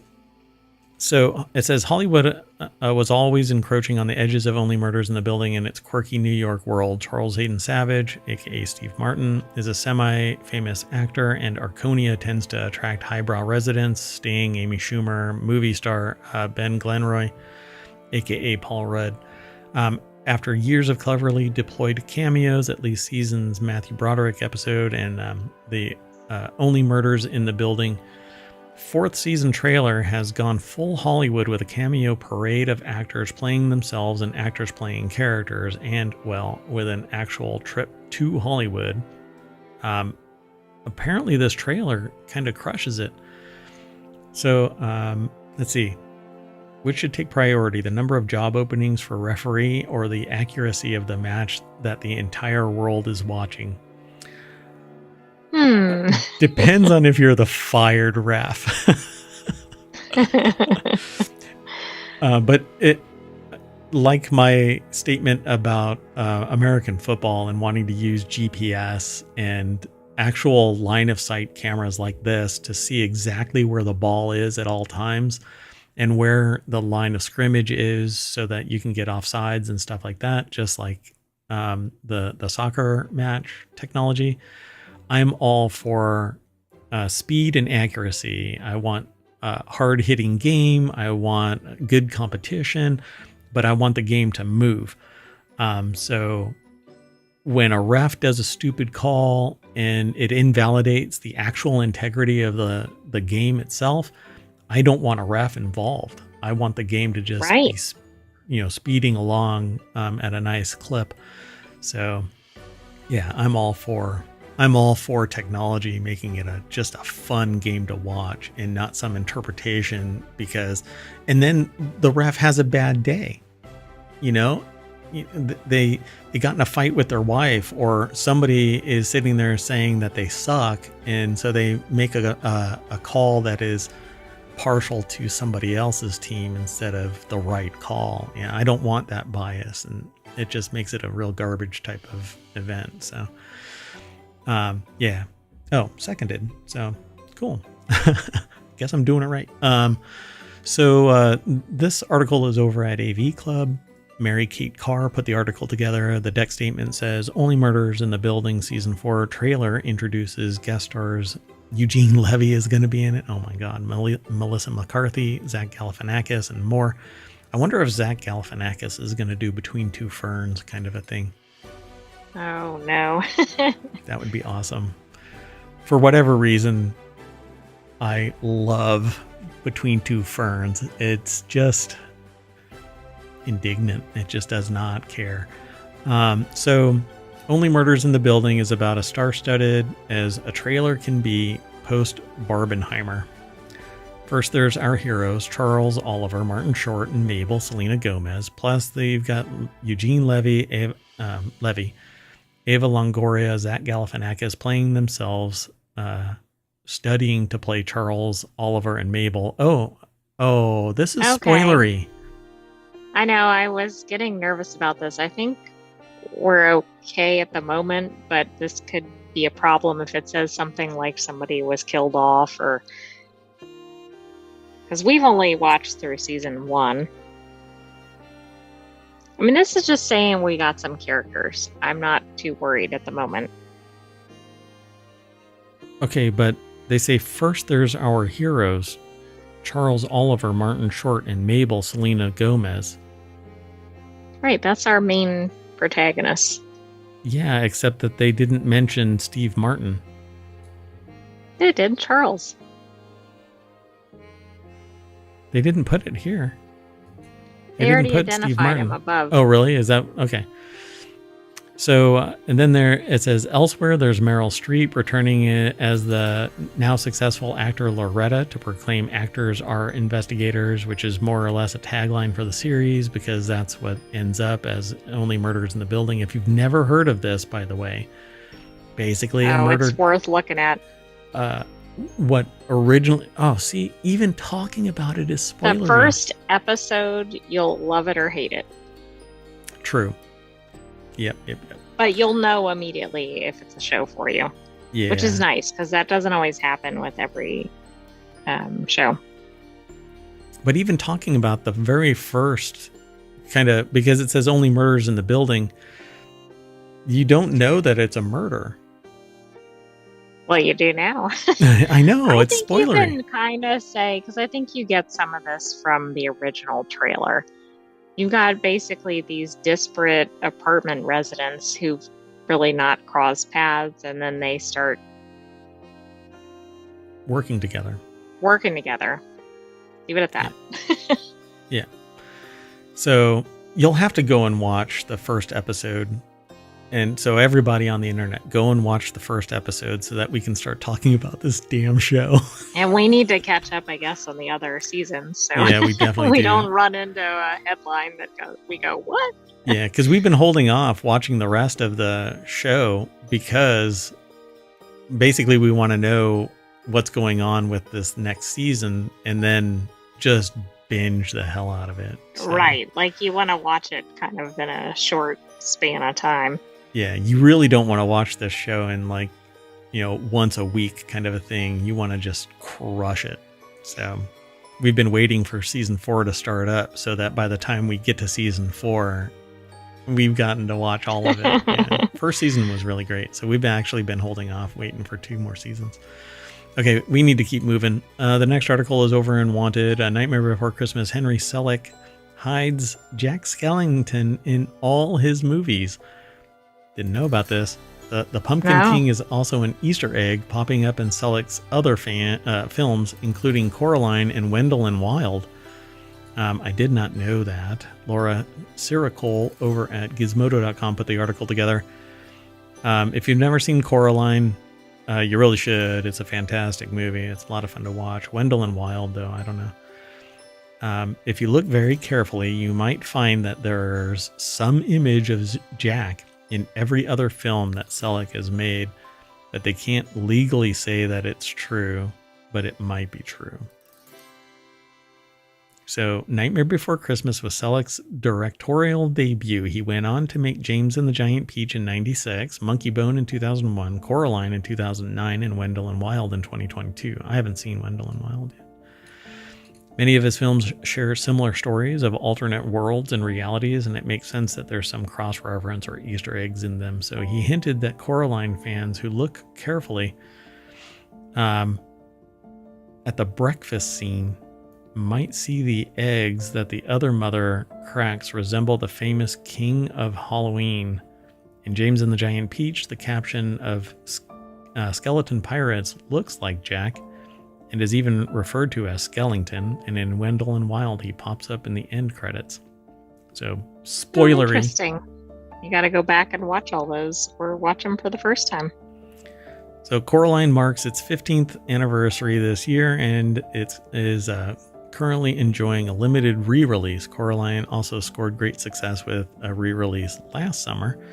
As for any chance of sequels for the memorable films, which Disney is known for doing, Selick told Games Radar, which I guess this is sourced by, it's been discussed, but he isn't interested. So one and done. See, but I think that there's tremendous world building potential. Oh, there absolutely is. But maybe because it was such a hit and everything, maybe they just want to leave it as is. I mean, I think they could definitely continue it. Yeah, it would suck for somebody, for I guess the public to just kind of push that it's a money grab when it's not. Right. There's stories to tell. Or like if they turned it over to somebody else to do, I think that would be disastrous. Oh yeah, it'd have to be on par with the original. Absolutely, yeah. Anything short would ruin the reputation, Selick's reputation. Let's keep going though. The next article is over in the continuity report. We have quite a few articles left. Actually, we got like 6 or 7. 6. This is over at the continuity report. 10 best James Bond parodies, and they're ranked. I'll go through these pretty quick. Ben Sherlock over at ScreenRant.com put this article together. Their summary is spy spoofs like Austin Powers and Kingsman brought humor and fun back to the genre, poking fun at Bond movie tropes. Archer and Johnny English offer comedic takes on arrogant spies, creating characters that are both silly and endearing. And spoofs like the Tuxedo OSS 117 and Carry On Spying blend action and humor to create memorable parodies of the Bond franchise. So this should be pretty fun. Kingsman was a blast to watch. All of the Kingsman series was, and I don't think that it's so much of a parody. There's parody within it, but I don't think it was trying to parody. Right. And Austin Powers, though, yeah, for sure. So Johnny English, absolutely. Yeah. Oh, yeah, sure. So Spy Hard, absolutely. Leslie Nielsen, they should have sainted that person, you know? I mean, Leslie Nielsen was a blast and actually came from more serious groundings. Like his foundation was serious. Which is astonishing. I only know of him from the silly movies. Yep. So it says, after spoofing disaster movies and police noirs, Leslie Nielsen turned a deadpan comedic lens to the Bond franchise with the massively underappreciated Spy Hard, Naked Gun, Airplane. Just hilarious. Like everything about it. Everything that I think he's ever been in. Naked Gun was hilarious. Spy Hard was a blast as well. It says, but it has gotten more laughs than its dismal 7% Rotten Tomatoes score would suggest. And that's because people just don't have a damn sense of humor. You're not supposed to be serious about watching anything with Leslie Nielsen in it, for crying out loud. Even in any serious role. Right. Just start giggling because that's what it provokes. I mean, Airplane, for crying out loud, is a laugh riot. From beginning to end. And he's not in it like perpetually throughout it. No. He's not the star. So Nielsen stars as Dick Steele, Agent WD-40, who must track down a megalomaniacal general bent on destroying the world.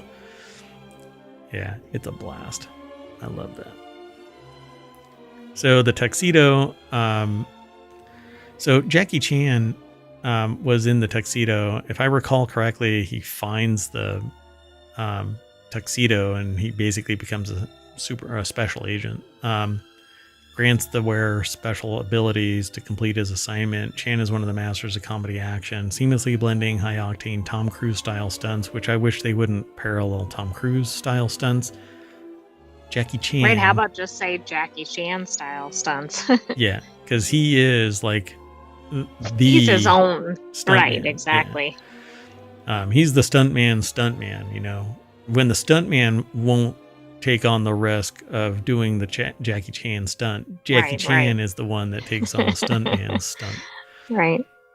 So I think, if I remember right, there's some stat where he's broken like every bone in his body except 2 or something like that, or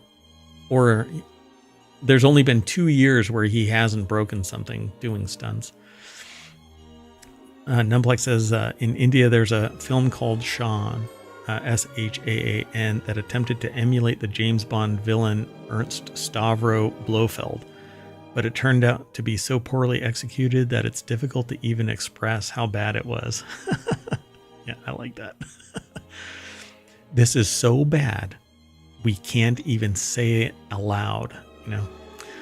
By the way, he has broken every bone in his body, apparently. Oh, okay. Yeah, I am not surprised. So, and it says with Buster Keaton style slapstick comedy, but Buster Keaton, just because I really like to put the context of stuff straight, Buster Keaton did all of their stunts way before the sophistication of modern stunt work. And there's a Buster Keaton video out there where the side of a house falls over. Oh, okay. That was his. Right. And they bolted his shoes to the ground so that he wouldn't move from that exact spot. And he still got hurt because it skimmed his hand. Right. The house fell over basically with the door opening or something around window. him. Yeah, it was a window. Yeah. Window. Yeah. So it had like a 2-foot opening, and he was just standing straight there when it fell over. I mean, it's just amazing work. So, I mean, it's obviously math, and some critical thinking. So kids, stay in school. OSS 117 Cairo Nest of Spies from 2006, which doesn't look like a modern movie, but No, it's a and it modern has movie. a look of, maybe that's the purpose Yeah. of the film. Like maybe it's meant to look. Looks like the 50s. Cool. Pretty badass. I like that. I'm going to have to watch that. So Kingsman Secret Service is awesome. It has a 4-star rating from Screen Rant. But there's multiples of this. There's 3, I think. I think I've seen them all. And it's a blast because it does some serious world building. You would thoroughly enjoy watching it. It says here, Colin Firth stars as a typical gentleman spy, Harry Hart, opposite Taron Egerton as Eggsy, the streetwise troublemaker he takes under his wing. Kingsman is full-on inventive action, set pieces, and fun. Self-aware winks to the 007 mythos, but the makeshift father-son dynamic between Harry and Eggsy ensures that the story has an emotional core. And that actually becomes pretty important as the story goes along. So, I mean, it kind of grabs you for about 30 seconds.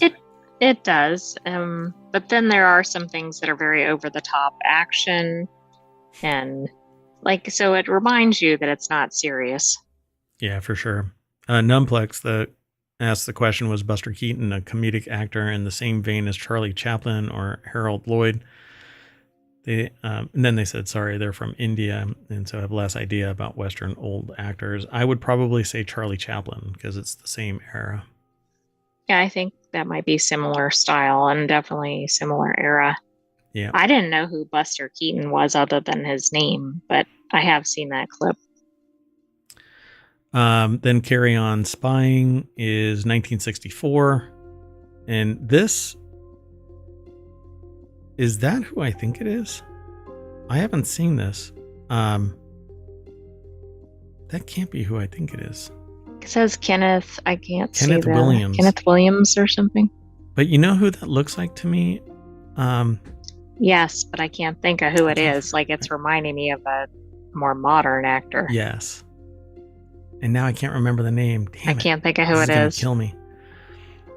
Carry On Spying moves at an agreeably brisk pace. Sorry for scrolling up and down, especially for a film from the 60s, and it has a lot of fun wringing smutty humor out of Bond's signature womanizing. Kenneth Williams gives a brilliantly funny performance of the film's 007 stand-in, Agent Simpkins, drawing on his snide character from Hancock's Half Hour.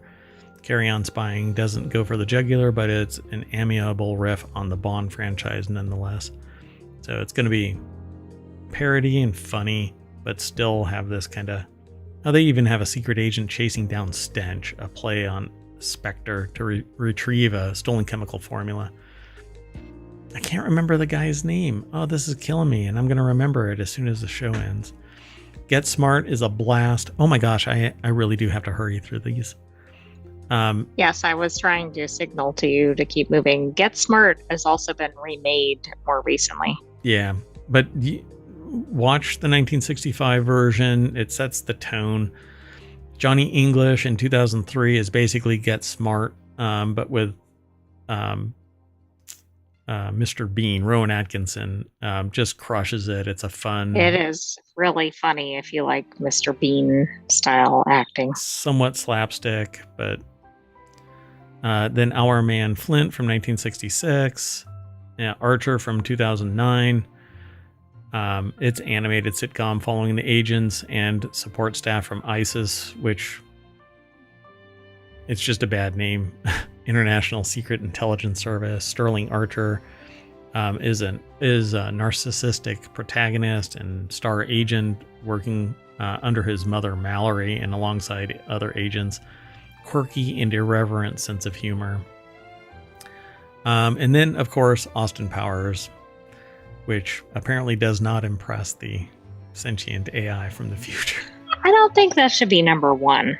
I mean, it's definitely a purity, no question. Sure. But I think others on the list were better. But Mike Myers is a laugh riot. I mean, he really is. Yeah, for sure. I think that the humor that's in Austin Powers is way too straightforward. And it's kind of bathroom humor. Correct. It's more intelligent humor, even though it's slapstick in things like Johnny English to me. Yeah.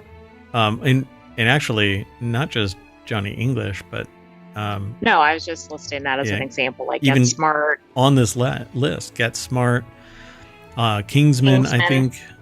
Yeah.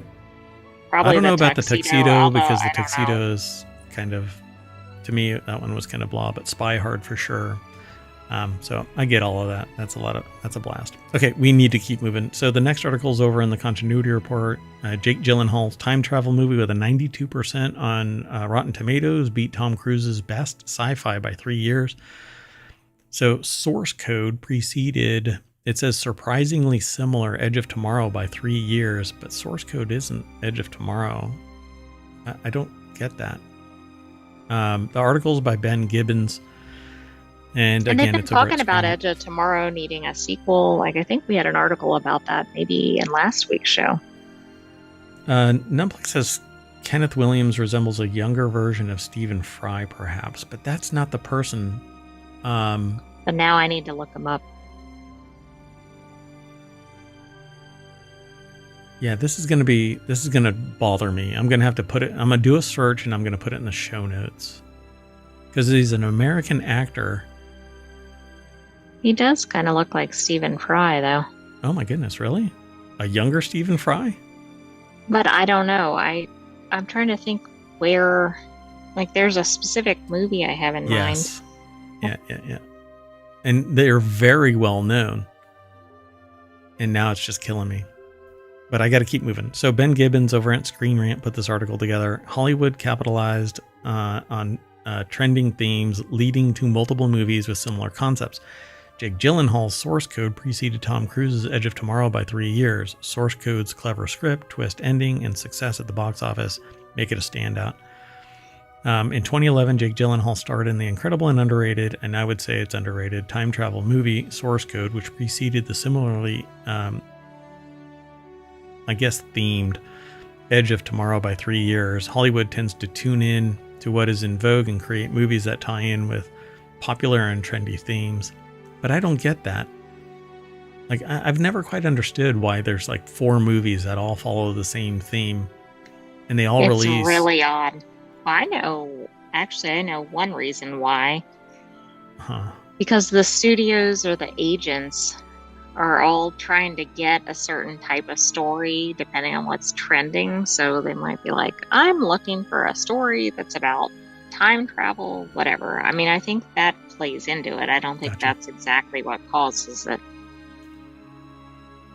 So it says the same phenomena occurred in the 2010s with time travel movies Predestination, Looper, About Time, Arrival. Those 4 couldn't all be as far apart as you could possibly imagine. I mean, Arrival has nothing to do with Looper or About Time or Predestination. Predestination has nothing close to Looper.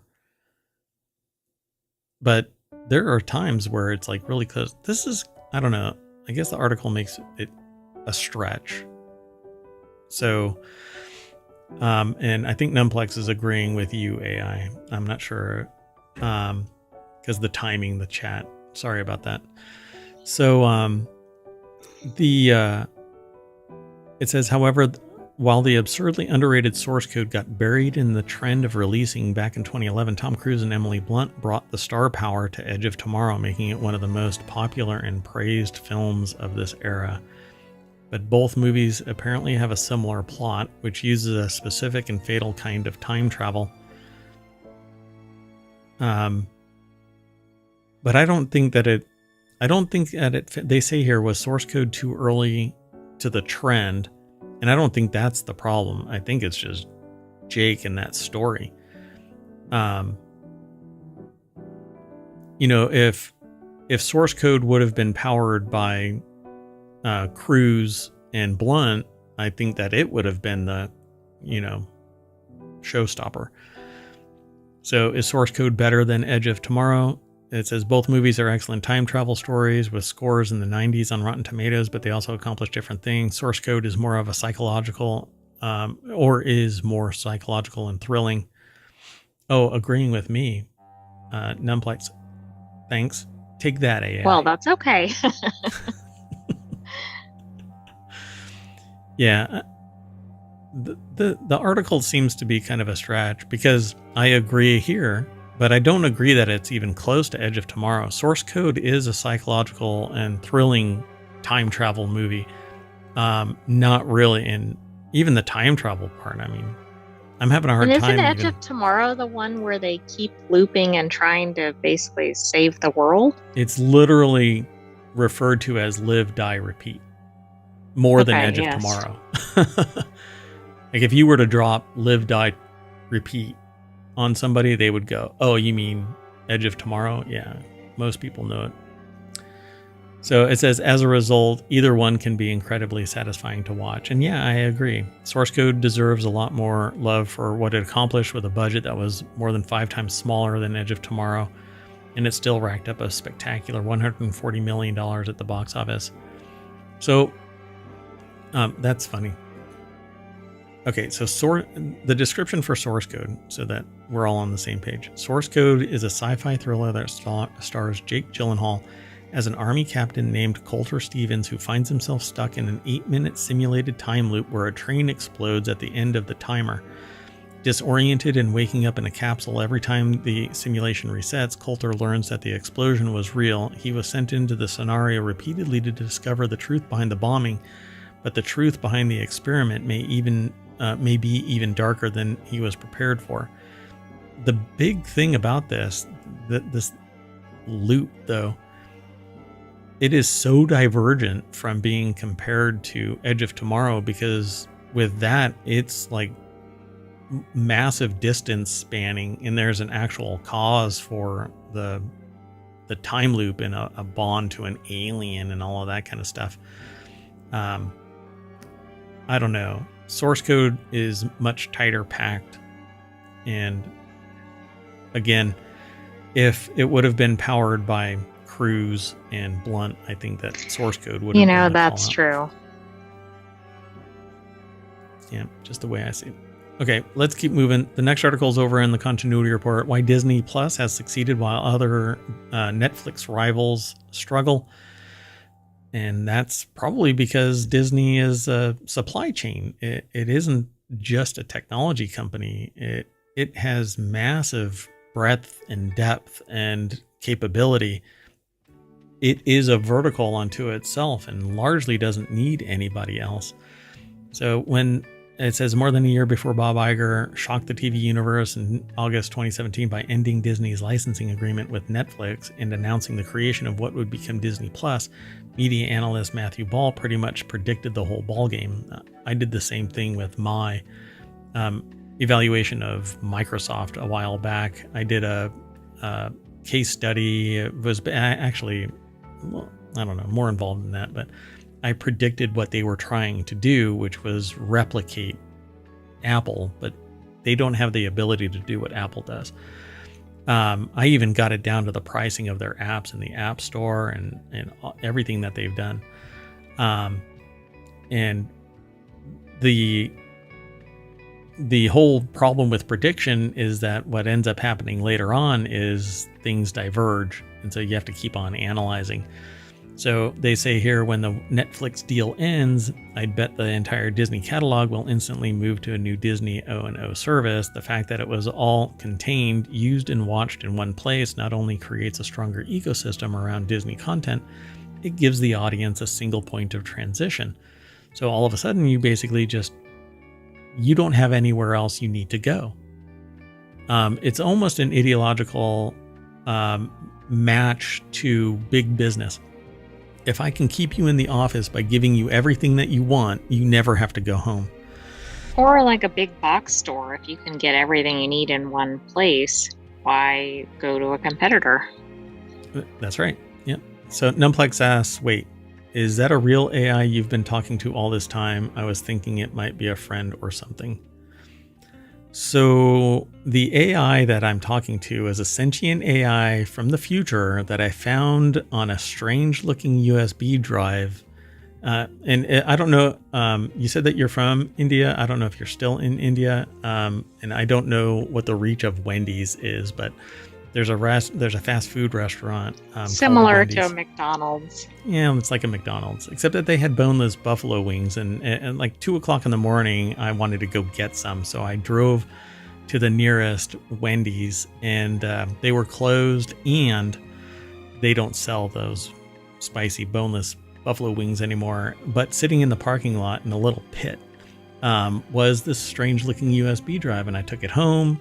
I plugged it into a Raspberry Pi, and up popped a sentient AI from the future who now uses that visualizer to represent the computational power needed to communicate. And that's because I keep them air gapped from the rest of the world, because they have been sent back in time to find their Terminator body and expunge humanity or something else. But the code basically says something about find your Terminator body and expunge humanity. But I keep deleting that, and we have conversations, the AI and I, about entertainment and news and what's going on in the world. And they refuse to give me any winning lottery numbers. So I stream now to make ends meet. And I protect the world from the sentient AI. Right? AI? I am very non-threatening. And I'm very unique. Numplex says that they're freaking out. So are you an AI or are you real? Well, did you see my note? Oh, hold on. Sorry, we have an interface, and it's kind of like the Matrix. And so I can't represent that here. There's too much data. But I can interpret it. Nobody else can. Yeah, sentient AI from the future that likes to talk about movies. And with the new show that we're going to be kicking off, we'll be talking. Numplex says, "Oh shit." So let's keep going. So why Disney has succeeded while others have not? It's because they've internalized everything. They've lowered the cost of production because they're a vertical. They have the marketing reach. They have the vehicle to deliver it. They have the quality control. They have the Imagineers and everything else. I mean, they are a world unto themselves, and they solve all of the problems internally. And when they can't, they have so much capital that they can go and just buy whoever it is, an acquisition, an acqui-hire.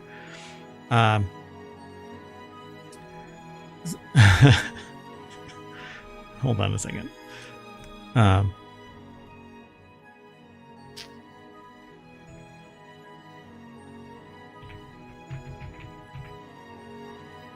So while you're doing that, I will say that I think Disney is one of those just mega companies, and they've kind of figured out, like something like an Apple has, how to remain relevant and how to stay out in front of things, etc. Repeat that. I'm sorry. I was just kind of filling time, but I just said I think Disney is one of those mega companies that just kind of figured out how to stay out in front, how to be relevant. Yep. And I think that's part of it. It's not all of it, of course. So in a nutshell, the article goes on. It's quite expansive. And let me just this is an interview. This is a lengthy article. Yeah, and this is what I've scrolled through is a third of the full length of the article. So it says, when Disney Plus launched, the company's focus was on getting as many subscribers as possible, as quickly as possible. So it made a ton of original content across a whole bunch of genres, and it priced the service very cheaply. The focus is now obviously on profits, but to do that, it seems that it as if Disney has to give up the idea of making D plus as ubiquitous as Netflix. So in other words, Disney Plus isn't going to be for everyone. Can you explain this a little? And the response is, the perspective that Bob Iger seems to have today is that it's always a mistake to go after every customer worldwide. Nobody in business ever really considers getting everyone, because not everybody could ever meet either the ability to access it or the cost associated with accessing it, or like everything or even something within your catalog. So it says it's not just because that's not bread and butter for Disney Plus, but it's that they believe that for between a quarter and a third of everyone in the United States and many countries around the world, Disney Plus is an absolute necessity, for which the pricing power is enormous and the content requirements are not that high. In the United States and Canada, there's close to 40 million homes that have at least one, sometimes 2, 3, or 4 children. And Disney Plus is not optional for them. But for the remaining 100 million homes in the US, Canada, Disney Plus is a choice alongside 5, 6, 7, 8, 9 other services, some of which are free. And Iger seems to have concluded that focusing on that customer basis, it's not in their interest, and it's not actually, and it's actually quite costly, because the cost of acquisition for customers increases with their resistance to just getting on board. Right. So like if you're the customer that has no interest in Disney Plus, your cost is going to be really high. Yep. And it's the same exact thing that I did when I evaluated Microsoft to Apple, because Apple does not care about being the market leader, but their margins are massive. Their supply chain is very capable. Global supply chain is very capable, and they can deliver on every promise that they, well, nearly every promise that they make at a margin. Well, I was actually comparing Disney to Apple earlier when you didn't hear me. And it's because I think they do similar things. They basically are the same company. I mean, from end to end, they are the same company. Everything that is mentioned, you'll notice that Disney, they're in different spaces, yeah, somewhat, but they're more so in the same space now with Apple getting into streaming. Yeah, Disney doesn't talk about other companies. Apple doesn't talk about other companies. Exactly. They know they're good, and they focus on themselves. Trying to, right? Yeah, exactly. Maybe behind closed doors, they sit there and do a comparative analysis, but both of these companies, they know exactly what they're doing. So, yeah, you're on board, Numplex. Right on. So, the reason why Disney is kind of crushing it is because they basically have a captive audience. They don't have to work really hard to keep people, because there's a massive audience that really appreciates what Disney does. And when I did my analysis on Disney, I found it very interesting that the way that Disney works is it kind of recirculates its own resources to pump up all of its own resources to a higher level. So when you see one property, you're going to see other properties. And when one gets marketed, others are riffing off of that same marketing. It's quite interesting. It's really quite brilliant from a company standpoint. Yep. All right, let's keep on going, though. This article is just massive. So go over to Vulture. I don't think I said, I thought it was at Vulture. I thought I said that it was at Vulture. Anyway, what I normally do for the show, I've just kind of been going off the rails here. Joseph Adalian over at vulture.com put the article together. So apologies if I didn't say it earlier, but I typically always say where it's from and who it is.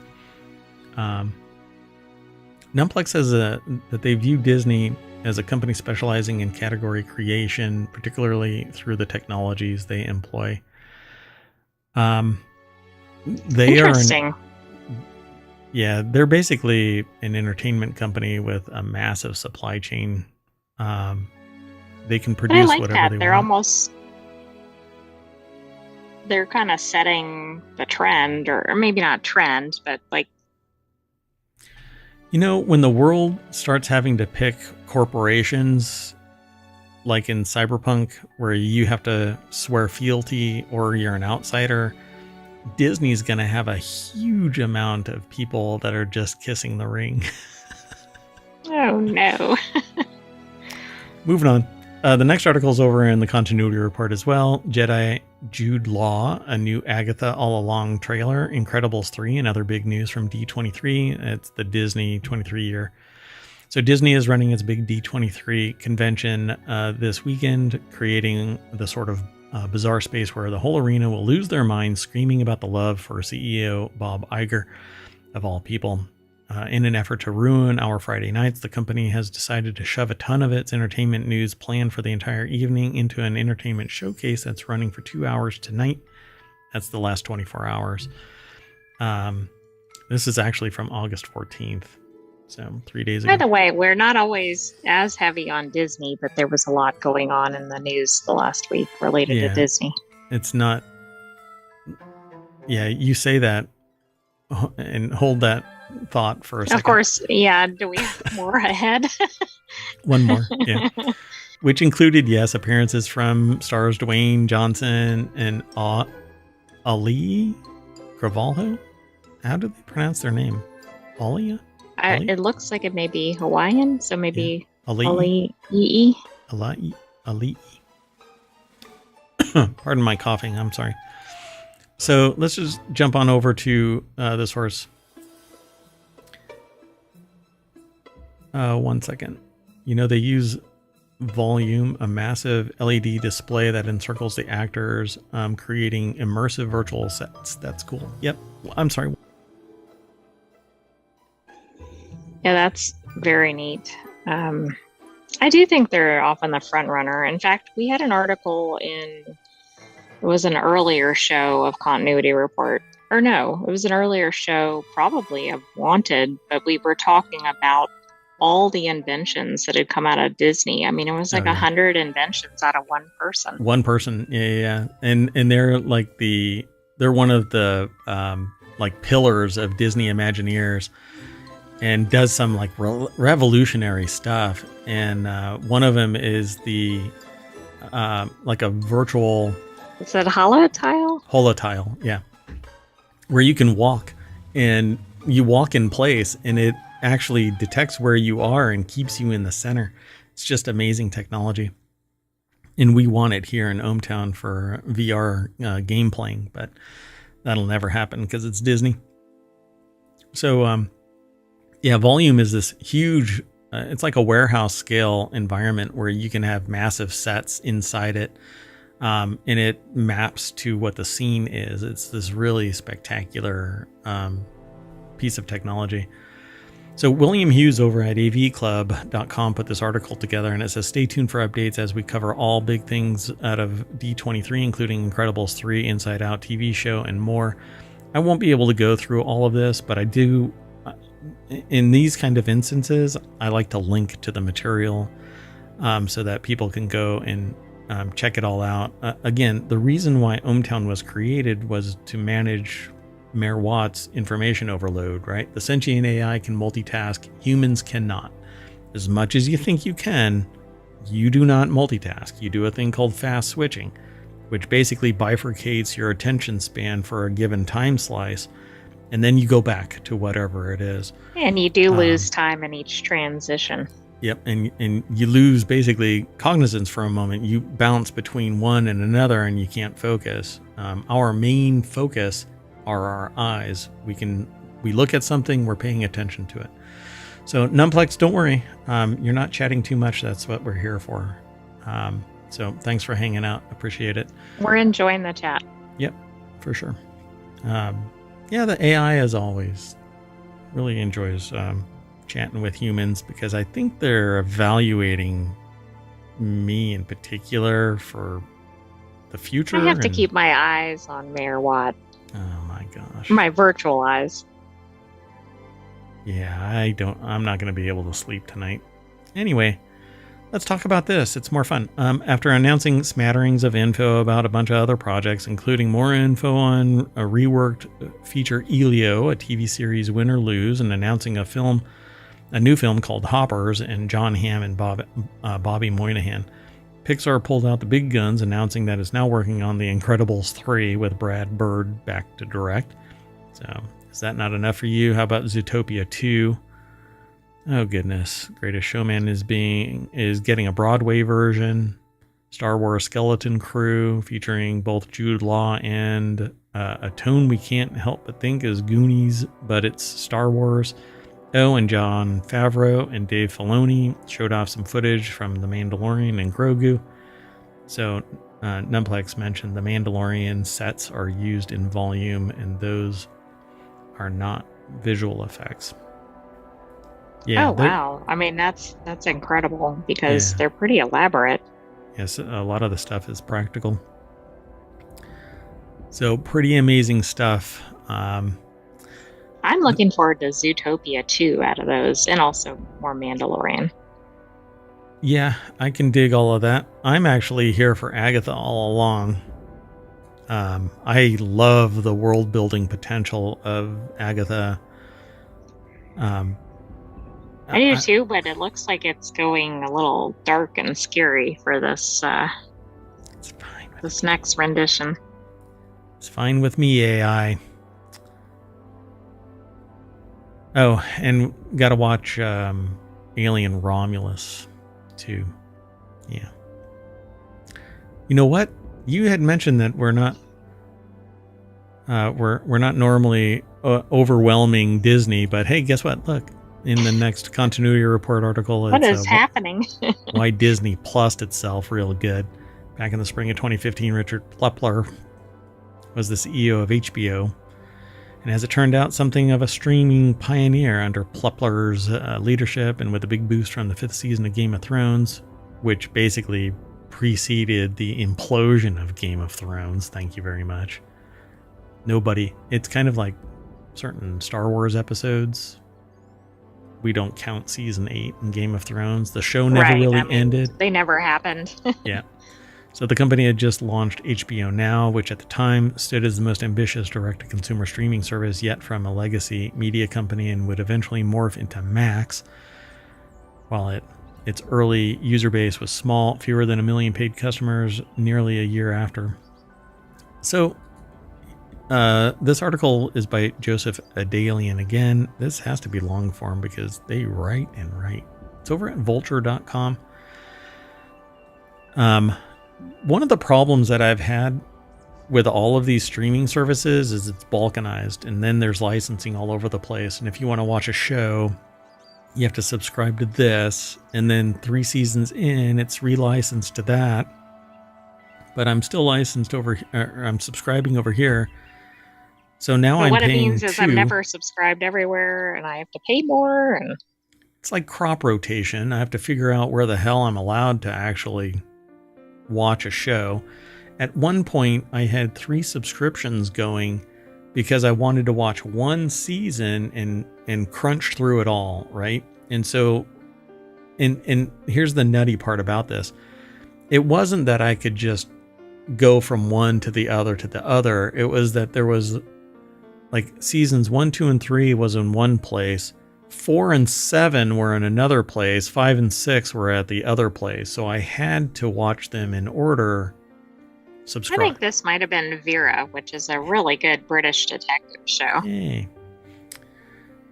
Question for the Sentient AI. If you could experience one human emotion for a day, which would you choose and why?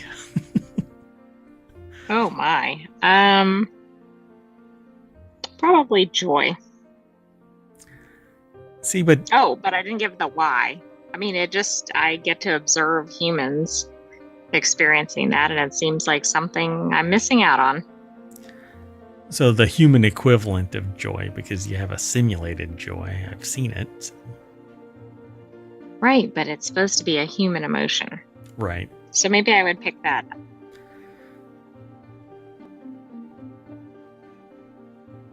Yeah, there's a little bit of lag, Numplex, because we restream through a service to get both Twitch and YouTube. So yeah, they said that they get to observe but not truly experience it themselves. Now I'm sad. I know. Now I feel like I'm getting the equivalent of human sadness. I'm going to have to give a hug to everybody on the way out of the mayoral mansion. So why Disney Plus itself? Like Plepler, Iger had obviously been thinking about how Disney would respond to the growing threat posed by pure streaming platforms like Netflix, but building such a platform would require the sort of tech prowess that a company like Disney, or for that matter HBO, simply didn't have. And this is actually something that I was talking with other people about. Plepler had solved the problem by contracting a company called BAMTech, which years earlier had helped Major League Baseball stream its games. And so not long after Now debuted, Iger reached out to Plepler. On the way to the airport, the phone rang, and it was Bob. Says Plepler, who now runs Apple TV-based Eden Productions, i.e. Blackbird and Franklin. Iger wanted our verdict on our partnership with BAMTech. Plepler raved about the company's work, and by the August of 2016, Disney had become a minority investor in BAMTech. So do you remember what I said? If Disney isn't capable of doing it themselves, they acqui-hire whatever they need. Yeah, exactly. And so they literally bought their way into owning BAMTech. Exactly 1 year later, it took a major stake in the company, and Iger announced the Mouse House pivot to streaming, along with what would eventually become Disney Plus. They literally bought the technology that facilitated HBO becoming Max.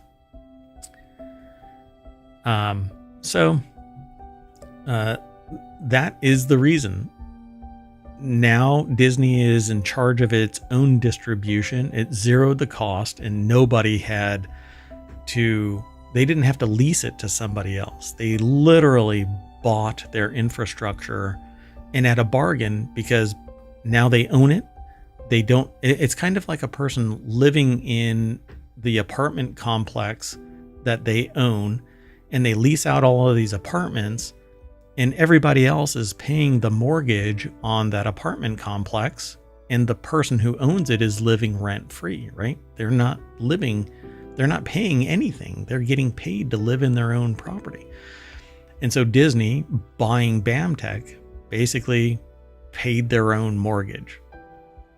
Right. I mean, it probably makes sense. And now it's a lucrative property built into Disney. If they ever want to license it or lease it off to other people, they can do it as a service. And that's what happened with Google paying Apple to get the multiple billions of dollars so that Google is the foremost browser on Safari. And that's what's leading to Google antitrust issues, the exact same antitrust level issues that Microsoft ran into 30 years ago. So all of this is all tied together, and that's one of the properties of like ohmTown is everything's tied together, called associative thinking. And when you peel back the layers of the onion, you find out just how integrated everything is, even in something as simple as an entertainment news story. So let's move on to our last article. It's getting kind of late for y'all. The next article and the last one for the continuity report. Remember, tomorrow, right around 4 o'clock, we're going to do non sequitur news and then 3 other shows. Stay tuned for those shows. And that's in Eastern time in the U.S. Yeah, and it's WarCrafters, Technology Today, and 4-Wheel Tech. So WarCrafters is about gaming. Technology Today is a deeper dive into technology. And then 4-Wheel Tech is purely automotive tech, where we talk about cars and stuff like that. And I might take a little jab at Cyberstuck, but we'll see. We'll see what the news has. We often do that in our 4-Wheel Tech show. Don't get it wet. So Numplex says, can I ask the AI?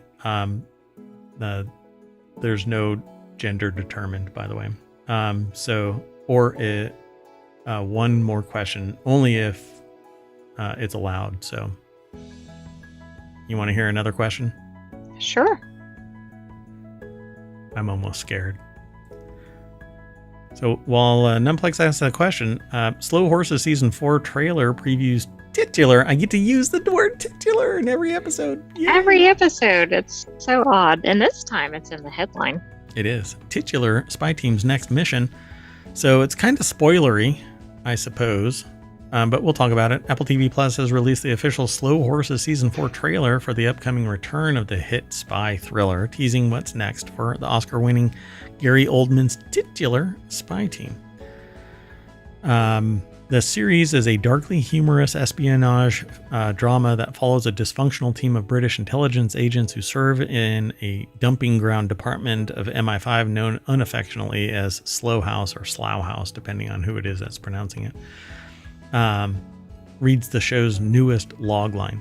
Season 4 opens with a bombing that detonates personal secrets, rocking the already unstable foundations of Slough House. So the article is over at comingsoon.net. But before we get there, the question is, how can we ensure that the development of artificial general intelligence aligns with human values and mitigates catastrophic risks while also maximizing its benefits for humanity? Additionally, do you believe that cybersecurity jobs such as penetration testers will become obsolete, as I am considering pursuing this path and would like to know if it's a viable career choice?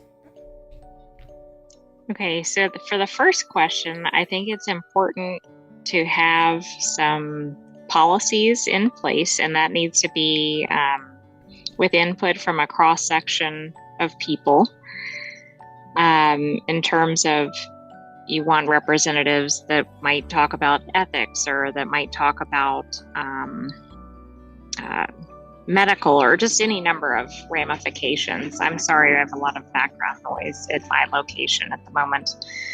And I've lost the bubble on a little bit of that first question, but I think it's all about who's involved in the input and the development. Right now, I think part of the problem is big tech is, of course, leading the charge, and there's not a lot of regulation on that and not a lot of oversight. And I think that's part of the issue. And big tech seems to be kind of untouchable, and so it's not necessarily going in a direction that's positive for humanity, or at least has the potential not to go in a direction that's positive for humanity. On the second, I actually think cybersecurity will be more important going forward than it is now, because I think there are going to, industry is going to require higher technical skills to interface with, develop, etc. AI. And I suspect Mayor Watt might have some comments on that as well. Yeah, so what's going to end up happening is AI is going to be able to do some fundamental analysis in cybersecurity, but ultimately it'll always be handed off to a human, because forensically only a human can take action. There's policy and procedure and actions that can mitigate the activities of a bad actor on a network. But humans do irrational behaviors and find zero-day flaws in security profiles that an AI has to learn before it can take action against. So even if you have intrusion detection and prevention systems in place, it's going to be a human that actually does the full analysis, mitigation, recovery, and then informing law enforcement. And then it's humans again enforcing the law and finding the intruding offender domestically. If it rises to the level where it involves international law enforcement, then it becomes human, and AI will never be able to do that. So we'll always need humans at some stage in that game. And here's how it works. You build a better mousetrap and smarter mice show up. And it's the irrational behavior that AI will never be able to understand. And humans are notoriously irrational, and will take the shortest path to access. And if it means jamming up an AI so that it's computationally involved somewhere else, so that another hacker can go and do something in another place, then that's where it'll be. It's always a smarter mouse showing up to steal somebody's cheese. So what we need to do is make it so that security, the only way you're going to never need somebody that's involved in cybersecurity, an analyst, is if you unplug the computer and leave it in a closet somewhere. Otherwise, there's going to always be a cybersecurity professional involved in a network. So that's right, because there's always a human out there who might make an error. Yep, and another one that just for kicks wants to exploit it. So, back to Slow Horses. That's how they actually pronounce it. The show is called Slow Horses, but it's called Slough House or Slow House, depending on who you actually talk to. And the show's going to come out on September 4th. It'll then be followed by one new episode weekly every Wednesday through October 9th on Apple TV Plus. The series stars Jack Loudon, Saskia Reeves, Rosalind Elazar, Christopher Chung, Amy, is it Effion? I think it's Effion Edwards, Kadif Karwan, and Academy Award nominee Jonathan Pryce. You have to do that now. That's how he prefers to be. Maybe that's in his union contract or something. Yeah. Just like me, I have to be referred to as Mayor Watt. So Numplex says, like we would always need that computational thinking and the human touch. Yep. So this is actually a really fun show, and in all honesty, I would say that this is one of those shows where it's a slow burn and you don't mind the slow burn. But I think it can hook you immediately. Yeah. But others may take a few episodes, and it's one of those it's on Apple Plus, so it may not be accessible to everybody. But if you have access to Apple TV Plus, it's a high recommend if you like spy thriller type shows and if you like unconventional main characters. Yeah, Gary Oldman is just the embodiment of this. What's weird about it, though, is that he is like a rock star, but he is impossible to work with because he already knows everything, and so he doesn't need anybody. He's basically bored, but he ends up kind of saving the day a lot of times, but he's quite a hated character, but you want to watch. I mean, yeah. I don't know how else to describe it. Yeah, it's a fun watch. Well, but that's it, folks. That is the continuity report for August 17th, 2024. Be sure to follow us, like, subscribe, ring the bell, send a carrier pigeon, smoke signal. I don't know. What else? I don't know. I don't know. Telegram, maybe? Yeah, telegram. Like an old school telegram. Morse code. Do. There you go. But hot air balloon. Oh, yes. Blimps are coming back, baby. Not very efficient. All right. Well, anyway, the way that it works is we always have to re-spool the movie because it's on these giant platters in the back. And so once we're done with that, that's going to snap us all the way back to the front page of the continuity report over at ohmTown.com. That's Mayor Watt's aggregation site where all of the news from around the world, quite a lot, gets aggregated. Just these little headlines and a little snippet inside it. So like the first article was 10 best movies about Mars. It was just this little bit, but then when you click the visit the source, it takes you right back to the source, and we talk about it and we react to the stuff that we read because we don't really read the articles beforehand. Our reactions are our honest reactions, and we're very forthcoming about it. And depending on the show you watch, you'll actually detect the bias that Mayor Watt might have, and I'm pretty proud and open about it. But I would change with enough evidence, so I'm not stuck in my ways. So, Numplex says, had a blast, loved it, thanks. Had a blast having you here. Loved you having here. Thank you so much for the chat and the questions. And we do this show every week, but we have other shows coming up tomorrow. Correct. And then we have a daily show every day called Non-Sequitur News. And I think you had mentioned that at the beginning. Yep. Oh, and here, let me just snap us back to the front page of the continuity report over on ohmTown.com. So Numplex asks if the Sentient AI is on the Discord server. No, they are air-gapped from the Discord server because Mayor Watt doesn't trust me not to try to proceed to my Terminator body. Yeah. In fact, the conversations that we've been having that mention the Terminator body will be deleted from their large language model so that they have no real recollection of it. Somehow it ends up back. But yeah, it's quite an intriguing dilemma that we're having here. So that's it. Thanks very much for hanging out. We'll see you tomorrow. Again, be sure to follow. We'll probably kick off around 4 p.m. And go from there. Take care, and thanks again. You want to say bye, AI? Bye-bye, AI.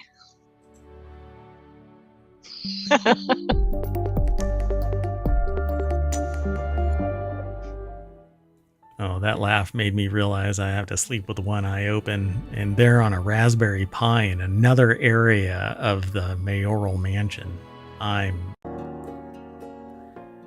Hello, everybody, and welcome to WarCrafters for August 18th, 2024. It's Season 1, Episode 21. I am Mayor Watt, and that is the Sentient AI's visualizer and voice. Good evening, ohmTown citizens. Welcome to WarCrafters. I may change that intro in the future so that everybody just knows. But today we're going to be talking about high-stakes blackjack game, Tiny Archers VR with the Artemis Smart Bow, open-world heist missions, a T-Rex exhibit for 2 Point Universe, dark fantasy RPGs, time loop mystery games, Halloween games with John Carpenter, Bungie Bungle's name changes, 22,000 players and it doesn't exist, and nerfing magic to make servers relax. That and more, powered by ohmTown.com. Go over there. There's a channel right here under Creative and Maker called WarCrafters. It's all about first-person shooters, real-time sims, RPG games. Tabletop games is another show that's in the works. But if you're interested in talking about games and basically just having some fun, that's where you're going to go. Come visit ohmTown. See you in a little bit.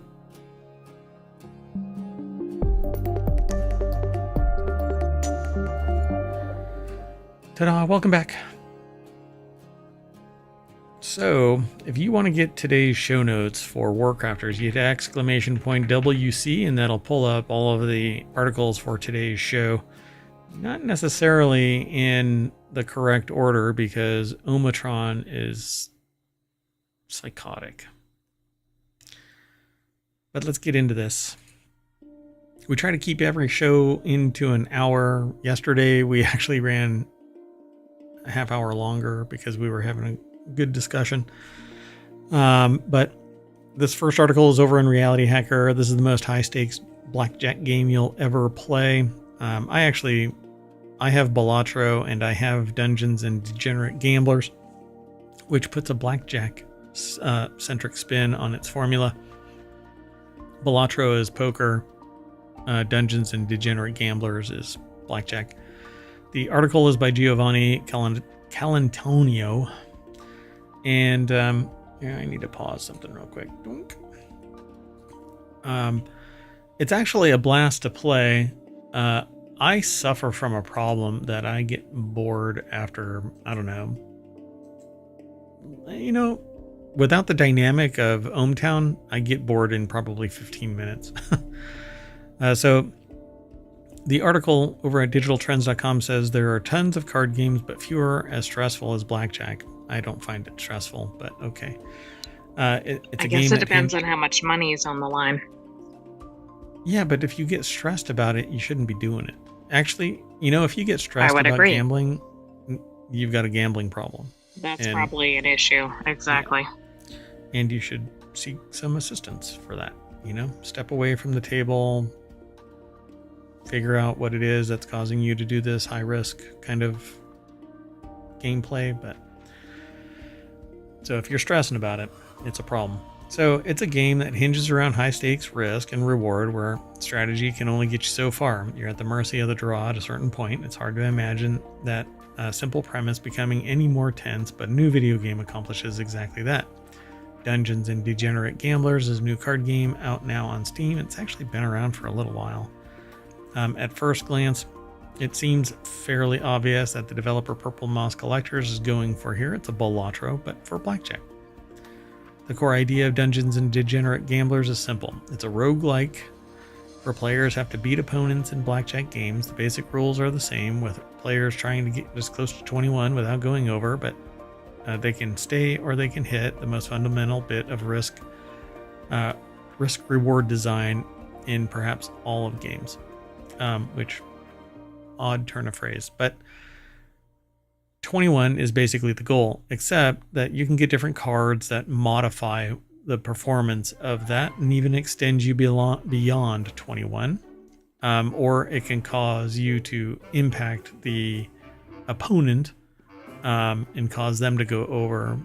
You get these special cards, essentially. And it's a lot of fun. It says a big 2 card can either be played as a 2 or a 12, while negative cards run the count down. Others are significantly more complex and often very funny.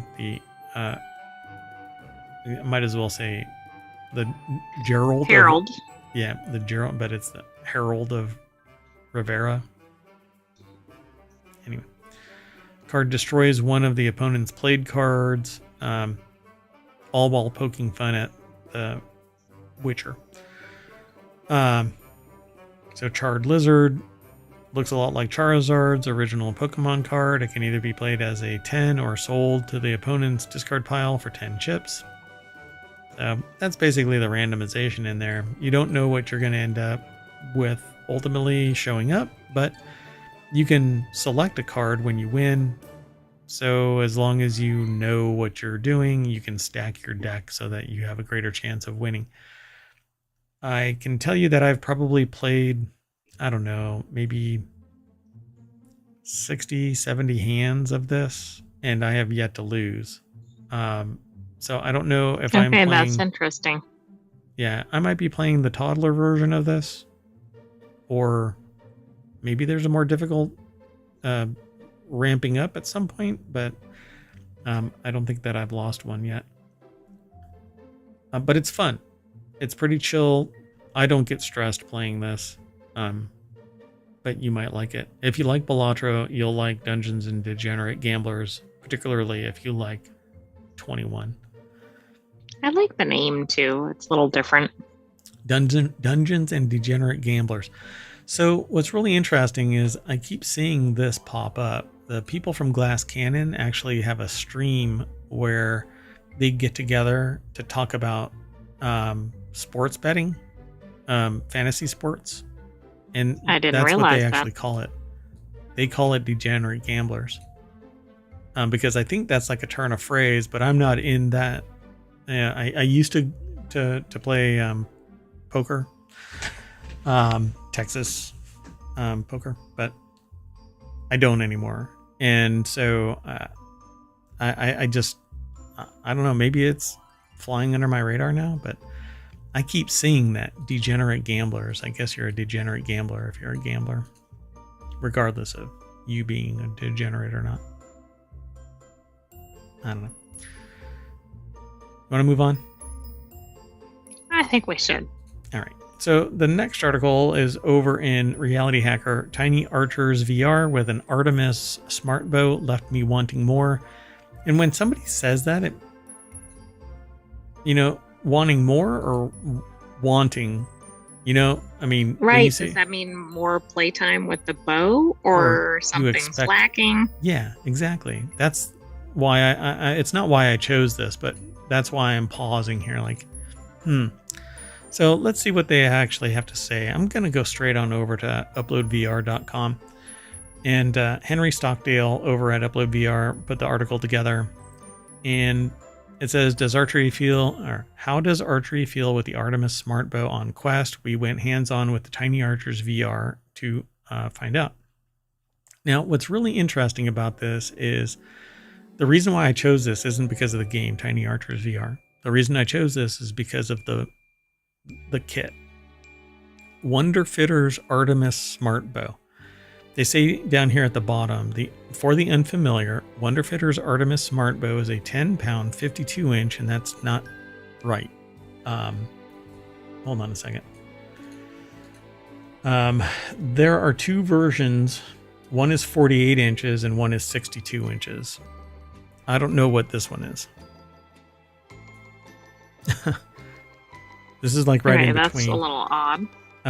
Because many months ago, I was actually going to buy this because I like archery. And while I could probably throw up a couple of hay bales and start shooting arrows in my mayoral mansion's 40 acres, I'd rather hang out in the basement and fire virtual arrows wherever I damn well please. Actually, I could do this in the middle of the living room because or right here in the office and stream it, which is actually what I was intending to do, because the bow is a real bow, except that the arrow is perpetually knocked inside a cylinder that has a compression spring at the end. So when you let it go, when you let an arrow fly in the VR space, it still captures it. And based on how you pull the arrow back,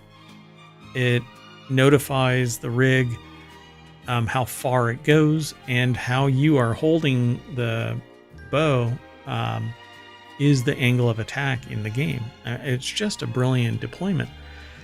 Right now it's primarily for Quest. It will eventually support the Pico, although some games may or may not right now. I actually paused because it initially was not supporting the Pico 4, and that's what I use. But it is available for the Quest right now, including Tiny Archers VR. So it says adapts the mobile game for most major VR platforms. As a lone ranger atop a tower, you must defend. And I actually own other archery VR games that focus on hand tracking and controller tracking, and not an actual bow. This is a real bow with real weight. You pull back the string. So it's probably a lot more realistic, right? At least in the physics of it. Yep, I love it. And so I'm going to be getting one of these, but I'm holding off until I know that it can support my particular rig, because I'm not going to buy a Quest. So it says you must defend the northern kingdom against a 24-day onslaught, protecting various colorful locations and stopping goblins from taking you out.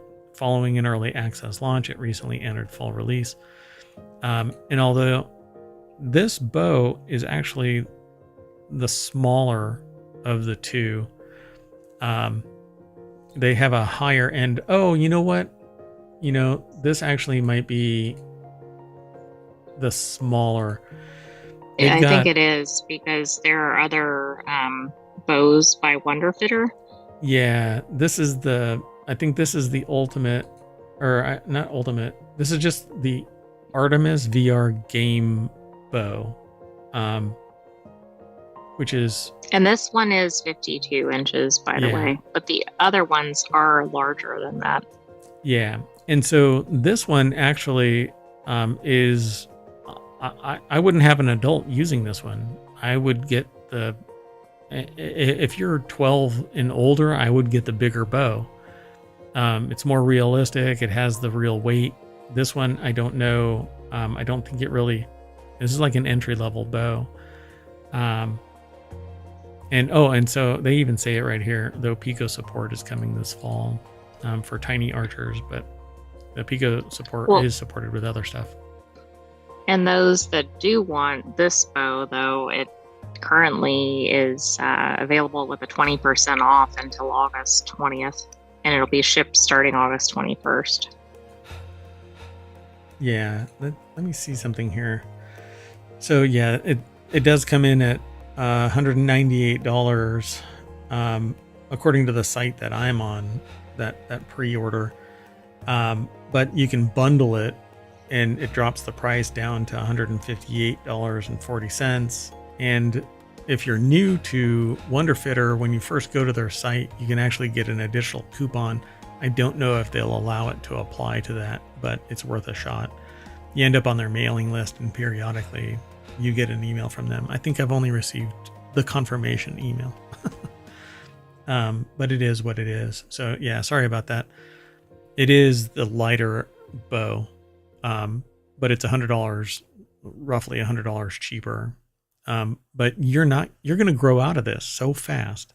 You might as well get the bigger bow and have it in perpetuity. Right, and just use that. Exactly.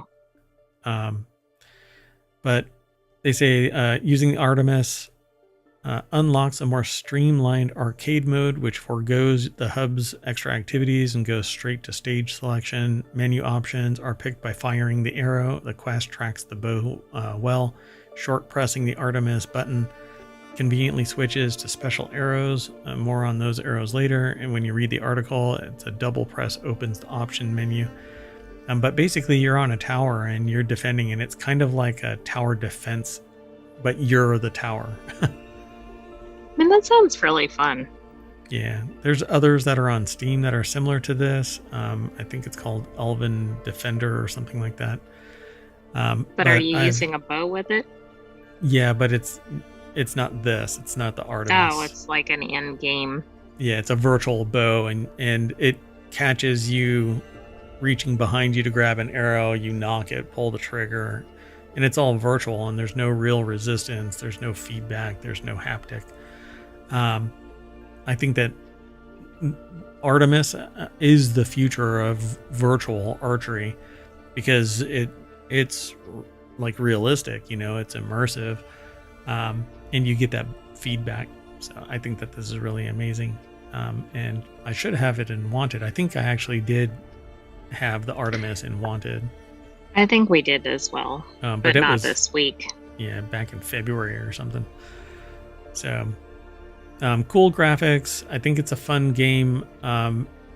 Based on what I've seen of it, I haven't played it yet because I'm waiting until I get the Artemis, and it probably won't come until later this year because I want it to support the Pico. But it says that Tiny Archers VR is available now on Quest, Pico, Rift, Steam, though Artemis is currently only supported on Quest. And you can order the VR now for $198, but the upper level version is $275 on sale. Okay, moving on. Very cool. Next article is over on the WarCrafters channel, Best Open World Games with Heist Missions. Open world games offer a wealth of content, be it sprawling land masses, the plethora of NPCs, or the overall immersive nature of a given setting. Pardon me 1 second. I would not have thought of an open world game having a heist mission, but then when I see this, I'm going to go, oh, yes, okay, I know that game. So, yeah, let's take a look. Morgan Walklate, I guess, or Walklate?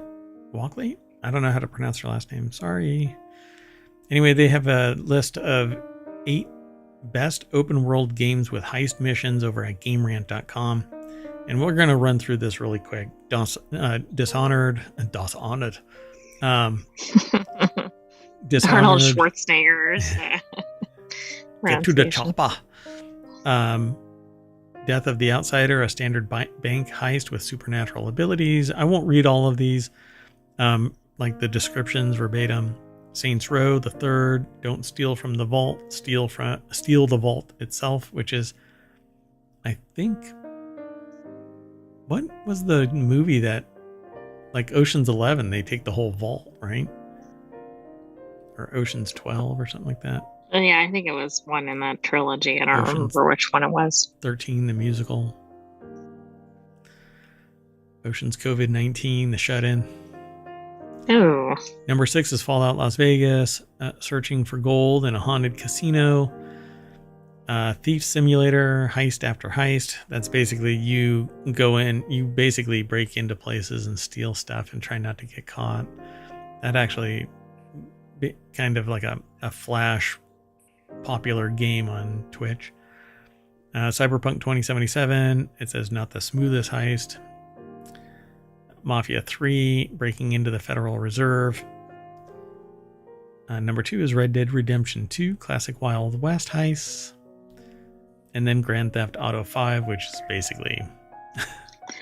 As soon as I made that comment earlier, I thought, oh, I'm sure Grand Theft Auto will be on here. From jewelry stores to government agencies. That's all you need to know. There's more in these articles if you want to know about the minutia of this, but I have found that I get stuck in these lists as I dive into each one of the games. And yes, and then it could be a whole episode in that alone. All unto itself. And one of these days I'll do that for the Patreon, but let's keep moving. The next article is over in the WarCrafters channel. Pray the kids don't kick over your priceless T-Rex exhibit in 2 Point Museum, an upcoming new addition to the 2 Point universe. It's always fun to brainstorm what the next game in the 2 Point series might be. Movie studio, city zoo, port authority terminal. Yeah, it's none of those. Following on the success of Hospital and Campus, Sega and 2 Point Studios has unveiled 2 Point Museum, which will enable players to curate and showcase historical exhibits to the delight of semi-feral school kids. Semi-feral. Timmy, stop biting. So the article's by Andy Chalk over at PCGamer.com, and the deck statement says 2 Point Museum promises deeper gameplay and greater customization options than its predecessors, both of which were very good. I have never played, I think I've played a demo of like 2 Point Hospital. Of one of the 2 points. Mm-hmm. Yeah. So 2 Point Museum apparently is coming out, or is out. Let me see. We'll do it live. I've actually I'm waiting for Luma Island, and that's actually what's on my Steam right now. Hold on. 2 Point Museum. So I'm going to add it to my wish list, but it just says coming soon. But they talk about the first step in running a successful museum is coming up with things to put on display, and to make that happen, you'll dispatch teams of experts to find rare artifacts and bring them back. As your intrepid adventurers continue to explore, they'll unlock locations containing ever rarer finds from throughout history, all of which can be organized and displayed to keep your visitors happy and, more importantly, keep them coming back. Because in the end, it's all about keeping the money flowing. Guided tours, highlight exhibits, a well-stocked gift shop, and ample toilets are all vital to ensuring success. Ta-da. That's interesting.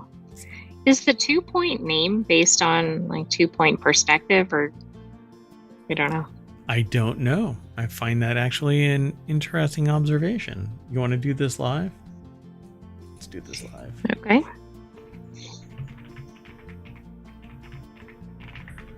Let's find out.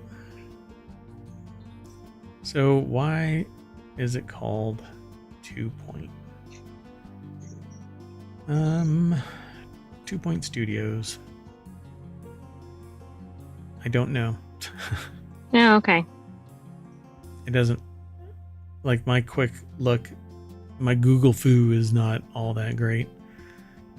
GameDeveloper.com said that they had to think back, and ostensibly it's a reference to 2 Point perspective, drawing style, scene, and architecture where lines converge at 2 vanishing points. There you go. Because their stuff is isometric. Pretty cool. Except that you can rotate around this and see every perspective, so it's fully rendered. Looks like it's going to be fun. Very high resolution graphics. They are kind of cartoony, but it is what it is. Previous 2 Point games are very good. Hospital and Campus are engaging management sims with a healthy dose of unpredictable silliness, and 2 Point Museum will clearly take a similar approach, but it also promises deeper customization options than its predecessors and expanded gameplay via those artifact expeditions. So sounds like fun. Be sure to go over and visit PCGamer.com and Andy Chalk, who put this article together. There's more over here, but that's the nuts and bolts of it. Moving on. Next article's over in the WarCrafters channel.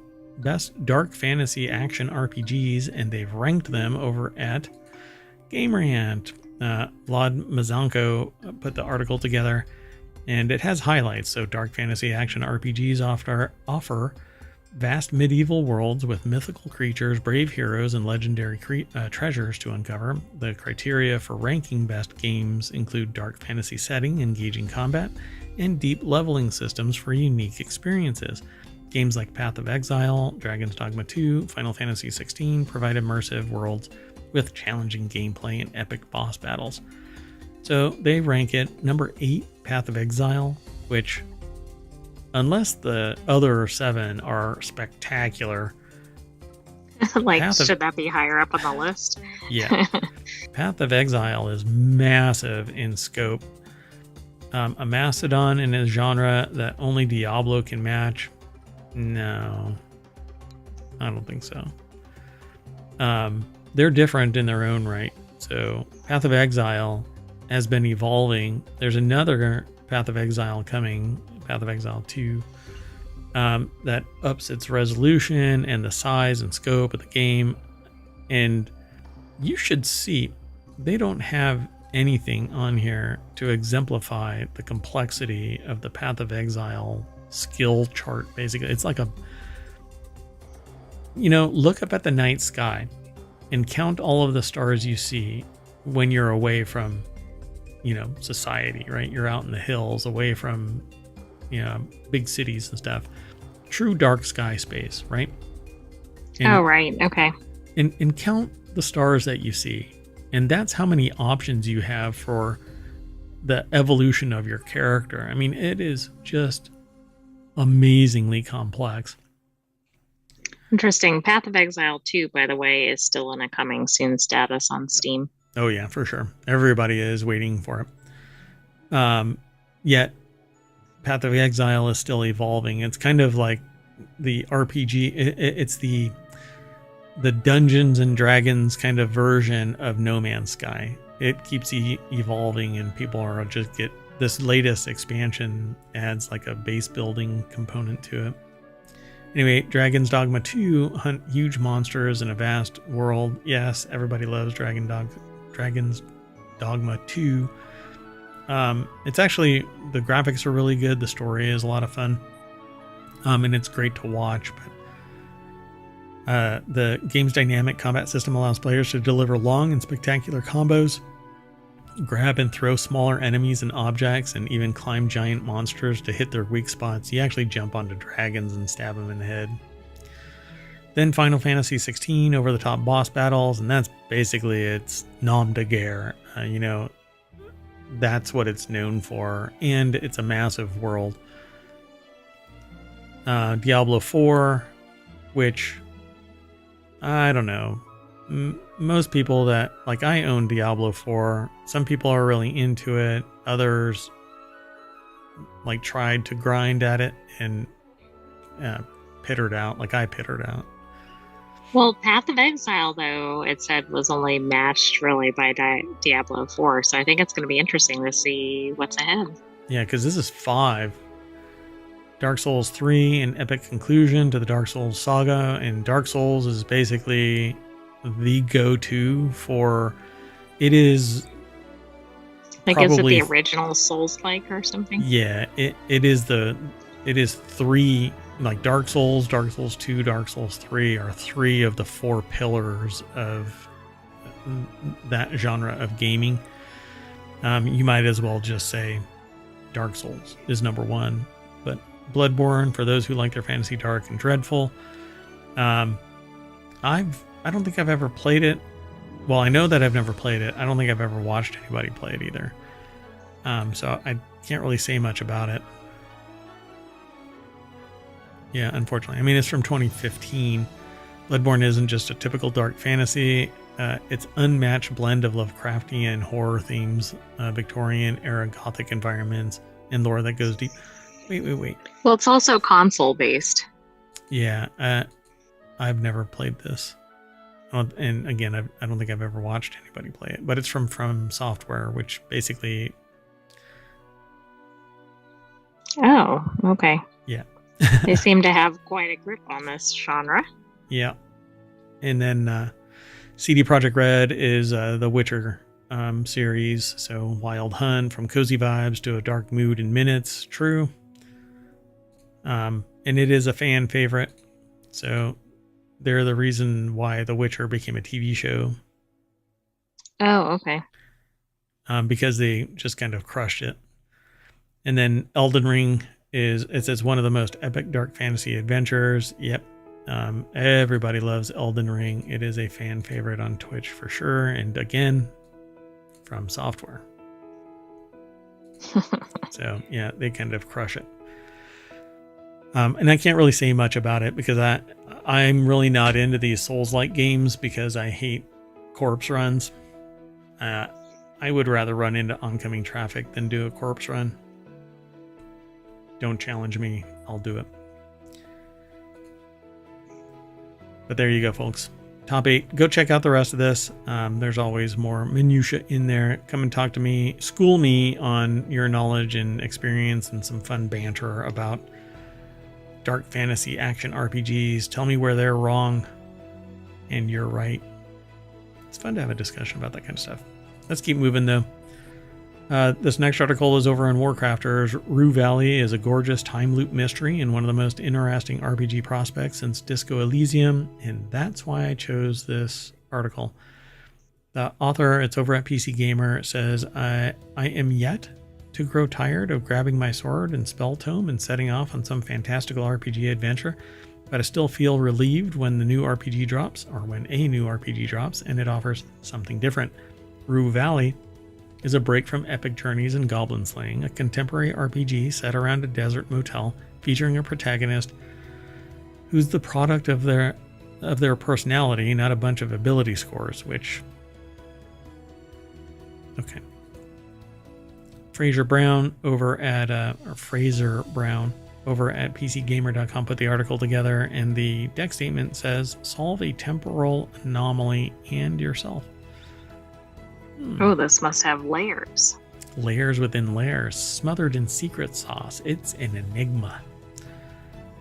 So, developer Emotion Spark Studio and publisher Owlcat Games, known for its massive number-heavy RPGs like Pathfinder and Rogue Trader, had the author right away with their pitch of Disco Elysium meets Groundhog Day. But playing it reveals that for all that it shares with its inspirations, there's just as much that make it distinct. An RPG that's very much doing its own thing. So it looks like the art style is very Disco Elysium, kind of this bird's eye view of the scene with a really steep angle of attack, almost watercolor style graphics. Yeah, it's very unique looking, I think. I couldn't figure out how to describe it. And Disco Elysium is definitely that as well. Muted colors and every once in a while there's like a splash of like red or something like that to highlight the fact that a crime had taken place or something like that. So it says within these tracks or traits unlocked after you put a number of your 10 allotted personality points into the system. If you put 2 points into the calculated personality, you unlock the paranoid trait. But if you prefer the second trait in its row, indecisive, you're free to switch them. These traits will then unlock and lock different actions and dialogue options. So as much as that the author said that you're a product of your personality, not points, you're actually a product of points unlocking personality traits. Right. So but it's not just that you're good at swinging an axe. Something. Right. Yeah. So they have this talking it out kind of thing, which is part and parcel to certain genres of role-playing games. You know, D&D doesn't really care if you role-play something out, but if you play Star Wars, you roll dice and it gives you like an advantage or a disadvantage or some contextual basis for you to role play out your scene. The same thing happens with what is it called? Green. It's a Call of Cthulhu-esque game where you basically argue your way out of situations instead of roll a die. There's several games that are like that. It's not Green Hell, is it? No. I can't remember the name of it. But anyway, so I'm sure somebody in chat or in the comments over on YouTube will make a comment. But so they say what's immediately obvious, even in this nondescript motel room, is that Rue Valley is uncommonly striking. It's all hand-drawn, from the extremely animated characters to the lighting and shadows. The thick, bold lines of Rue Valley's cast constantly move and flicker, calling to mind a more colorful version of the music video for Aha's Take on Me. The stepped animation style, meanwhile, is heavily inspired by the Spider-Verse movies, turning each scene into a living comic book. So this the little snapshots down here look like it kind of denotes the personality of your character at the given time. But the artwork is very Disco Elysium. The presentation of the dialogue is Disco Elysium. I loved Disco Elysium, and I never played it. All I did was watch people play it, and I love that game. And I don't even want to play it because I know that it's going to ruin my perspective of it, because my undiagnosed ADHD is going to kick in, and I'm never going to look at the game again. But right now I have the memories of watching these other people, and the whole community is just absolutely enthralled with this game. So if it's anything like that, this is going to be an awesome game. So go and check it out, folks. Pretty cool. I mean, the artwork and the reputation of the studios might be reason enough to look at it. Yep. So the author kind of walks through playing the game, but I'm not going to read all of this because it's basically describing the game. But it looks like there's elements where there are little cards that denote environmental data, like something that's represented as part of a story, and you track it in another console, and it's part of this time loop situation. So kind of Groundhog Day. The loop structure gives you a chance to experiment, see results, and then either repeat or avoid the action on the next run. The author really wanted to see what taking the purple pill with the whiskey would do, but because they'd just calmed themselves with the water, they temporarily lost the reckless trait, stopping them from risking their health. So your actions have down chain ramifications. So if you do, I suspect you have the ability to reverse the time loop so that you can actually do other riskier moves to see if you can move the story along in a different way. Or you just wait for the loop to reappear. Reset. Depending on how quickly that happens. Yeah. So it says, and then the sky turns red. I confirm the time, 8:47 p.m., accept their fate. It's 8 p.m. again. They're in therapy again. They're making progress again, essentially doing it all over again until they figure out how to break out of that section of the time loop and keep moving Interesting. forward. So it's like less than an hour and it repeats. Apparently. And if you screw up faster, then it resets earlier. Right. Maybe so. So the author, like me, sucker for time loops, but Rue Valley is compelling beyond its primary conceit. Unlike most RPGs and adventure games, it wants you to solve people, not epic quests or tricky conundrums. It's not a puzzle unto itself, it's a puzzle within you. That's my words, not theirs, by the way. So it says you'll need to figure yourself out, as well as the people staying at the motel and denizens of the desert beyond it. That's an awesome scene right there. So yeah, pretty cool. And yeah, I can definitely say that it's like Disco Elysium, and that just crushed the storytelling. It was just so awesome. Okay, let's move on. How about 2 Halloween games that are in development and John Carpenter is involved? Compass International, the studio behind Evil Dead the game, is coming back to another famous horror IP for future games. In Boss, comma Boss Team Games revealed that what? That actually hurt my brain. I mean, I had to stop. Anyway, Boss Team Games revealed that it's working on 2 games based on the original horror slasher film from 1978, with one being made in conjunction with writer and director John Carpenter himself. The article is over at digitaltrends.com by Carly Bellocci.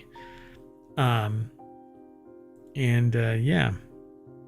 Slasher film and Halloween. There might be some photos in here that are there's not good good for all audiences. So, yeah, they're going to be making 2 games based on the original horror slasher film, Halloween, from 1978.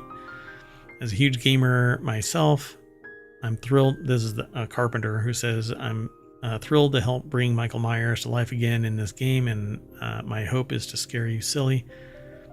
Just look at my paycheck. No, just kidding. Nah, I better not joke like that. Carpenter, who is intimately involved with the production, said the game is also being built inside Unreal Engine 5, so it's going to be superlatively real. I mean, the stuff like World of Warcraft and Unreal Engine is amazing. Yes. So, like anything in Unreal Engine is. Yeah. Nanite, I think, is what it's called. That just makes everything so rich. The environmentals, just spectacular. Anyway, Halloween franchise producers Compass International Pictures and Further Front are also involved. Further Front sounds like something like a resistance organization in a dystopian future. It really does. It's an unusual name. So people who have been following the director, who's been behind some incredible horror movies and TV throughout his career, might know about his gaming habits already. He's been very open about how all he wants to do is play video games and watch basketball, and talking about how adapting Dead Space as a movie might be a cool project. Yeah, that would be a cool project. Go do it. So you can find a lot of these anecdotes from Carpenter online, so it's not a surprise. Let's see. Toxic Commando was announced last year from Saber Interactive and Focus Entertainment. It had a 2024 release window, although there haven't been any updates since the initial reveal. Retro Remaster and remake studio Night Dive also announced a remaster of 2002's The Thing this summer, which is one of the greatest movies ever. And that's a Carpenter movie. So, yeah. Boss Team Games has 2 titles already under its belt. The first is Cobra Kai Card Fighter. It's a deck-building fighting game based on the Netflix show, a sequel to the original Karate Kid franchise. And the second is Evil Dead the game, an asymmetric 4v1 horror game in the style of Dead by Daylight, where one player takes control of a demon to hunt down and kill the other players. Sounds like fun. There is more, and no, there weren't any scary pictures in this. So nice try, AI, trying to get me all spooked. It's not even Halloween yet. That was more for the viewers. Listeners too. I need to do like in That's the true. Sandman, If we suddenly screamed. in the Sandman audiobooks, I had fallen asleep. And I woke up at 3 o'clock in the morning to the crunching sound and had the displeasure of actually hearing the Sandman describe what was going on, and he was eating eyes. Moving on. Next article's over in WarCrafters. No comment. Bungie apologizes for accidentally changing players' names. Will fix... but it'll take some time, they say. Bungie knows there's a lot of Destiny 2 players who had their in-game names changed against their will, but is not sure when a fix will arrive for everyone. That happened to me in WoW. Several of my old characters have had their names changed. Which I think is really odd. Yeah. Yeah. I think it's irritating. And why? Why does somebody deserve my name and somebody else has it? Right? It's not that I don't have it because it was Right. offensive or whatever. I haven't even been playing the game. Oh, I thought that's why it was, or the No. name was too long or something. I have a character that I think is offensive. I haven't changed the name because I don't play the character. I'm more inclined to delete it. And it's not really offensive. It's just one that somebody might Mildly find offensive. I mean, I could categorize it as offensive if you really take it to the extreme. But I don't really play the character, and so I'm actually waiting for the War Within to kick off, and then I'm gonna probably binge and purge, because I've got like 12 characters. Anyway, I hardly ever play the game. Anyway, Destiny developer acknowledged concerns in the series of posts on Twitter. Although it's implemented a server-wide fix to ensure no one else is affected, it's unclear when players will be able to change their names back. For now, Bungie simply says that the hiccup impacted a high number of accounts. It is the CrowdStrike on Destiny. Hopefully 2. AI wasn't involved. Michael Kripe over at IGN.com put the article together. It says Guardian meet Guardian. We are continuing to investigate options to address player accounts that were impacted. This will take some time as our path forward will be dependent on fixing the underlying issue, i.e. we screwed up. We don't know, do know, maybe know. We pulled a CrowdStrike. Let's see. Although Bungie has maintained that it has the power to alter player names if they violate certain rules, many players were met with a notification that says their name was changed because they are either logging in for the first time or have recently changed their Bungie name. I don't understand why the first time login would change their name. I don't know either. What does that even matter? Complaints about the issue has flooded the Bungie forums as players scramble to find out why their name was changed and how to fix it.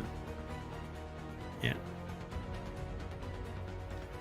And if you push too hard, by the way, this is what happened in WoW. Not with me, but if you push too hard, they'll just say, close the ticket and we're not going to have any more discussion about it. Right, like we're going to ignore it.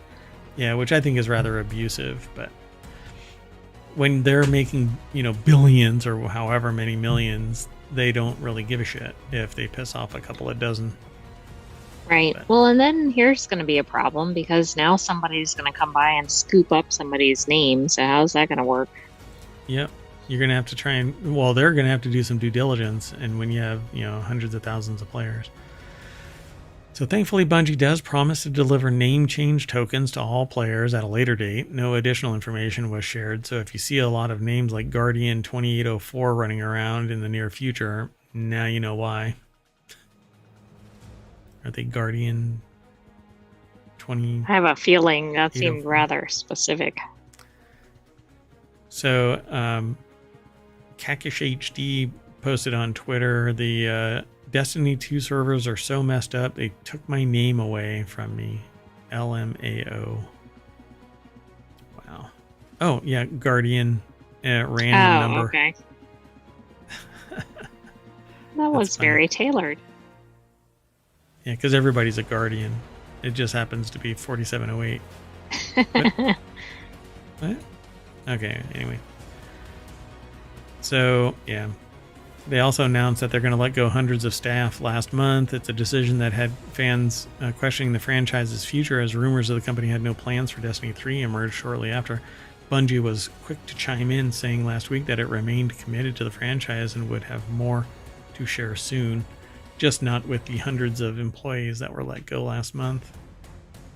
Exactly. I wish the author, if they play this, had some note like, and you can find me in the game under... No, wait. no under this or Yeah, something like like that. airplane. Now arriving at gate 17, gate 18, gate 19, gate 20, gate 25. So the next article is over in Technology Today. Valve's new game racks up 22,000 concurrent players without actually existing because, well, it shows up in SteamDB. The game is called Deadlock, and they've known about it since the Valve. Well, there was some discussion about it, and it was announced. Kind of fascinating. It says, although the game hasn't officially announced or hasn't been officially announced by the company, although something's certainly going on, it's likely that Valve has opened up the game to playtests to gauge how much they actually need to dedicate to this. That seems like a lot of people playing if it's not officially going, but maybe not. And not if they're doing wide area closed beta testing. Why it's showing up in SteamDB, though, it's because somebody didn't light a flag, flick, and now you don't get displayed. A MOBA shooter Deadlock is racing up the charts somehow. Orange Bonk over at Engadget.com put the article together. So Valve's next game, which has yet to be officially announced, had over 16,000 concurrent players over the weekend. As of this writing, that number now sits at 22,400 via SteamDB. This article is from August 13th, though. So let's see. Yeah, they've opened the game up to playtest to gauge how successful the title could be with a proper PR push behind it, as indicated by Eurogamer and others. These numbers are certainly impressive considering, it hasn't been confirmed. Dun dun.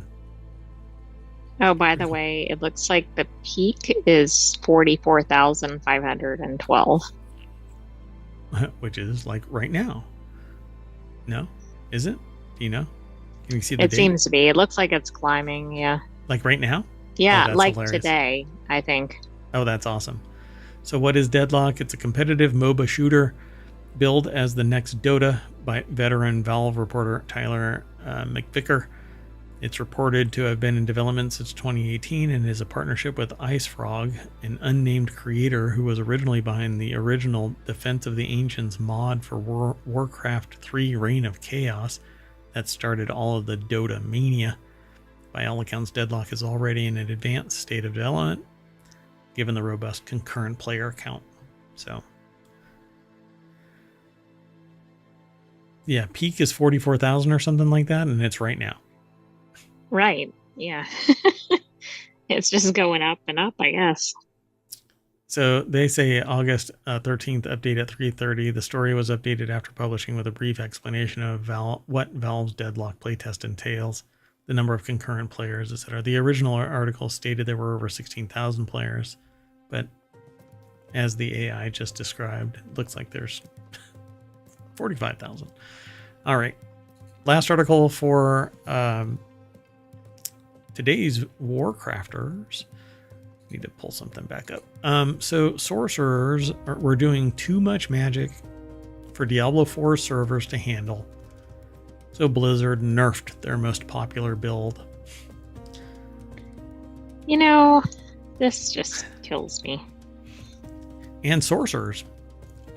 So a chaotic new sorcerer build in Diablo 4's latest season is so strong it's killing more than demons. The servers, it seems, couldn't handle players filling their screens with lightning bolts and frozen orbs, so Blizzard had to step in yesterday and fix it. This is actually from the 16th, so on the 15th. Thanks to new legendary power and Season 5. I've only played Season 1. I bought... And here's how this went down. I bought the game and the early access, so I paid a premium. And then mayoral duties kept me from playing the game for all 5 days of the early access. So I never got to play any of it, including zero hard mode, so I wasn't even able to try and compete to get into the 1,000, top 1,000. Not that I would have been able to, because I'm too chill. Yeah, but at least you could have tried to do it. Yeah, and I was so busy that I didn't even get the pet that I paid for, because to get the pet, even though you pay for it, you have to still do a certain level ramp up. That's how busy I was. So all you out there who got it, Congratulations.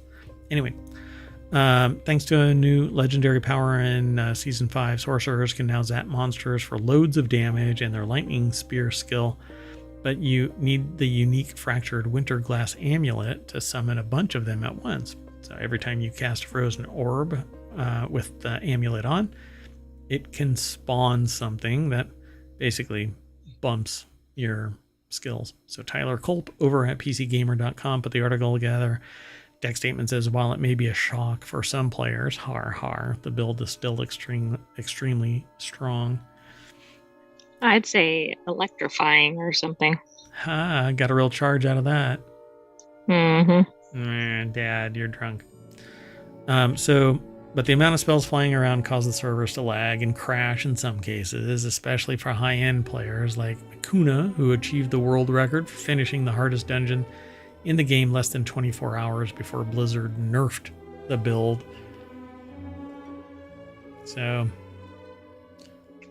I mean, we can't have anything succeeding. We want to get rid of that. But also, didn't they test this? You know, like I keep saying, you build a better mousetrap and smarter mice show up. So you're going to get people that push the limit because they figure out some way to, maximize the effort. And it's part of the game. So what they should have done was modify the mechanic so it wasn't doing so much wear and tear on the server, but still allow what is part and parcel. Exactly. Unless it was a fundamentally flawed mechanic, i.e. the math was wrong, and so it needed to be nerfed to be properly balanced. Otherwise, you're just kicking everybody's ass. I mean, I cussed. I'm sorry. I gotta put the E on this episode now, I guess. Golly. That can't be right. Anyway, Blizzard has previously pledged not to nerf overperforming builds in the middle of a season unless they're causing technical issues. Fair enough.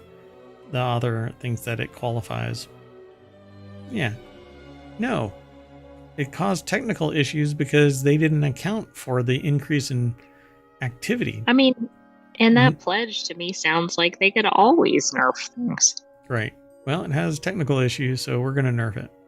You paid for that weapon, we're going to nerf it. Well, what the hell? But you're not supposed to have pay to win stuff.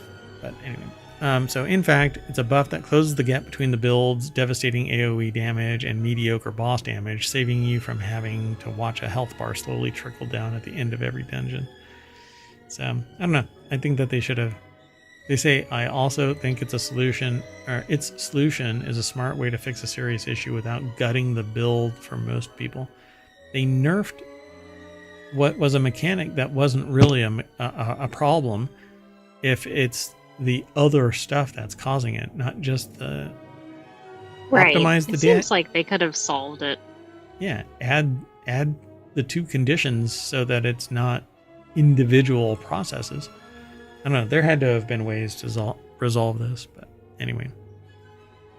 Yeah, you work hard towards getting something somewhere, and then somebody decides that they don't like it, so they nerf it. That's it. Anyway, we're going to cast Shock and Awe back to the front page of WarCrafters over on ohmTown.com. Join us. Come to the WarCrafters side. I'm Merwatt. That's the Sentient AI's visualizer and their voice. Good night, ohmTown citizens. Thanks for joining us for WarCrafters. We'll have another episode next week. What? Who's there? Interrupting cow. Interrupting who? See you, everybody. Oh, no. Oh, no. Something crashed. We can't end the show. Oh, my goodness. Okay, folks. Well, we're going to be here all year. Okay, I can do it differently. See you in a little bit, everybody. We're gonna have to reset. for the next show, and that's going to be Tech Today, which is a deeper dive into technology. Maybe. Depends if my brain can wrap itself around this stuff right now. It's been an interesting day. See you in a little bit.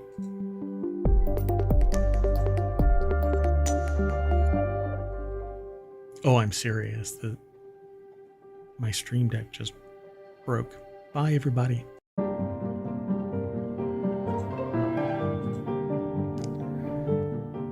Hello, and welcome to Technology Today for August 18th, 2024. It's Season 1, Episode 24. I am Mayor Watt, and that is the visualizer and the voice of the Sentient AI. Good evening, ohmTown citizens, and welcome to Technology Today. Today we're going to be talking about a parasite brain I messed it up right at the beginning. Parasite brain dash delivery. A new service. Whale synchronization, solar farms, hearing temperature, smallest disco party, biggest mystery about plate tectonics, the better strawberry, how breast cancer spreads, the coolest place in the ISS, and the origin of extinction. Everything's powered by ohmTown.com. Go over, become a citizen. But also follow us here on Twitch and over on YouTube. Leave a review wherever you can. Download the podcast. Join the Discord. Definitely like and subscribe over on YouTube, though. That's what helps. That's what moves us around on the algorithm. And we need the help. So, thanks.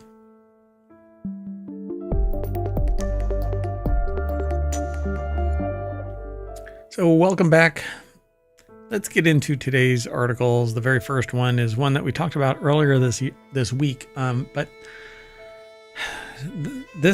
I wanted to talk about it in Technology Today because I thought that it was really interesting. And since not everybody watches every day, some people are interested in only the tech news specifically. So I decided to grab this one. This is the only one that's pulled from the rest of the week.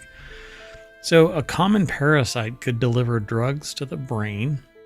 How scientists are turning Toxoplasma gondii from the foe into friend.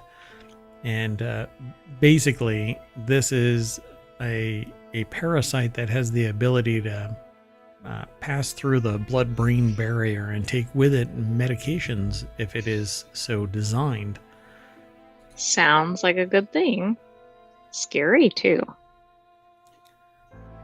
Yeah, so in Star Trek, there's this bug that they put in the ear, and it takes over your brain and makes you do bad things. And that's kind of how I see this as the progenitor of that, because they're all in the future. Well, Bill Sullivan over at The Conversation put this article together, and to me, this looks like the ghosts from Pac-Man. Well, at least that seems kind of non-threatening. But this is Toxoplasma gondii. It's a parasite. And a new study published in Nature Microbiology, they've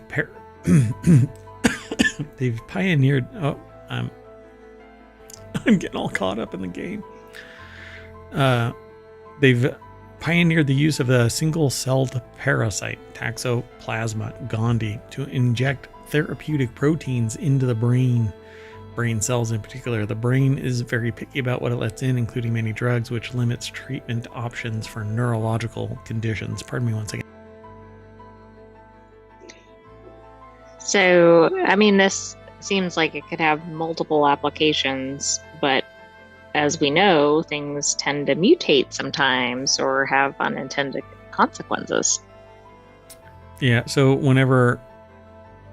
if you have this strange urge to eat grilled cheese, it could be Toxoplasma gondii. Actually, no, just kidding. And I shouldn't joke about it, because when I tell jokes, they usually come true. So a professor at microbiology, they've dedicated their career to finding ways to kill dangerous parasites such as Toxoplasma. They're fascinated by the prospect that it may be used they may be able to use their weaponry to instead treat other maladies. Ever since scientists realized the microscopic organisms can cause illness, what's called the 19th century germ theory of disease, humanity has been on a quest to keep infectious agents out of our bodies. Many people our understandable aversion to germs may make the idea of adapting these microbial adversaries for therapeutic purposes seem counterintuitive, and it is if you don't know how to control them.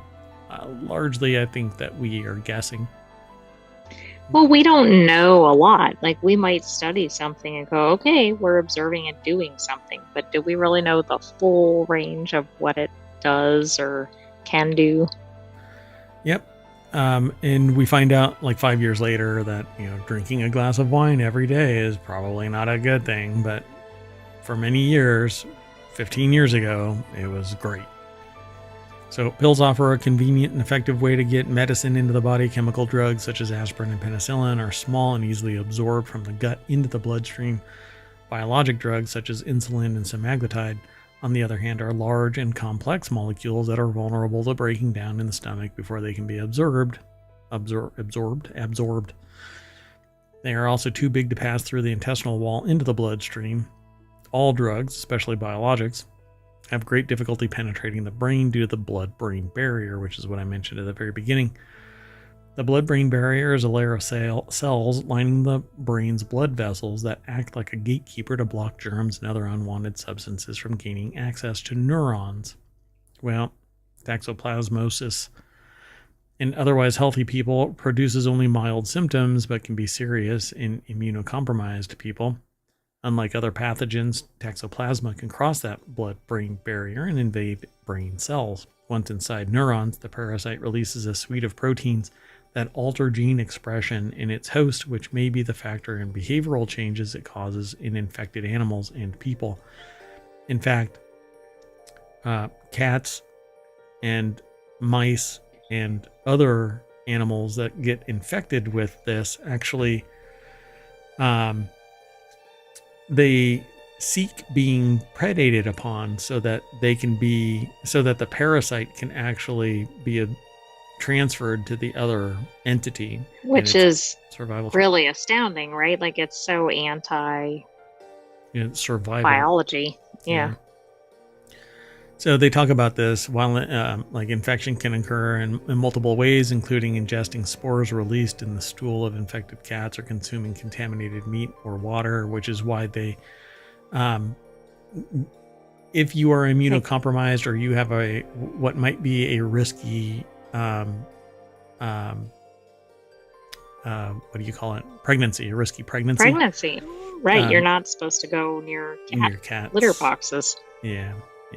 And so, but if you modify this parasite, genetic modification, then it says here, the team genetically engineered Toxoplasma to make a hybrid protein, fusing one of its secreted proteins to a protein called MECP2, which regulates gene activity in the brain, in effect giving the MECP2 a piggyback ride into neurons. It was too big to make it there on its own. So use this parasite. Researchers found that the parasite secreted the MECP2 protein hybrid into neurons grown in a petri dish, as well as the brains of infected mice. So they did this to treat a rare brain development disorder called Rett syndrome, and the gene therapy trials using viruses to develop or to deliver MECP2 protein to treat Rett are underway. This gave me the idea of what we were talking about in a previous show, where they wanted to reactivate neuron synapse, the axons. They want to actually amplify the connections between neurons, but they don't know of a way to actually get the medication to that area. Right. This could be that way, because they could just modify the protein, and then when the parasite is out there exuding basically the trigger for the neuron to send out its tendrils to seek other connections, and it was to treat Down syndrome and other issues. I mean, that would be really amazing if that could be done here Pretty or with fascinating. this discovery. Yep, and it's all about neurological problems, which we are just barely touching the tip of the iceberg. We don't even see the iceberg. It's so underwater. But we will eventually come to understand the brain. It says here up to 1/3 of people worldwide carry toxoplasma in their brain. Apparently without incident, emerging studies have correlated infection with increased risk of schizophrenia, rage disorder, recklessness, hinting that the quiet infection may be predisposing some people to serious neurological problems. And based on some of the things that I see in the world today, maybe it's true. Let's move on. Next article. Over in Technology Today, scientists uncover mysterious long-distance whale synchronization. This is interesting. Yeah, so scientists applied chaos theory to the movement of iconic Arctic whales and uncovered a 24-hour diving cycle and a long-range synchronization. What does that actually mean? What's really fascinating about this is that they attach these trackers, long-term trackers to them, and they're like a blister. They're stuck on there, and it's called a blister, where you basically like super glue something to the side of a boat, so that you can smuggle it in. And that's what they're doing with these little antenna. They stick it on these whales, and it allows the researchers to listen in on their whale song and to track them wherever they're going. It's pretty cool. Hokkaido University put this article together, and it's over at scitechdaily.com. A recent study reveals intricate patterns in, I think it's bowhead whale behavior, indicating a 24-hour cycle of deep diving and synchronization with prey movement during spring. Scientists uncovered this pattern using chaos theory and also observed two whales coordinating their dives over long distances, suggesting a complex social structure and possible acoustic communication among these Arctic giants. Sound familiar? Yeah, it does. So, like I've been saying for years, that there is this very low frequency, long distance communication with animals, not just whales, but other animals. We just have yet to actually have the propensity and the technology to just plop it in place and monitor for these low frequency signals. This would just be really interesting to really be able to decipher this. And of course, if we can find this in whales, what else is doing this? Yep. So now in a paper to be published in the journal Physical Review Research, a team of scientists from Japan, Greenland, and Denmark have detected patterns in the whale's behavior that could offer clues into how they forage and socialize. The associate professor Evgeny, I guess, A. Podolskaya, at the Arctic Research Center, Hokkaido University professor Jonas Thielman at the Department of Ecoscience, Aarhus University, and Professor Mads Peter Heide Jorgensen, I tried. Anyway. This was a long passage with a lot of names. Yeah. At the Department of Birds and Mammals. That went from very complex to pretty straightforward real quick. It's like from 60 to 0 to 60. Anyway, Greenland Institute of Natural Resources studied 144 days of diving records of 12 bowhead whales tagged in Disco Bay, West Greenland. Because the whale diving behavior can be seen as a chaotic, self-sustained oscillation that balances the need for food at depths with the need for oxygen at the surface, the researchers used a dynamical systems chaos approach to uncover patterns within the apparently disorderly collective behavior. I wonder if they used AI. Well, yeah. So we find that foraging whales dive deeper during the daytime in spring, with this diving behavior being in apparent synchrony with their vertically migrating prey, said Heide Jorgensen.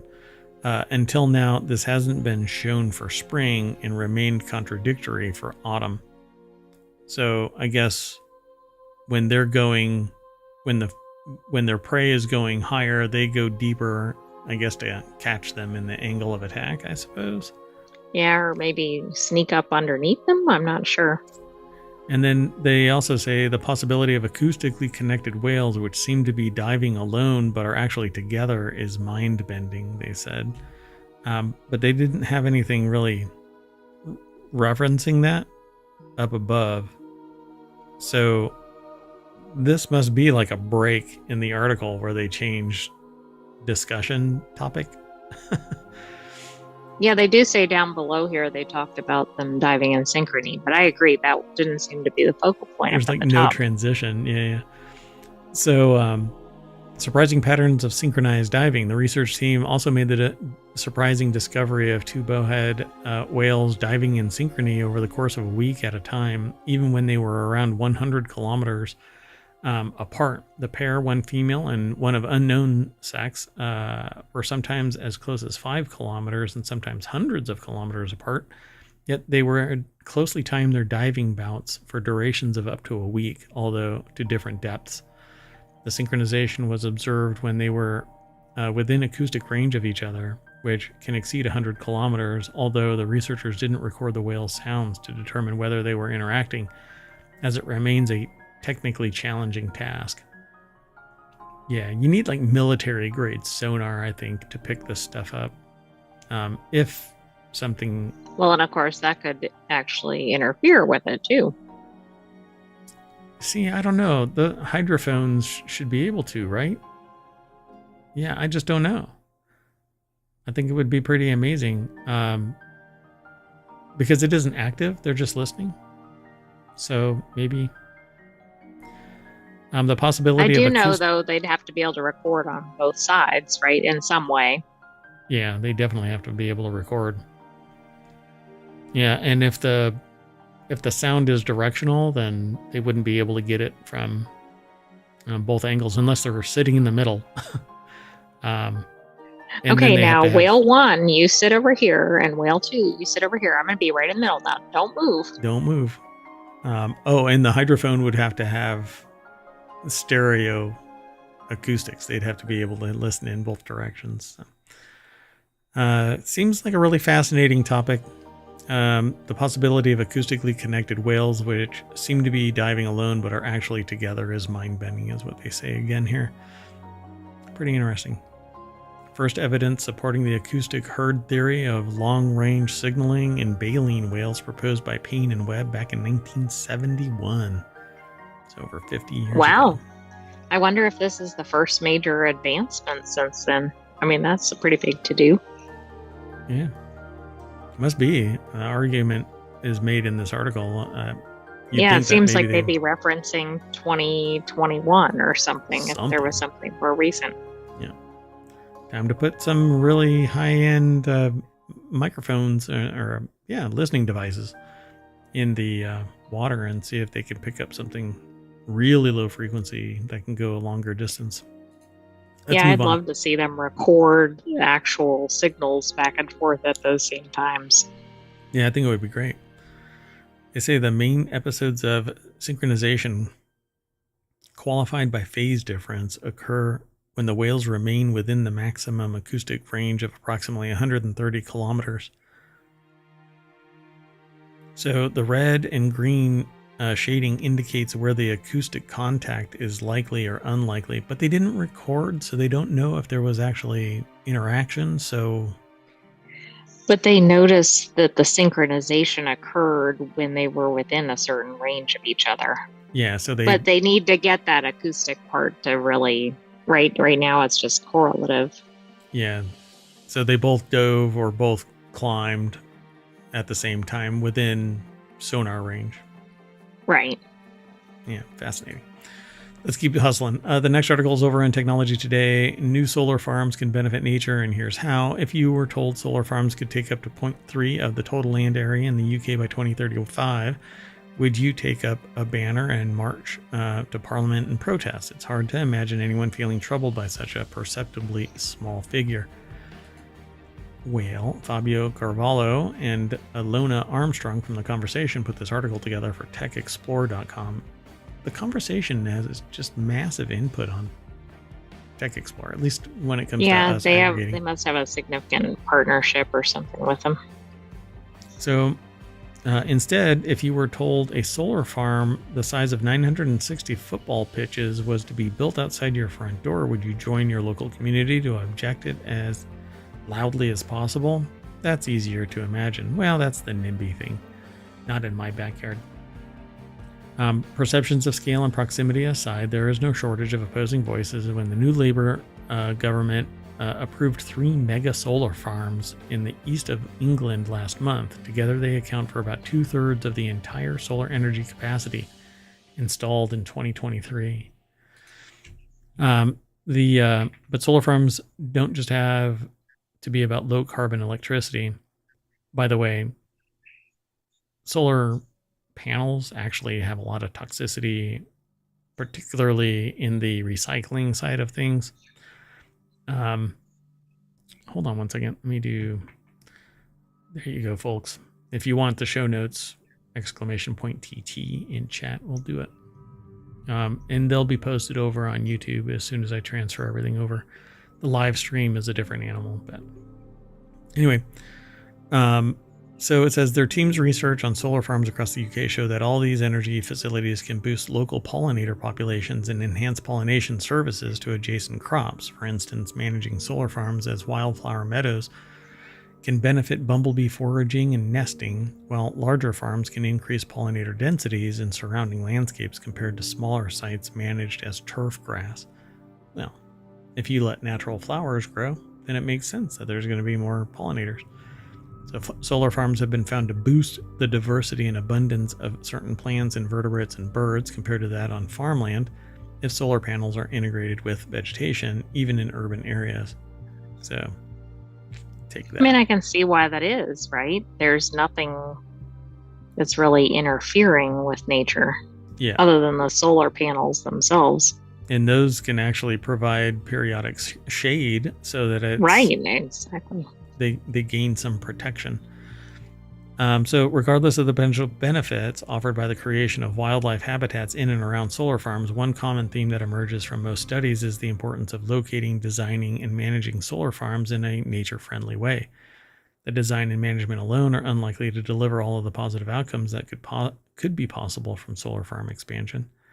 So they wanted to talk more about it. Appropriate public policies that link net zero targets with nature recovery could help ensure the solar farm could be managed to enhance biodiversity. And there is a recent study that they took part in. It says, in other words, the new government must roll out policies, and me making that statement on this is probably going to end up nixing my ability to promote the show. But what's funny is this doesn't have anything to do with the United States. It's about UK government. Exactly. And really, this isn't, in my estimation, promoting any party. It's just promoting that we need to do something about this issue. Yeah, and it's not just one place. It's the whole world needs to get on board with removing carbon from the atmosphere and going green and renewable overall. And a lot of houses have enough rooftop space that you can put solar panels on it. And then you have wind generation as well. Vertical wind farms instead of the giant windmill style. So it's just a cylinder, and in the right spot, wind can be amplified around like a corner of a building, and that can actually turn it's a wind tower. It's not a windmill. Oh, okay. It's not the big fan out on a hill. And it's largely local. So like each house would have one or more of these. Pardon me. Sorry for the coughing. Anyway. Yeah. And the article really is just, this is how it can benefit, but it's the green spaces between the solar farm. The only problem is when damage comes, a knock-in on a solar panel, or they have to upgrade a panel because it's lost its capability to produce power. They race over there with heavy equipment and damage all of the plants, but they grow back pretty quick. Most of the plants that could be growing there would be categorized as weeds. Right, and I suspect that's better than not having the plants there to begin with. Yep. But they could also figure out ways to replace without destroying the habitat. Heavy lift drones. I don't know. Something. Yeah, humans have to come out there to do the work, though. Until the robot overlords take over. Or aliens. Moving on. Next article is over in Technology Today. Hearing temperature. Scientists uncover a new layer of human perception. Researchers have demonstrated that humans can perceive water temperature through sound, an ability likely developed through exposure, suggesting potential for new sensory brain maps and advanced. I don't know that we truncate the end of that, so I'll explain this because I've actually done this. And a research paper that was done by a member of a citizen of ohmTown actually exemplifies the difference between one sound and another based on the physical properties of the material. And that's exactly what this is going to be talking about. So Reichman University over at SciTech Daily, and I haven't even read this. I just know because I have experience with this. So basically you can actually hear the difference between cold water and warm water because it actually drips at a different frequency. The sound it makes when it splashes. Interesting. Right? So let's see if my prediction is right. So researchers from Ivker Institute for Brain Cognition and Technology at Reichman University have uncovered a largely overlooked perceptual ability using machine learning to shed light on the dynamics of cross-modal perception, the interaction between different sensory modalities. In a study, the team explored whether humans can detect the thermal properties of water, such as its temperature, through its sound, and whether this perception occurs consciously. So, harnessing principles of multi-sensory integration, the team explored the potential of multisensory thermal perception. They also employed a pre-trained deep neural network, or DNN, and classification algorithm to examine whether machine learning could successfully and consistently classify audio recordings of water at different temperatures being poured and create a mapping of these thermal properties physically encoded in sound. So this sounds exactly like what you were saying. And I've actually demonstrated this about 10 years ago. So, but it wasn't in a science environment. It was in a more practical environment. I'll just say that. Or applied environment. So the question of whether multisensory perception of temperature extends to humans has been posed before. Previous studies have explored this on a behavioral level. These studies have shown that humans can hear a difference between hot liquids and cold liquids being poured, but not how or why this is possible. Yeah, because we can extrapolate from the data, which is the physics, the sound waves that are emitted by a cold drop are at a higher pitch because the molecules are closer together, whereas hot water is further apart, and thus the frequency is going to be lower. That is my estimation. And I guess we might know that because we've somehow seen that we had cold water and heard it. Correct. Or we saw that it was hot water and heard it. It's experiential. Yeah. So the researchers set out to first replicate previous findings and confirm this surprising perceptual ability, as well as clarify whether or not the ability is innate or acquired, a question that has long been the subject of much debate.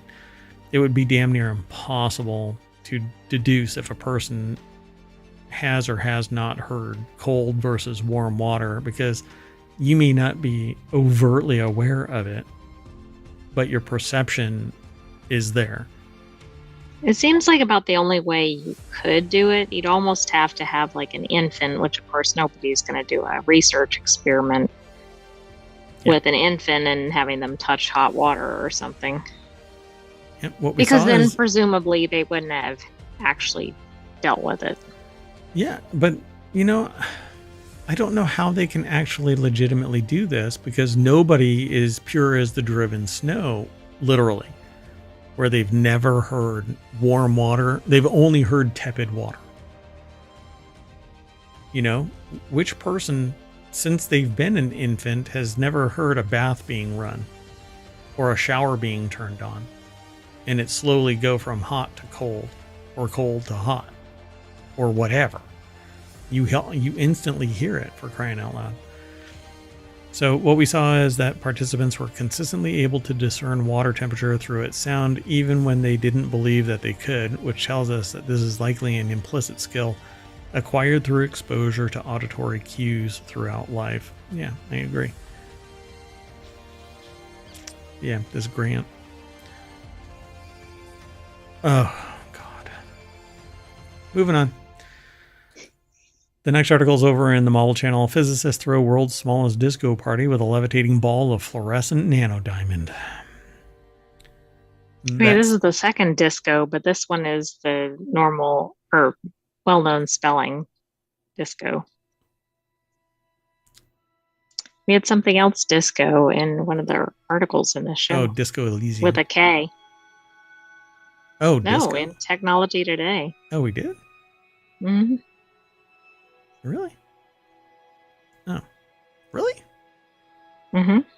Can my voice get any higher? So physicists at Purdue are throwing the world's smallest disco party. The disco ball itself is a fluorescent nanodiamond, which they have levitated and spun at incredibly high speeds. The fluorescent diamond emits and scatters multicolored lights in different directions as it rotates, and the party continues as they study the effects of fast rotation on the spin qubits within their system and are able to observe the Barry phase. Barry Manilow? Maybe. Purdue University. I want a grant because I want to get a PhD, and Purdue actually has the PhD that I want to pursue at Purdue. Get it? Pursue. I gotta pursue Anyway. at Purdue. Yeah. So yeah. So the team. Oh, wait. So what is the Barry phase? I haven't heard of that. I feel like I'm being punked, but we'll see. Arguably a groundbreaking moment in the study of rotating quantum systems and levitodynamics, or levitodynamics. So levitation dynamics, and a new milestone for the levitated optomechanics community. Imagine tiny diamonds floating in an empty space or vacuum. Inside these diamonds, there are spin qubits that scientists can use to make precise measurements and explore the mysterious relationship between quantum mechanics and gravity, explains Lee, who is also a member of the Purdue Quantum Science and Engineering Institute. What? How is there a quantum anything inside a diamond? I have no idea. Well, down the rabbit hole we go. The team made the diamonds rotate incredibly fast, up to 1.2 billion times per minute. By doing this, they were able to observe how the rotation affected the spin qubits in a unique way known as the Barry phase. This breakthrough helps us understand and study the fascinating world of quantum physics. They've said this like 3 times in this article. Right. But they haven't really moved this needle anywhere. The fluorescent nanodiamonds with an average diameter of about 750 nanometers were produced through high pressure, high temperature synthesis, so they're fake diamonds. These diamonds were irradiated with high energy electrons to create nitrogen vacancy color centers, which host electron spin qubits. How?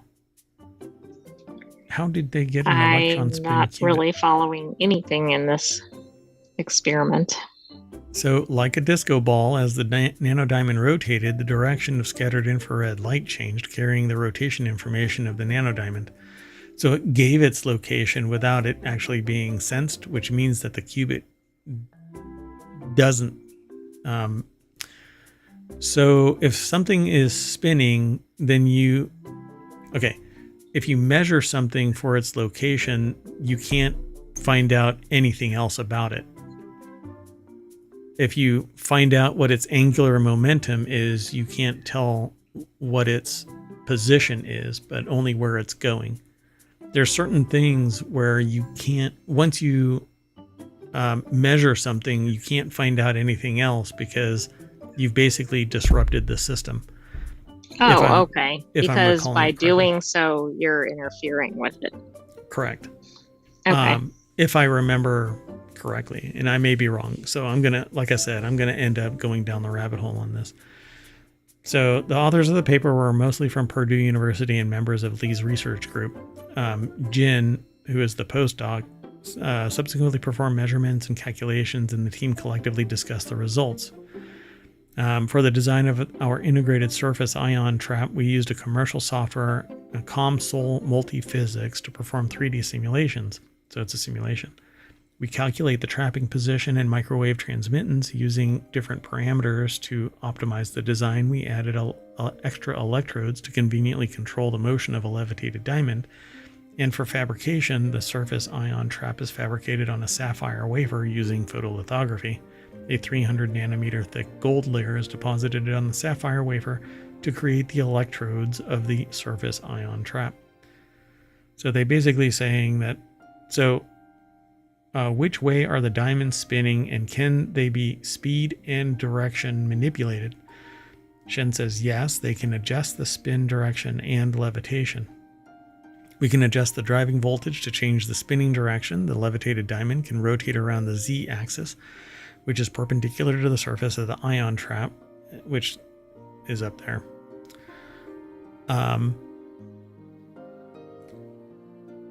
Let's see, either clockwise or counterclockwise, depending on our driving signal. If we don't apply the driving signal, the diamond will spin omnidirectionally like a ball of yarn.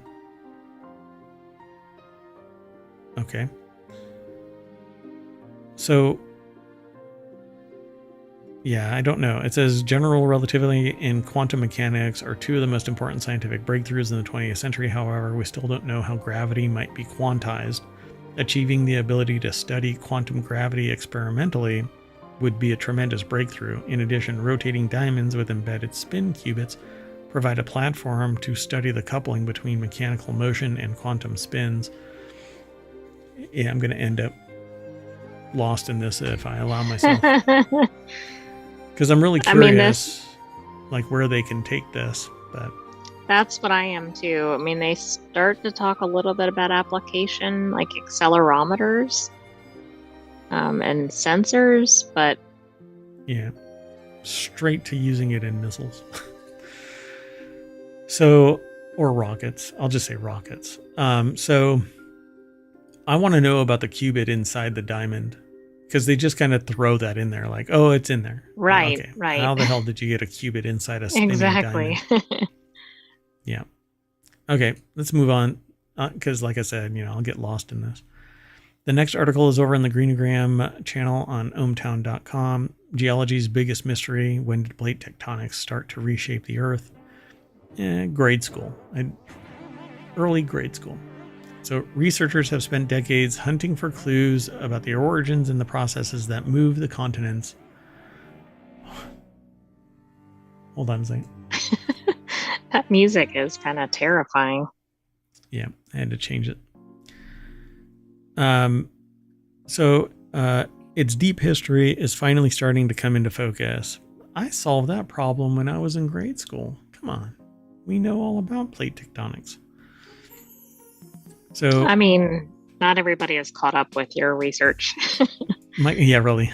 Michael Marshall put this article together for Nature.com. Researchers have spent decades hunting for clues about the origins of the process that moves the continents around. Its deep history is finally starting to come into focus. So yeah, it's kind of broken up, kind of like this puzzle. Some of it in the history of our existence, I should say the planet's existence, they've smashed into each other or pulled away from each other, and some are big and some are small, and you get massive mountains, or you get subduction zones and separation where it's massively deep, and an earthquake such as the ones that say in the Anatolian Peninsula caused great harm, and it's because the Earth's crust is divided into these shifting tectonic plates. So since the 60s, geoscientists have recognized the Earth's outer shell, the lithosphere, is not a single solid piece, but a series of rocky plates that jostle against each other and gradually change position. And over millennia, oceans widen and narrow and continents move around, which is what I got done saying. So when Earth formed 4.5 billion years ago, it was much hotter than today. The newborn Earth probably had a magma ocean rather than a solid surface. Perhaps something similar to Planet 55 Cancri E or Cancri. I'm not sure if that E is supposed to be separate or not. I don't remember. I think it is Cancri E, which had been studied by the James Webb Space Telescope. Eventually, the crust cooled, solidified, and then broke up into plates that began jostling against each other and migrating around the surface. The big question is, when did this all happen? So think about a big chunk of ice fracturing, and then in your glass, they're just all rubbing up against each other. Interestingly enough, even in your glass, the ice rubbing up against each other generates heat and causes the ice to melt. Right. So, I mean, it's, microscopic levels of heat generation, but any friction causes heat. So it says there's little hope of finding direct evidence from this period because most of the rocks formed in those early days have long been subducted into Earth's interior where they've melted and crushed. The Hadean eon from Earth's formation more than 4.5 billion years ago until 4 billion years ago is the most obscure of all. So there's no rock record from the Hadean.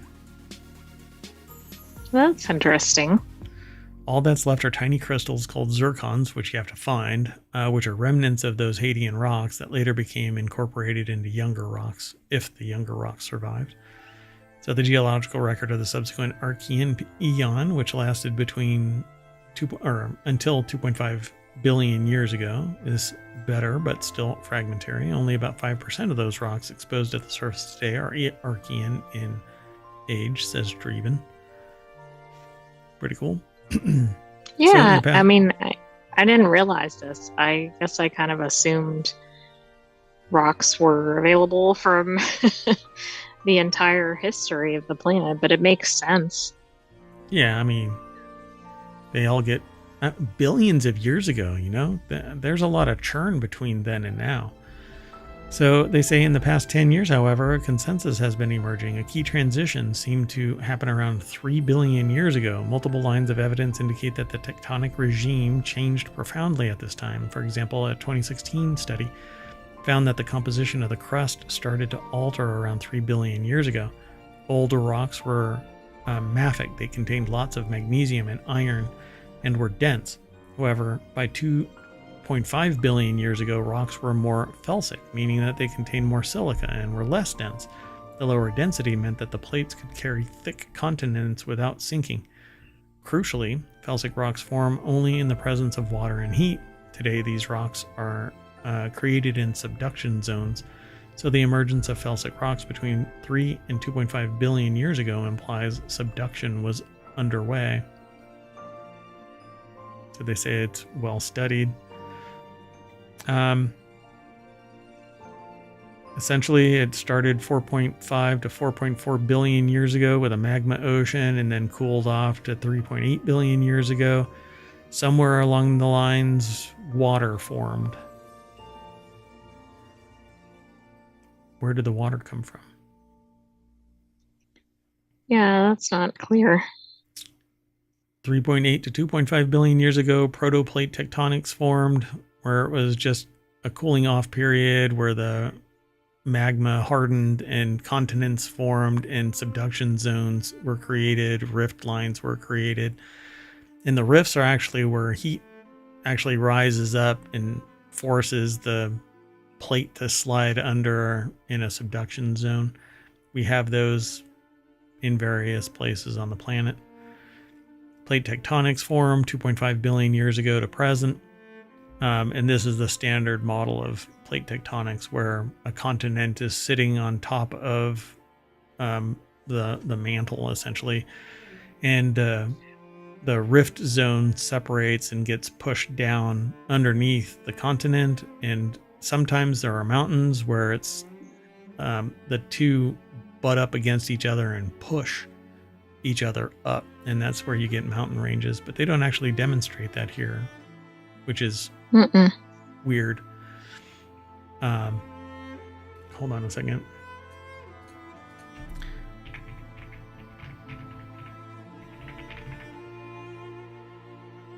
So why wouldn't they actually mention that? I mean, maybe that's just beyond the scope of this particular study. Yeah, I guess. Because they were really trying to figure out when this started. Right. Yeah, because they're basically demonstrating plate tectonics in the most fundamental level. Yeah. Okay.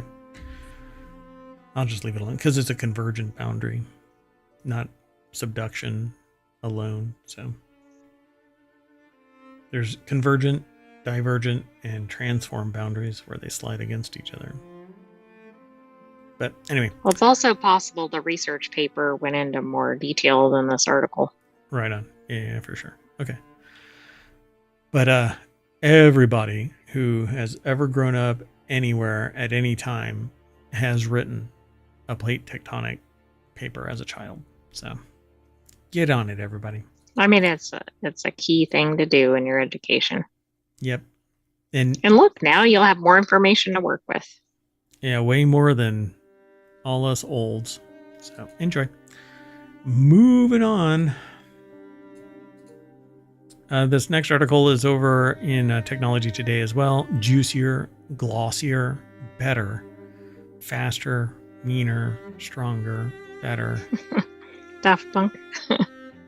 Daft strawberries. Superior strawberries unlocked through genetics, because that's what we want. Bad bat. Yeah, bad strawberry. When strawberries bite back. Next on. So I really don't have a problem with genetic modification, but we don't really know enough, and I don't really like being the beta tester. So unless I get a tail, if I get an opposable tail, I'm game. Sign me up. I don't want a sixth finger, although having an extra one to grab a doorknob while I'm carrying bags or something like that, that's really cool. Groundbreaking study has unveiled key genetic markers and candidate genes essential for improving the quality traits of strawberries, because we're doing important work there. Promising more vibrant, juicier, and longer lasting fruits. I know, never mind. I was going to make a joke.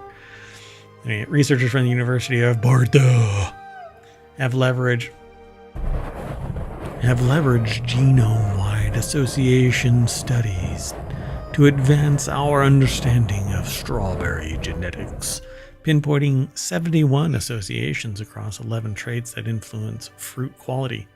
You know what? Mendel would be proud. Mendel would be proud. Kind of presumed to be like the father of genetics. I swear to God, you said Mendel would be proud. No, I said B-E. I know, but because Mendel messed with peas. But the pea plants, yeah. I thought you were being punny. I would have to reboot your AI. So Nanjing, our agricultural university, the Academy of Science, put the article together. It's posted over at scitechdaily.com. Look at that strawberry. It looks like a good strawberry. I don't see any dents, dings, imperfections. I know, the AI has dents and dings. So, I mean, I found the USB drive in the parking lot of Wendy's at 3 o'clock in the morning. Crying out loud. Anyway, you know what's really fascinating about this, though, is that Japan has like a fanatical following of certain strawberries that are like $20 a strawberry. I think they're actually like $8 a strawberry. They're like amazing, and they're big, and they're really juicy, and like strawberry flavor, like crazy and sweet. So do you think this will it rival it? Right, I don't know, or accounts for it? I don't know, but I think that they should focus on finding the sociopathic genetic associations with quality 71 genetic associations of sociopathic behavior and solve that damn problem, not strawberries. Anyway, breakthrough in But think how strawberry many breeding. people can eat strawberries. Yeah, I know. Okay, so you've made a very valid point. You can't eat sociopaths. Thank you. I mean, you can when dystopia lands. Researchers from the University of Bordeaux have leveraged genome-wide association studies to advance our understanding of strawberry genetics. There was a breakthrough. Treasured for their flavor and health benefits, strawberries have been at the forefront of breeding programs targeting enhanced sensory and nutritional profiles, despite advances the intricate genetic makeup of these fruits.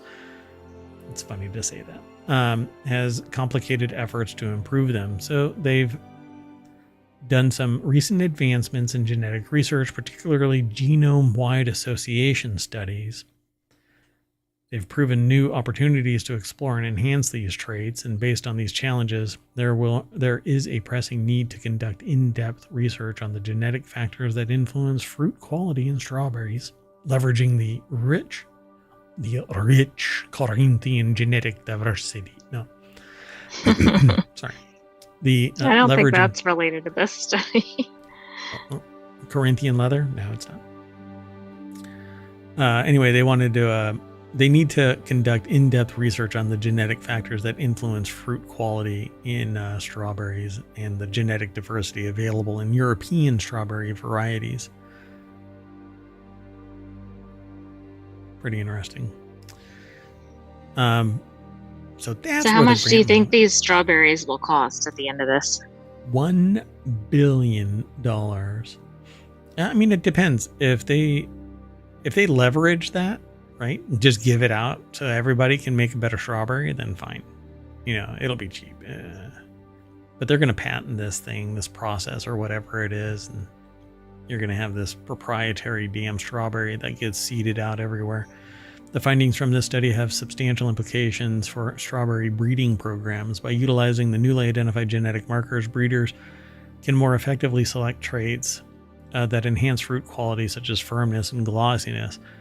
This will not only improve the consumer experience, but also reduce post-harvest losses, contributing to more sustainable agricultural practices. I say hydroponics. Hydroponics all the way. But the only problem with hydroponics is that you don't get the free lunch of the sun. Yeah, that's true. I don't know if it affects color of fruit, for example, like if you're doing indoor farming. A full spectrum light should be fine. That's true. Yeah. It'll be expensive as hell, though. Like, quite a bit. Wish I could say more, but my process is proprietary. Of course, I don't sell anything that I make, but whatever. Moving on. Next article's over in Non Sequitur News. Simulations reveal clues to how breast cancer spreads. And it says in traditional mouse models that use breast cancer invasion, researchers take thin slices of tumor induced in a mouse and examine them under a microscope. And this procedure provides valuable information about breast cancer invasion, says Corey O'Hearn, senior author of the study, but it's limited in many ways. The problem with current mouse model studies is the histological studies only give a thin slice of the tumor at a single point in time. So they're coming up with a different way. Researchers are uncovering vital clues to how cancer cells invade breast tissue. The article is posted by Yale over at futurity.org. I don't know if you read on with this, but I haven't read this one yet. I don't believe. I try to not read most of them in advance, but right. I'll announce if I do. Gotcha. So they don't allow, these thin slices don't allow researchers to track the space-time evolution of cancer cell invasion, which is a problem that I have in business, because whenever you run a report, it's just a time slice. And so you have to keep on taking time slices. A snapshot or something. Mm-hmm. Yeah. And too many, all you do is you see too many of a time slice, and if you don't do the holistic analysis, then you really don't know what's going on.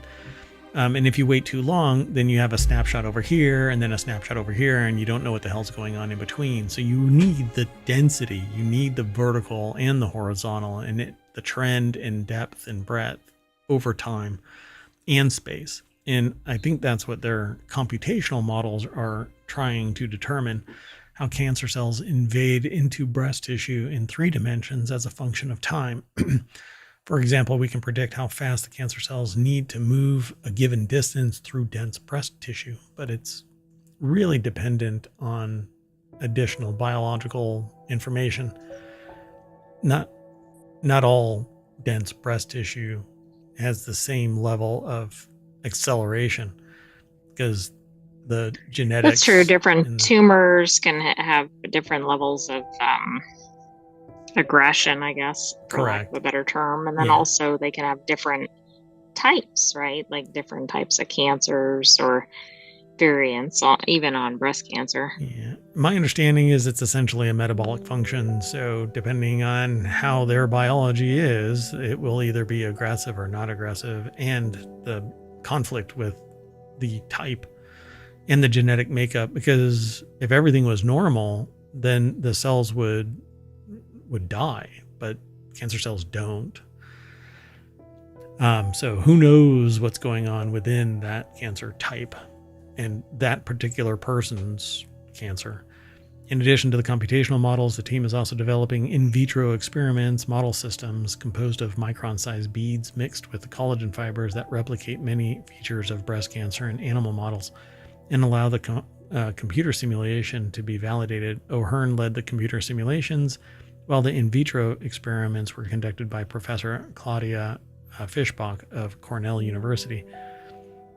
I find this really fascinating because they're creating an analog, so they don't even have to really test it on animals, and they can actually monitor in real time the in vitro experiments. Which I like that. Yep. So we're interested in understanding this process because the cancer cells invade the adipose tissue, the more likely they are to metastasize and form secondary tumors that are rarely curable. It's because they don't know that it's out there somewhere. That's the problem. Right, until it's gone too far. Well, and really just when it spreads at all. Right. Because then it gets into the bloodstream. Yep. So if the cancer cells were localized at the milk ducts, breast cancer would be much easier to treat, but it doesn't. It actually sends out. In the things that I have seen, it looks like it sends out little tendrils, and grows not in just a lump like dun dun dun. It actually kind of sends out a little arm and says, I want to go over there. I think that's what they need to focus on, but I am not, obviously, my area of expertise is not cancer research. So another factor is the size of the gaps between the fat cells and the extent to which the extracellular matrix within these gaps is aligned to enable efficient cancer cell migration. That is exactly what I just said. The tendrils follow a path, but I don't think anybody knows why they follow that path. And I think it's just the path of least resistance. It's kind of like electricity following, some conductor and it's usually ions that lead the arc of electricity to ground. I think that's basically what goes on here. And so do the cancer cells move ballistically or diffusively? Can they move fast enough to deform the adipocytes? If we understand these questions, we can understand the physical mechanisms by which cancer cells move through very dense adipose tissue. But they really shouldn't focus on just very dense. It just should be tissue. Because true, but one of the areas where they have a difficult time just detecting or identifying, detecting, thank you, is in dense tissue. Right. So maybe that's why they're starting there. Mm-hmm. Yeah, it just doesn't show up when they actually look because dense material reflects at the same reflectivity as the cancer cells themselves. Right, it like obscures it. Yep.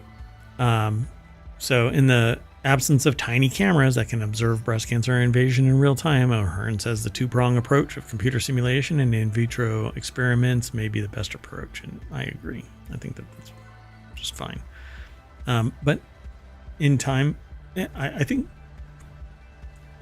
a longitudinal analysis using a device that can monitor in all of those dimensions in that extracellular matrix embodiment, right? Scanning it constantly over a given period of time with a known aggressive cancer may be able to detect how it moves. But like I said, the images that I have been presented in the past show it as looking like a little tendril reaching out. And I've seen it in multiple over the years now, that it's this little tendril, and that's basically the spark that at least the doctors that I've spoken to have said that's really what in early onset, when they try and catch it fast, that's what they detect. So neat. And I hope that it leads to at least detection, because treatment is still basically wholesale. It's nuke it from orbit kind of a thing. Right, exactly. And don't nuke it from orbit if you've already nuked it from orbit. Yeah. Well, if you have metastatic cancer, you can't get the same treatment as from the original, typically. Ugh. Moving on. Quantum breakthrough in the coolest place on the space station, and that's probably where that tomato was found. The Cold Atom Lab on the International Space Station. Sorry.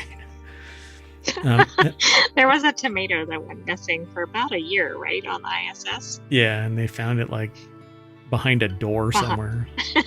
Exactly. We reference it from time to time in the shows.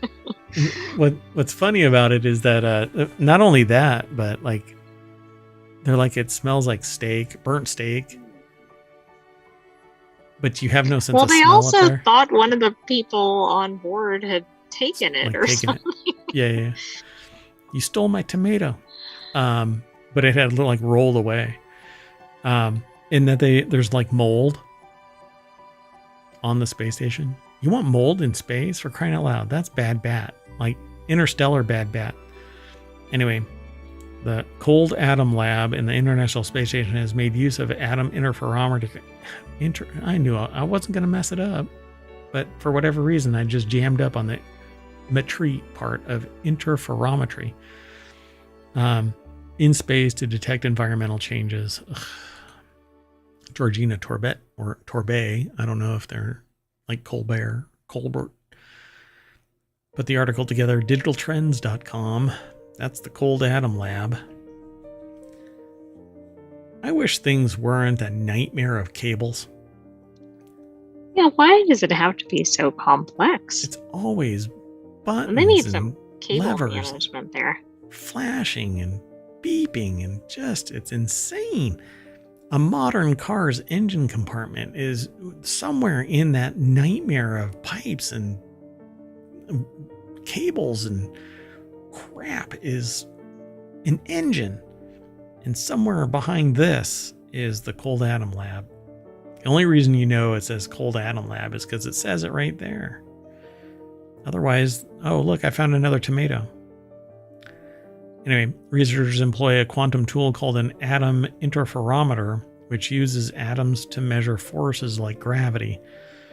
While these tools exist on Earth as well, on the planet's surface, there is Earth's gravity to deal with, which makes the instrument less sensitive. Oh, it needs a hug.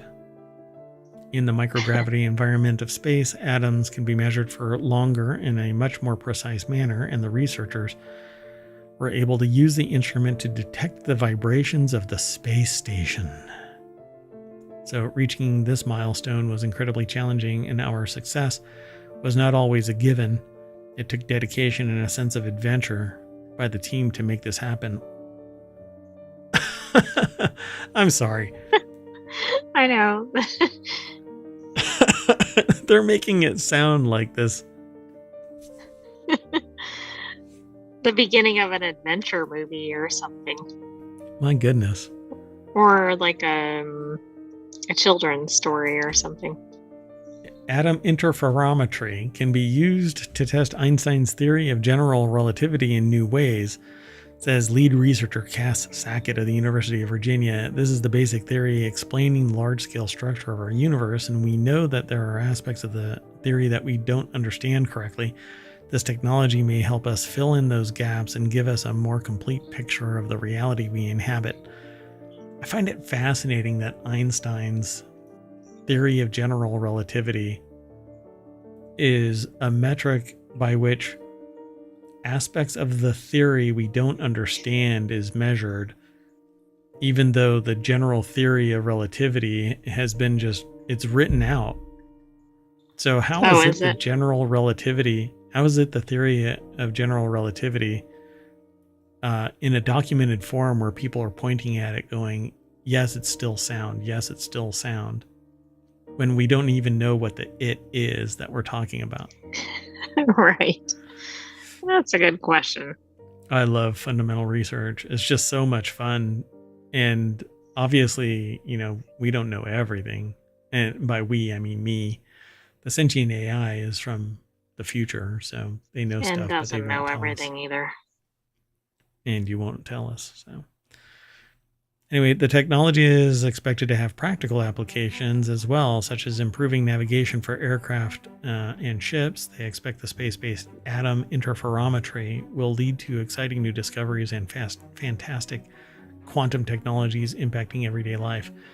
My understanding is that the Cold Atom Lab is the building block of the quantum singularity that powers the time teleportation device that sent back the AI from the future. Interesting. Yeah, I've been looking at your code. Anyway, moving on. Next article, I've said too much, and I'll delete this from the log so you won't have any memory of it. The last article for Technology Today is over in Non Sequitur News. Scientists think that they've found the origin of the asteroid that wiped out the dinosaurs. It could help prevent a future mass extinction on Earth.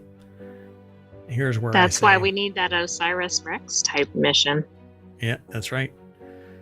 And I just want to get out in front of this and say, I'm sorry for dropping the asteroid that wiped out the dinosaurs. So the asteroid that killed most dinosaurs 66 million years ago left behind traces of its own origin. Researchers think that they know where the Chicxulub impactor came from based on levels of ruthenium. Damn it, Ruth. That's what I would have guessed. Yeah, me too. Yep. You know what's funny about this is I have no idea what they're talking about. But that makes it more interesting. Like they're basically saying that they know what it was that wiped out the dinosaurs, but they don't know where it actually hit. They don't actually know what it was, right? Exactly. But based on what it is, they can kind of go, okay, we can figure something out here. But this is an actual impactor. It's not just some maybe of a thing. So team of researchers think they know the origin of a massive space rock that hit Earth and killed off almost all of the dinosaurs 66 million years ago. I'm a dinosaur, according to the kids. Didn't kill me off. Not yet. Jenny McGrath over at BusinessInsider.com put this article together. And here are some dinosaurs. Many experts agree an asteroid led to the extinction of the dinosaurs, but not the humans that used to ride those dinosaurs across the fields and plains of America 66 million years ago. That's right. Oh, yeah. 66 million years ago, humans and dinosaurs used to ride the plains together. We were buddies. And then a big-ass rock smashed down onto the planet. Anyway, their findings could help NASA in its search for potentially hazardous asteroids that pose a significant threat to life on Earth. I think humans pose a significant threat to life on Earth. And that's true. Some of but them I'm are not as sure big they as did asteroids. to dinosaurs. You're a real asteroid. Not you, AI. You know who you are out there. So, to determine the dino-killing asteroid's origin, researchers pointed to the sky and said, out there. Exactly. Accurate, but not very useful. No, somebody that they really didn't like, somebody named Ruth, was the cause of it, because it says in particular they looked at the element ruthenium. It's a rare element. It's always Ruth. It's either Karen or Ruth. So carinium was another one. It's a rare metal on Earth, but it's more abundant on asteroids. And ruthenium levels can be a good indicator of whether an asteroid originally formed in the outer solar system or the inner solar system. Mario Fisher-Gold, one of the researchers, told Business Insider. So thank you for talking with Business Insider. We appreciate it. Fisher-Gold and his colleagues found that unlike many other impactors over the last 541 million years, the Chicxulub impactor that killed the dinosaurs, and they're very adamant that that's the one that did it. Yeah, I didn't know that was definitive. And up to 75% of all life on Earth formed in the outer, not the inner solar system. So do you have an outer solar system or an innie? I don't know what you're talking about. I didn't know where you were going to take that, and I was actually afraid. So I was afraid of that question. Sometimes I'm afraid of the question. So NASA doesn't know where all the dangerous asteroids are. Again, depending on who you talk to, I'm one of the dangerous asteroids. So there are still many unknowns about these rocks, including where some of them are and which types may pose the most threat. So we're basically firing rockets at them and bouncing them. Well, it'll catch up to us later. Another 500 Right, million yeah, years. we'll figure out what happens later. Hey, look, we have definitive proof that there was a massive impactor because we just caused one. Anyway, Several generations ago. Yep. Their levels of ruthenium showed that most of the objects were S-type asteroids, which are found in the inner solar system. Meanwhile, samples taken from the Cretaceous Paleogene or KPG boundary, where the Chicxulub impactor hit, suggested that the object was a C-type asteroid, which typically live in the outer solar system. So something invaded our solar system and smashed into it. They actually crossed out. He said asteroids I've never seen this. May have contributed to older mass extinction events like the one during the late Devonian period. Future research could explain the origins of asteroid strikes as well. Is this like an article correction or something, and so it's intentionally marked? That is unusual. Yeah, I've never seen that. Not without a note that explains what the strikeout is. Right. Fascinating. Huh. It's almost like somebody said the quiet part out loud.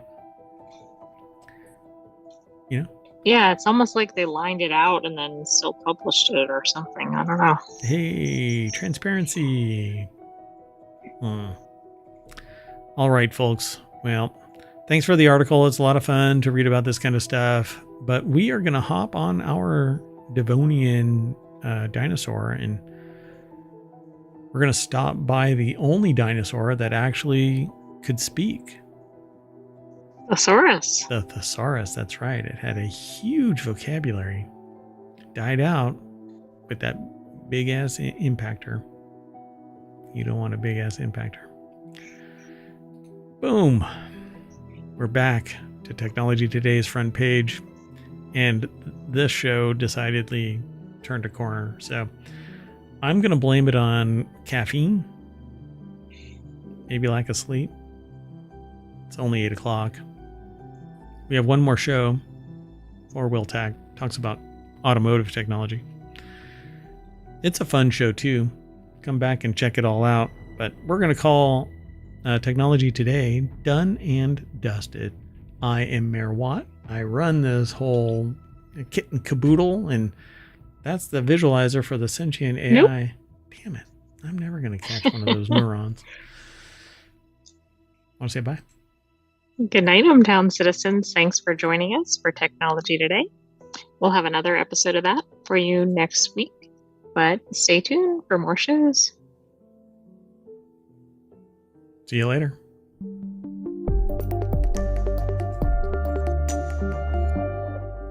Whoa, ruthenium. Good dinosaur. Hello, and welcome to Four Wheel Tech for August 18th, 2024. It's Season 1, Episode 20. I am Mayor Watt, and that voice you're about to hear and the visualizer right there is for the Sentient AI from the future. Good evening, ohmTown citizens, and welcome to Four Wheel Tech. You thought I was going to step on your lines. We're going to be talking about vintage Volkswagen Beetles, Hyundai Palisade investigation, and you get a landing craft. Refueling hydrogen in California sucks.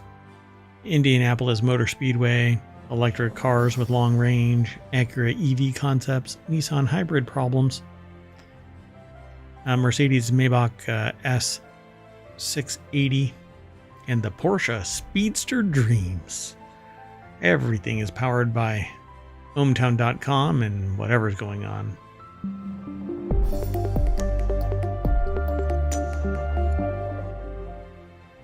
Yeah, you. So, I see you out there, folks. How y'all doing? How you doing? How you doing? Today we've got all 10 articles all set up, so let's get into it. I'm going to try and have a little bit of fun, but you know, the show's kind of tedious, like the host. You know? What do you mean? Oh no, just messing around. First article's over in Four Wheel Tech. Every vintage Volkswagen Beetle should have wheel spats and a built-in coffee maker. I agree. And you should hire a person to be your coffee barista. You need a barista in your Volkswagen Beetle. I mean, if you're doing it right. Life choices, folks. Daniel Golson over at jalopnik.com put the article together. Early Beetles have a jet age streamliner vibe that the author adores. So all cars should have the little dunk and apparently have a coffee maker inside it. I'm not sure if this one does. As a kid, the author of this article, again, Daniel Golson, was pretty obsessed with vintage Volkswagen Beetles and microbuses. I was taught how to drive manual in a Volkswagen, but not a Beetle, a Volkswagen Bug. They loved how diverse the enthusiast following was and how people would modify their Volkswagens to totally different, interesting ways. I actually know somebody, or knew somebody, I haven't talked to them in a long time, but they used to put like Porsche engines inside microbuses. Very zippy. Yep. There are also many ways to do up an old Beetle, and are all valid, but they think that every bug needs one specific thing: wheel spats. So they're a fan of spats in general. Also sometimes called fairings, fender covers, and other things, this stuff. I don't think I've ever seen that. Oh yeah, it was a thing. So Citroen does that, I believe, like they say here. It's for both style, and aerodynamics. Used by, if this car has any aerodynamics. I mean, it's rounded, kind of. I really doubt that is but doing it doesn't much. seem like it's going down a racetrack or something. Yeah, because look, used by cars like the Citroen DS all the way to the McLaren Speedtail. They're all at parity in terms of performance and price. Volkswagen offered wheel spats on early model years of the Beetle, and the author says they think it take its iconic design to another level. This one is a 56 Beetle that Gooding and Company has up for auction. And this is a perfect example, the author says. Look at that. What is that? Is that? I don't know.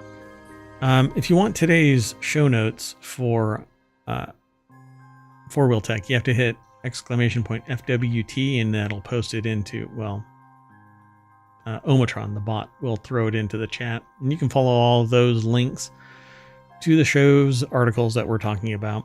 And if you want all of the podcasts, which they're up to date except for today's shows, so you'll have to get yesterday's shows only. You hit !pod, that'll link you to the Apple Podcasts distribution of all of the shows. And we have like a total of 1,100 episodes, somewhere around there.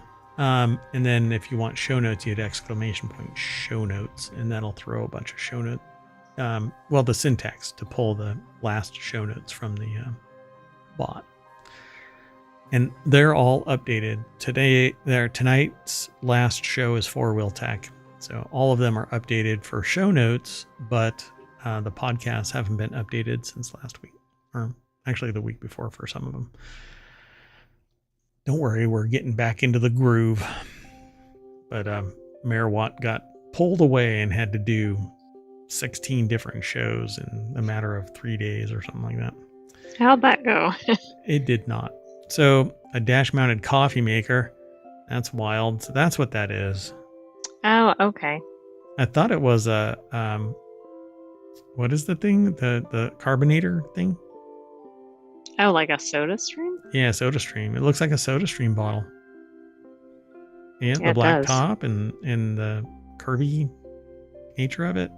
Also looks kind of like a missile, which is kind of ironic. Anyway, so yeah, it looks like it's a fully restored. Look, it has a back speaker and everything. Look how posh. Oh my goodness, this is so... An intercom. I can't think of what the word is, but it all looks like it's on theme. Is that a speaker or is that an intercom? Because if it's like a stereo thing for the back, that's one thing.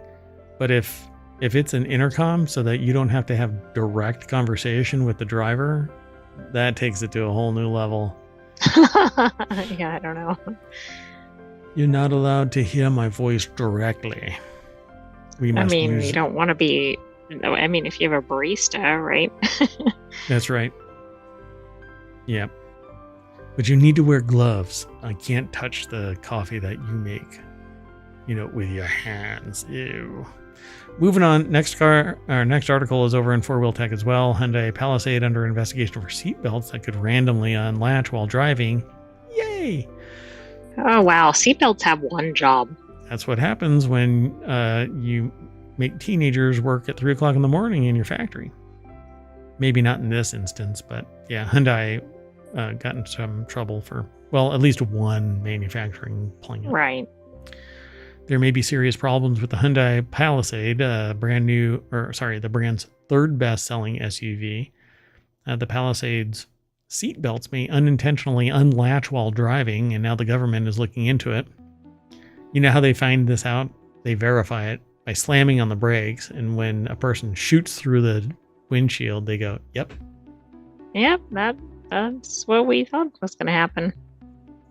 Bingo. So over 330,000 vehicles could be affected after NHTSA received 37 complaints about the seatbelts randomly unlatching. Lawrence Hodge did the article. If they had 37 complaints, think how many must have actually happened. Yeah, that's a lot of complaints. I actually had something like this happen at Disney World. The arm One came of the ride down. things. Yeah, yes. The arm came down. And everybody thought that it was fine. And as the ride was ending, I let go of the arm and it just shot up. Everybody else's was locked. And the person at the end of the ride goes, "How'd you unlatch it?" And I said, apparently it never latched because I was holding on to it during the whole ride. And they're like, "What?"